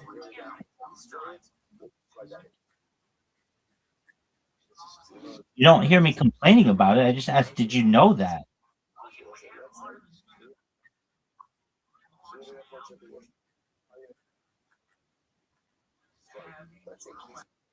But I'm not. Maybe, but I'm not.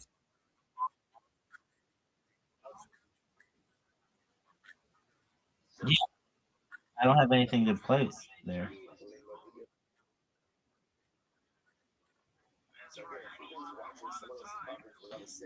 Dude, I just got another N.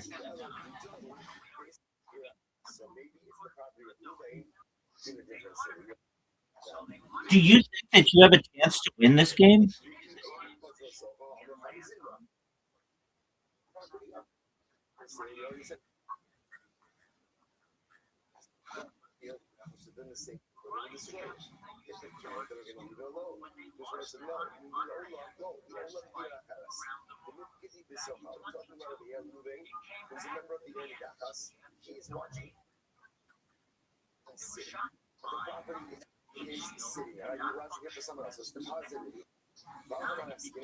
Big dog, you're up.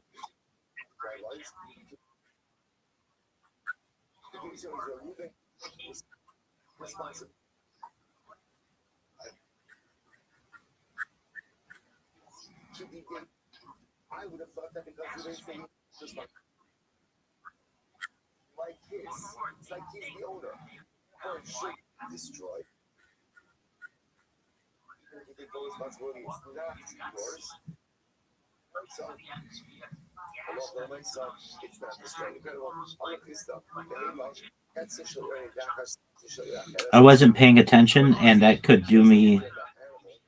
That could be bad. No. Paying attention to Fez. I would have dominated that.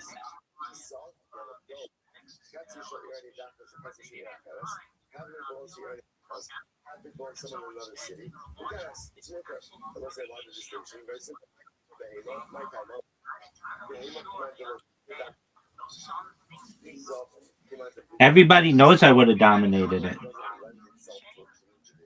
Gem, you took my fucking spot, dude.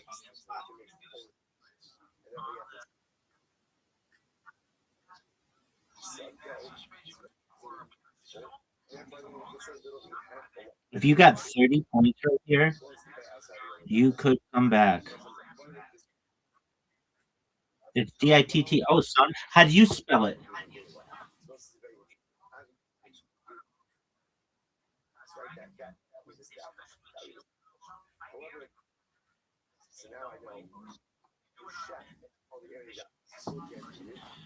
Dog.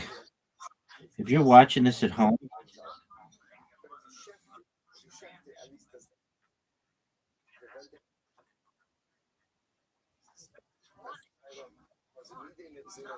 rapping for Tay.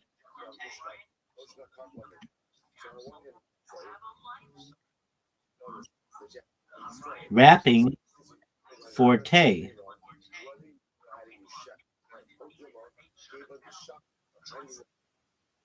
Big dog.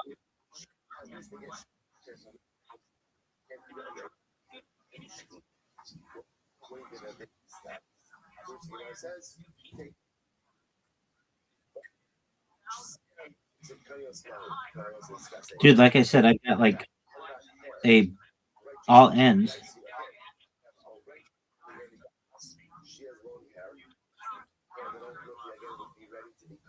So what is the status of that hair? Is it ultimately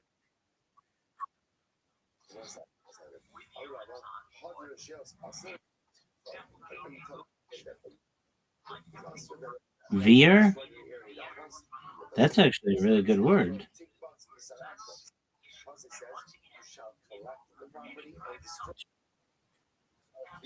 I can say this bitch. That's 5 straight wins, folks. 5 straight wins.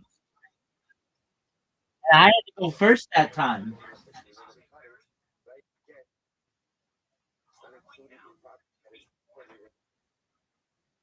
Oh, fuck yeah, dog.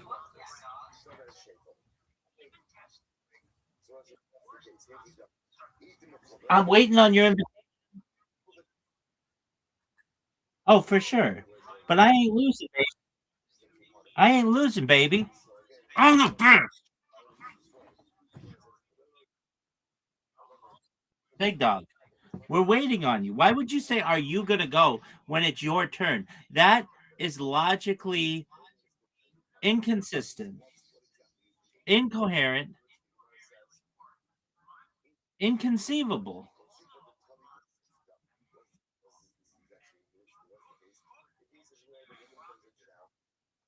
Dog. This motherfucker hasn't been able to recover from Pyrex, girls.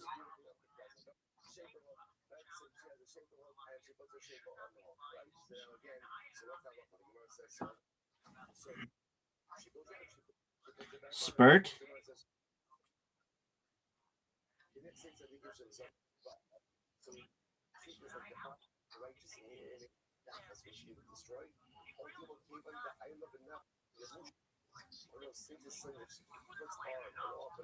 This motherfucker plays Spurt. Says that it's not going to end up well for me. Baby, I'm the best. Don't you recognize poetry and motion? I told you I'm beating you 10 times in a row, and I'm on my way. I'm halfway home, baby. I'm halfway home and haven't even been challenged. Didn't sweat once. No sweat, baby. It's like this valley up here.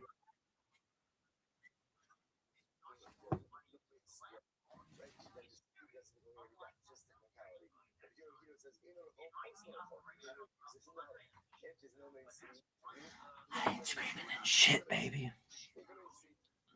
Oh, Piers? You thought Piers was a good word?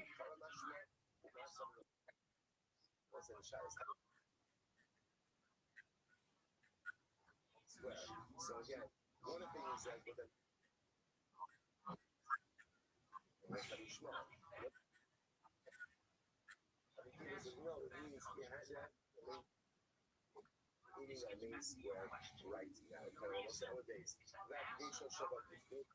Any haftish in it, you have to remove it. You can't destroy that. So it's a how you kachim is there. What happens is that there was like animals designated as kavanos in the early days. What's the halacha? There was the Muslim Rashi point just kind of don't feed them, don't throw anything to them, and they don't actively slaughter them. You just let them have items that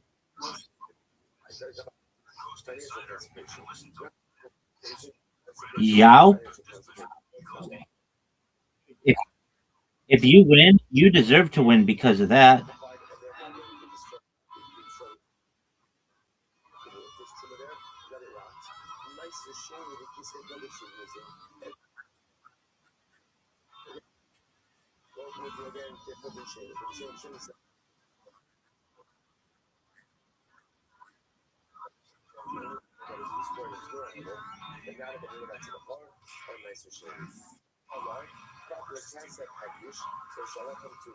Can't stop Rockefeller. Can't stop Rockefeller. What do you want me to do?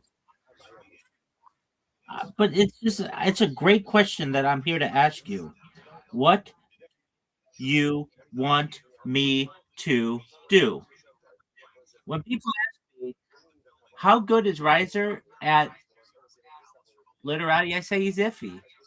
I say he's iffy, and it's the 39-point play.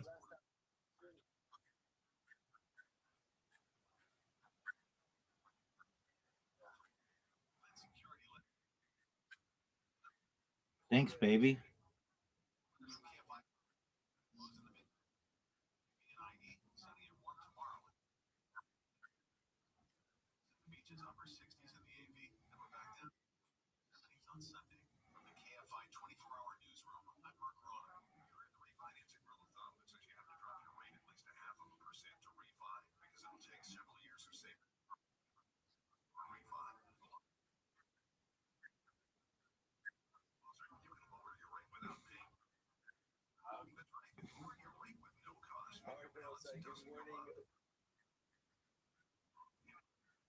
Yeah.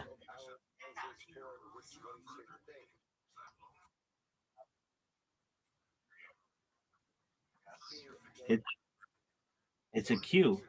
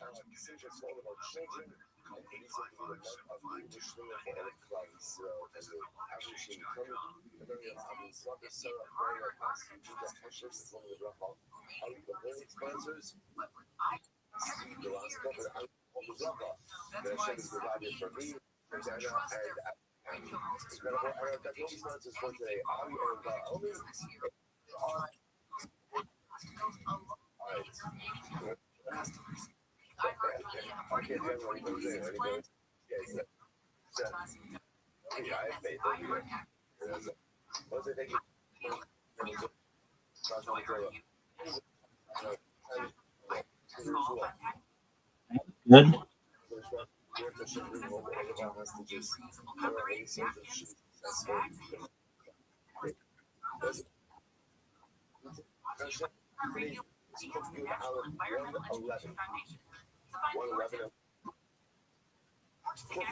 On days 110B, we wrapped up with Rabbi Shimon ben Nazir right before the Mishnah, about 6 lines before the Mishnah. Rabbi Shimon Nazir was what's going to be in the midst of its raging machlokes concerning God and Midbar.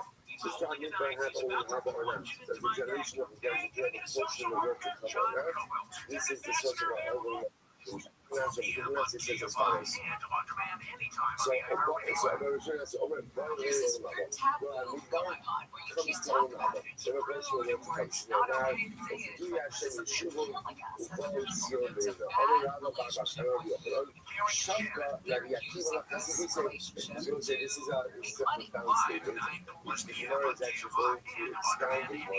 next sugya as well.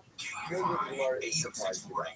Rabbi Akiva is right, that they don't have midbar, but do not have a function of the world. That was big. Because it feels very un-Rabbi Akiva.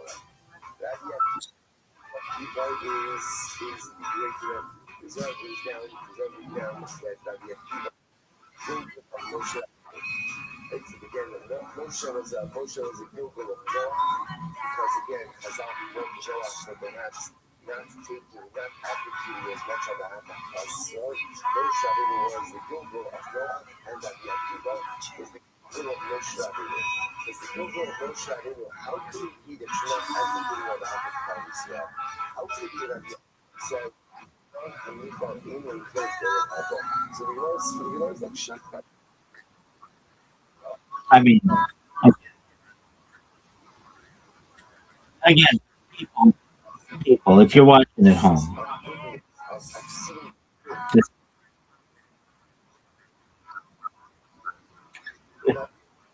etiquette here. Is it etiquette here? It is not.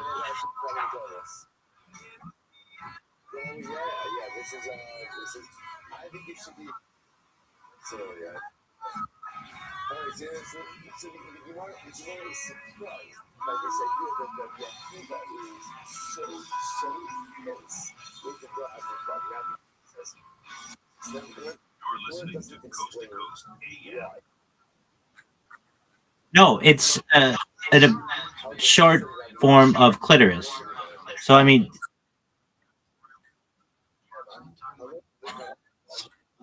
that was egg. The residents of Yerushalayim saying, the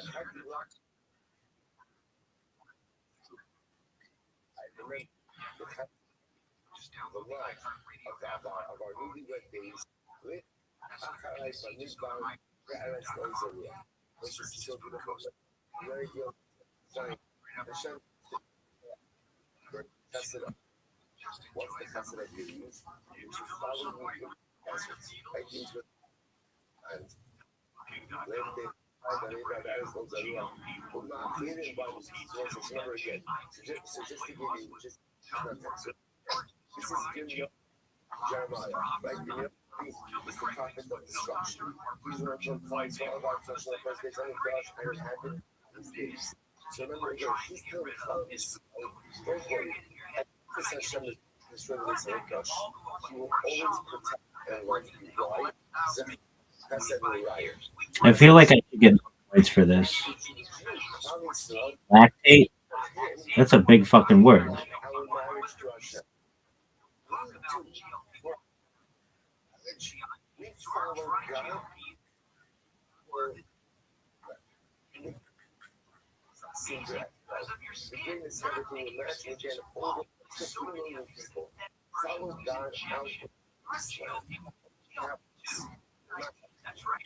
So that was it. A lot of money, but it goes to Egypt, but at the end of the day, it doesn't do you all as much good when you're in the middle of the action.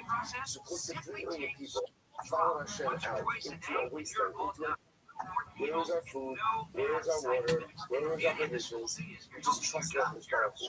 So the Rebbe Shalom recognized that we did something it's so much to say, that we did a best that we did. Because we fought. Because at the end of the day, always they go over to Syria, as counsel, don't worry, things look difficult. Things good. But just know that Hashem will never abandon us, because He different says. So in the days of the year in a row, because of that Egypt, it wasn't Egypt. Like a big one. So the generation say that by virtue of the desert, here's the album. Doesn't make any sounded but doesn't make Folks, if you're watching at home, you heard I just say yay.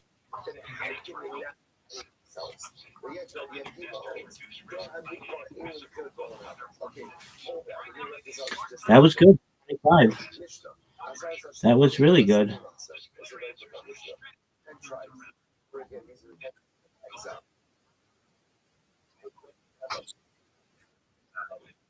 It doesn't.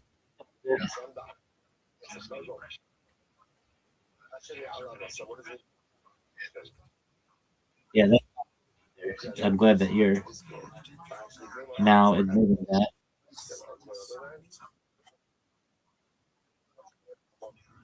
You implied it, and we all know what that meant. We appreciate you implying it. Dog, you fucked us.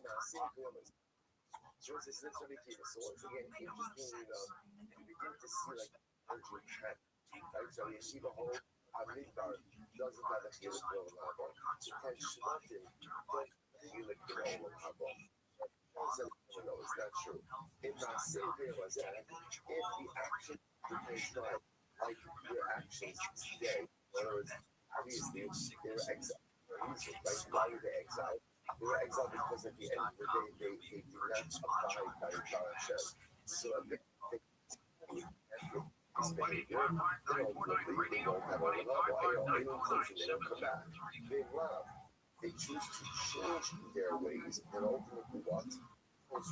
They do. So we shouldn't disagree with them and hold that halacha like French button. They're absolutely fine with that. Rabbi says, says they have a Are you fucking serious? Are they referring to?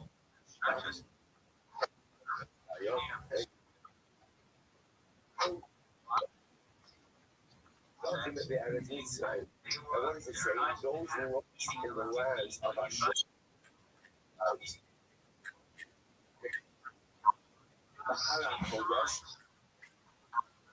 they have a little see what I said?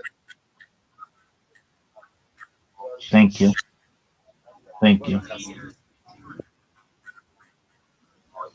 What happened? What happened?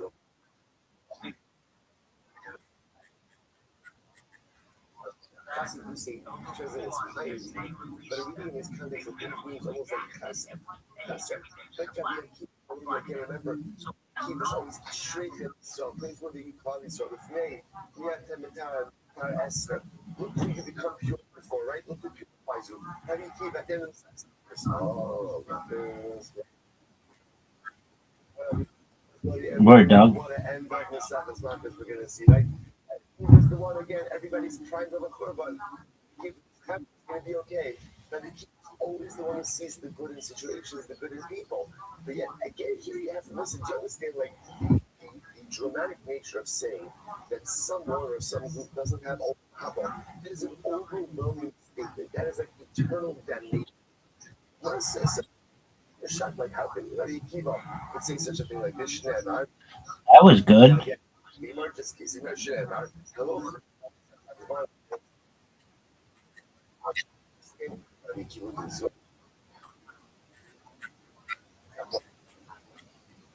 Oh, for sure.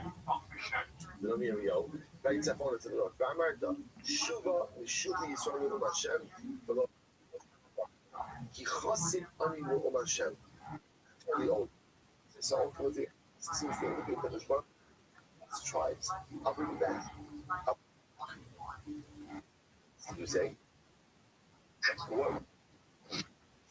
Everybody talks about the well, all right.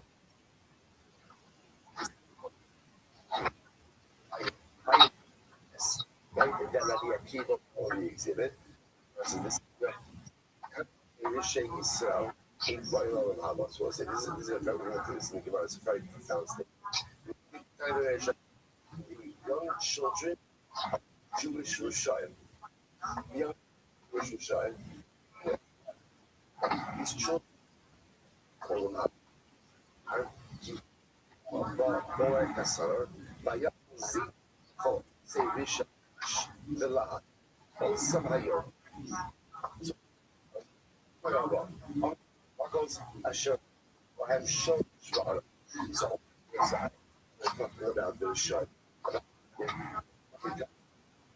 Straw flame, it will be destroyed. And the Pasuk says, if they will not leave behind, these Rishayim, so Jewish Rishayim, will not leave behind a root or a branch. Or a branch. It says, they will not leave behind root in this world.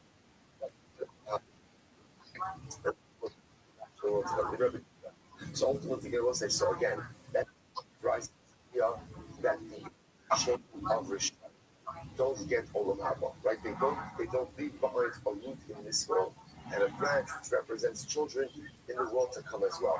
In general, we have this concept that young children are held accountable for the sins of the parents. So this idea over here that the children of Rishayim do not go to Olam Haba. Rabbi Kiva says no. Not true, not true. The children of Rishayim don't. The children of Rishayim themselves are just children. First of all, Shomer Soim Hashem. That will say that normally the concept is very simple people. Pasi, sometimes a Pasi is translated as a fool. But it is Shomer Hashem, which means that sometimes it will say that this concept happens. One of the more profound psukim in a Mammon means to be a simple person. Simple person is sometimes the greatest level of Amuna we know is Amuna Pshuta, a simple belief in HaKadosh Baruch Hu. A simple belief in HaKadosh Baruch Hu. Sometimes the simple and about as proud as you must have been the first time. Big dog. He says, the Aramaic word for child was pasya. Is pasya. It's also the other word that Chazal uses God. The next game that we play, can I shit talk you as much as I can?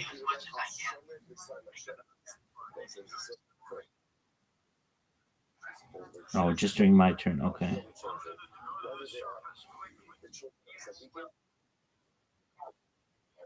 Okay, I'll very quiet. All right, so that's six in a row. Do you want me to send you the invitation? I'm waiting your invitation. Let's just keep it at that. Fine, I'll send you it.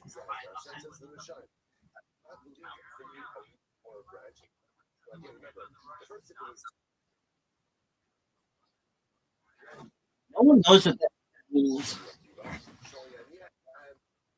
All right. Do you want to go first? We're letting you go first because that's just how you like.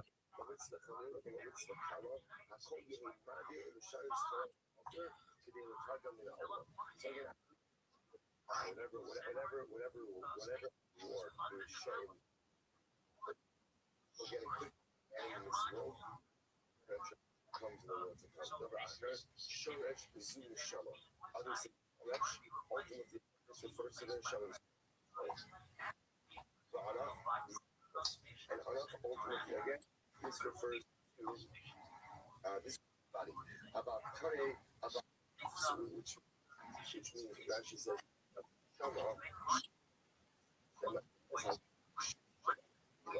this is very beautiful. Ultimately, again, is the goal. How the roots don't see the roots. I don't think doesn't can't exist. And how do you so this kind in this world to the branch? Right? So again, so the imagery, so the shoresh is the neshama of the soul, and the body is the branch. Body, and I know the soul is there. I know the soul drives everything. And where does the soul see or find its expression? Only through the body. About 20 minutes shy of things will come. Called embodiment the Olam Haba, but everyone agrees that Rishayim, the young children of Gentile Rishayim, do not have Olam Haba. That everyone agrees. So the Hokes, the children of Jewish Rishayim, right? That he even says they give Olam Haba, and they don't give Olam Haba. But by the young the Rishayim, how do you want to see the Olam Haba? Rabbi, it's all about okay, so one says this gives rise now to a different discussion. It goes actually before we go on. Just this whole Rabbi Akiva. It's not like Akiva anyway, ignorant Olam Haba. So what do you do with this? So first, there's just two people. Let's go for perhaps Rabbi Akiva himself. Rabbi Akiva is chassid to say, but now we see two instances where Rabbi Akiva comes down hard. Number one, the Hamidbar, Rabbi Ashar Sashvati. What Rabbi Akiva says is like this. Said everywhere. The chapter says something. When the Rebbeinu Shalom delivers greatness and goodness and chesed on a single day, and you cover that a person is an ignorant and doesn't recognize it, and doesn't appreciate that.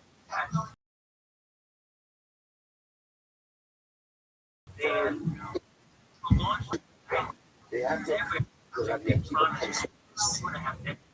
Akiva had it. He had to work for it. Everything that he came only as a result of incredible, difficult times. Nothing was easy. Nothing was easy. Everything that was true for Rabbi Akiva, for his wife Rothschild, that was true for their marriage, that was true for their life. And Rabbi Akiva, again, it's amazing that we have a life like that. I'm like very bitter, disillusioned. You see other people have a lot, they have very little. But that wasn't Rabbi Akiva. Rabbi Akiva world things. But the one thing Rabbi Akiva couldn't react to tolerate, people who had all the opportunities in the world and didn't take them. And more than didn't take them, showed ingratitude for those options. So Rabbi Akiva would draw a midpart. Rabbi Akiva said, I don't understand. For the first time, and for 40 years after sustaining some gives you money and you have one simple job to serve him, to do good for him, and you do it, and you didn't do it, and you don't pay them, you paid them miraculously. In Rabbi Akiva's move, one thing, or no, you didn't do this, you didn't you did this, you had this immorality, again, to recognize when someone delivers you a little amount, you against that as was having the money that that then at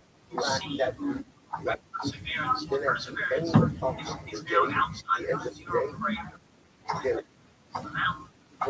I'm sorry, just there's a single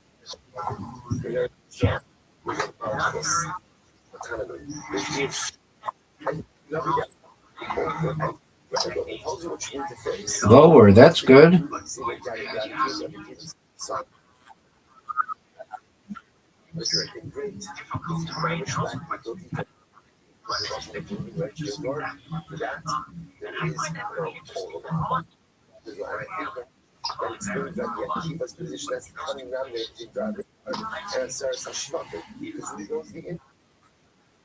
It also means to peter out. Because it's a triple word score.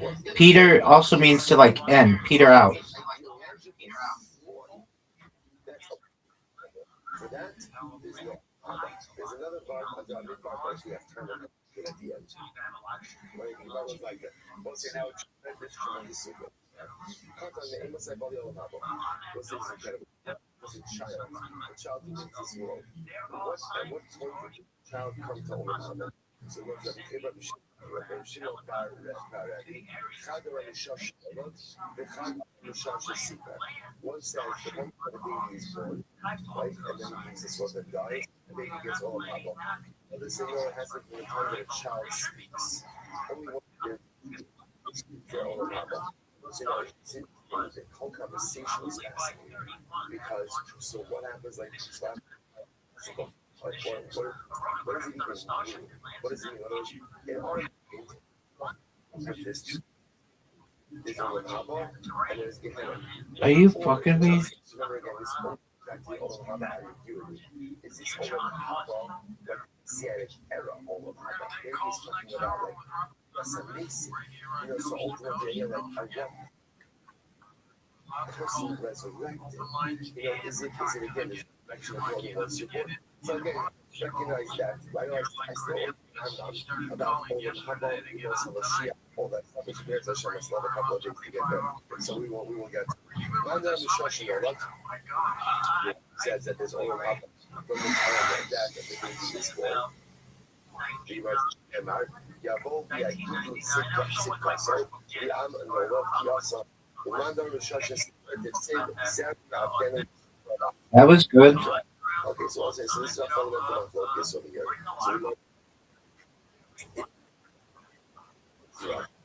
Well, it can be. As soon as it's conceived, I think the baby is lost.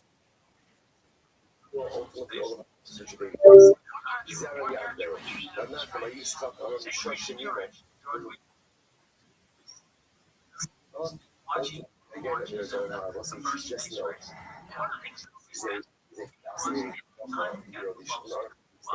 that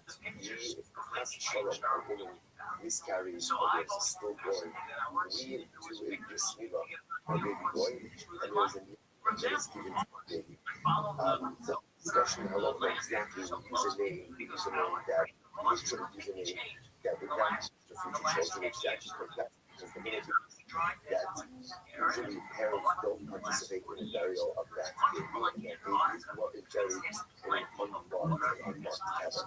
This interesting balance as I'm going at halacha that you don't want the family developing an attachment to this life that never was. But yet again, there's this recognition that it's a child, but in other words, there is a baby that came into this world. So on one hand, again, it's buried as a regular Kuras Yisrael. The Greek itself is not one. Usually most cemeteries have a defined area where these precious neshamas are put. Sometimes you don't have anyone else there, but the graves themselves are not marked. There's a Restream and there's Kuras Shem. So the most overwhelming circumstances to be involved in, but it's interesting that concept of giving even a stillborn or a miscarriage that's developed enough for Restream. To give it a Restream, it's a schema. This is schema over here. Okay. So it says, Oni Ani the governor, Nasasi, Ikinefa, Hafula, Tony, Shashi, Yoma, Home. At which point, ultimately, again, does a baby receive all of Haba? From the time that he can say Amen, so for speech. So the Gemara says, Shemit, it's Shari, Shomer, and Moon. And Moon is Ella, Shomer, Amen. From the time that the baby can say Amen, that's when he gets all of Haba. My Amen. So my Amen, the Gemara says, what is Amen? Amen, depending on Kel, Melat, Shemel. So just want to say, just in general, what is Amen? Amen is a contraction. Ultimately, again, our Kel is a trustworthy king. Kel, Melech, Amen. Rashi says over here, Kishaoni, Akon, Brachel, Bracha, Amen, Ek, Mashma, Dude, you got the lead? Someone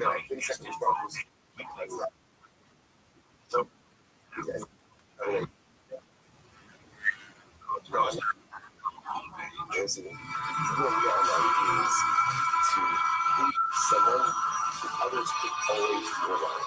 That doesn't mean that that person is always going to do what you want. That doesn't mean they're always going to do how you want it or when you want it. But it means that the end of the day, you believe that person that everything will come true. Those are the Hashem is in Yahweh. That I believe in the always has my back. Doesn't mean that he's going to do what I want him to do. Just means I have to any department but he wants to always come here. I would think that you know that the thing that is important is to shout.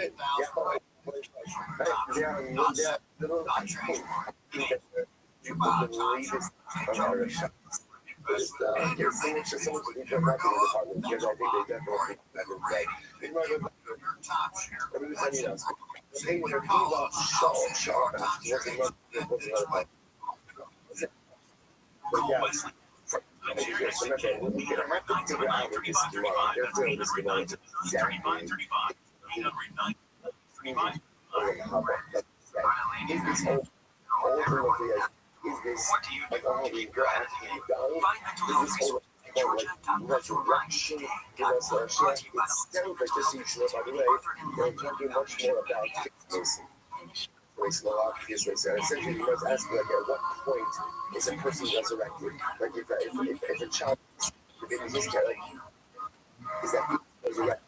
Right? Is a newborn resurrected? Resurrected back into the vessel, because when it comes to all the Haba itself, we'll see is another Gemara talks about the actual terrible result. We'll talk about that. We'll see that you went to after the Sparrow. I don't have good tiles, dog. I keep getting these fucking ends.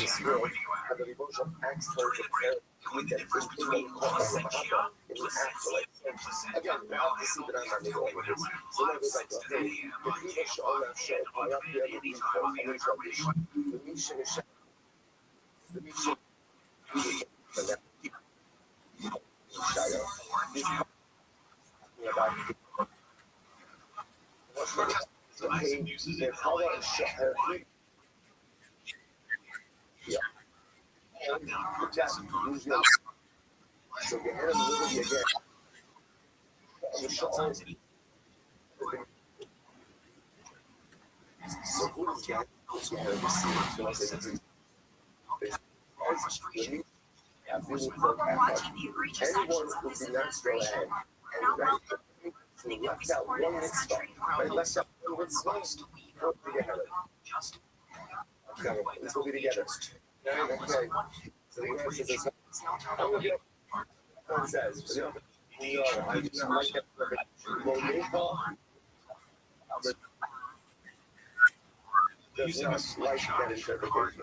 oh. That is a very bold statement. Very bold statement. It says, you know, something is not close to any Rashi says when we have concerns itself of passion of Hova.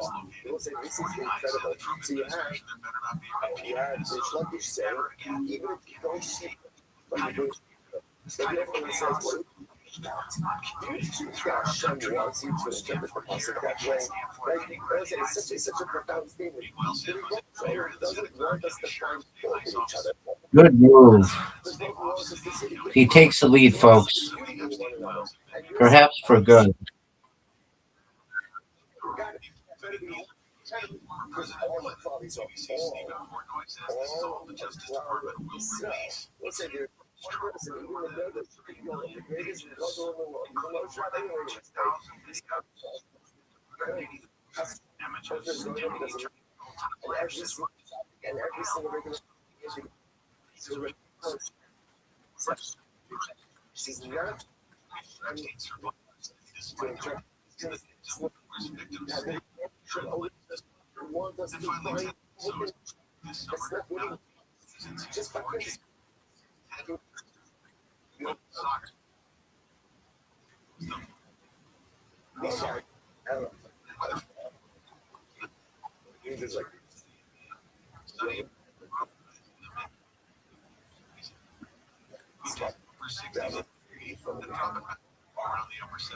You see this?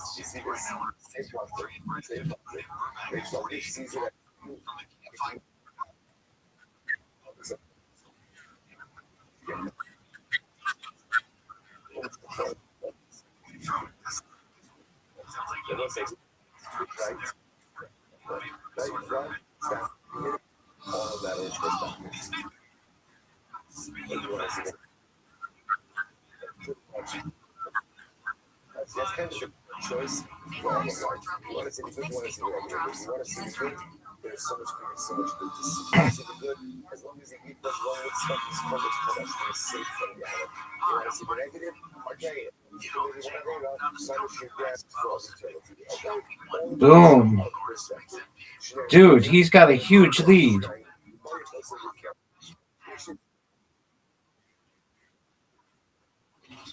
Oh, done. It's over.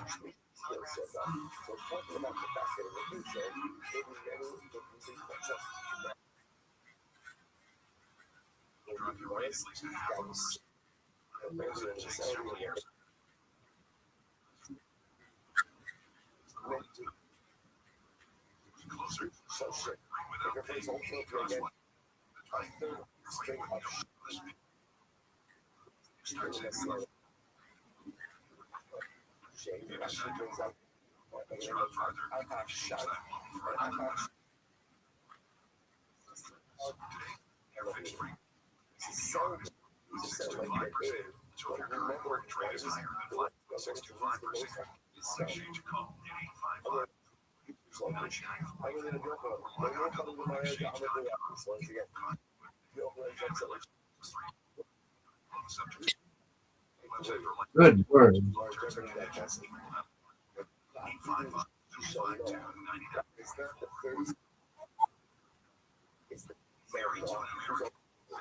But again, it's more general as opposed to being shot specific. I don't think I'll be as that there. I don't think I'll be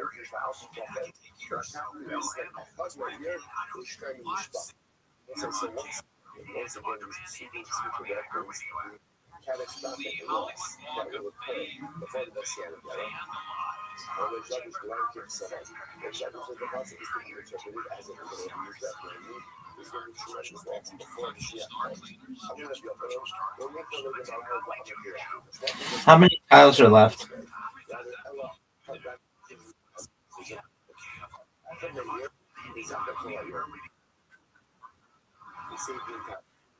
How many tiles are left? That was an amazing word.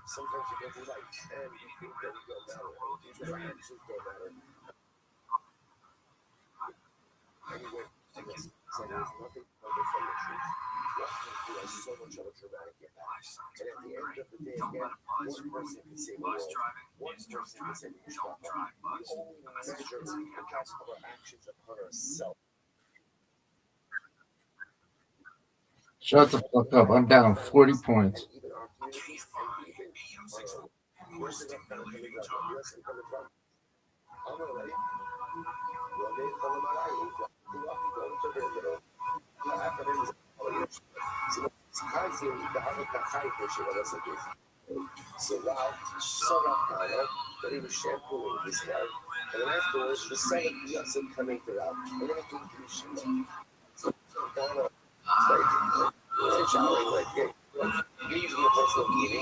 And then coming to Yeshiva.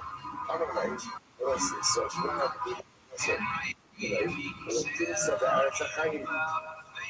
you will not be found in the land of the wicked. Sounds like God is saying, I'm trying to may that's the person.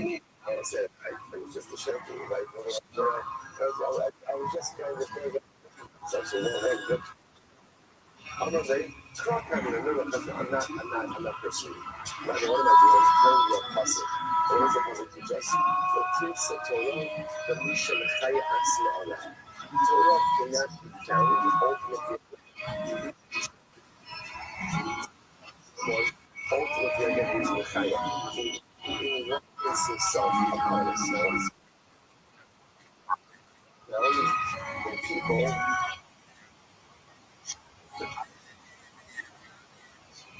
Like sometimes we don't are good. I want to be comfortable. I want to be comfortable. That's in every area. I want to be comfortable.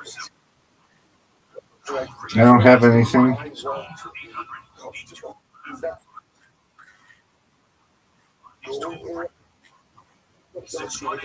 Nothing.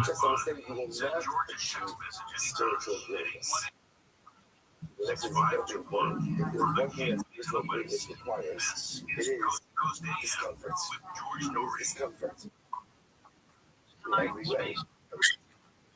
You have to give up sleep. You have to give up time. You have to give up time. You have to give up time. Time that we spend learning was comes from somewhere. And another the need to buy it for learning. So I'm taking it from someone or from somewhere. That's uncomfortable. To grow spiritually requires money. I have to. You look at some, as if like some of the accomplishment. It's an obligation. You need tzedakah, and to be tzedakah even sometimes more than what we're comfortable with. Not like a. Oh, what a great word. That's it, folks. That's it. It's over. That would have been big. Instead, Riser puts it out of contention. Yeah, dude. Get out of here with that thought.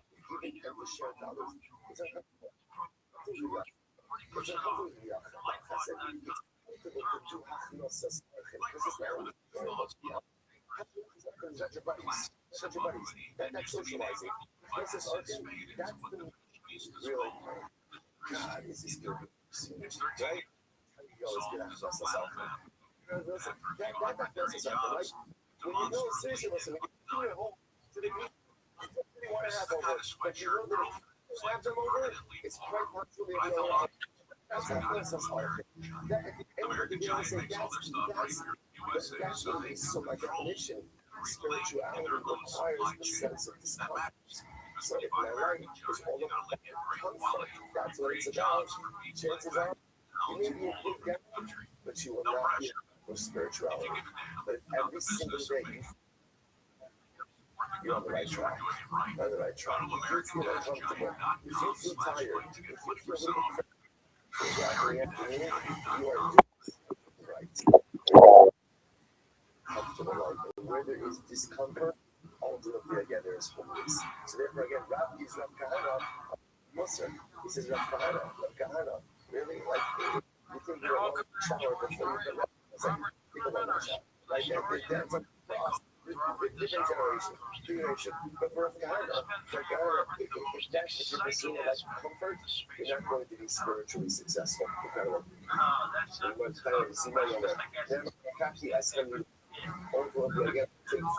Take for you to meet the nation. I will bring you to me. I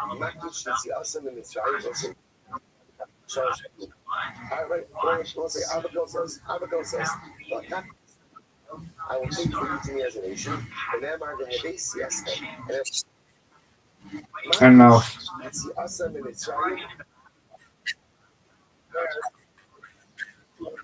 No, I can't.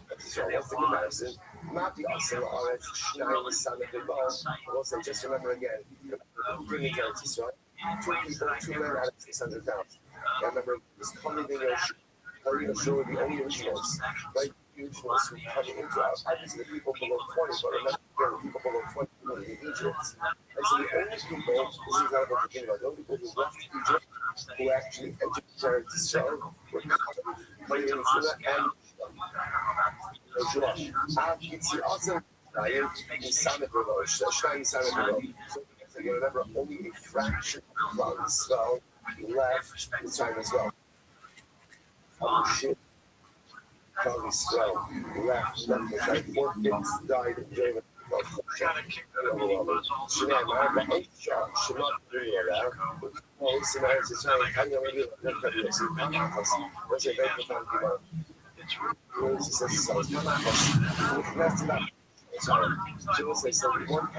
went to Alexandria of Egypt.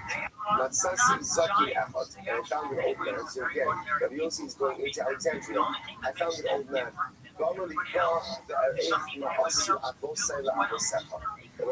This is Nanish absolutely. So this old man said to me, Rabbi Yossi says, I want to show you what my ancestors some of them, some rights. So again, what the Egyptians did to the Jews. Some of the Jews were drowned with hard. were killed by the sword, they had exactly what they do. The sun, again, would just build into the structures. And for this matter, he himself was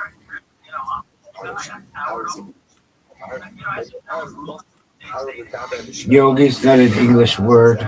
This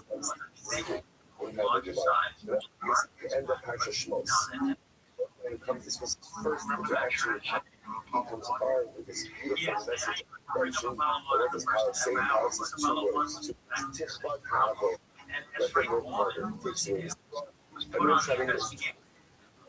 And you cannot believe what just happened over here. I came to power, I'm speaking in your name. Are executing your agency. And since I showed up, end of the day,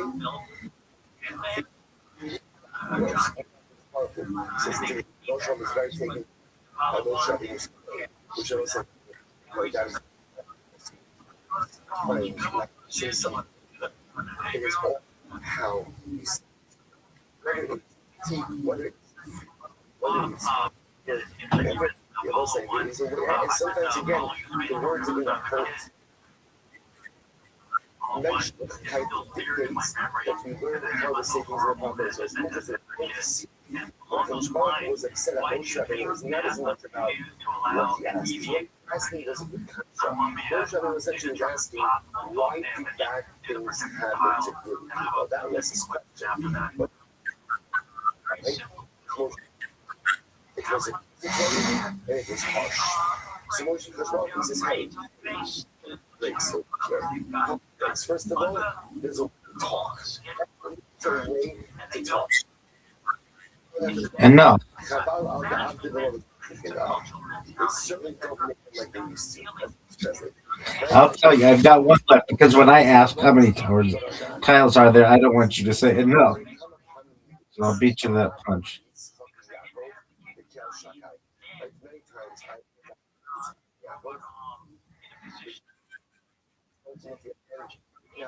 You have a U?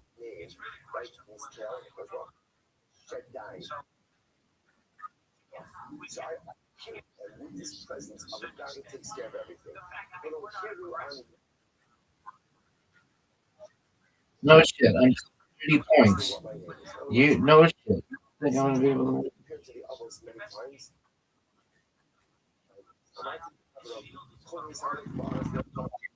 I said that.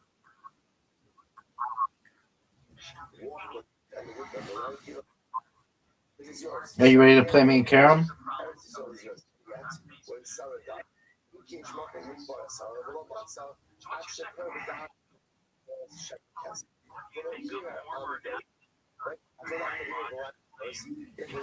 Freestyle classic.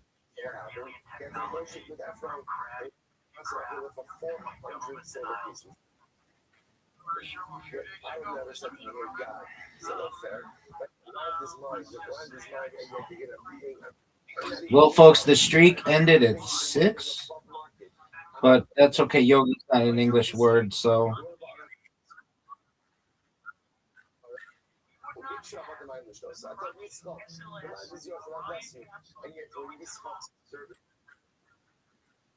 Yeah. And when they finally found water, there was fighting over every single word. So finally, when they found water, every single well was a fight. Everything was a fight. So he acted all of that. Are you proud of that shot? Never questioning my way.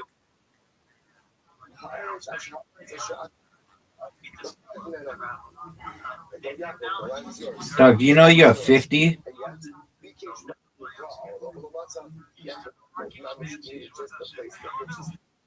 Couldn't find a place. Just said, finally, when he came back, right? As he goes in, he has to purchase area. So again, it's his land, but he has to purchase a place to purchase land. You don't put the disc in often, like you don't scratch often.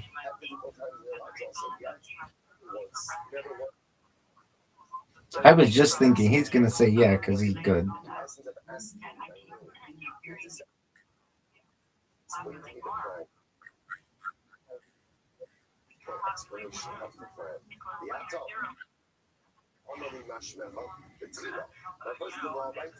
That's a miss. I can just tell you right now that I was saying, that that's a miss, and it was.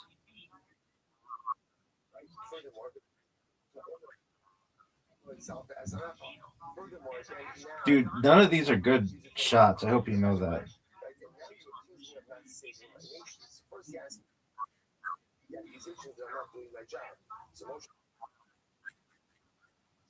Do you know how difficult that was? Do you recognize how difficult that was?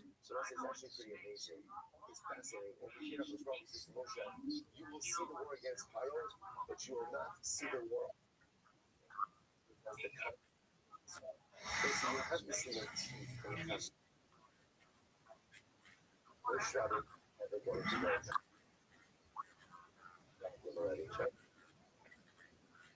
like before the stone, like before Mary, before any of that, and yet again you see the response in the shadow, you'll see what happened to Paro. After this exchange by Moshe, by now again, it's not exactly chronological, but the Gemara is losing all of this here. So Moshe saw Moshe quickly bowed down. So the Gemara says, what did Moshe see that made him bow down so quickly?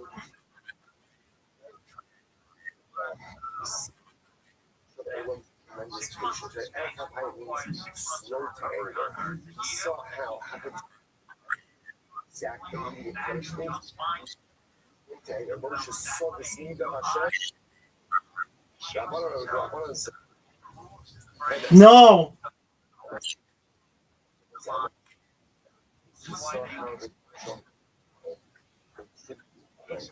Sometimes difficult to comprehend. By the overarching righteousness. Miss. I'll get that one too. That was incredible. This is a miss. I can just tell you, I looked into the looking glass. I peered into it, and it could. Well, we weren't going for the one for which you should have gone. That's a miss, and we all know it. Scratch. You never scratch, man.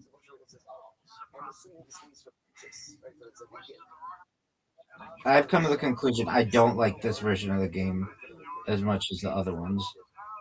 It's too, like, you go for really long periods of time, then I go for really long periods of time. Then I end up winning. It just takes too long. I like the other one, just in case anybody wants to know. And then you've got the issue of the red one. The red one kind of changes things up, keeps everybody on their toes. That's a miss. That's a scratch, maybe. Folks,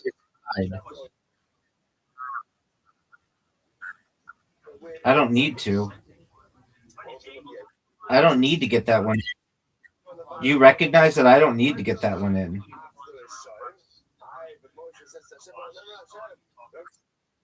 you recognize that I didn't need to get that?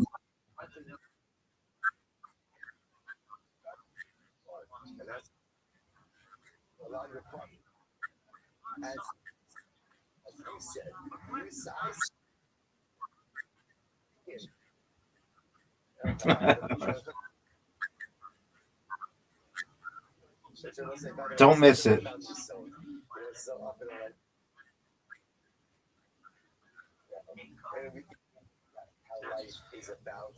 Do you think this is an easy shot? Why would you do that?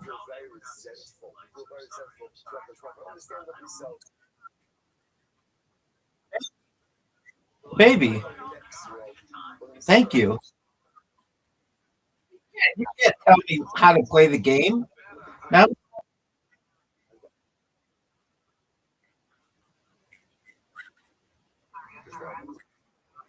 no, we would. I would have had to go.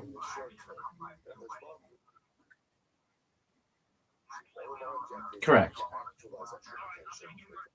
You know everybody's waiting on you for a classic game of Carom. Oh, for sure. No, you didn't. If we can agree that yogi's not an English word, then we can agree that you didn't let me win.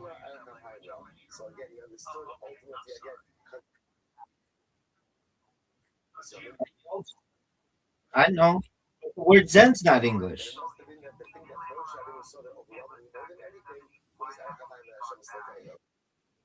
It's not in Scrabble.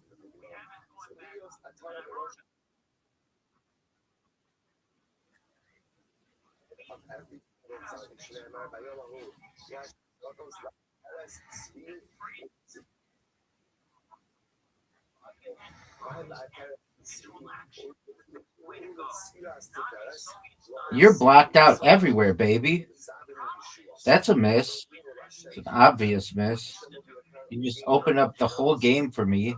You made it very easy for me to win.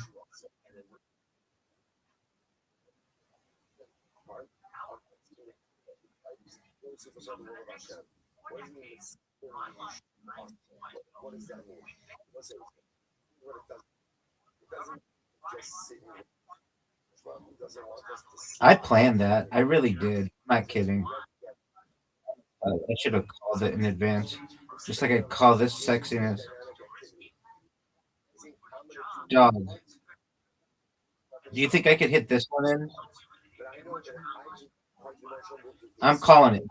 Flat. Dude, I almost made that, and you. Thank you, baby.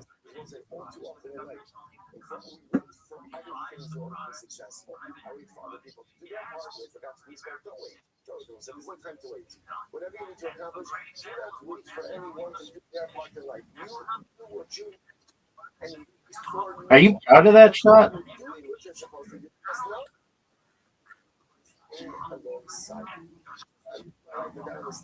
That's that's, that's really ugly, man. I can see.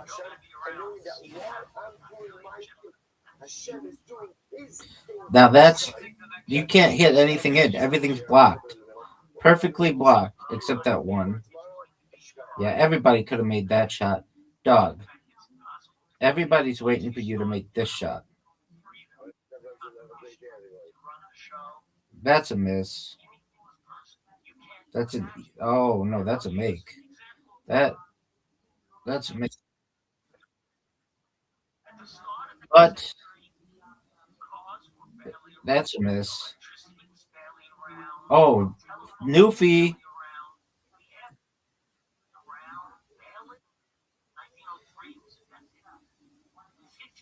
Dog, but I'm kind of fucked. Psych. Psych. Do you do you know what the word psych means, baby?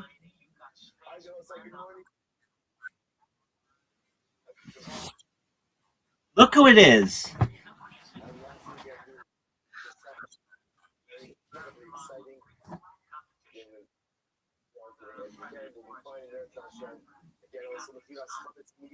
$26 what, Zoot?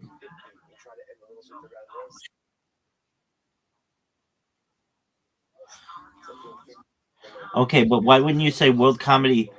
You're not World Comedy finalist. You're not Raw Comedy finalist. You're Raw Comedy State finalist, which is still good for the least fun state in all of Australia. It's got to be the least. I mean, I think Tasmania is funnier than South Australia. Actually, South Australia might be the funniest Australian state, though Melbourne, wherever that is, New South Wales or whatever. I know that's what I'm saying. And you, how did the beat poet? How did the beat poet do?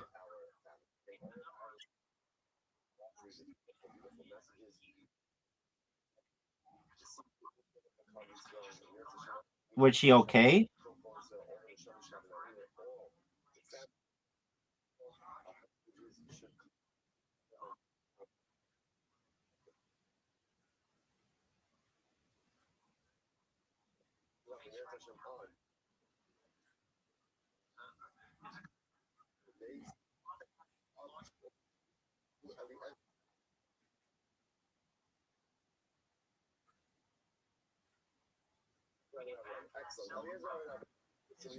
It's 2, 4, 5, There's one more night. Lots to do. I'm going to have it out. There's this one again. We're talking about and then how Travis went to a different shooter, and you're ahead of it. That means whoever you're not good is not good. So the rate is down to our skill. Schedule. Sorry, do something wrong. Anyway, you know what I said? It's Rabbi hustle, so it's never again.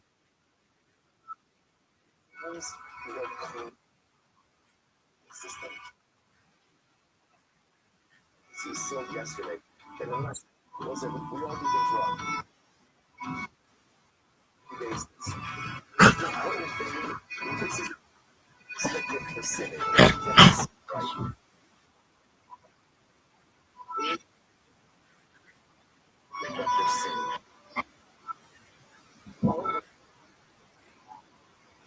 It's wrong. It's wrong. Well, she could reach. Riser, what's it like to lose so much in a night?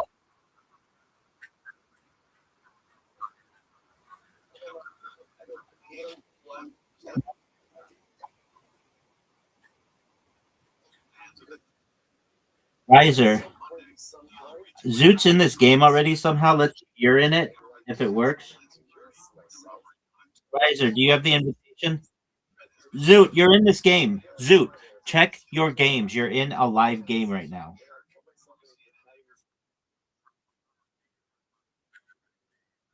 Open up the app, Zoot. We're hacking your phone. All right, well, get in the game. All right, well, dog, I know. Get in the game. You're already in the game. Just check your games.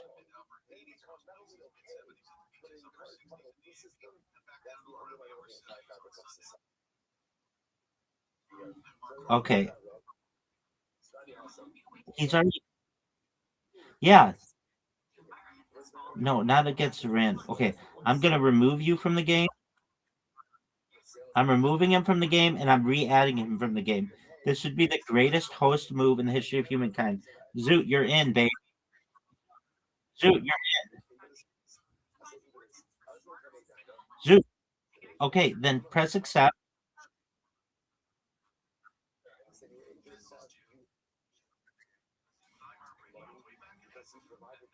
Hit my ball. Hit my ball.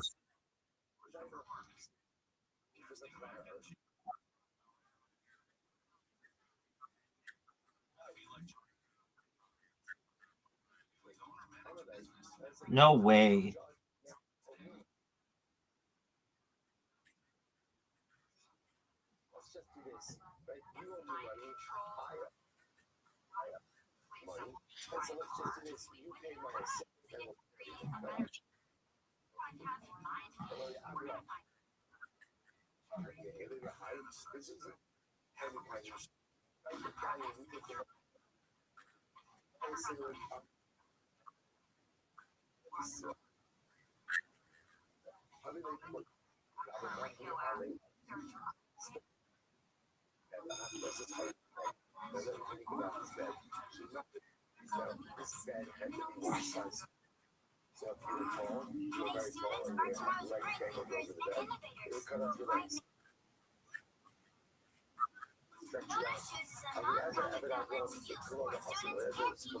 Zoot, if you don't go right now,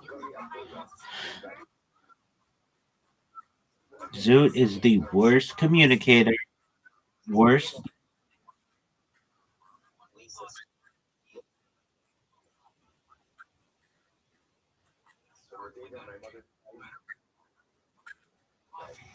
We now figured out his. Oh, look at this move. That was absolute garbage.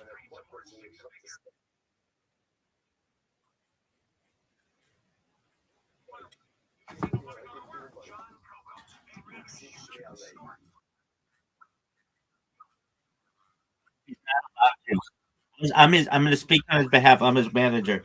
He's not allowed to. The Rock, the Monarch.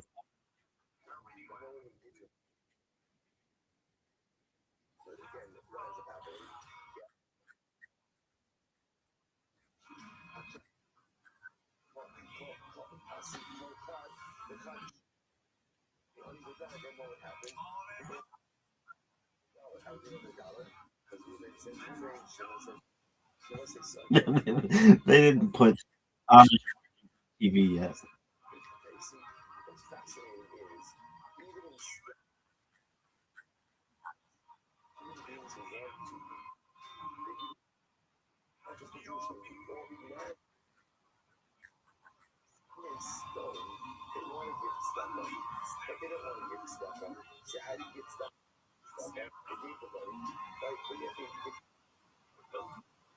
Go in the water.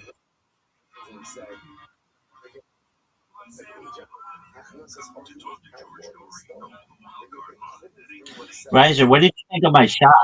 Big dog, what did you think of my shot? Double water bump from the pimp.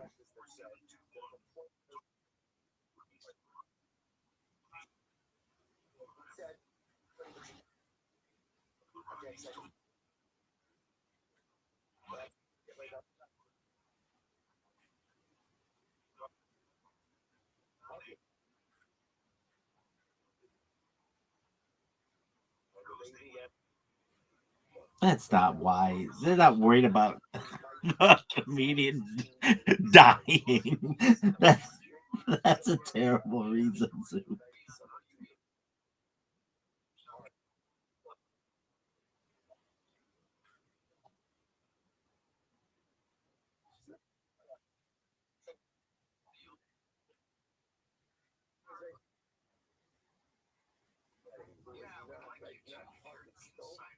Dog, this game sucks. How does Zoot have? You know, he almost had one against me yesterday. I let him do really well right before he went on stage, so that his like confidence was built up, and he did really well. Zoot, are you gonna go? Please do.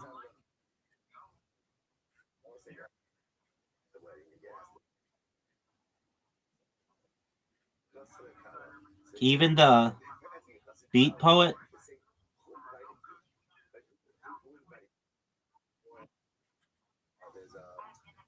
Would you have sex with the beat poet? Yes or no? No. All right. What if I hadn't seen her? Would that be a yes? All right.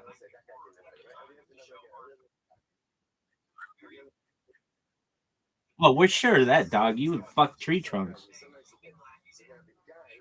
Are you fucking serious?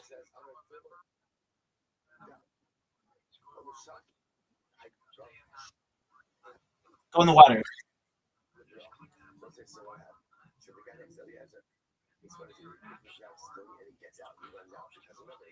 Do you think anybody's scoring on this whole baby? Water bump him. He fucked it up. He didn't. Double water bump. Almost ditto. Zoot is not a water bumper per generally.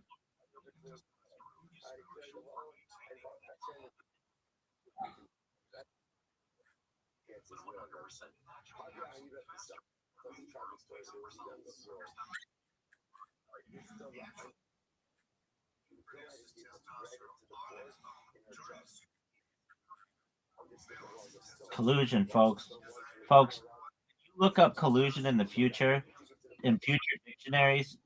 What you just saw on the ceiling cam will come up.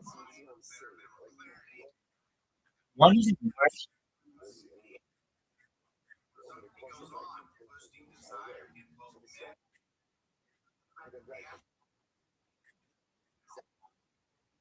off the windmill, baby.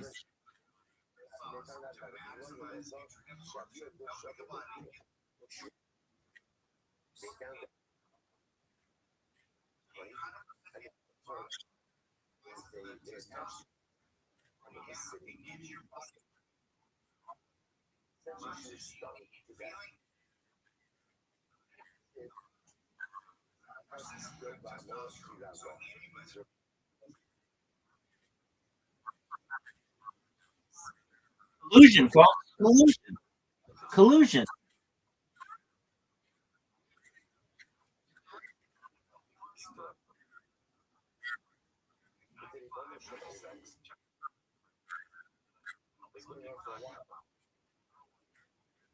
That's incorrect, Zoot.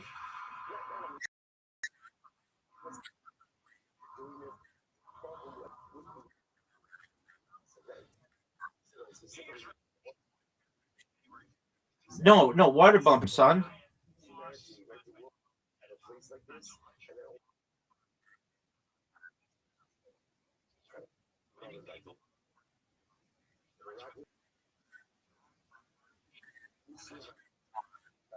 That was the best water bump, perhaps in the history of the game.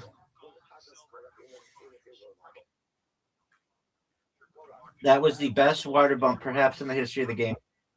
Folks, that was the best water bump, perhaps in the history of the game. I feel like you should get an extra point if you hit a hole in one.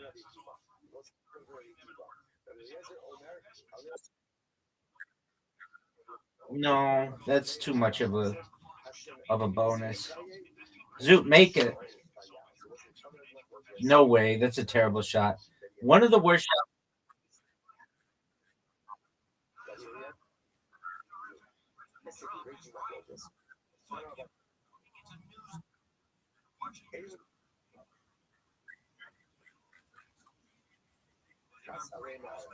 It's terrible. They really don't give you much like leeway on the water. It's like, oh, Zoot.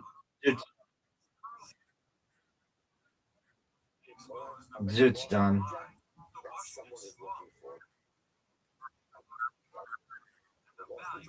How?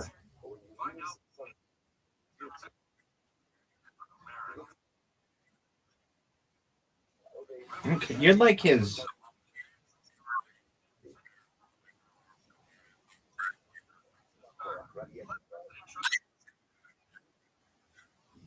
What did he say?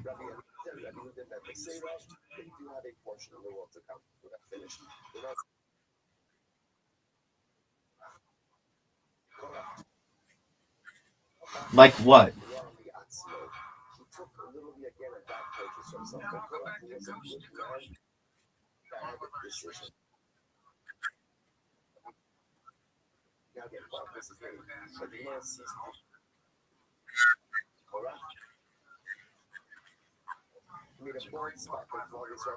Look how good this shot is.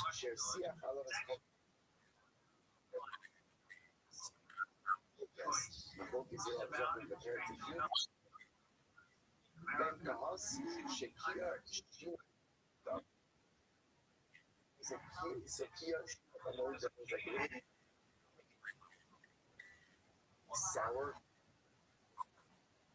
Something sour. I don't know what the term for it is.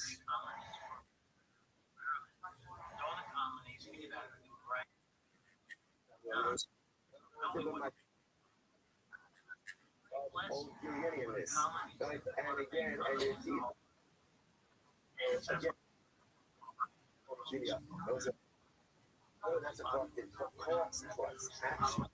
Wants to be the teeth of his ancestors to experience this horror thing. Like the chatter to feel like that. That's actually by the Rothschild. What was it? People often mistranslate this phrase. What did you say by the Rothschild? Translate Haki and Shiva as well.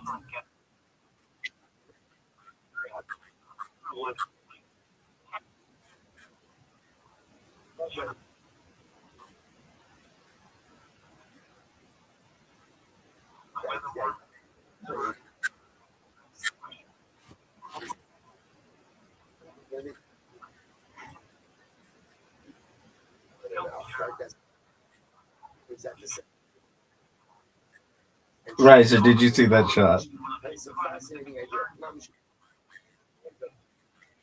It was wild.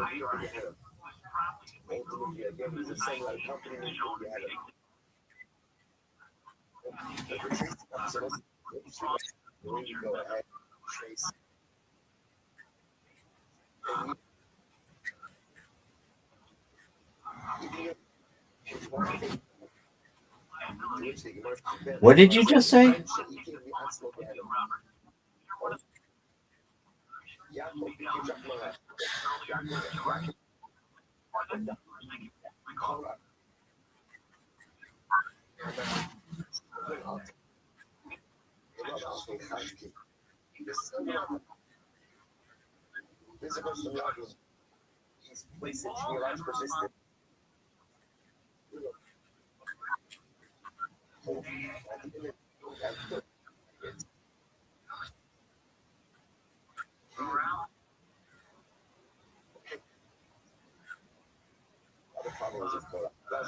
Hit my ball, babe. Oh, what a shot. Zoot, you made it all the way through without hitting anything.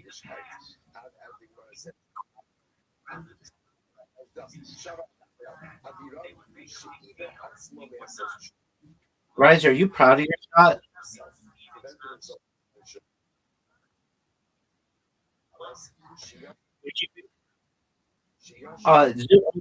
Zoot always asks this question. Zoot, who's in a better place?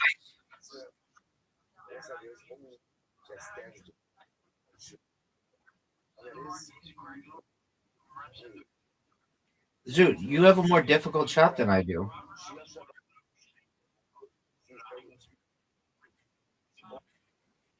Yeah, baby.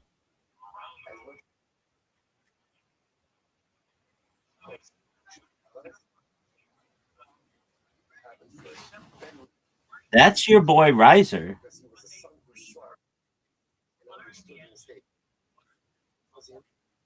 Yeah, baby.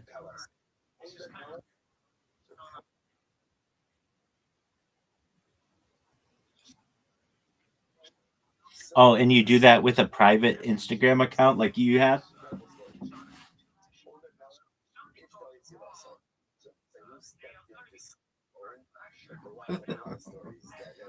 Okay.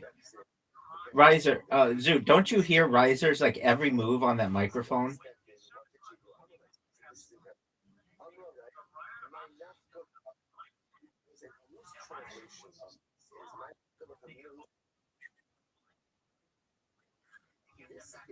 Okay.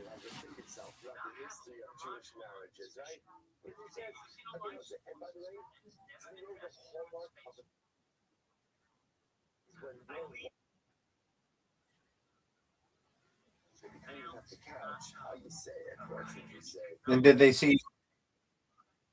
Yeah, 0 out of 10. How hot are they? That's pretty good. Is it as good as this shot?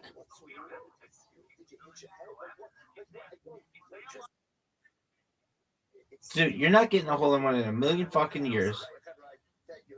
That was a terrible shot, Zoot. Everybody knows it. Do you think Riser can split the sheet?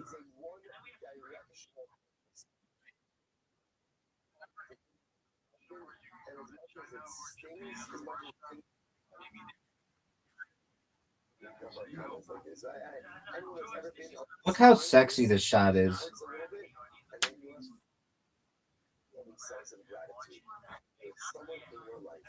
Zoot, your ball's in the water.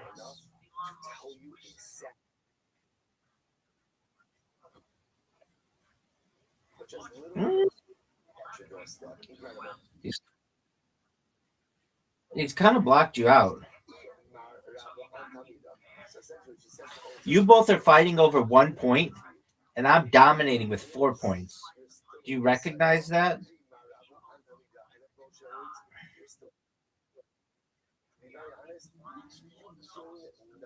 He's still going to get 1 point.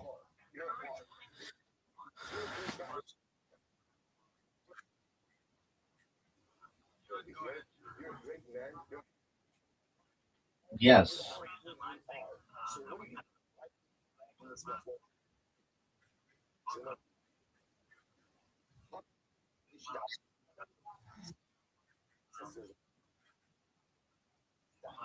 I've gotten one, I think, or maybe two, but this is a lot harder than you think it is.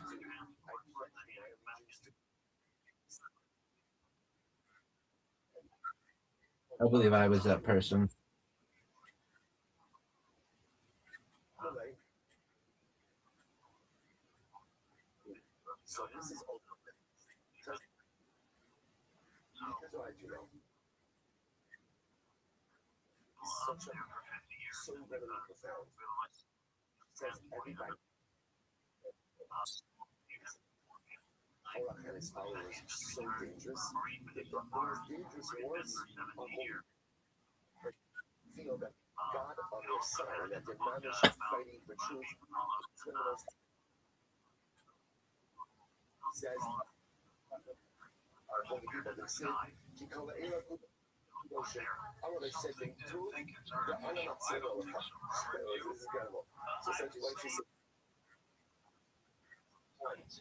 Get out of the way. Right? Step one, get out of the way. I will fix it. It's so profound. I will fix this. So what does she do? She gives him a lot of wine. Right? He becomes a tax.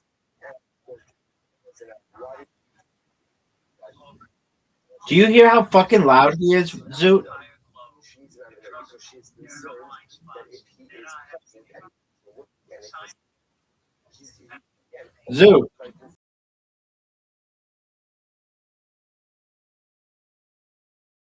because he pledged. Right? He is going to mess. She says to him, get out of it. But that's it. She doesn't trust him to stay out of the way. So what does she do? You're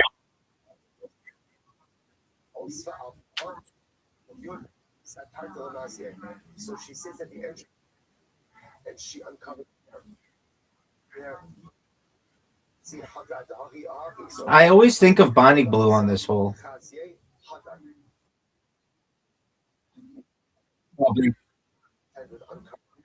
Turned away. So in other words, even the followers of Korah, who came to get, oh come on, guys, the showdown is now when they saw ahead, she did not go. So they went the other That's a side, miss. the other way. He missed it. Perfect. Now, so again, how old is this? Yeah, baby. What's the funny thing, Zoot? It's also very, you know, that again.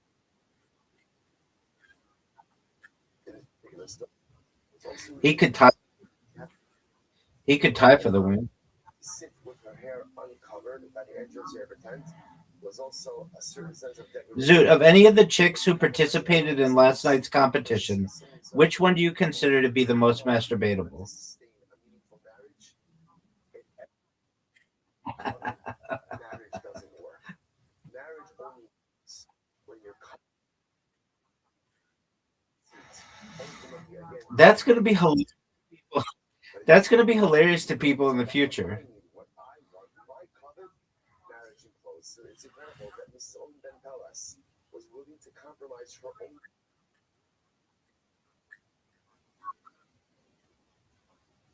Party for the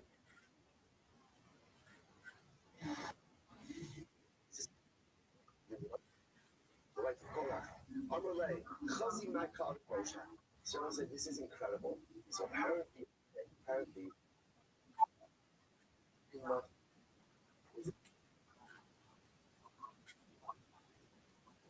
Correct. Moshe is a king. His brother, If that So look at this. E is in Truma, and so if there's Truma, Truma goes to the Kohanim. Amar takes to the Kohen. So at least you're a lead. As a lead. Wait. That you call that you lead you get, what do you have? that's incorrect. Yeah, so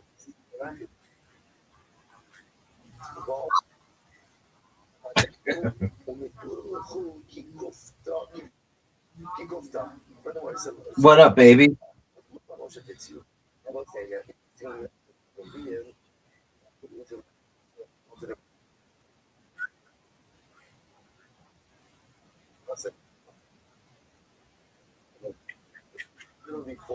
All right. The real question is this: who becomes viral faster, Zoot or do I?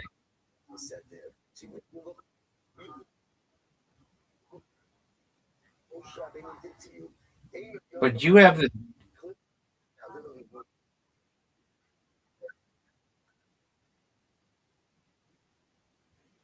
You could though.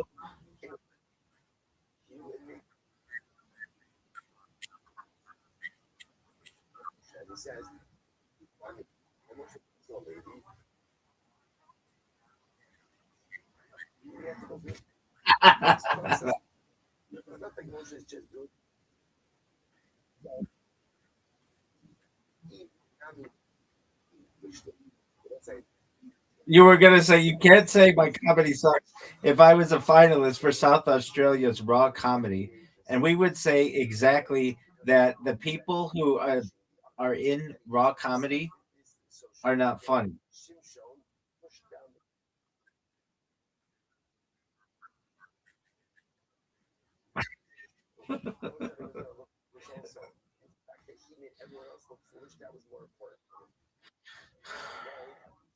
Riser, you got 9 points. Are you proud of that?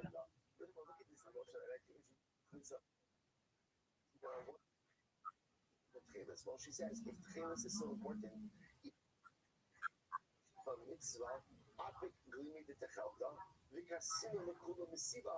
again, if Tchelis is so important, then you. I mean, you see, you're learning. Over here, it's all Tchelis. What is this one string? Right? Did you remember when I got 14 in a round? Thanks, baby. And do you remember? Did you remember I didn't miss any shots? Zoo Riser, we're now tied.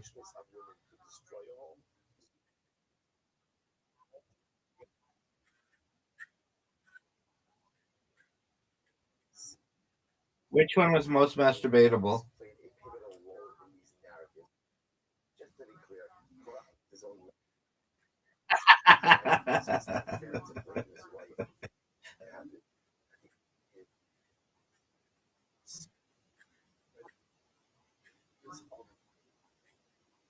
Did you munch your butt?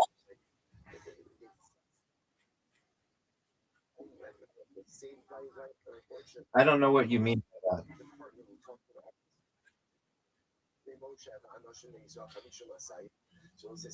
Zoo, when's that radio contest? Didn't it already happen?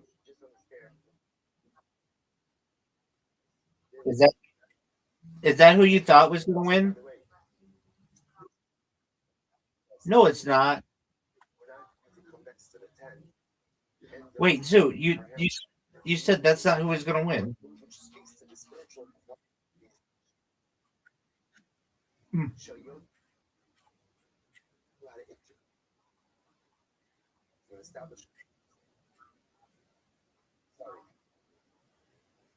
But they didn't know you were in it.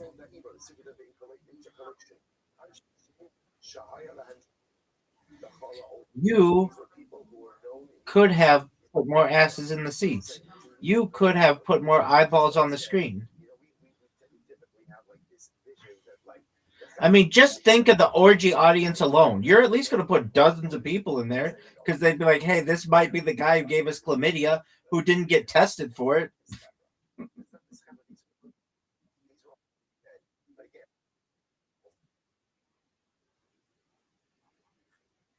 You should have told people that you potentially have gonorrhea.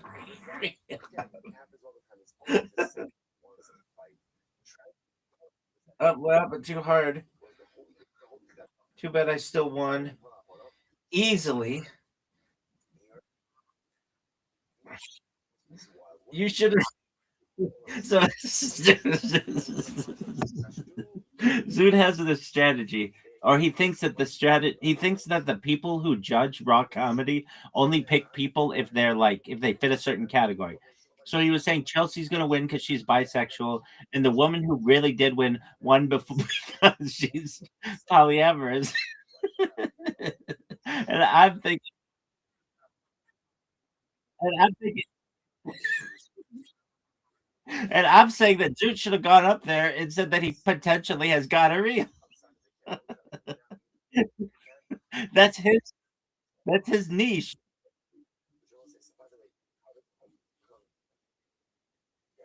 Yeah, dog. Exactly. Did you know that dude got an email that he needed to get tested for gonorrhea and didn't?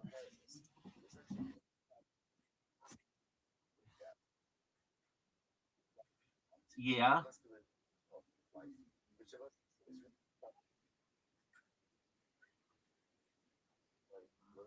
I think she's just like yeah, but that's cool. I mean, being a whore is tight as fuck, dog.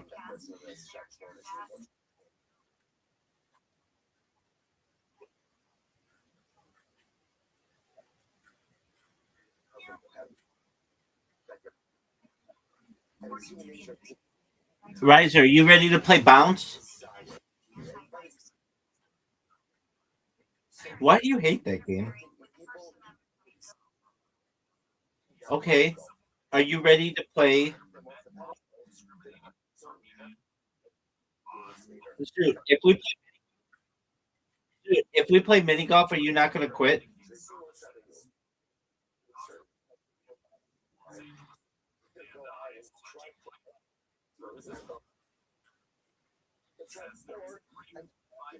I'm down for that. You want to have a pool tournament, Zoot?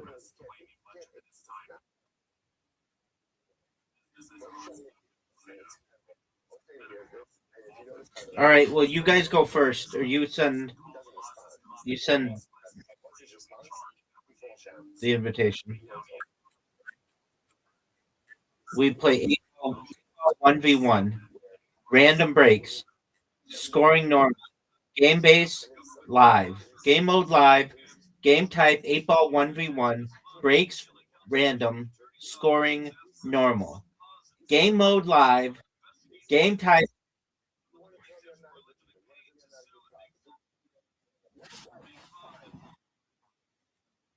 Hit him, Zoot. Of all the games that he's not super shitty, this is one of them.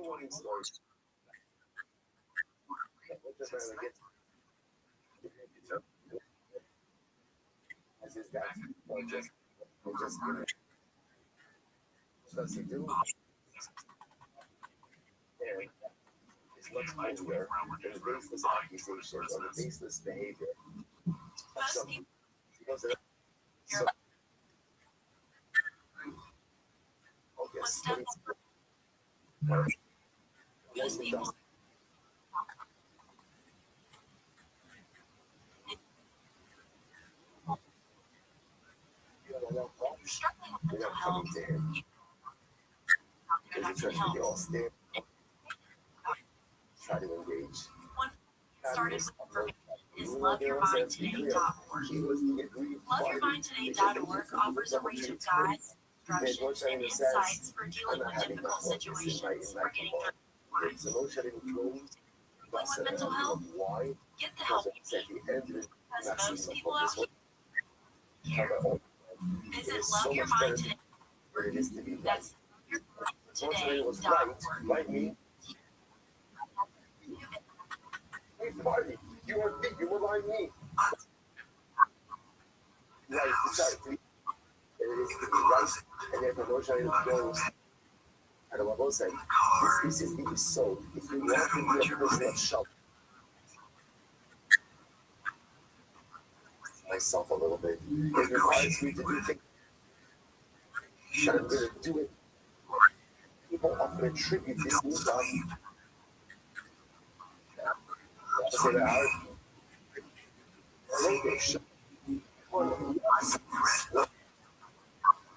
Think about Howard.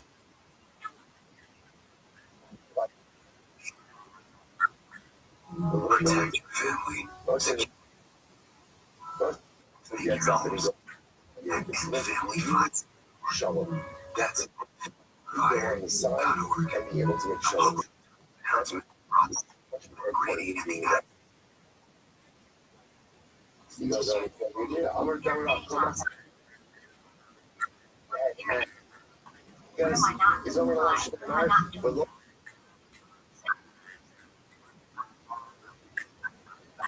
and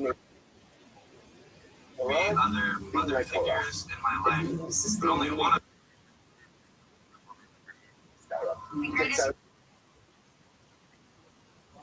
we have motion.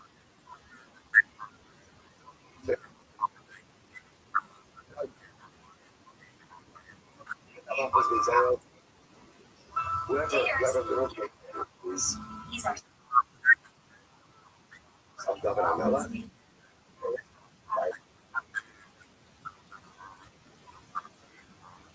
Yes.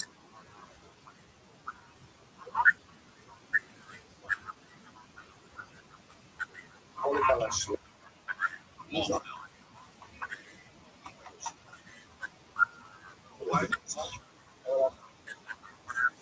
Yeah, that's the question.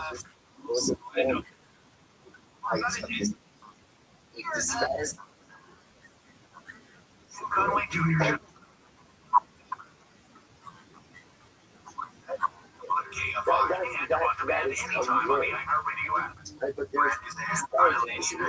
You know, whoever makes the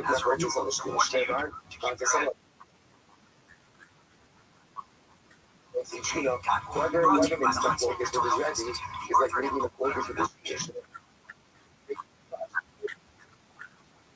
Thinking about how whoever right. He's right. Just to do he's ready. With his stride on screen.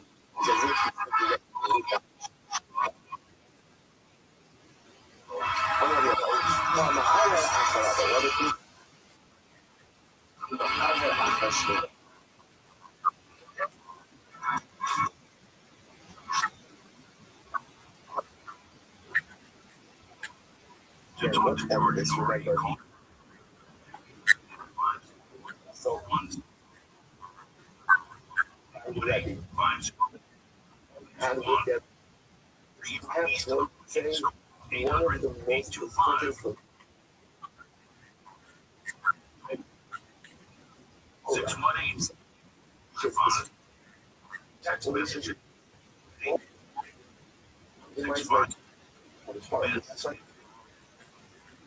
George Norrie. Show her the ballot. What else?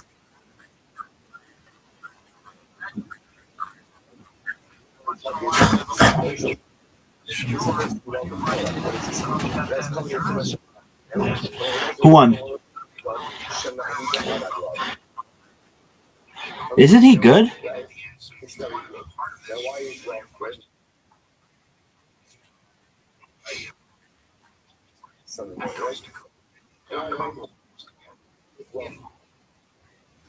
Dude, I'm better than you are.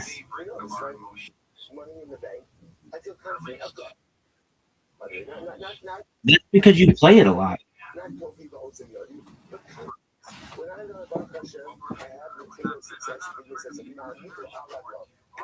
standing on my feet.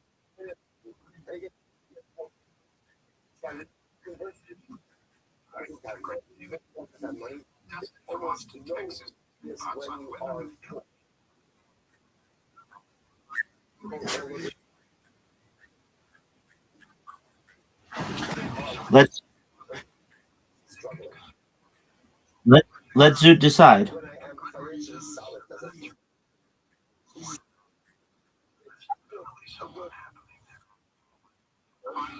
I'm the sexiest beast of all time. But I'll probably... No, I don't want to do trick shot. I want to play regular straight up.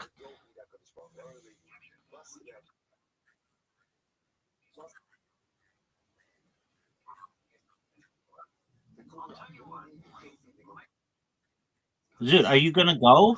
Or are you going to jerk yourself off raw? Zoot, are you going to go? Or are you going to jerk yourself off raw? Zoot, are you not...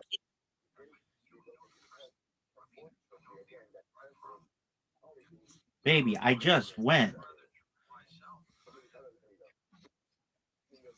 I know.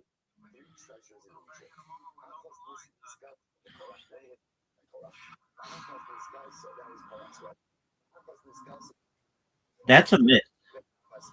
I hope you know that's a miss.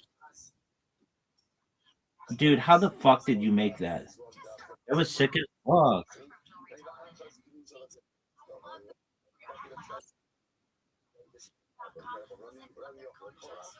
Zoot. Where did Zoot get all this fucking cool skill?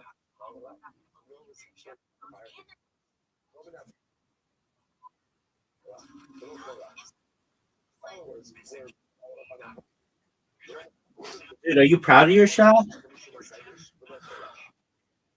Okay. Am I stripes or solids?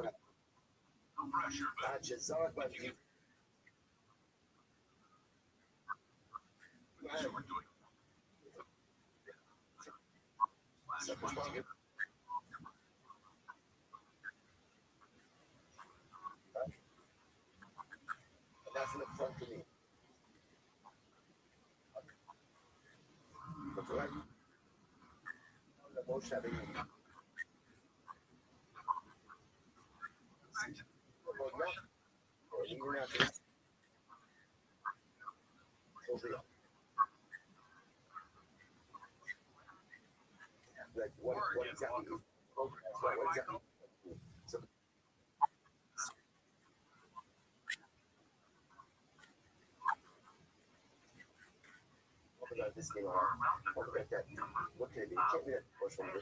yeah, you wouldn't have apologized with your Amish orgy joke?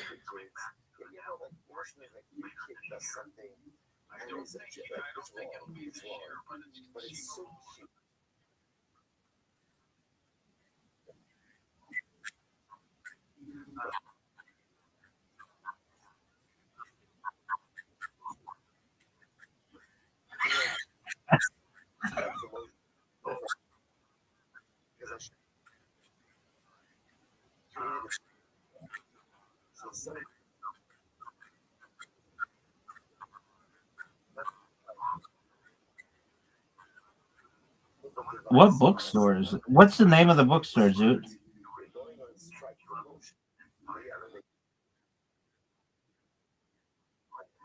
Where was it? No, he met the like Eyes Wide Shut.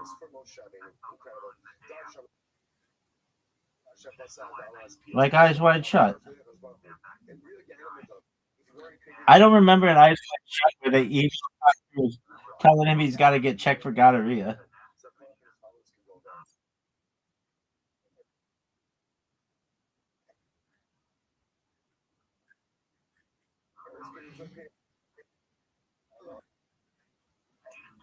A place that hosts orgies.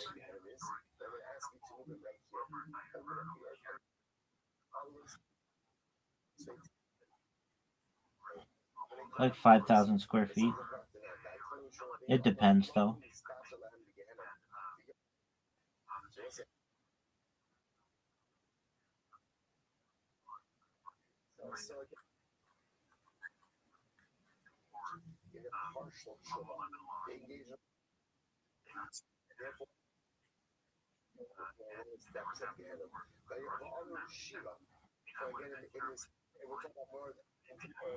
Zoot, are you?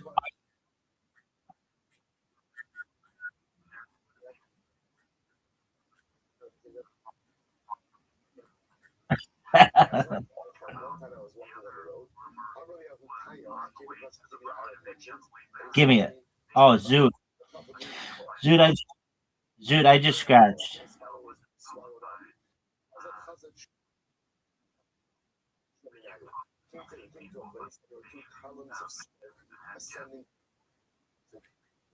What up?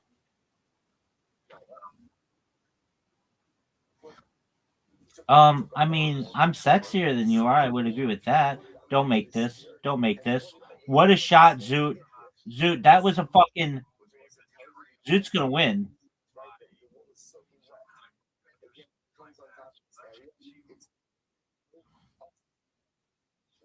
Fuck, man.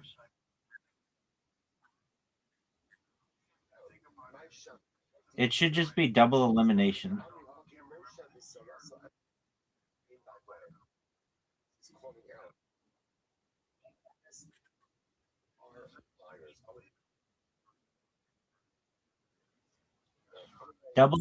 Double elimination.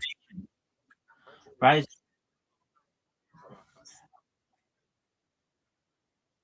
Okay, well, I mean, what do you want me to do about it? Riser, you're up, and everybody's waiting on you. That's an illegal shot. Everybody knows that's illegal. That you're not allowed. Oh, no way.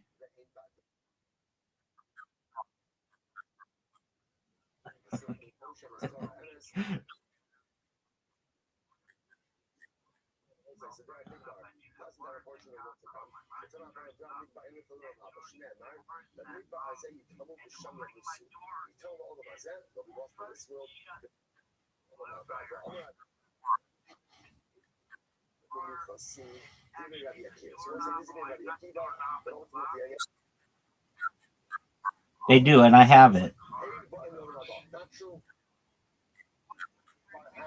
You distracted me. Now I have to go to my lightsaber.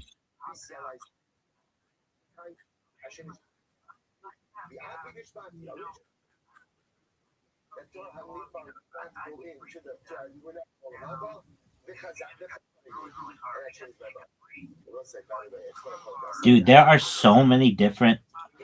Oh my word, there are so many different cues. Like, there are like hundreds.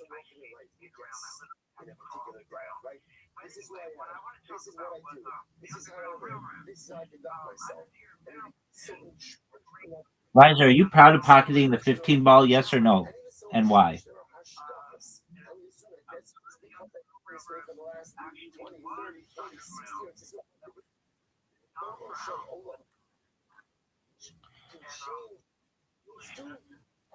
Yes, Zoot.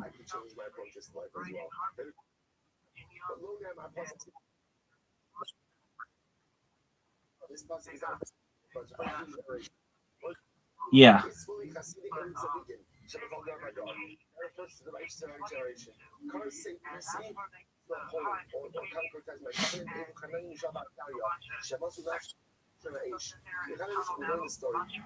Who's the hottest girl or woman to ever do stand up? Oh, dude, I actually saw this really, really hot chick from Adelaide. She's like on TV and shit too. Yeah, she's like on TV and shit too. That's not good. Oh, I think that's that chick. I think that's her name.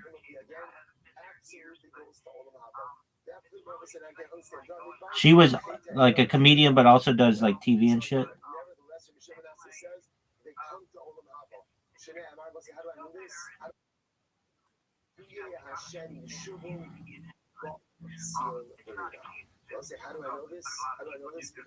They need to flash the things again. Look how good a shot this is.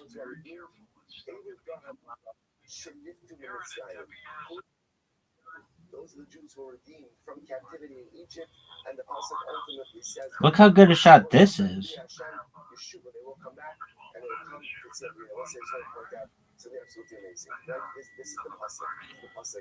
These long ones are really difficult for me.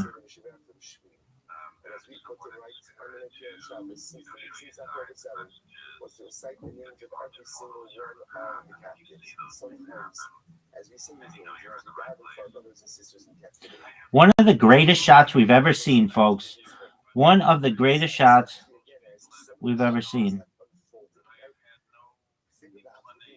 Riser, that 8-ball's in my fucking way. Did you know that? Riser, watch this move. Are you ready for the greatest shot you've ever seen?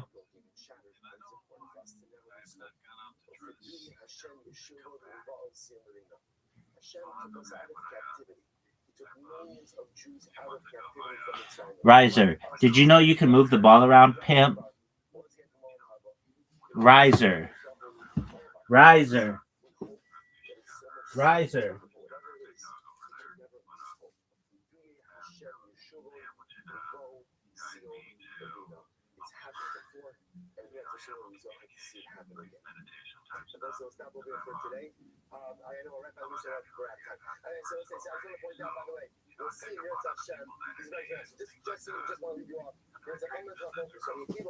Yo, baby. Can anybody hear me? Oh, you can't hear me, or I can't hear you. Oh, my shit froze.